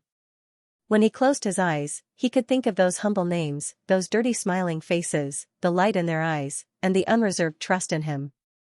Some of the cultivators were even so young, only 15 or 16 years old. Their clothes were ragged, and they called him with respect and hope, Marshal Gu. Marshal Gu, Marshal Gu. His voice echoed, and every word was filled with blood. Did he deserve it? He didn't deserve it. The Marshal Gu they admired was a good-for-nothing who only cared about his brother's loyalty. He was so tired that they died on the battlefield, and he couldn't be so tired that they didn't even have a name after they died. So he begged. He knelt in the throne room, his whole body covered in blood and mud, begging. Give them a name. I will bear all the blame alone. Give them a tombstone. The defeat was due to the general's incompetence, not the soldiers' fault. I beg you. I beg you all, but Jun Shang didn't agree. The whole hall only gave him a sad sneer. This destitute overlord had finally reached his limit. What did Liu Bang have to do with being surrounded by enemies and having no face to cross the river? They hated that they couldn't give him a sword. Their eyes were red, and they hated that they couldn't let him die immediately. If he died, their hearts would be at ease. Only then could they be sure that in the next 100 years, there wouldn't be any slaves who could overturn the sky and ride on the head of the old master. Some people were even secretly ecstatic, and simply wanted to cheer for Lu Zhanqing's miscalculation. If it wasn't for this defeat, how could it be so easy for them to deal with Gumeng and his slave army? This defeat came at the right time. No tombstone, no state funeral. Deputy Marshal Lu Zhanqing will be executed after autumn, and Marshal Gumeng's military rank will be removed. The remnants of the army will be temporarily detained to prevent riots. This was Jun Shang's final judgment and punishment for that battle. In the battlefield, there was no invincible god of war. But the Morong Lian, Yu Chenqing, and Mo Shi could be defeated. Because they were all people who stood on the same side as the royal power, and the same blood flowed in their bones. Only Gumeng couldn't. As long as he fell once, the nobles would swarm him and trample him until he couldn't stand or raise his head. So Jun Shang was right. Your life was given to you by this monarch. What you have today is already the grace of the previous monarch. Do you think your life can be exchanged for a dignified burial for this defeated army? A cold voice floated down from the 9th level high seat, and became the last straw that broke Gumeng's back. You have no right to talk to Gu. So this court debate, Gumeng's last fight, his only request, was heartlessly rejected by Jun Shang. In the end, Gumeng couldn't fulfill his promise. His dead were not remembered, his living were detained, and his brothers' bodies were separated, exposed in the East Market for 3 days and 3 nights. In one night, there was nothing left.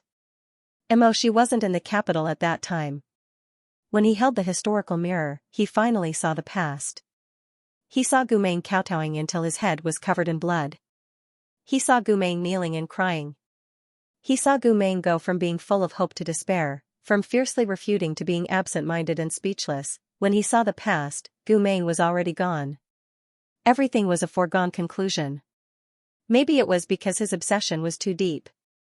For so many years, Emoshi would dream of this scene in the middle of the night.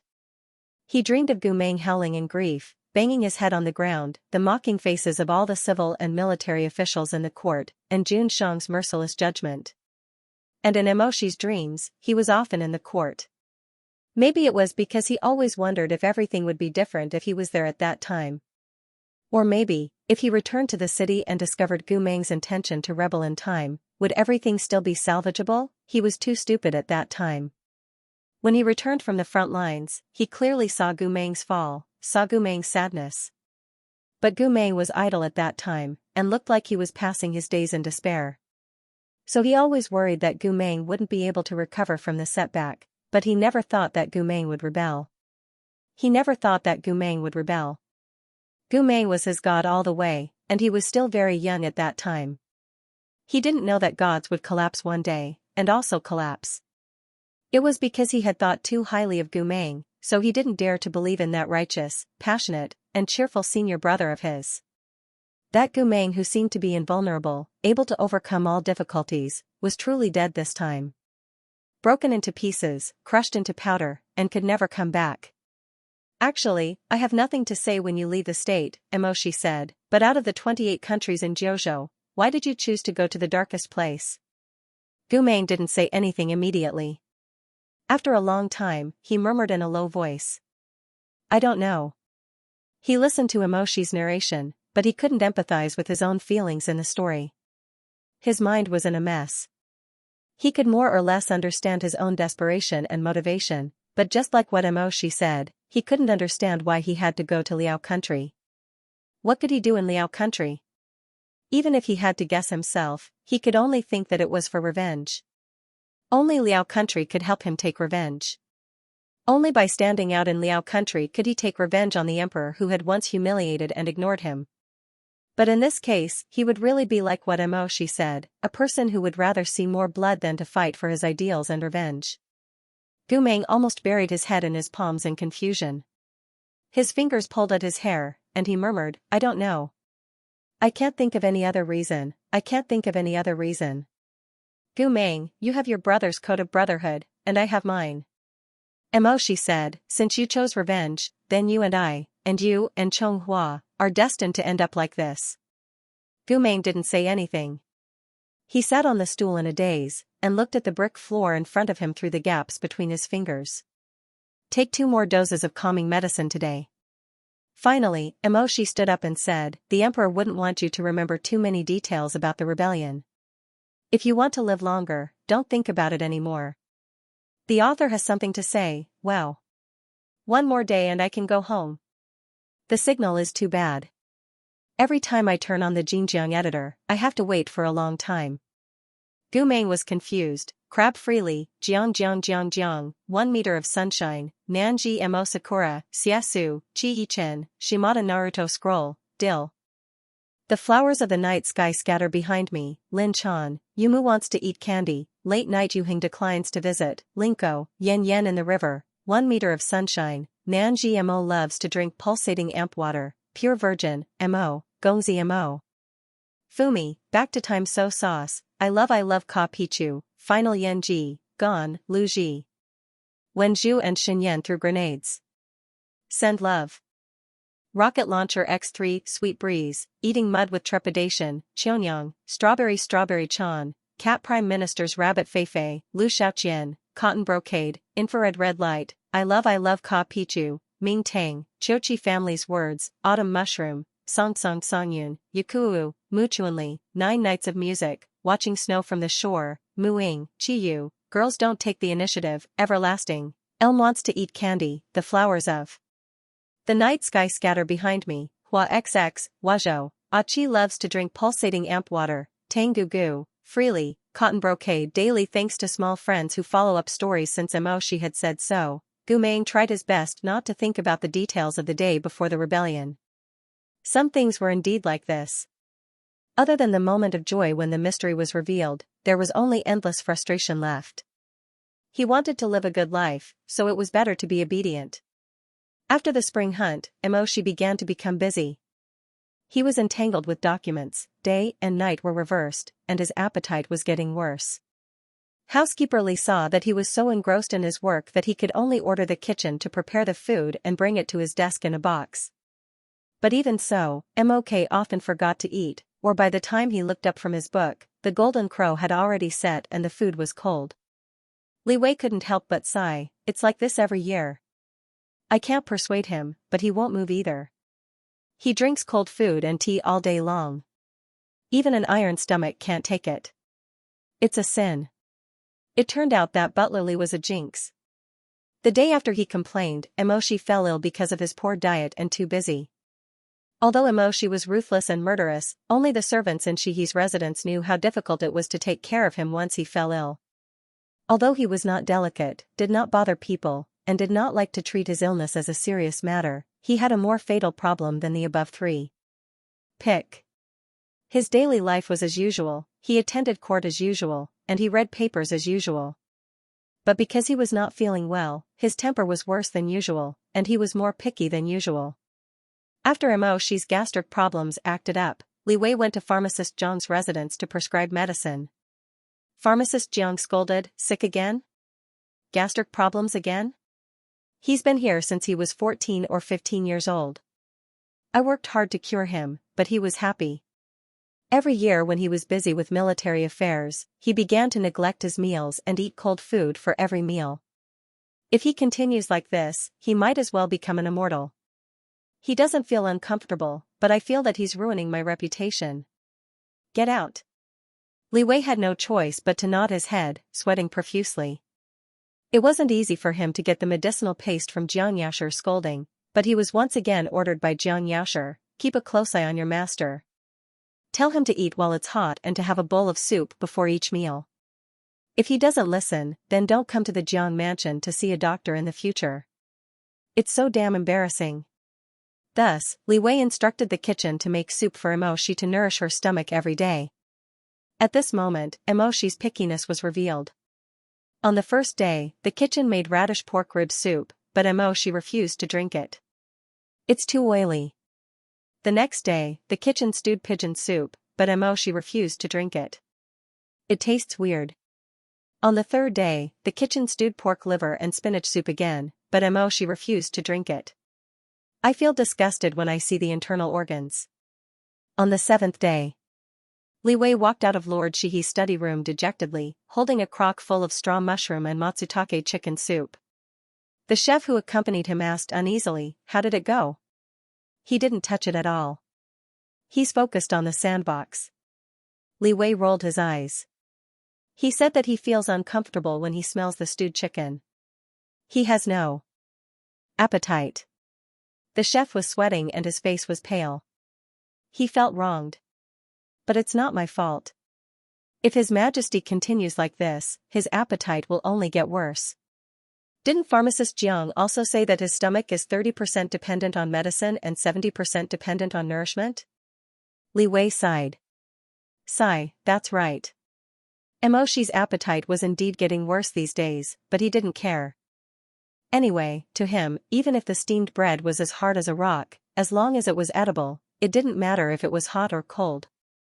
It wouldn't be too late to recuperate after this busy period. When Li Wei and the chef were standing in the corridor and sighing, Gu Meng happened to pass by the courtyard with the black dog rice bag. He saw the two of them frowning and asked kindly, what's wrong? The chef rolled his eyes at him. Are you done chopping the firewood? If not, go back and do it. Mind your own business. Gu Meng said, I'm done chopping. The chef wanted to say something, but Li Wei suddenly remembered that Gu Meng's culinary skills weren't bad. The few times he cooked, although Emoshi didn't praise him, he ate every dish clean. Since things had already come to this, he might as well try everything he could. Thus, Li Wei roughly explained Emoshi's situation to Gu Meng. Gu Meng looked at the study room after listening. No wonder his face has become thinner recently.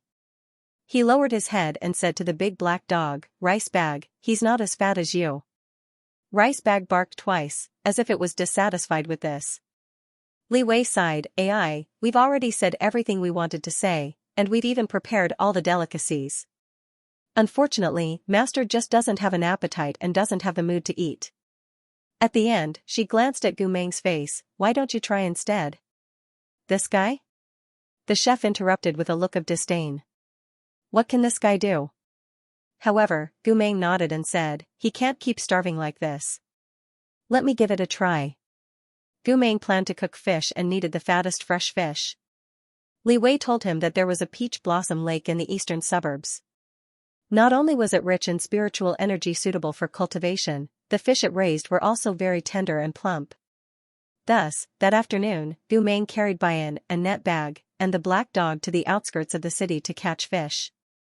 The peach blossom lake was not hard to find. When Gu Meng arrived, he realized that it was very secluded and quiet.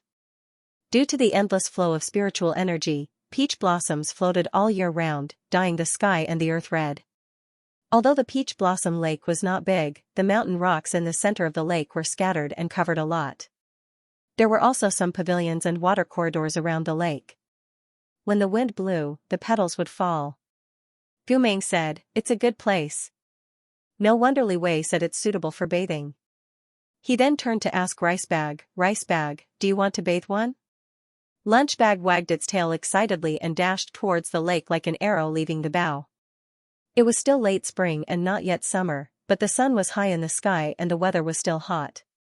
Gu Meng did not want others to see his face. He originally wore a hood, but seeing that there was no one around the lake, and that it was inconvenient to fish in the water with a cloak, he took off his shoes, socks, and cloak, rolled up his trousers and waded into the clear lake water. Woof! Rice Bag barked excitedly and rolled around Gu Meng in the shallows, splashing water everywhere. Gu Meng put a finger to his lips and warned him, be good, catch some fish for the poor Princess Mo Shi. Rice Bag barked again and ran even more happily, forcing all the fish in the shallows into the deep water. Gu Meng, woof woof woof. If you make any more noise, I'll stew you into dog soup. Sure enough, being gentle didn't work. Just like in his memory, he had to be forceful. Woo, with a cry, he went ashore with his tail between his legs. Then it shook off the water droplets on its body and sat on the shore, sticking out its tongue to bask in the sun. Its small eyes stared back and forth at Gu Meng. Gu Meng had picked up a lot of fish during this period of time. Although his spiritual power could not return to its peak, his body movements were much better than before. In a short while, he had caught 3 fat and strong grass carps. However, although the grass carps were big, they were not the best meat for cooking. Gu Meng thought for a while, then held the net and went around a few tall rocks in the lake to search for fish in the other parts of the peach blossom pond. Sometimes his brain was very good, sometimes it was very dull. For example, at this moment, his brain was a little slow. He waded through the water and shouted, fish, come fish, come fish. The fish far away heard the noise and ran away. Gu Meng brushed away the green vines hanging from the cliff and turned a corner, fish, come fish. Who is it? Suddenly, a voice like the broken jade of Kuan Mountain sounded. The voice was magnetic and pleasant, but full of ruthlessness and threat. Gu Meng was shocked. He instinctively raised his head to look in the direction of the voice, only to see a flash of golden light. A spell exploded on the water a few inches in front of his knees. It suddenly startled a huge water curtain. In the blur of the water, a white shadow flew into the curtain cave in the lake. Jade beads splashed and a curtain of water flowed rapidly. It took a lot of effort for the water column to calm down. Gu Meng coughed again and again, but he heard the person say coldly, look up. Gu Meng carelessly wiped the water off his face before squinting his eyes and looking up. Based on his recovered memories, those who would be angry from being peeked at while bathing in the depths of the peach blossoms were usually peerless beauties. Gu Meng had a tender heart, so he hurriedly said, I'm sorry, miss. I didn't do it on purpose. I came to catch. Before he could even say fish, he saw a stream of water flying through the air, slapping Gu Meng in the face without a word. Gu Meng was caught off guard and was directly slapped into the water by the amazing strength of the beauty. He drank a few mouthfuls of water and staggered to get up. The beauty's voice was bone-chilling, open your dog eyes and see who I am. Gu Meng thought to himself, I want to see, but men and women shouldn't touch each other. It's better not to look. Then he thought, no, you invited me to look. If I don't look, it will make me look guilty. Finally, he thought, huh? Why is this voice? It sounds familiar. He held the slippery rock wall and shook his wet head like a rice bag. He opened his blue eyes and looked at the big blue stone in the curtain cave. Gumeng, the beauty was indeed a beauty, but unfortunately, it was a man. He had seen it before. It was Morong Chui. Morong Chui had the same problem as Mo Shi. He didn't like to take off his clothes when taking a bath. He liked to wear a bathrobe in the water. At this time, he had already put on a white shirt over his cold bathrobe. Under his dark eyebrows, his phoenix eyes were slightly narrowed. His gaze was colder than the water in the peach blossom pond. Gumeng was silent for a while, then he cupped his hands and said, "Big brother, I'm sorry to disturb you." Morong Chui said coldly, "Stop right there." "Big brother, do you have anything else to say?" Morong Chui raised his hand and pointed at his clothes. His slender white fingertips ignited a cluster of fire. Under the light of the fire, his wet clothes were dried in an instant. Morong Chui sat on a blue stone in the cave and glanced at Gumeng, saying, "Come here. We're all men. There's no harm in looking." Gumeng trembled. "If you don't want to, then how about, after racking his brains for a long time, Gumeng probed, "Then how about I take off my clothes for you to see?" Morong Chui glared at him and said, "Who wants to see you? Come here." Gumeng had no choice but to go over. He didn't have qigong as good as Morong Chui, so he could only use his hands and feet to climb up the slightly high and slippery platform. During the process, he slipped down 2 or 3 times. Only then did he clumsily climb up. Morong Chui didn't help him up. After climbing up the stone platform and walking to Morong Chui's side, Gumeng realized that Morong Chui's face was pale. Even his lips were almost bloodless. He couldn't help but be stunned. "What happened to you?" Morong Chui closed his eyes and said, "You, make a trip to the Jiang Manor." Gumeng scratched his head in confusion. "Why do I have to go to the Jiang Manor?" "Ask Jiang Fuli for a heart-calming grass. Come back and give it to me." This person didn't even add the words, "please" or "can you," so Gumeng thought that it was his duty. He made a no sound and turned to leave. After taking a few steps, he reacted and turned back, saying, "That's not right." "Why do you want me to do this?" Morong Chui said, "Because you just happened to pass by." These words were like those crazy old Taoist priests in novels. They would catch a young hero and say, "Young friend, you and I are fated. Come back to the mountain with me to cultivate." Then, without caring about anything else, they would drag the young hero away. Gumeng was unhappy. "I don't owe you anything. You just hit me. Why should I help you?" Morong Chui's fingertips glowed. His expression was fierce, as if he was about to use some merciless move. He stared coldly at Gumeng and said, "Are you going or not?" Gumeng shook his head. A real man cannot be corrupted by wealth or power. "Ah, what's wrong with you?" Before he could finish, the light on Morong Chui's fingertips went out. He lowered his head and covered his mouth with his sleeve. He actually coughed out a thin layer of blood. Gumeng was shocked. "Are you sick?" Morong Chui was about to put on a strong front again, but before he could say anything, he suddenly coughed out a big mouthful of black blood. He said hoarsely, I am cultivating here." He paused and took a deep breath. His eyes flashed with stubbornness. You can't tell the manner, you can't tell the manner?" Morong Chui was obviously very weak, but his expression and posture were still so sharp. He gritted his teeth and said, "You can't tell them. Promise me." Gumeng was probably shocked by this person's aura. He subconsciously nodded. After Morong Chui received his promise, he was like a bow that was stretched to the extreme. When the promise entered his ears, his mental strength suddenly dissipated.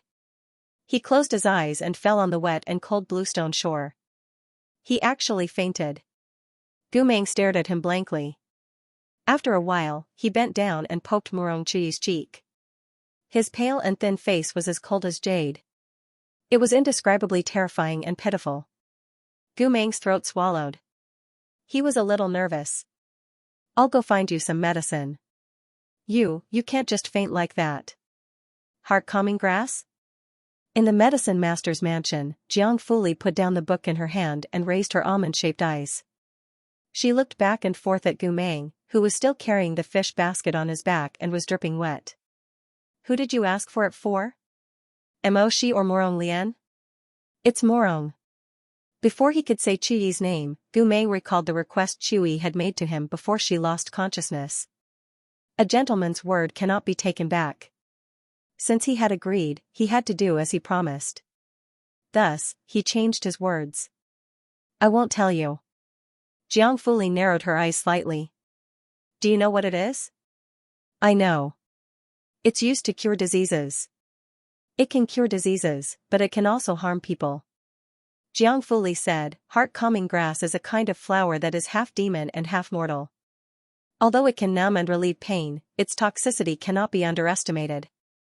This flower is piled up like a mountain in my warehouse. It's not something valuable, so I don't mind giving it to you, but..." Gu Mei raised his hand and said, "I promise I won't poison it." Jiang Fuli sneered. "Poison it? I'm in the Chong flower now. If you dare to do anything in front of me, I'll respect you as a man." Gu Meng asked curiously, "Then what will you do?" "But if you ask me for the heart-calming grass, I'll tell your master, Lord Shihi." Gu Meng thought for a while. Morong Chui was unconscious at the moment and his life was more important. He would explain this to Morong Chui after he saved his life. Thus, he agreed and followed Jiang Fuli to the warehouse to get the herbs. When Jiang Fuli finished decocting the herbs, he immediately returned to the depths of the peach blossom lake with the pot and found Morong Chui, who was still lying there. Morong Chui looked very weak. There was no color on his handsome face and his skin was cold to the touch. Gu Meng half carried him, twisted open the spout, and poured the medicine into Morong Chui's mouth bit by bit. The process was not easy. Although Morong Chui was unconscious, he coughed from time to time.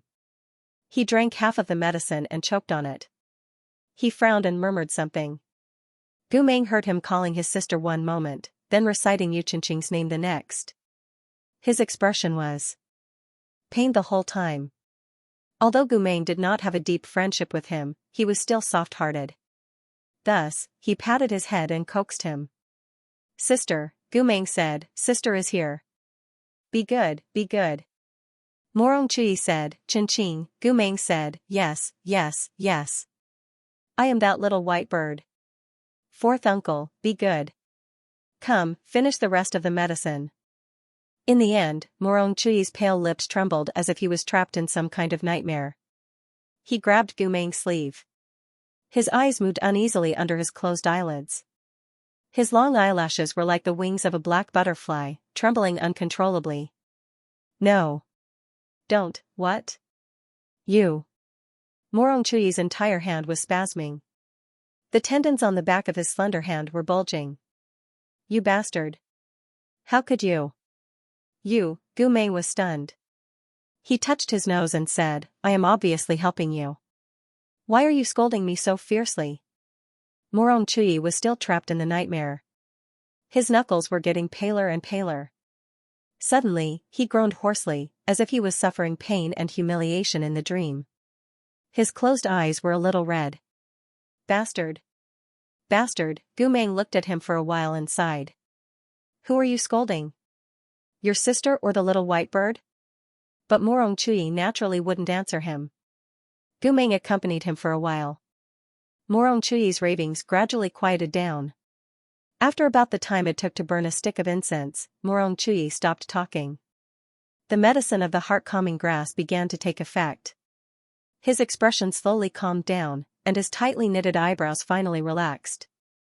Gu Meng half carried and half dragged him to a dry spot on the stone table. He laid him flat so that he could lie down more comfortably. Then, he sat beside him in boredom. He held his chin and said, I have already given you all the grass. When are you going to open your eyes?"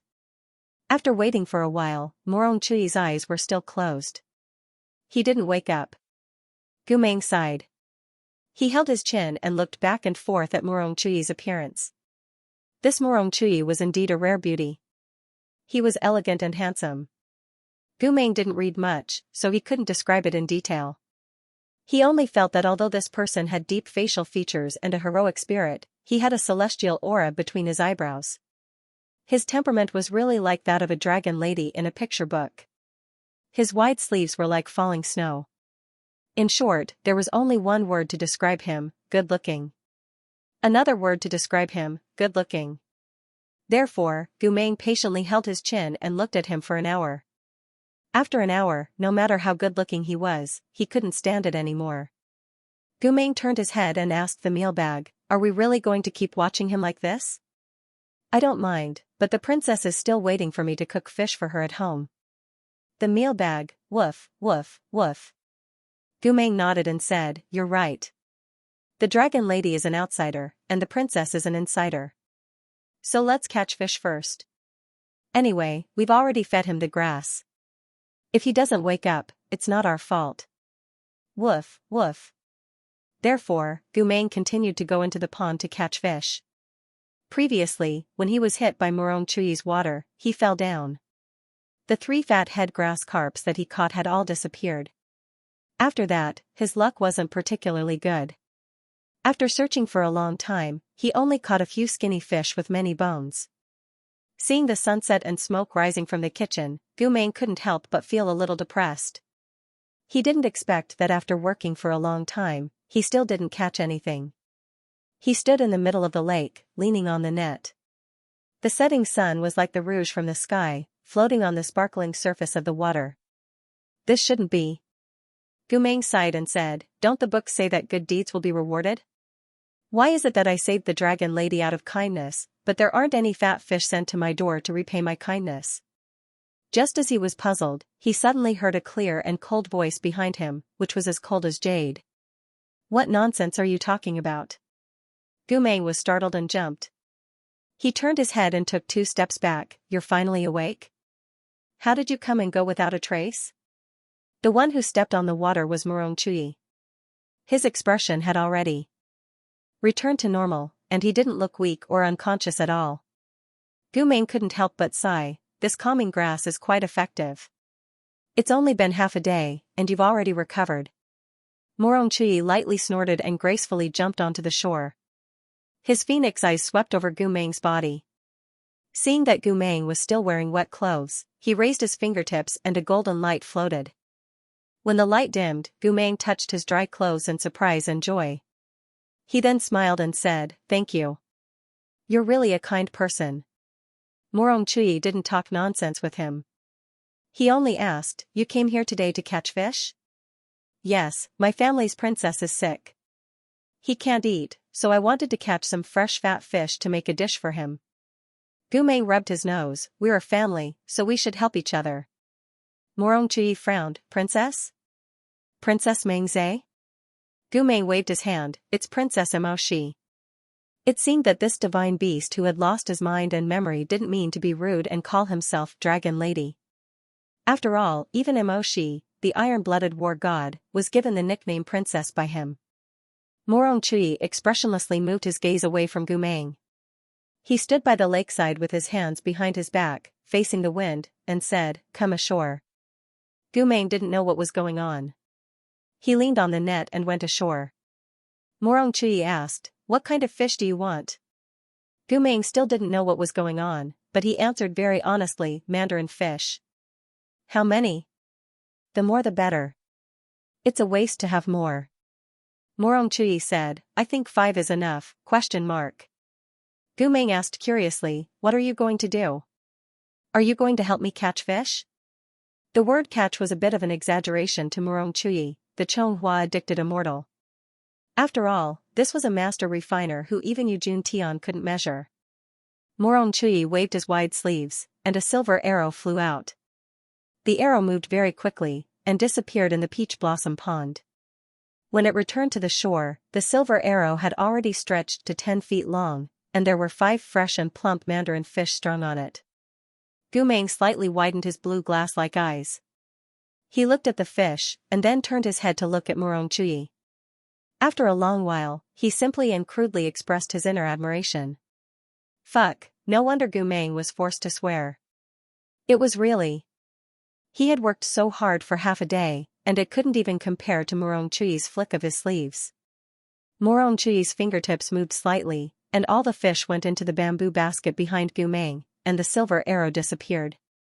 Murong Chuyi said, "What else do you want? Tell me all at once." Gu Meng shook his head, and stared at the handsome man in white standing in the golden afterglow. He was a straightforward person, and whatever he thought, he would say. Thus, he said, "No wonder the little white bird admires you so much." Murong Chuyi slightly frowned. "White bird? It's you. You. You." Gu Meng held his head in distress. I can't remember his name again. Xianxia? Yes, yes, yes. That's him. Gu Meng clapped his hands, and laughed. "No wonder he likes to chase after you.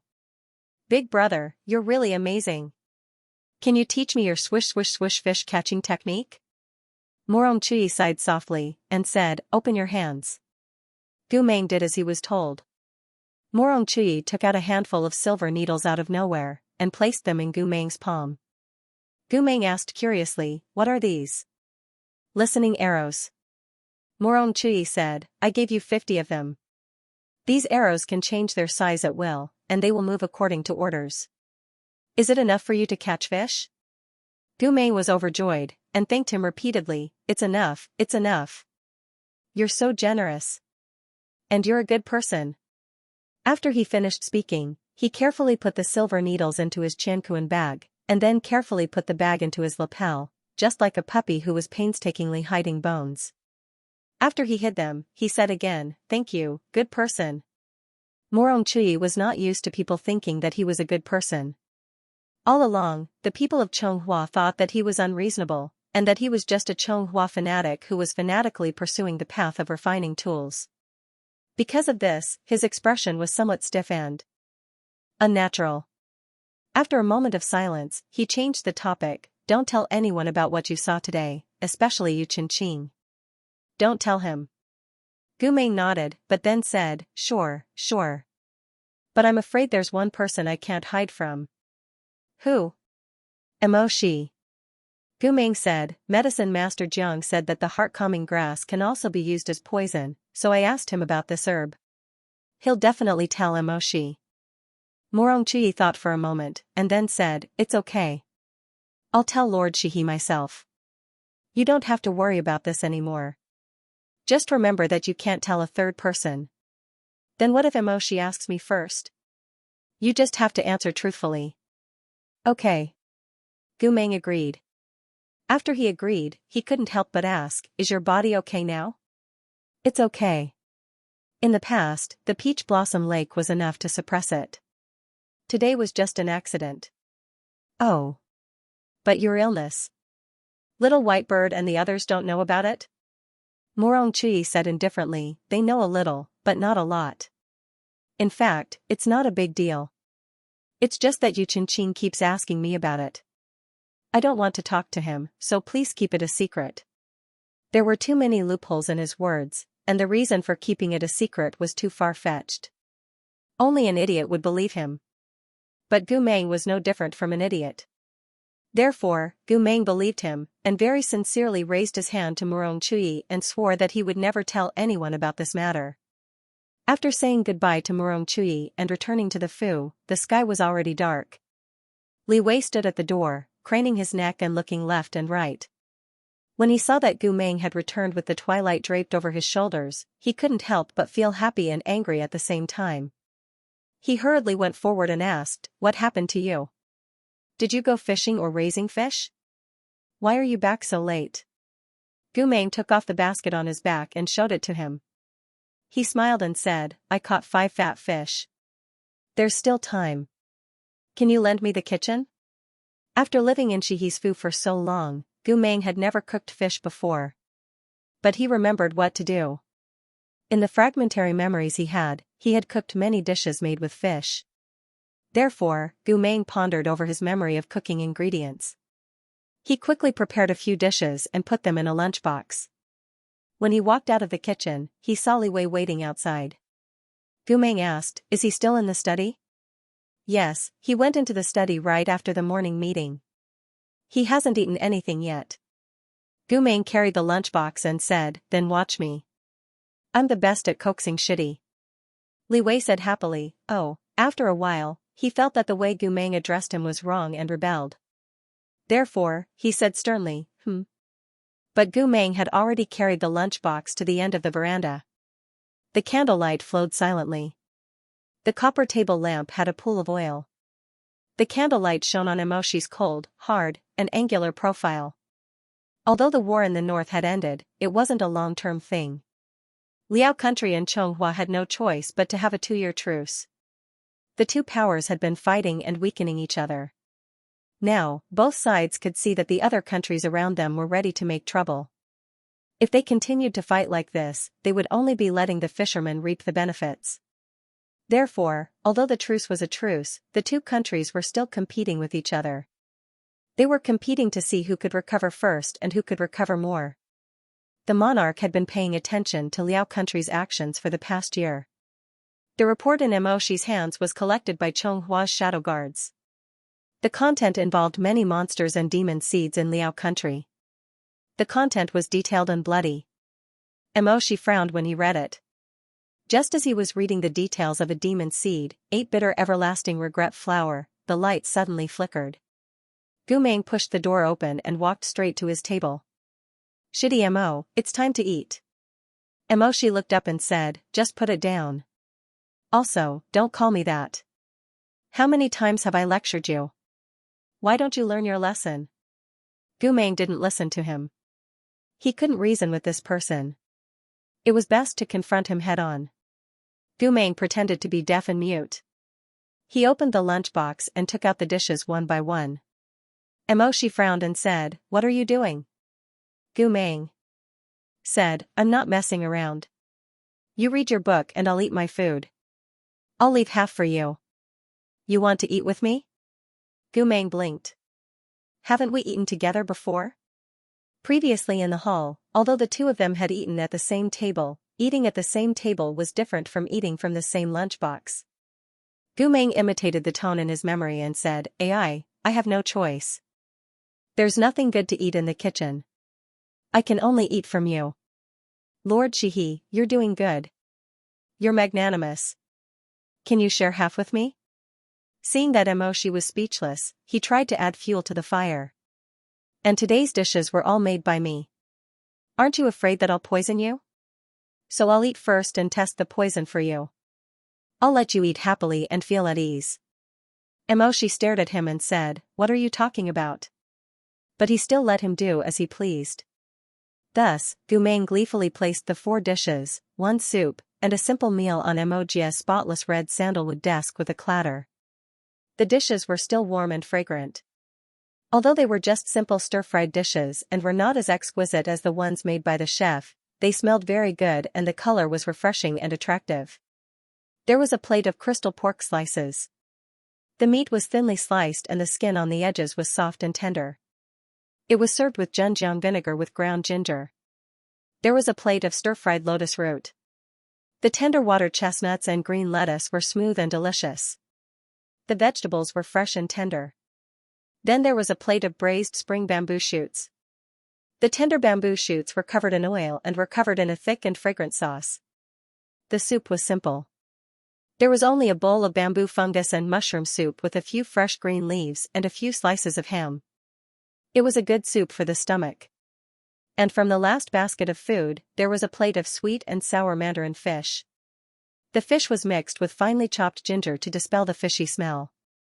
After steaming, boiling oil was poured over the fish and it emitted a strong fragrance. The fish skin was crispy and yellow and the fish fat was tender. Then, the fish was covered in a thick syrup and vinegar sauce.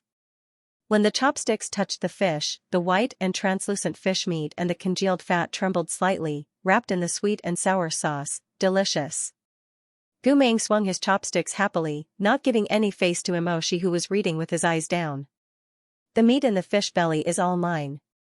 After eating like this for a while, Emoshi saw that Gu Meng was really about to pick up his chopsticks and clean the most tender part of the fish belly. Finally, he could not help but close the bamboo slip and raise his hand to grab Gu Meng's wrist.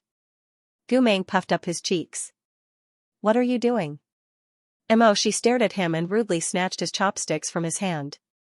He took the bowl of rice next to him and put the piece of fish into his own bowl. Although Gu Meng was laughing in his heart, he put on an exasperated expression. Why did you snatch mine? She angrily returned the chopsticks to him and picked up his own pair. Otherwise what? Are you going to wait for me to gnaw on your bones after you finish eating? When he said this, he took a big bite of the fish. His white teeth and fierce gnawing action coupled with the ambiguous words, gnaw on your bones, inexplicably made Gu Meng, who was sitting across from him, shudder. Break your bones and swallow your blood, such a possessive posture and gaze made Gu Meng's head throb faintly. Some memories of intertwining limbs vaguely flashed through his mind, as if there was a string on his forehead, as if eager to tell Gu Meng, yes. Once upon a time, it was this seemingly cold man who, like a wild beast, had used his white teeth and cold teeth to take his bones and blood for himself, tearing them apart and eating them. He looked at Moshi's handsome face, from his high nose to his thin but sexy lips. He was caught off guard and his heart skipped a beat. This feeling made Gu Meng feel that something was wrong in his heart. It was hot and restless, as if a fire had been reignited from the ashes and had been born from the pile of firewood. It was also as if a bunch of new buds had been slowly unraveled by the spring breeze in April. He suddenly recalled the memory of the night when he was 15 years old. At that time, Moshi's lips had been pressed against his. It was such a soft touch, but it made him tremble in his memory, but Moshi did not notice Gu Meng's strange gaze. He was focused on eating the fish. His thin lower lip was stained with some sauce, and he inadvertently licked it. At this moment, Gu Meng's heart was burning.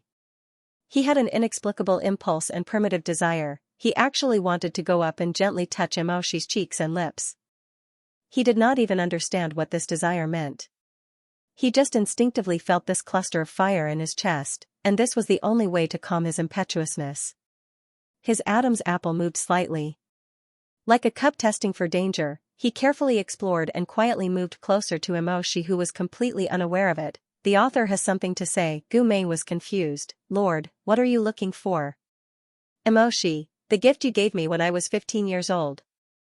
Gu Meng was confused. What do you want that for, Moshi? Throw it to yourself. I believe you can learn it by yourself.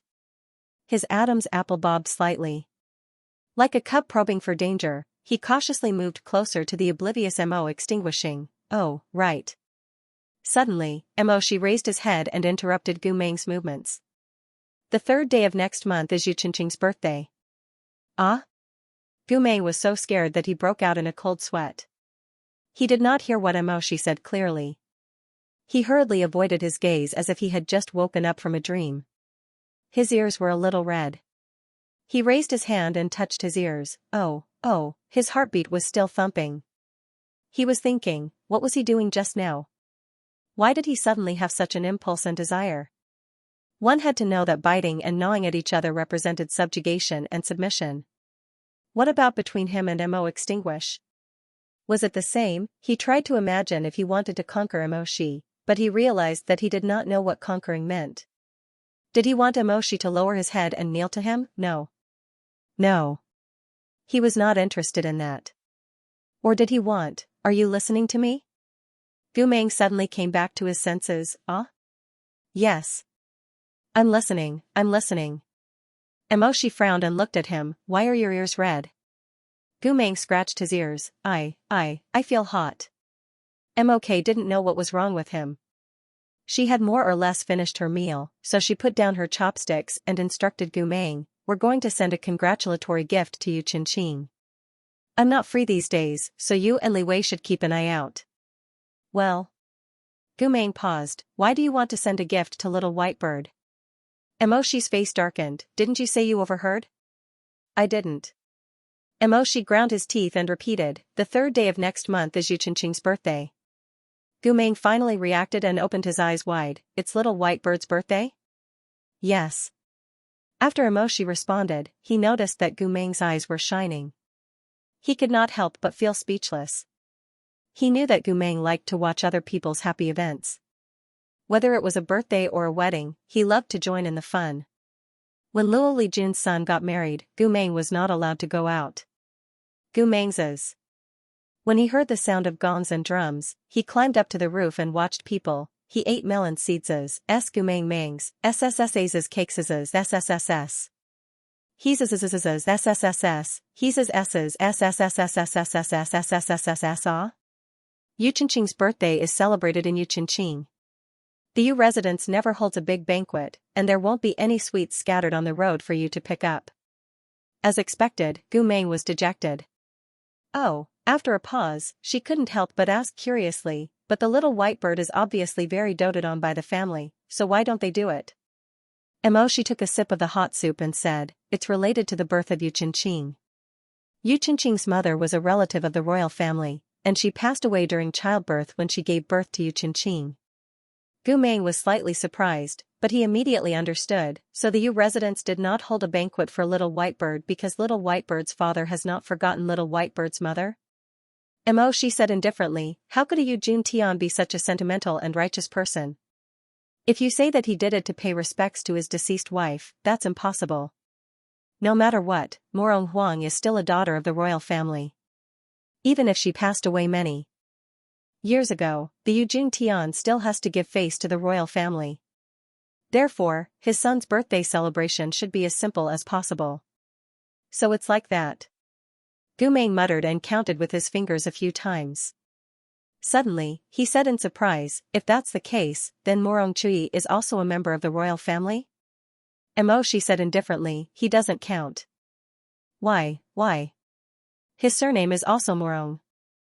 She said, Chong Hua's clothes are all embroidered with gold at the sleeves, but Morong Chui's clothes are only embroidered with silver. Why do you think it's because? Gu Meng said seriously, because silver suits him better. She's face darkened.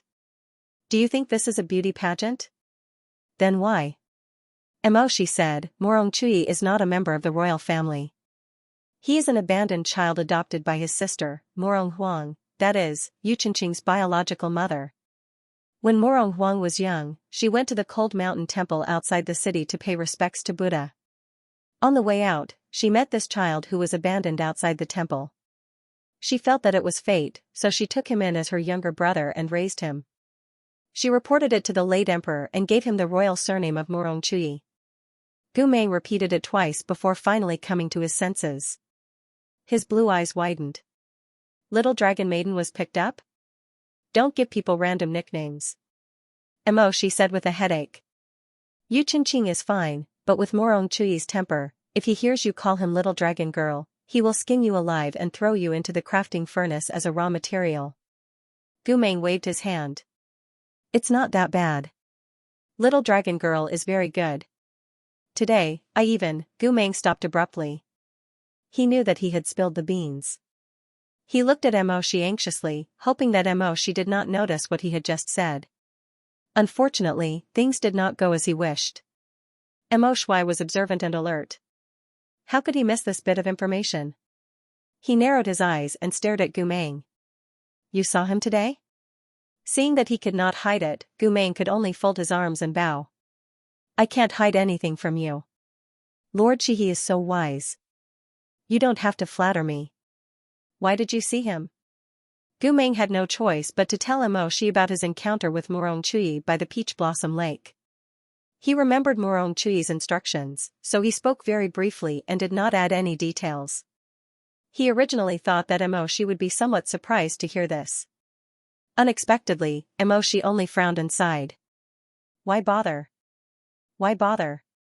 Chi said, a few days ago, Yuchenqing came to find me and asked to borrow a copy of the 100 Herbs of Gods and Devils from the Burning Country. She said that she was looking for an herb that could cure all kinds of diseases. However, I had already lent this book to the manager of the cultivation school half a month ago. I don't know if Yuchenqing will ask him for it. Gu Meng blinked. So the little white bird has known about his uncle's illness for a few days? Not just a few days. She said, Yuchenqing already knew that his fourth uncle's health was not very good a few years ago. He followed me to the northern border because he wanted to find some foreign medicine for his fourth uncle.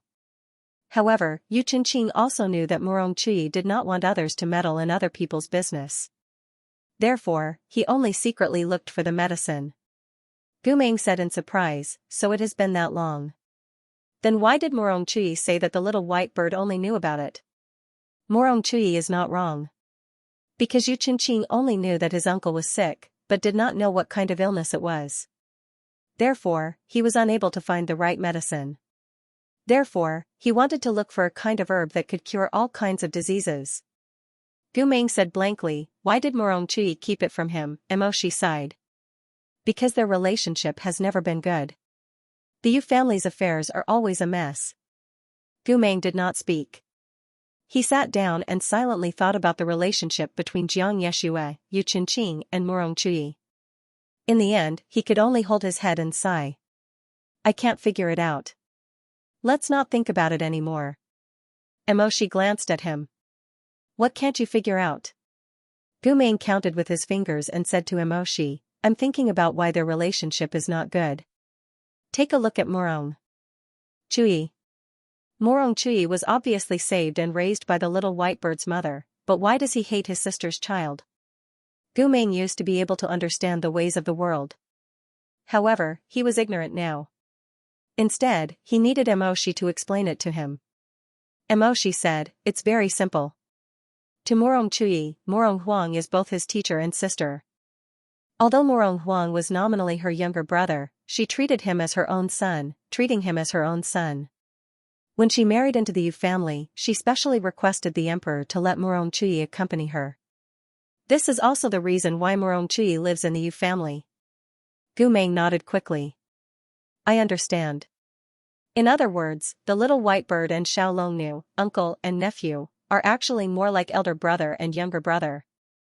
That's right. Emoshi said, to Morong Chui, Morong Huang is his benefactor. When she was alive, Morong Chui accompanied her day and night. He learned from her and respected her very much. He naturally hopes that she can find a good home. However, Yu Jun Tian. Emoshi pursed his lips. He didn't want to make any more comments about this person. However, Gu Meng understood and said, he's a bad person. Emoshi said, Yu Juentian's reputation was not very good at that time. Morong Huang and he were arranged to be engaged by their parents in their early years. However, Yu Jun was naturally dissolute. When he was 16, he got pregnant with a zither girl. He took her as a concubine and had a son. That's amazing. Gu Meng muttered, he already had a concubine before he married Morong Huang. Not only did he have a concubine, he even had a child. After pondering for a while, he asked, is that child Jiang Yeshue? Yes. Emoshi didn't like to talk about the matters between men and women. He was somewhat embarrassed. It's him. Gu Meng said, then I understand why Xiao Longnu doesn't like Jiang Yeshue. Yu Jun married 2 daughters-in-law. Morong Chui is Morong Huang's younger brother, so he's on his wife's side. Jiang Yeshue is the concubine's son, so he's on his concubine's side. Emoshi didn't want to talk about the issue of wives and concubines. He lowered his eyelashes and coughed lightly. Yes. Although this kind of thing isn't rare among the nobles, as you said, Morong Chui respects his adopted sister. He's actually very dissatisfied with this marriage. In addition, Yu Jun was naturally dissolute, so he often made Morong Huang sad and angry. Therefore, Morong Chui's feelings towards his nephew, who is half Yu Juentian's blood, have always been very complicated. At this point, Emoshi poured 2 cups of hot tea and pushed 1 cup to Gu Meng's hand. He held the other cup for himself. Gu Meng was startled. I don't quite understand. Even if half of the little white bird's blood is from someone he doesn't like, at least it's his sister's child. Isn't there a saying that goes, love me, love my dog? Why doesn't he like the person his sister loves? Because he doesn't think his sister is happy. He thinks that the birth of this child was a mistake on top of a mistake. The steam from the tea rose in spirals, as if they were talking about old grudges. But there's another more important reason, Gu Meng asked, what is it? Emoshi said, Morong Huang's difficult labor wasn't without reason. After she married into the Yu family, she often quarreled with the Yu Jun, so she couldn't get over it. On the day of her delivery, she met a woman that the Yu Jun had met outside and came to the residence to make trouble. Her words were filthy and unpleasant. Morong Huang was already extremely weak, so after such a disturbance, she became even more haggard. In the end, her heart was like dead ashes, and she passed away. Gu Mei was shocked and let out a low ah. She sighed. So you see, a wrong cause led to a wrong effect. In the end, Morong Chuyi's most important person in the world was taken away. So many years have passed, but Morong Chuyi still can't get over this matter. He is now a master refiner. The Yujun Tian tried to melt ice with him several times, but he refused because of this incident. As for Yu Qingqing, Morong Chuyi also didn't know how to deal with it.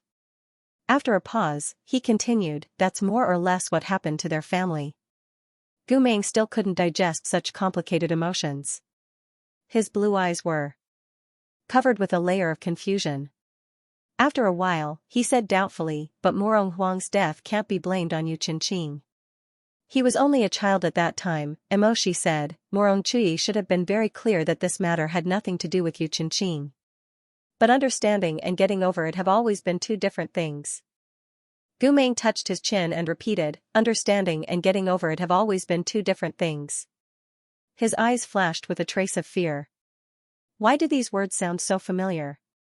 You used to tell me this. Gu Meng said in surprise, really? Then I'm really amazing. Emoshi, looking at his happy and self-satisfied face, Emoshi didn't plan to tell him that. In fact, this analysis of Morong Chuyi's emotions was mostly what Gu Meng told Emoshi in the past. The human heart was very complicated. He didn't understand it before. He couldn't see through the love and hate between people. It was Gu Meng who explained it to him in detail, telling him why he loved and why he hated. Emoshi remembered that when Gu Meng was lying on the riverbank with his hands resting on his arms and chatting with him, he even mentioned Xianxia. At that time, Gu Meng licked the bristlecone grass in his mouth and said sincerely, Xianxia is not an easy person. He was actually able to combine clarity and relief into one. Look, because of his adopted sister, Morong Chuyi still treats Yu Qingqing coldly for so many years. Jiang Yeshua's mother also went, but he didn't get angry with them. He was open-minded and even treated them politely. TSK, TSK, TSK. If it were me, I might be a pervert. She turned his face and looked at the young man lying beside him and looking at the stars. His gaze was very gentle. He knew that Gu Meng wouldn't. Even if Gu Meng was in Jiang Yeshua's position, Gu Meng would still get over it. He wouldn't take his anger out on others and would treat others well. After all, Gu Meng was so bright, just like the sun. If someone hugged Morong Chuyi and cried, Morong Chuyi would only push that person away and leave in a huff. If someone hugged Jiang Yeshua and cried, Jiang Yeshua would kindly accompany that person and listen to that person's complaints. But what about Gu Meng? If someone hugged Gu Meng and cried, Gu Meng would definitely make that person laugh. The person who brought laughter and light to others was senior marshal brother Gu, whom he had always been deeply in love with. A few days later, the military affairs after the spring hunt were more or less finished.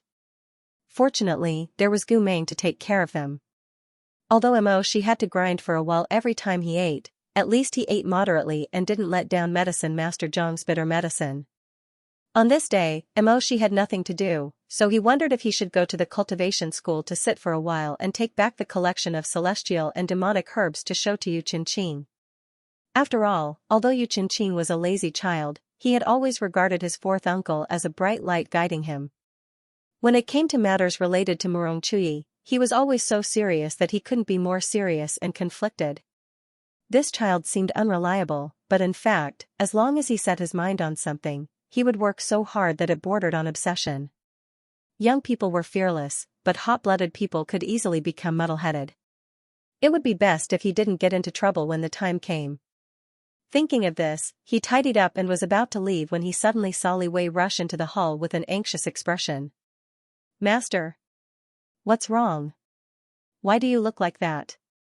Li Wei said, something happened at the Yu residence. She trembled, his heart thumping. It can't be, right? What I was worried about came true.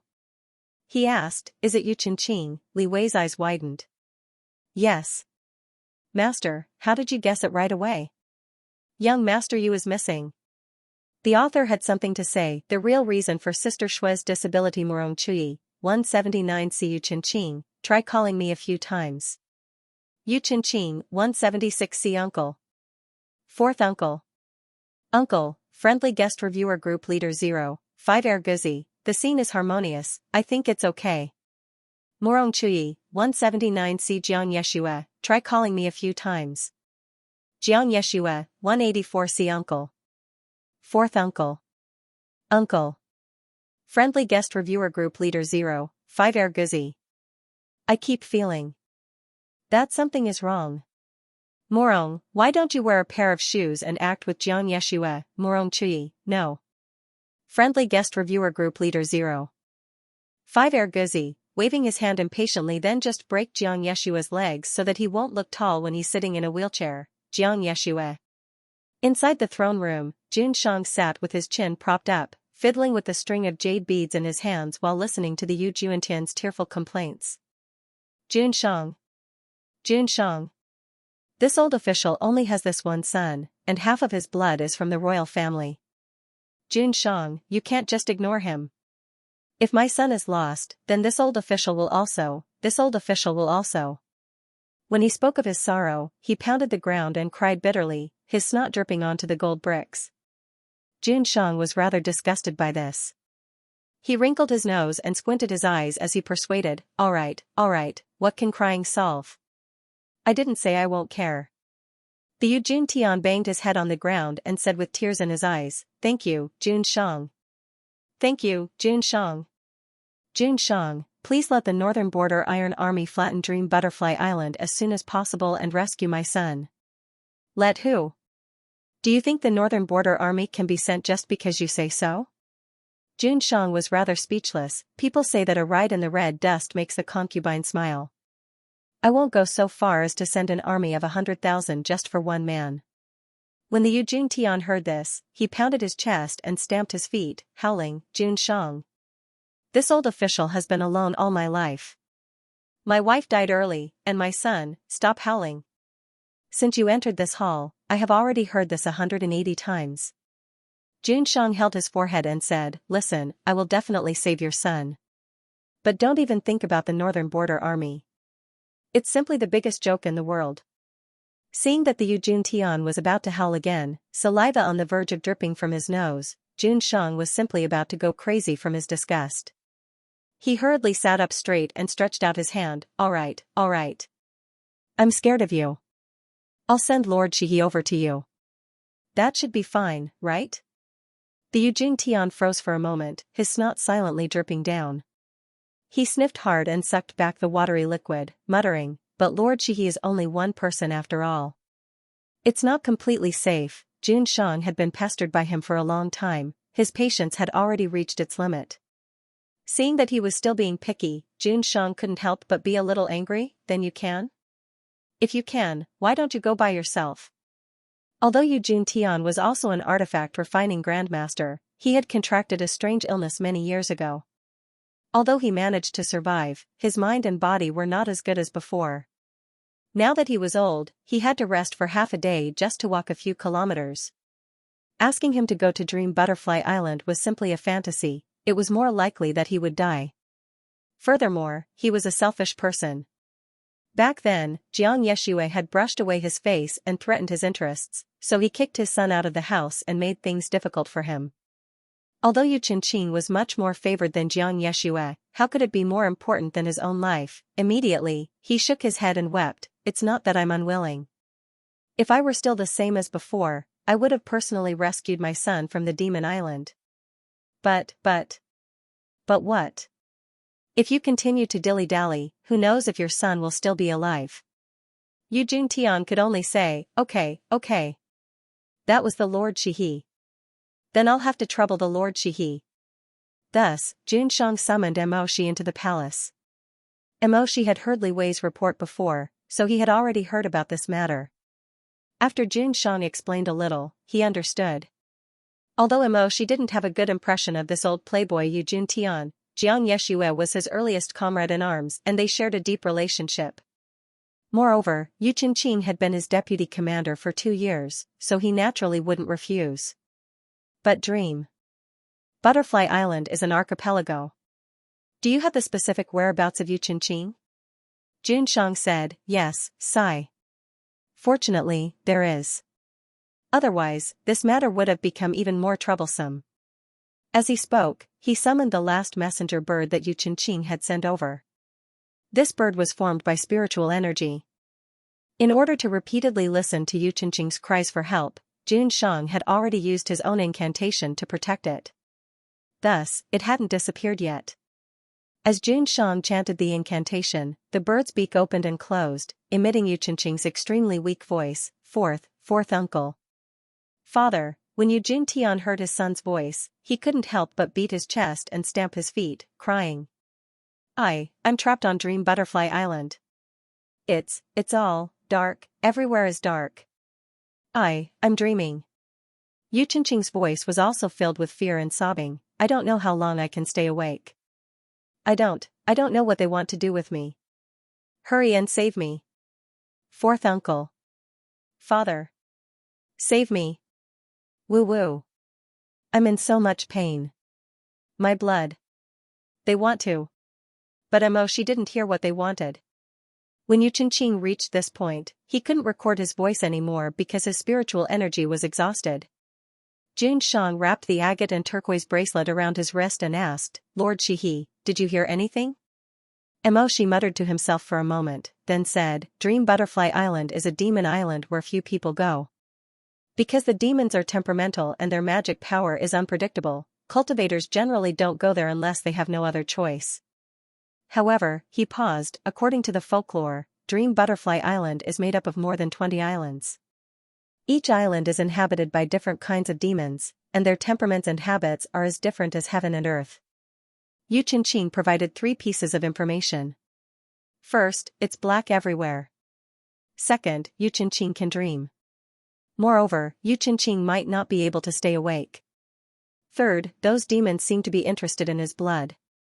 Hearing this, Xianxia felt that it was rather interesting, so he smiled and touched his chin, asking, then if Lord Shihi were to guess, what kind of demon is holding our Xianxia captive? Shi said, bats. Xianxia let out an ah, and his lips trembled. Bats? Bats? Yes. Dream Butterfly Island does have some bats. There is an island of blood-sucking bats. He started to cry again. Oh my God. Son, my precious son. However, this is only a guess. The most important thing now is to set off as soon as possible and go to Dream Butterfly Island to investigate. When Xianxia heard that he was about to set off, he hurriedly wiped his tears with his sleeve, choking with sobs. Thank you, Lord Shihi. Thank you, Lord Shihi. Shi said coldly, I'm not doing this for you, but for your son. You don't have to thank me. Xianxia's lips trembled. He was very clear about the friendship between Shi and Xianxia, and he also understood the meaning behind Shi's words. Shi was reminding him that he didn't only have one Xianxia's son in Xianxia. He also had Xianxia, whom he had always abandoned like a worn-out shoe. Seeing the awkward atmosphere between the two, Xianxia coughed lightly and said, There's no time to lose. Lord Shihi, go back to your residence and settle down. Let's set off early. Shi said, yes. In addition, take this life crystal with you. Xianxia waved his hand, and a blue and white spirit stone appeared beside Shi. The so-called life crystal was a stone that some Chonghua nobles used when they were born to condense a drop of blood from their umbilical cord. This stone would emit a unique light day and night, until the day the owner died. There was a saying in old news about Chonghua that it could bring good luck to newborns, so many nobles had such a stone that belonged to them. This stone belongs to Xianxia. It's still shining, so there's no need to worry about its life, Xianxia said. Keep it by your side. Although it can't show you the way, at least you'll know the situation in Xianxia at all times. Shi frowned slightly. We? Oh, Gu Wang said. Xianxia said, 2 people have already come to ask me for help, so they must go. One is Morong Chuyi, and the other is Xianxia. Shi's eyes suddenly widened, they're going too? Seeing Shi's expression, Xianxia said, you don't need to worry about Elder Qing Su. Although his legs are crippled, he's still a master craftsman. His wooden wheelchair is flexible and has many mechanisms, so he definitely won't be a burden to you. That's not what I meant. It's just that for this trip, other than Gumeng, who should be monitored, we must go together. I don't plan to bring anyone. After all, demons are eccentric and unpredictable, and many demons don't like to interact with humans. The more people we bring, the more they'll resent us. Junshang said, it's just 2 more people, but from what you're saying, it's like we're bringing thousands of horses and thousands of soldiers. If I tell you to bring them, then bring them. The more people, the easier it will be. She couldn't persuade Junshang, so he could only return to his residence to prepare. He didn't have many things with him. Other than some basic talismans and spirit stones, he only needed to bring Gumeng along. He couldn't leave this guy behind. Now that Gumeng's memories were in a mess, if he remembered something he shouldn't, and Emoshi wasn't by his side, the consequences would be hard to predict. Moreover, there was one more thing he had to admit, whether it was Gumeng's depravity or Gumeng's treason, they all happened when he wasn't present. After going through so many things, Emoshi knew that deep in his heart, he was really afraid of being separated from Gumeng for a long time. Where are we going? Gumeng asked Emoshi when he was packing up his Xianxia bag. Emoshi answered, to save people. To save little white bird? Yes. Just the 2 of us? Emoshi stopped what he was doing and turned to look at Gumeng. No. Morong Chui and Jiang Yeshue are going too. He knew that Gumeng didn't like to interact with strangers, and he also heard Gumeng's worried tone, so he asked, are you afraid of them? If it's just these 2, Gumeng thought for a while and said, then it's okay. When Emoshi and Gumeng arrived at the pavilion outside the city, they found that Jiang Yeshue and Morong Chui were already waiting there. This was a very strange situation. Jiang Yeshue and Morong Chui were enemies who had nothing to do with each other, especially Morong Chui. He didn't even want to look at Jiang Yeshue, but at this time, they had the same goal, which was to save people with Lord Shihi. One of them was sitting in the pavilion, while the other was standing under a pear tree outside the pavilion. They were talking with a distance between them. The distance was too far, so Emoshi couldn't hear what they were talking about, but the hostility between them could be felt from 10 miles away. Especially Morong Chui. He was still wearing a white robe with silver embroidery. He stood with his hands behind his back, and a silk ribbon fluttered in the wind. His handsome and elegant face seemed to be covered with a layer of bone-piercing frost. When Emoshi and Gumeng approached them, they immediately stopped talking. Elder Qing Su, Mr. Morong. Gumeng copied Emoshi and greeted them, Elder Qing Su, Mr. Morong. They hadn't seen each other for a few days, but Jiang Yeshue had lost a lot of weight, and his eyebrows were slightly blue. It was obvious that after Yu Chenqing went missing, he had been unable to eat or sleep well. Jiang Yeshue said, Lord Shihi. He then nodded at Gumeng as a form of greeting. As for Morong Chui, he was never bound by common sense. When he was in a bad mood, he would completely ignore people. The atmosphere between the 4 of them was strange, so they went on their way. Dream Butterfly Island wasn't too far away from Chonghua Kingdom. With 2 craftsmen, they naturally didn't need to ride their swords. Jiang Yeshue took out a small walnut from his Xianxia bag. After casting a spell on the ground, it became a flying boat that could float in the clouds and travel 1,000 miles in a day. Jiang Yeshue invited Emoshi and Gumeng onto the boat, then turned around to look at Morong Chui who was under the flowering tree. Chui, you taught me how to make this boat in the past. Later on, I made some adjustments to the blueprint. Now, this core boat can carry more than 100 people. You should also come up and take a look. Morong Chui coldly said, I won't take a single step onto your boat. Nephew, you don't have to worry about it. Gumeng was leaning against the side of the boat, watching the show. When he heard these words, he understood in hindsight. He pointed at Morong Chui, then at Jiang Yeshue. He called him nephew? Then he turned around and pointed at Jiang Yeshue, then at Morong Chui. He's his uncle? He turned around to look at Emoshi. Right, I remember now. The 2 of them do have this kind of relationship. But I can't see it at all. This uncle seems to be about the same age as his nephew. Emoshi reminded him, don't talk too much. Go into the cabin. But Morong Chui clearly heard Gumeng's words. For some reason, his face became colder than usual. Jiang Yeshue said, Chui, you, who are you calling? Morong Chui interrupted him. He raised his sword-like eyebrows and said coldly, Xianxia, you're the son of Yu Juantian's concubine. In terms of seniority, you should call me your uncle. You and Yu Chenqing are my juniors. Don't you think you're being rude by calling me that? Yes. Uncle, you're right. Morong Chui snorted coldly.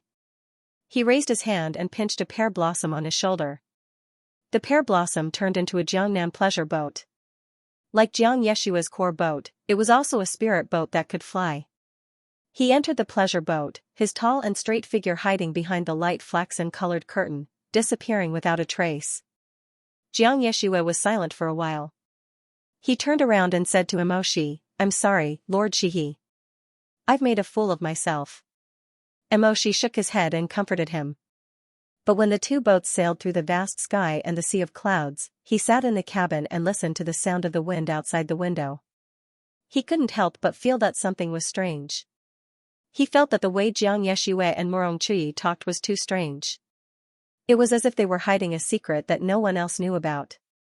And this secret seemed to make Morong Chui feel very conflicted. It even made a person like Morong Chui, who didn't care about worldly affairs, deliberately raise the issue of seniority. So not only did Morong Chui not sit on Jiang Yeshua's boat, his phoenix eyes flashed with a kind of vigilance.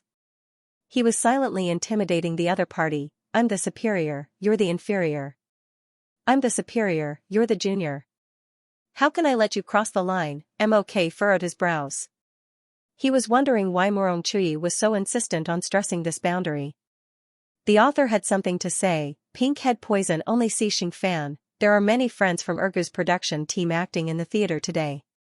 Those who have seen Ergu before can skip it. Vegetable Bun, every science and engineering male god has one or two loyal fans. Shui Meng Meng, for example, Vegetable Bun, Chenqing, your fourth uncle is here, Yu Chenqing, me. I can do it. Fourth uncle, look at me. Shui Meng Meng, ha, useless.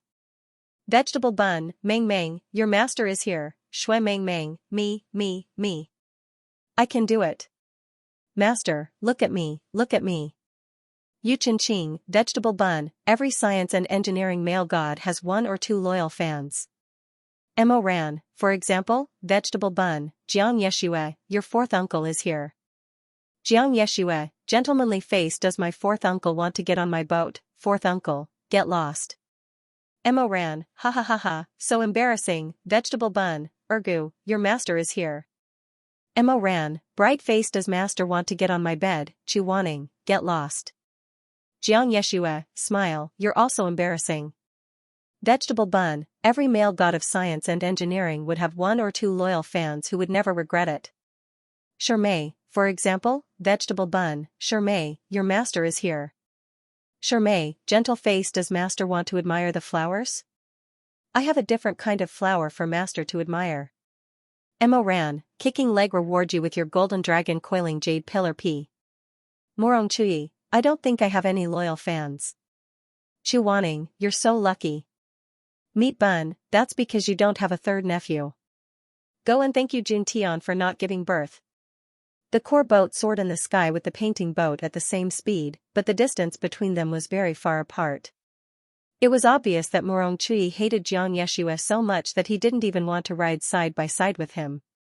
At dusk, the setting sun fell into the depths of the sea of clouds, and the rays of light flowing by the boat were like rivers in the human world.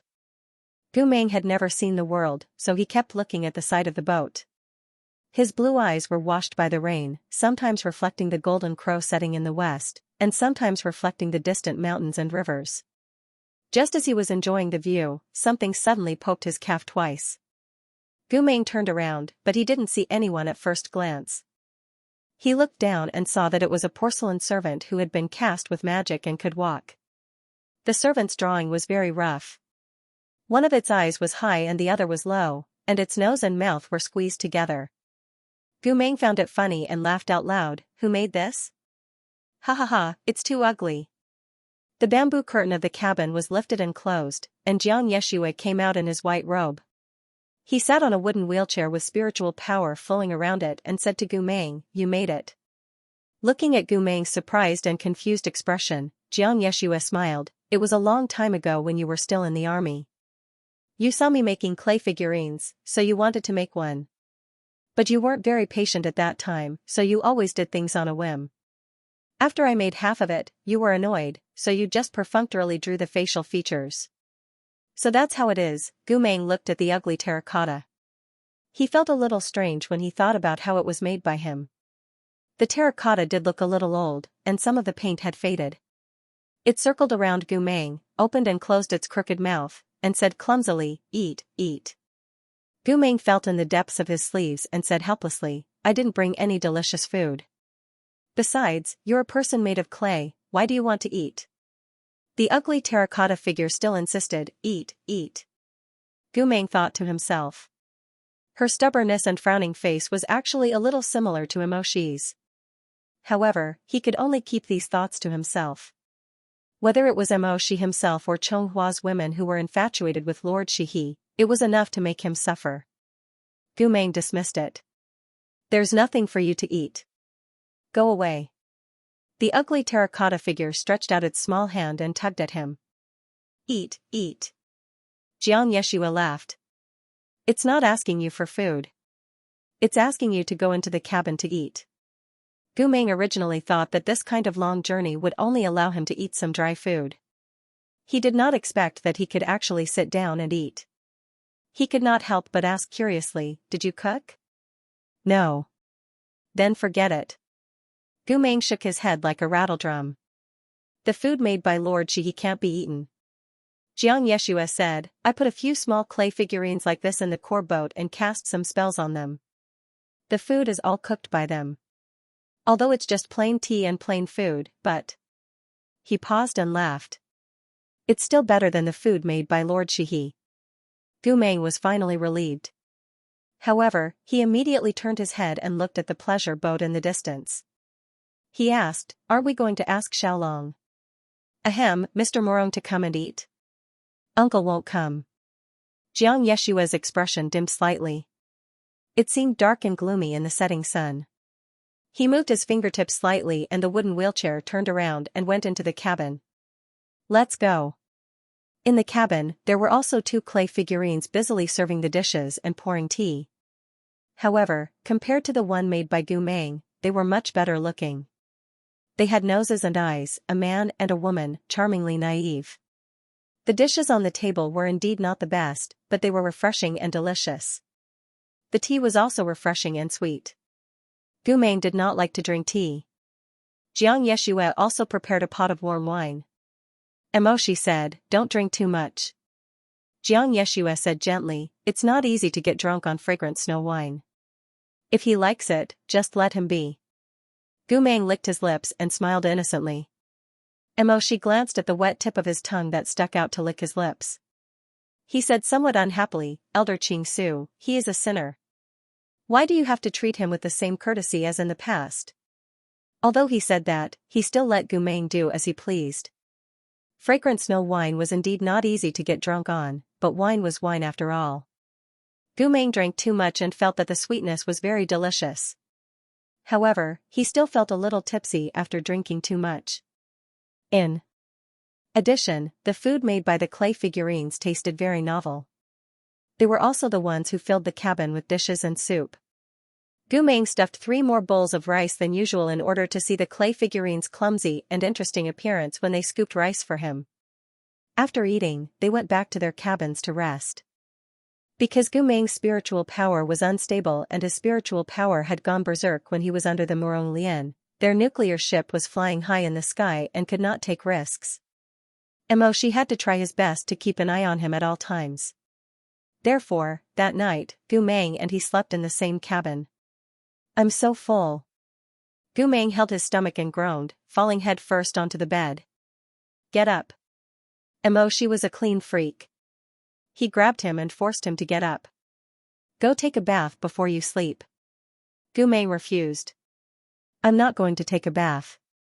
"If you're not going to take a bath, then scram to the deck and sleep on the floor." Gu Meng hugged his quilt and prepared to sleep on the deck.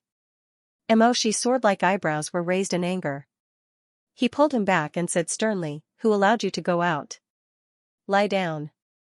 Gu Meng sleepily said, his blue eyes like the surface of a misty lake. Can I not take a bath? No. Please, Lord Shihi, no. Master. No. Princess. Are you purposely making me angry? Gu Meng pursed his lips and said pitifully, good junior brother. Emoshi gritted his teeth. Gu Meng, wake up. Gu Meng's eyebrows were almost knitted together. He slowly shrank back. I really don't want to take a bath. I don't have any strength. Why don't you help me take a bath? Emoshi originally had a stern expression. He was caught off guard by Gu Meng's reply. He was suddenly at a loss for words and looked a little embarrassed. Because of this, his authority to reprimand others was reduced by 30%. Don't even think about it. Gu Meng sighed and fell onto the bed. He sprawled out on the bed and fell into the quilt. It seemed that he planned to sleep like this. Emoshi couldn't do anything about him. He could only go to the bathroom to take a bath and change into a clean set of clothes. He originally thought that Gu Meng was deliberately acting shamelessly because he didn't want to take a bath.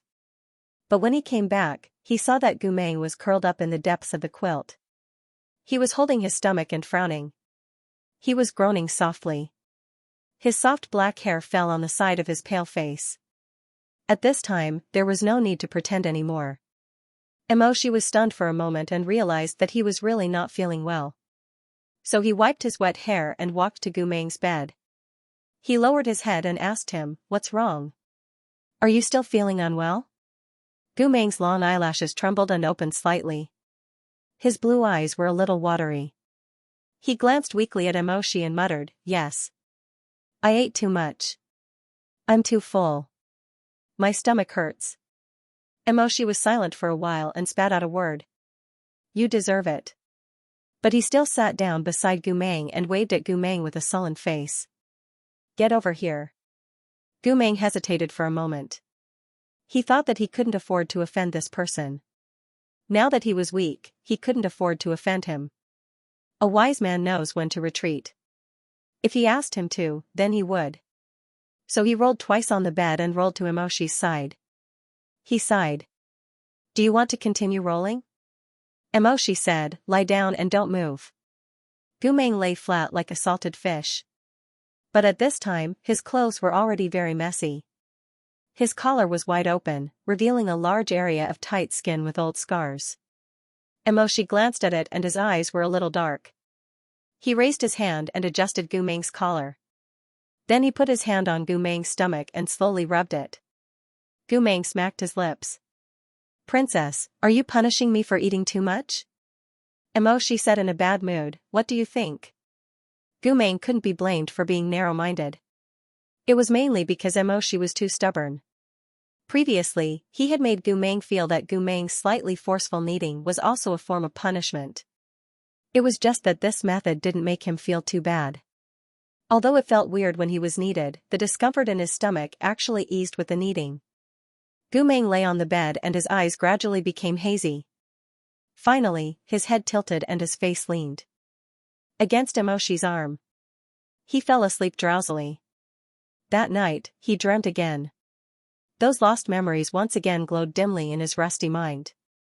He dreamed of a low tent, the whistling wind outside the tent, the smell of pear blossom in his nose, and the honey-like smell on Emoshi's body.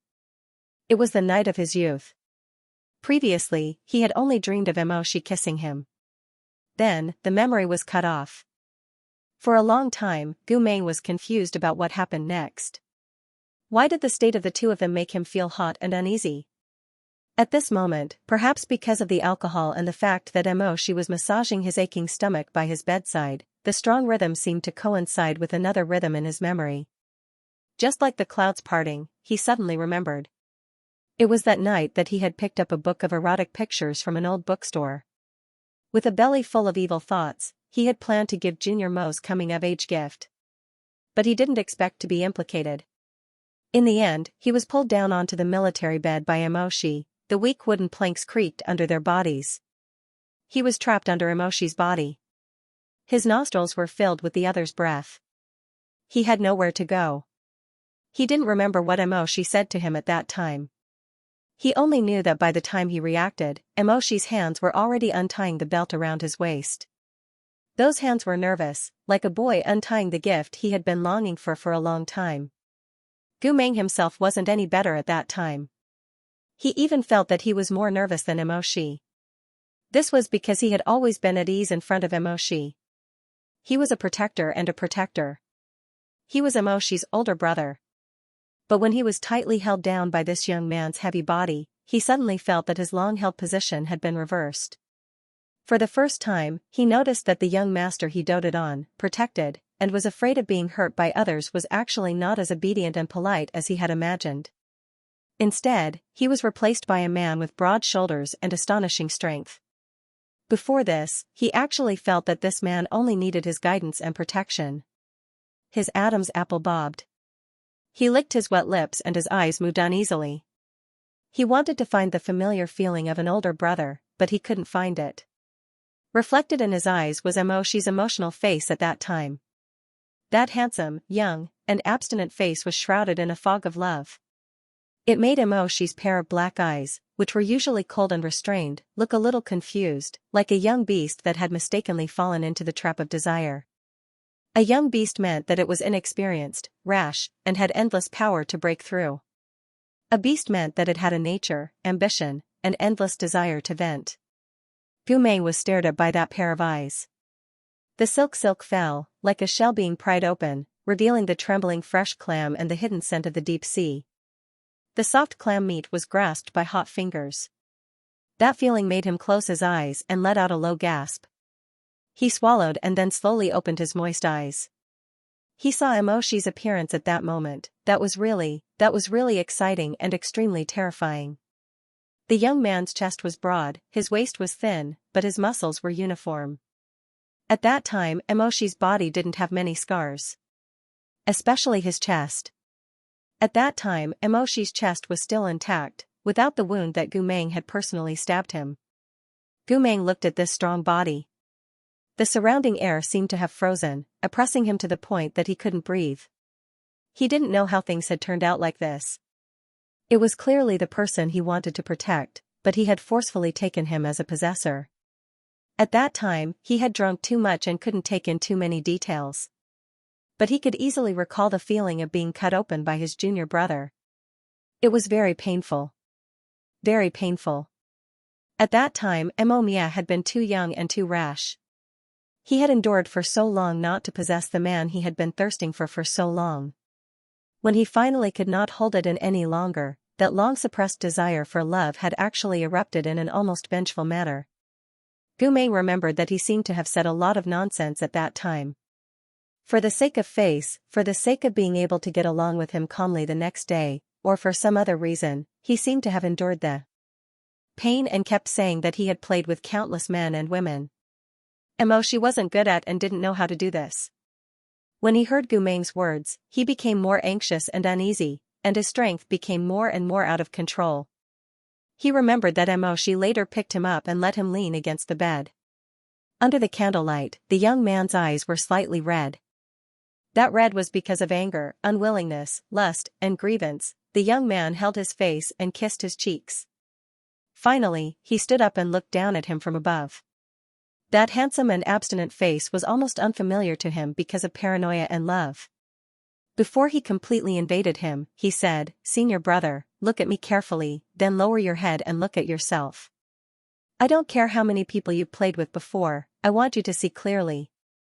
The suspenseful excitement of being taken away was accompanied by the young man's deep, sad, and lustful eyes.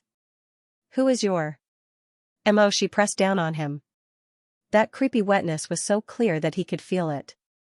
His deep and hoarse voice almost rushed into the depths of Gu Meng's soul together with his lust. "The first man." Gu Meng groaned and weakly raised his neck. He trembled, and his soul seemed to be torn apart. His eyes trembled and his tears flowed down. His waist, which would never bend on the battlefield, suddenly went limp. Everything in front of him turned black. He didn't realize anything. Pain, heat, and breathing could burn people. His heart was beating like thunder. He felt his limbs and bones trembling. His flesh and blood were burning. When he came back to his senses, he opened his moist eyes wide and looked at the light and shadow flowing on the ceiling of the tent. It was as if the Milky Way was passing through their intertwined souls.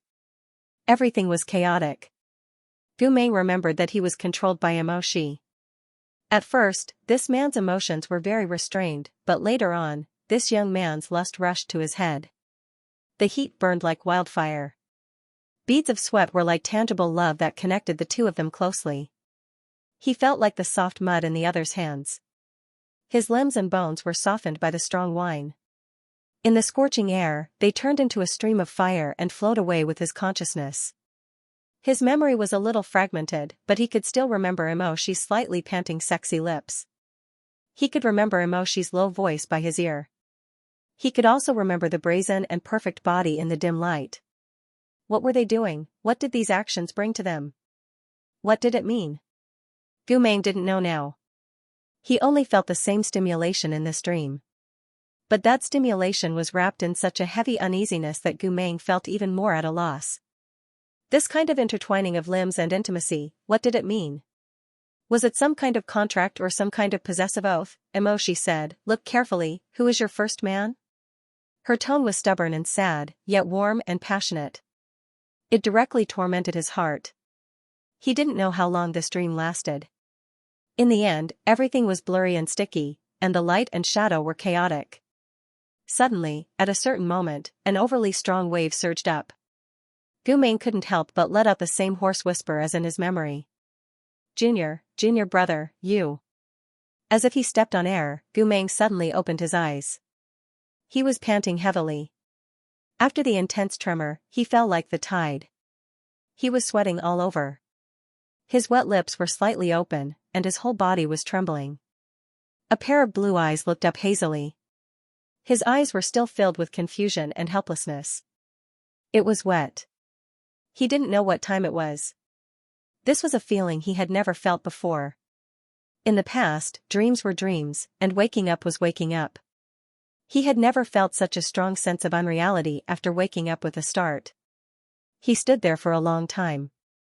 He was quiet for a long time. After panting for a long time, his breathing gradually slowed down, and his blue eyes gradually focused. He slowly raised his head. He was still on the nuclear boat, still in the cabin. The tent and the youths they had when they were young no longer existed. He finally returned to reality. Gu Meng swallowed, like an abandoned dog that had just swum ashore from a cold lake. He slowly raised his wet blue eyes. What he saw was Emoshi's obviously stiff face under the candlelight. Gu Meng's fingertips were still trembling. He murmured shakily and blankly, "Emoshi?" He still didn't understand. What's wrong with me?" As he spoke, he lowered his head to look at his hands, his sweat-soaked clothes, and Gu Meng didn't need to describe his symptoms. Emoshi's gaze swept over his lower body. He took in all the awkwardness and wetness on his underwear. Then he fell into an even stranger silence. The author had something to say. If characters act in TV dramas Emoshi, I choose Harry Potter because the only person with a split soul is Voldemort. Then it's impossible for Gu Meng's soul to split. Gu Meng, I choose a bite of china. Interviewer Vegetable Bao? The main characters in that show are food. Do you want to be cooked meat? Jiang Fuli, I choose rich life. Morong Lian, I choose golden triangle. I can take the opportunity to smoke more cigarettes. Jiang Yeshue, I choose 4 great constables. I can still sit in a wheelchair. Morong Chuyi, I choose Doraemon. Yu Chenqing, I choose Dream of the Red Chamber. I will act as Jia Baoyu and my uncle will act as Lin Daiyu. Vegetable Bao, your thinking is very dangerous. Hua Pon, do I need to choose? I only live in legends. Okay, then I choose Teacher's Temptation. There's no such show? Okay, then I'll choose Naruto. After all, it's also known as Killing Ninja. It suits my character. Chen Tang, I'm fine with anything. As long as you don't make me act in Confucius, all the distinctionless education is a lie. Gu Meng lowered his head in front of him. His face was still flushed from the dream, and his breathing was still a little rapid. He looked at his pants in bewilderment. What's going on? Gu Meng's blue eyes were wide open, and he looked especially like a pure and innocent wolf cub. However, the topic that the wolf cub was talking about was too embarrassing. She was a thin-skinned person. In the past, Gu Meng had excitedly come to him with a pornographic book to initiate the initiation of a weak teenager. He would never do such a thing. Gu Meng felt uneasy about his body's reaction. I feel that something is not right. Am I sick? Shi's expression was subtle. After a long silence, he asked, what did you dream of? I dreamed of the night when you were a weak teenager again. Gu Meng lowered his wet eyelashes and frowned. He was almost sleepy. I dreamed that you and I were in the tent. You were on top of me, and you asked me to look down. Then you told me that you wanted me to see clearly. Now that he had lost his divine sense, he had no sense of shame, so he could calmly say such blatant words. If he knew how to describe it, he might really say something like you were doing me in such a pure tone. Fortunately, he didn't know how to express it. However, Shi's ears still turned red. You want me to see clearly who is, I know. Shi suddenly interrupted him. He pursed his lips, and a thin red spread from his ears to the tip of his ears. You don't have to say any more. Of course, he remembered every word he said at that time. When he was having sex, he didn't say much. Moreover, those were the words he said when he invaded Gu Meng for the first time. Shi was very good at tormenting people in bed. Every time, he would make Gu Meng choke with sobs and beg for mercy. However, if he wasn't forced to the extreme, he wouldn't say anything ridiculous. On the other hand, Gu Meng would always say something that made people blush. It wasn't clear if he wanted to make him angry or if he just couldn't keep his mouth shut. Back then, those words were like adding oil to a raging fire, burning the young Mo, quenching even harder to suppress his passion. Everything in the world became firewood and fire, and only the man in his arms was water. He found a sweet spring from the depths of his heart to stop this burning passion. That was why he was so impulsive, so paranoid, and couldn't help saying, look clearly, who is your first man here? Gu Meng asked in a daze, what were we doing back then? After waiting for a while, he didn't get a reply from Shi. Gu Meng was even more at a loss. He murmured, that feeling was too strange. It was obviously very painful, but, Shi's eyes suddenly widened. Painful? Gu Meng noticed his expression and asked, what's wrong? Shi bit his lips and said with difficulty, you feel pain? Gu Meng nodded honestly. Very painful. When you came in, it was too hard, too hot, and very big, so it was very painful. Shi seemed to be stuck on a fishbone for a moment and couldn't say anything. He really couldn't describe what kind of feeling it was. The first time he heard Gu Meng honestly describe how they felt when they made love for the first time was after Gu Meng's memory was fragmented.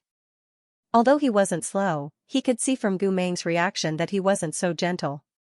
Gu Meng cried, Gu Meng couldn't move, and there was even blood, but when he came back to his senses, he kissed his senior brother's hair helplessly and lovingly, and murmured an apology to him.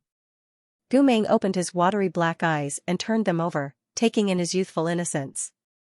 His senior brother Gu Meng, his elder brother, was sweaty and embarrassed under him, but he said to him, it's okay, it doesn't hurt. When Gu Meng said it didn't hurt, the ends of his long eyes were still wet and red. His nasal voice was also very heavy, and his voice was especially soft because of his weak body. He was still his elder brother Gu Meng, who cared about his face and was tolerant.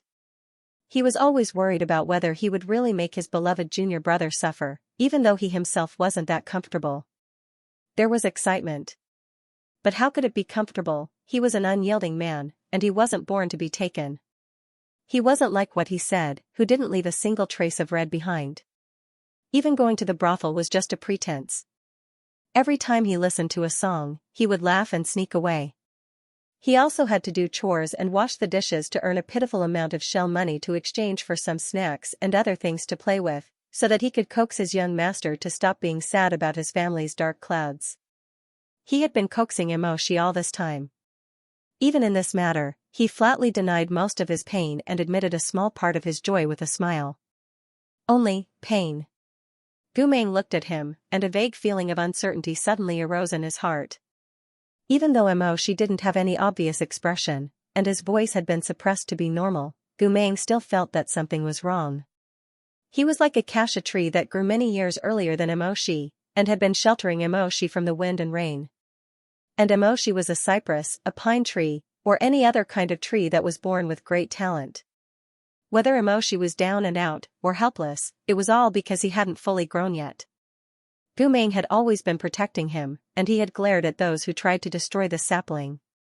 He had waved his beautiful branch and said, "Don't bully him, come at me if you have anything." Later on, this pine and cypress tree grew up and became a towering tree.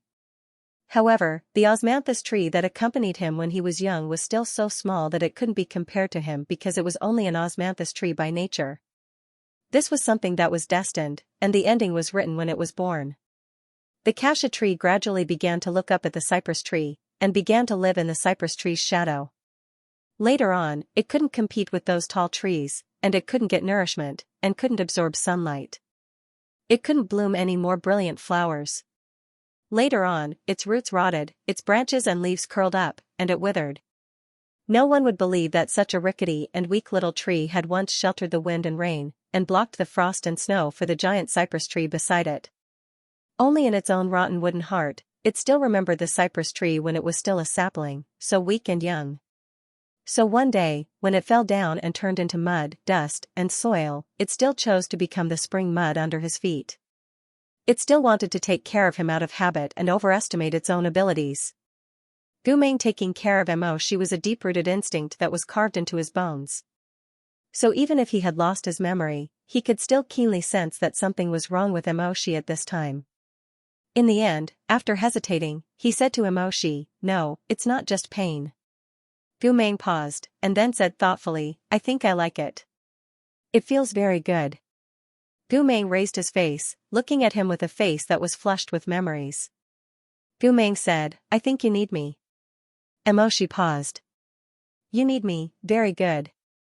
Gumeng said softly, "It's not hatred, it's not venting. I think, it's very good that you can get happiness from me." Emoshi said softly, "Do you know what you're talking about?" "Yes." Gumeng stared into Emoshi's eyes. His expression was very similar to senior brother Gu's. "I'm talking about how I felt at that time. I remember that night when you were 20 years old. I don't understand some of my feelings, and I don't know how to describe them.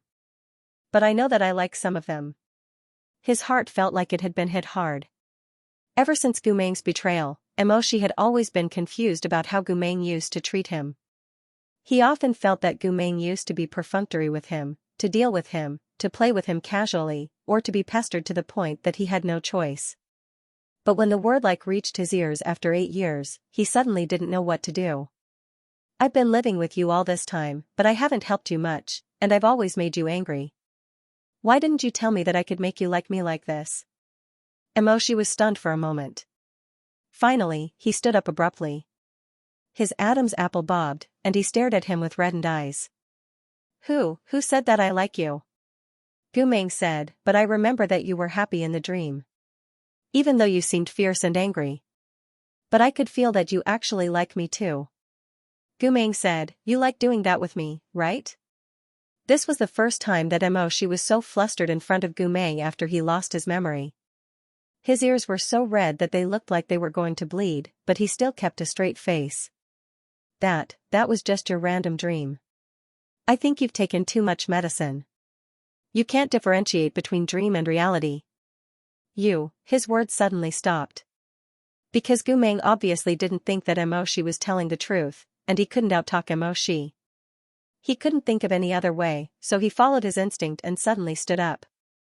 He grabbed Emoshi's lapel and pulled him down. Then, he heavily kissed Emoshi's lips.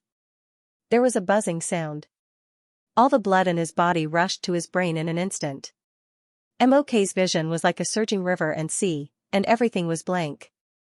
Just like how it had happened so many times in the past, and how many times Mia had dreamt of it, Gumeng hugged the back of his neck and pulled him down.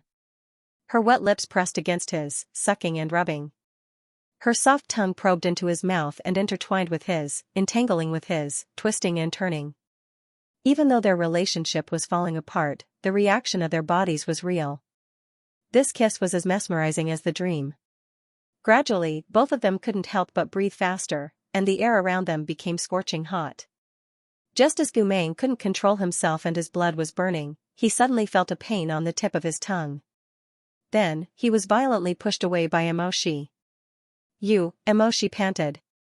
His usually cold lips were tinged with a faint crimson color because of the passion just now. It was even more moving than usual. However, this beauty's sword-like eyebrows were furrowed in anger.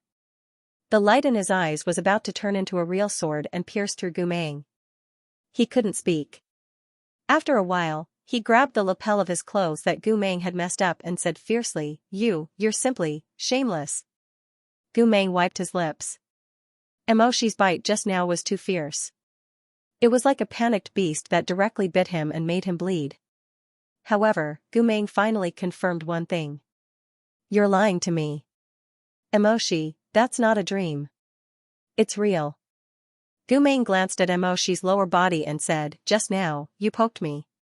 A few moments later, Emomia was like a cat whose tail had been stepped on. He pulled open the curtain with a whoosh and walked out, his entire body exuding a murderous aura. Gumeng wanted to chase after him, but Emomia angrily turned his head back. The edges of his ears were bright red under the faint moonlight. His black brows rose in anger as he pointed at Gumeng and said, "You stay here obediently. Don't tell anyone about what happened tonight. Otherwise, I'll send you back to Luomei Villa." Gumeng said, "Where are you going?" "It's none of your business." "But you're not going to sleep with me?" Emoshi almost flew into a rage out of humiliation. "You listen to me, surnamed Gu. A gentleman knows what to do and what not to do. I won't argue with you for your rude and presumptuous behavior today because I think you're not clear-headed. But after I teach you, if you still dare to," for a moment, this gentleman didn't know how to describe Gumeng's hooligan behavior. He could only say fiercely, "If you dare to do the same thing again and seduce me, I'll definitely make you suffer." His tone was fierce, but coupled with his lips that opened and closed ambiguously after being kissed, his imposing manner couldn't help but weaken a little. Not only did he not intimidate Gumeng, but it also made Gumeng's mind light up. It coincided with the scene of Junior Emo, who was angry out of humiliation when he flirted with him in the past. Although there were so many specific details that couldn't be fixed at that time, that feeling was like a cellar whose seal had been removed and a strong wine fragrance was emitted. Gumeng lowered his head. Suddenly, he couldn't help but snicker like before. It would have been better if he didn't laugh. Once he did, Emoshi's expression immediately darkened by 3 degrees. His fingers were clenched so tightly that they made cracking sounds. Fortunately, although Gumeng had some memories, he wasn't as easy to stir up trouble as he was in the past. He lowered his head and laughed purely out of instinct. Seeing that Emoshi was unhappy, he immediately restrained his smile and obediently knelt on the bed. He said sincerely, "I'm sorry. If you don't like it, then I won't do it. Please don't send me back to Plum Gardens." Only then did Emoshi leave with a furious expression. As soon as he walked out of the cabin, Emoshi bumped into Xianxia. Xianxia sat in a wooden wheelchair. He looked up at Emoshi and said in shock, "Lord Shihi, who offended you? Why are you so angry?" Emoshi's handsome face was still a little red. He pursed his lips and didn't look at Xianxia's face. He only said, "No one offended me." "What are you doing here?" Xianxia smiled and said, "I'm here to deliver a blanket." "Do you need it?" "No need." "Then what about Gumeng?" "He's very hot. Why don't you let him sleep on a mat?" Xianxia sighed and said, "You quarreled with him again?" Emoshi angrily flicked his sleeves and said, "He asked for it. You and him are really..." Xianxia smiled and said, "In the past, when Gumeng was naughty and mischievous, he loved to make you angry. Now that he's like this, how can he still make you this angry? But no matter how unhappy you are, you should still give him a blanket. His body isn't like before. He's afraid of the cold. If he catches a cold, it'll be inconvenient to have him by your side. Don't be so calculated with him." Emoshi didn't say anything. After a while, he finally reached out and took the blanket Xianxia carried over and said stiffly, "Thank you." You don't have to be so polite with me. After saying that, Xianxia suddenly noticed something strange on Emoshi's face. He hesitated for a while and couldn't help but ask, Lord Shihi, what happened to your lips? Emoshi raised his hand and touched his lips. They were still stained with blood.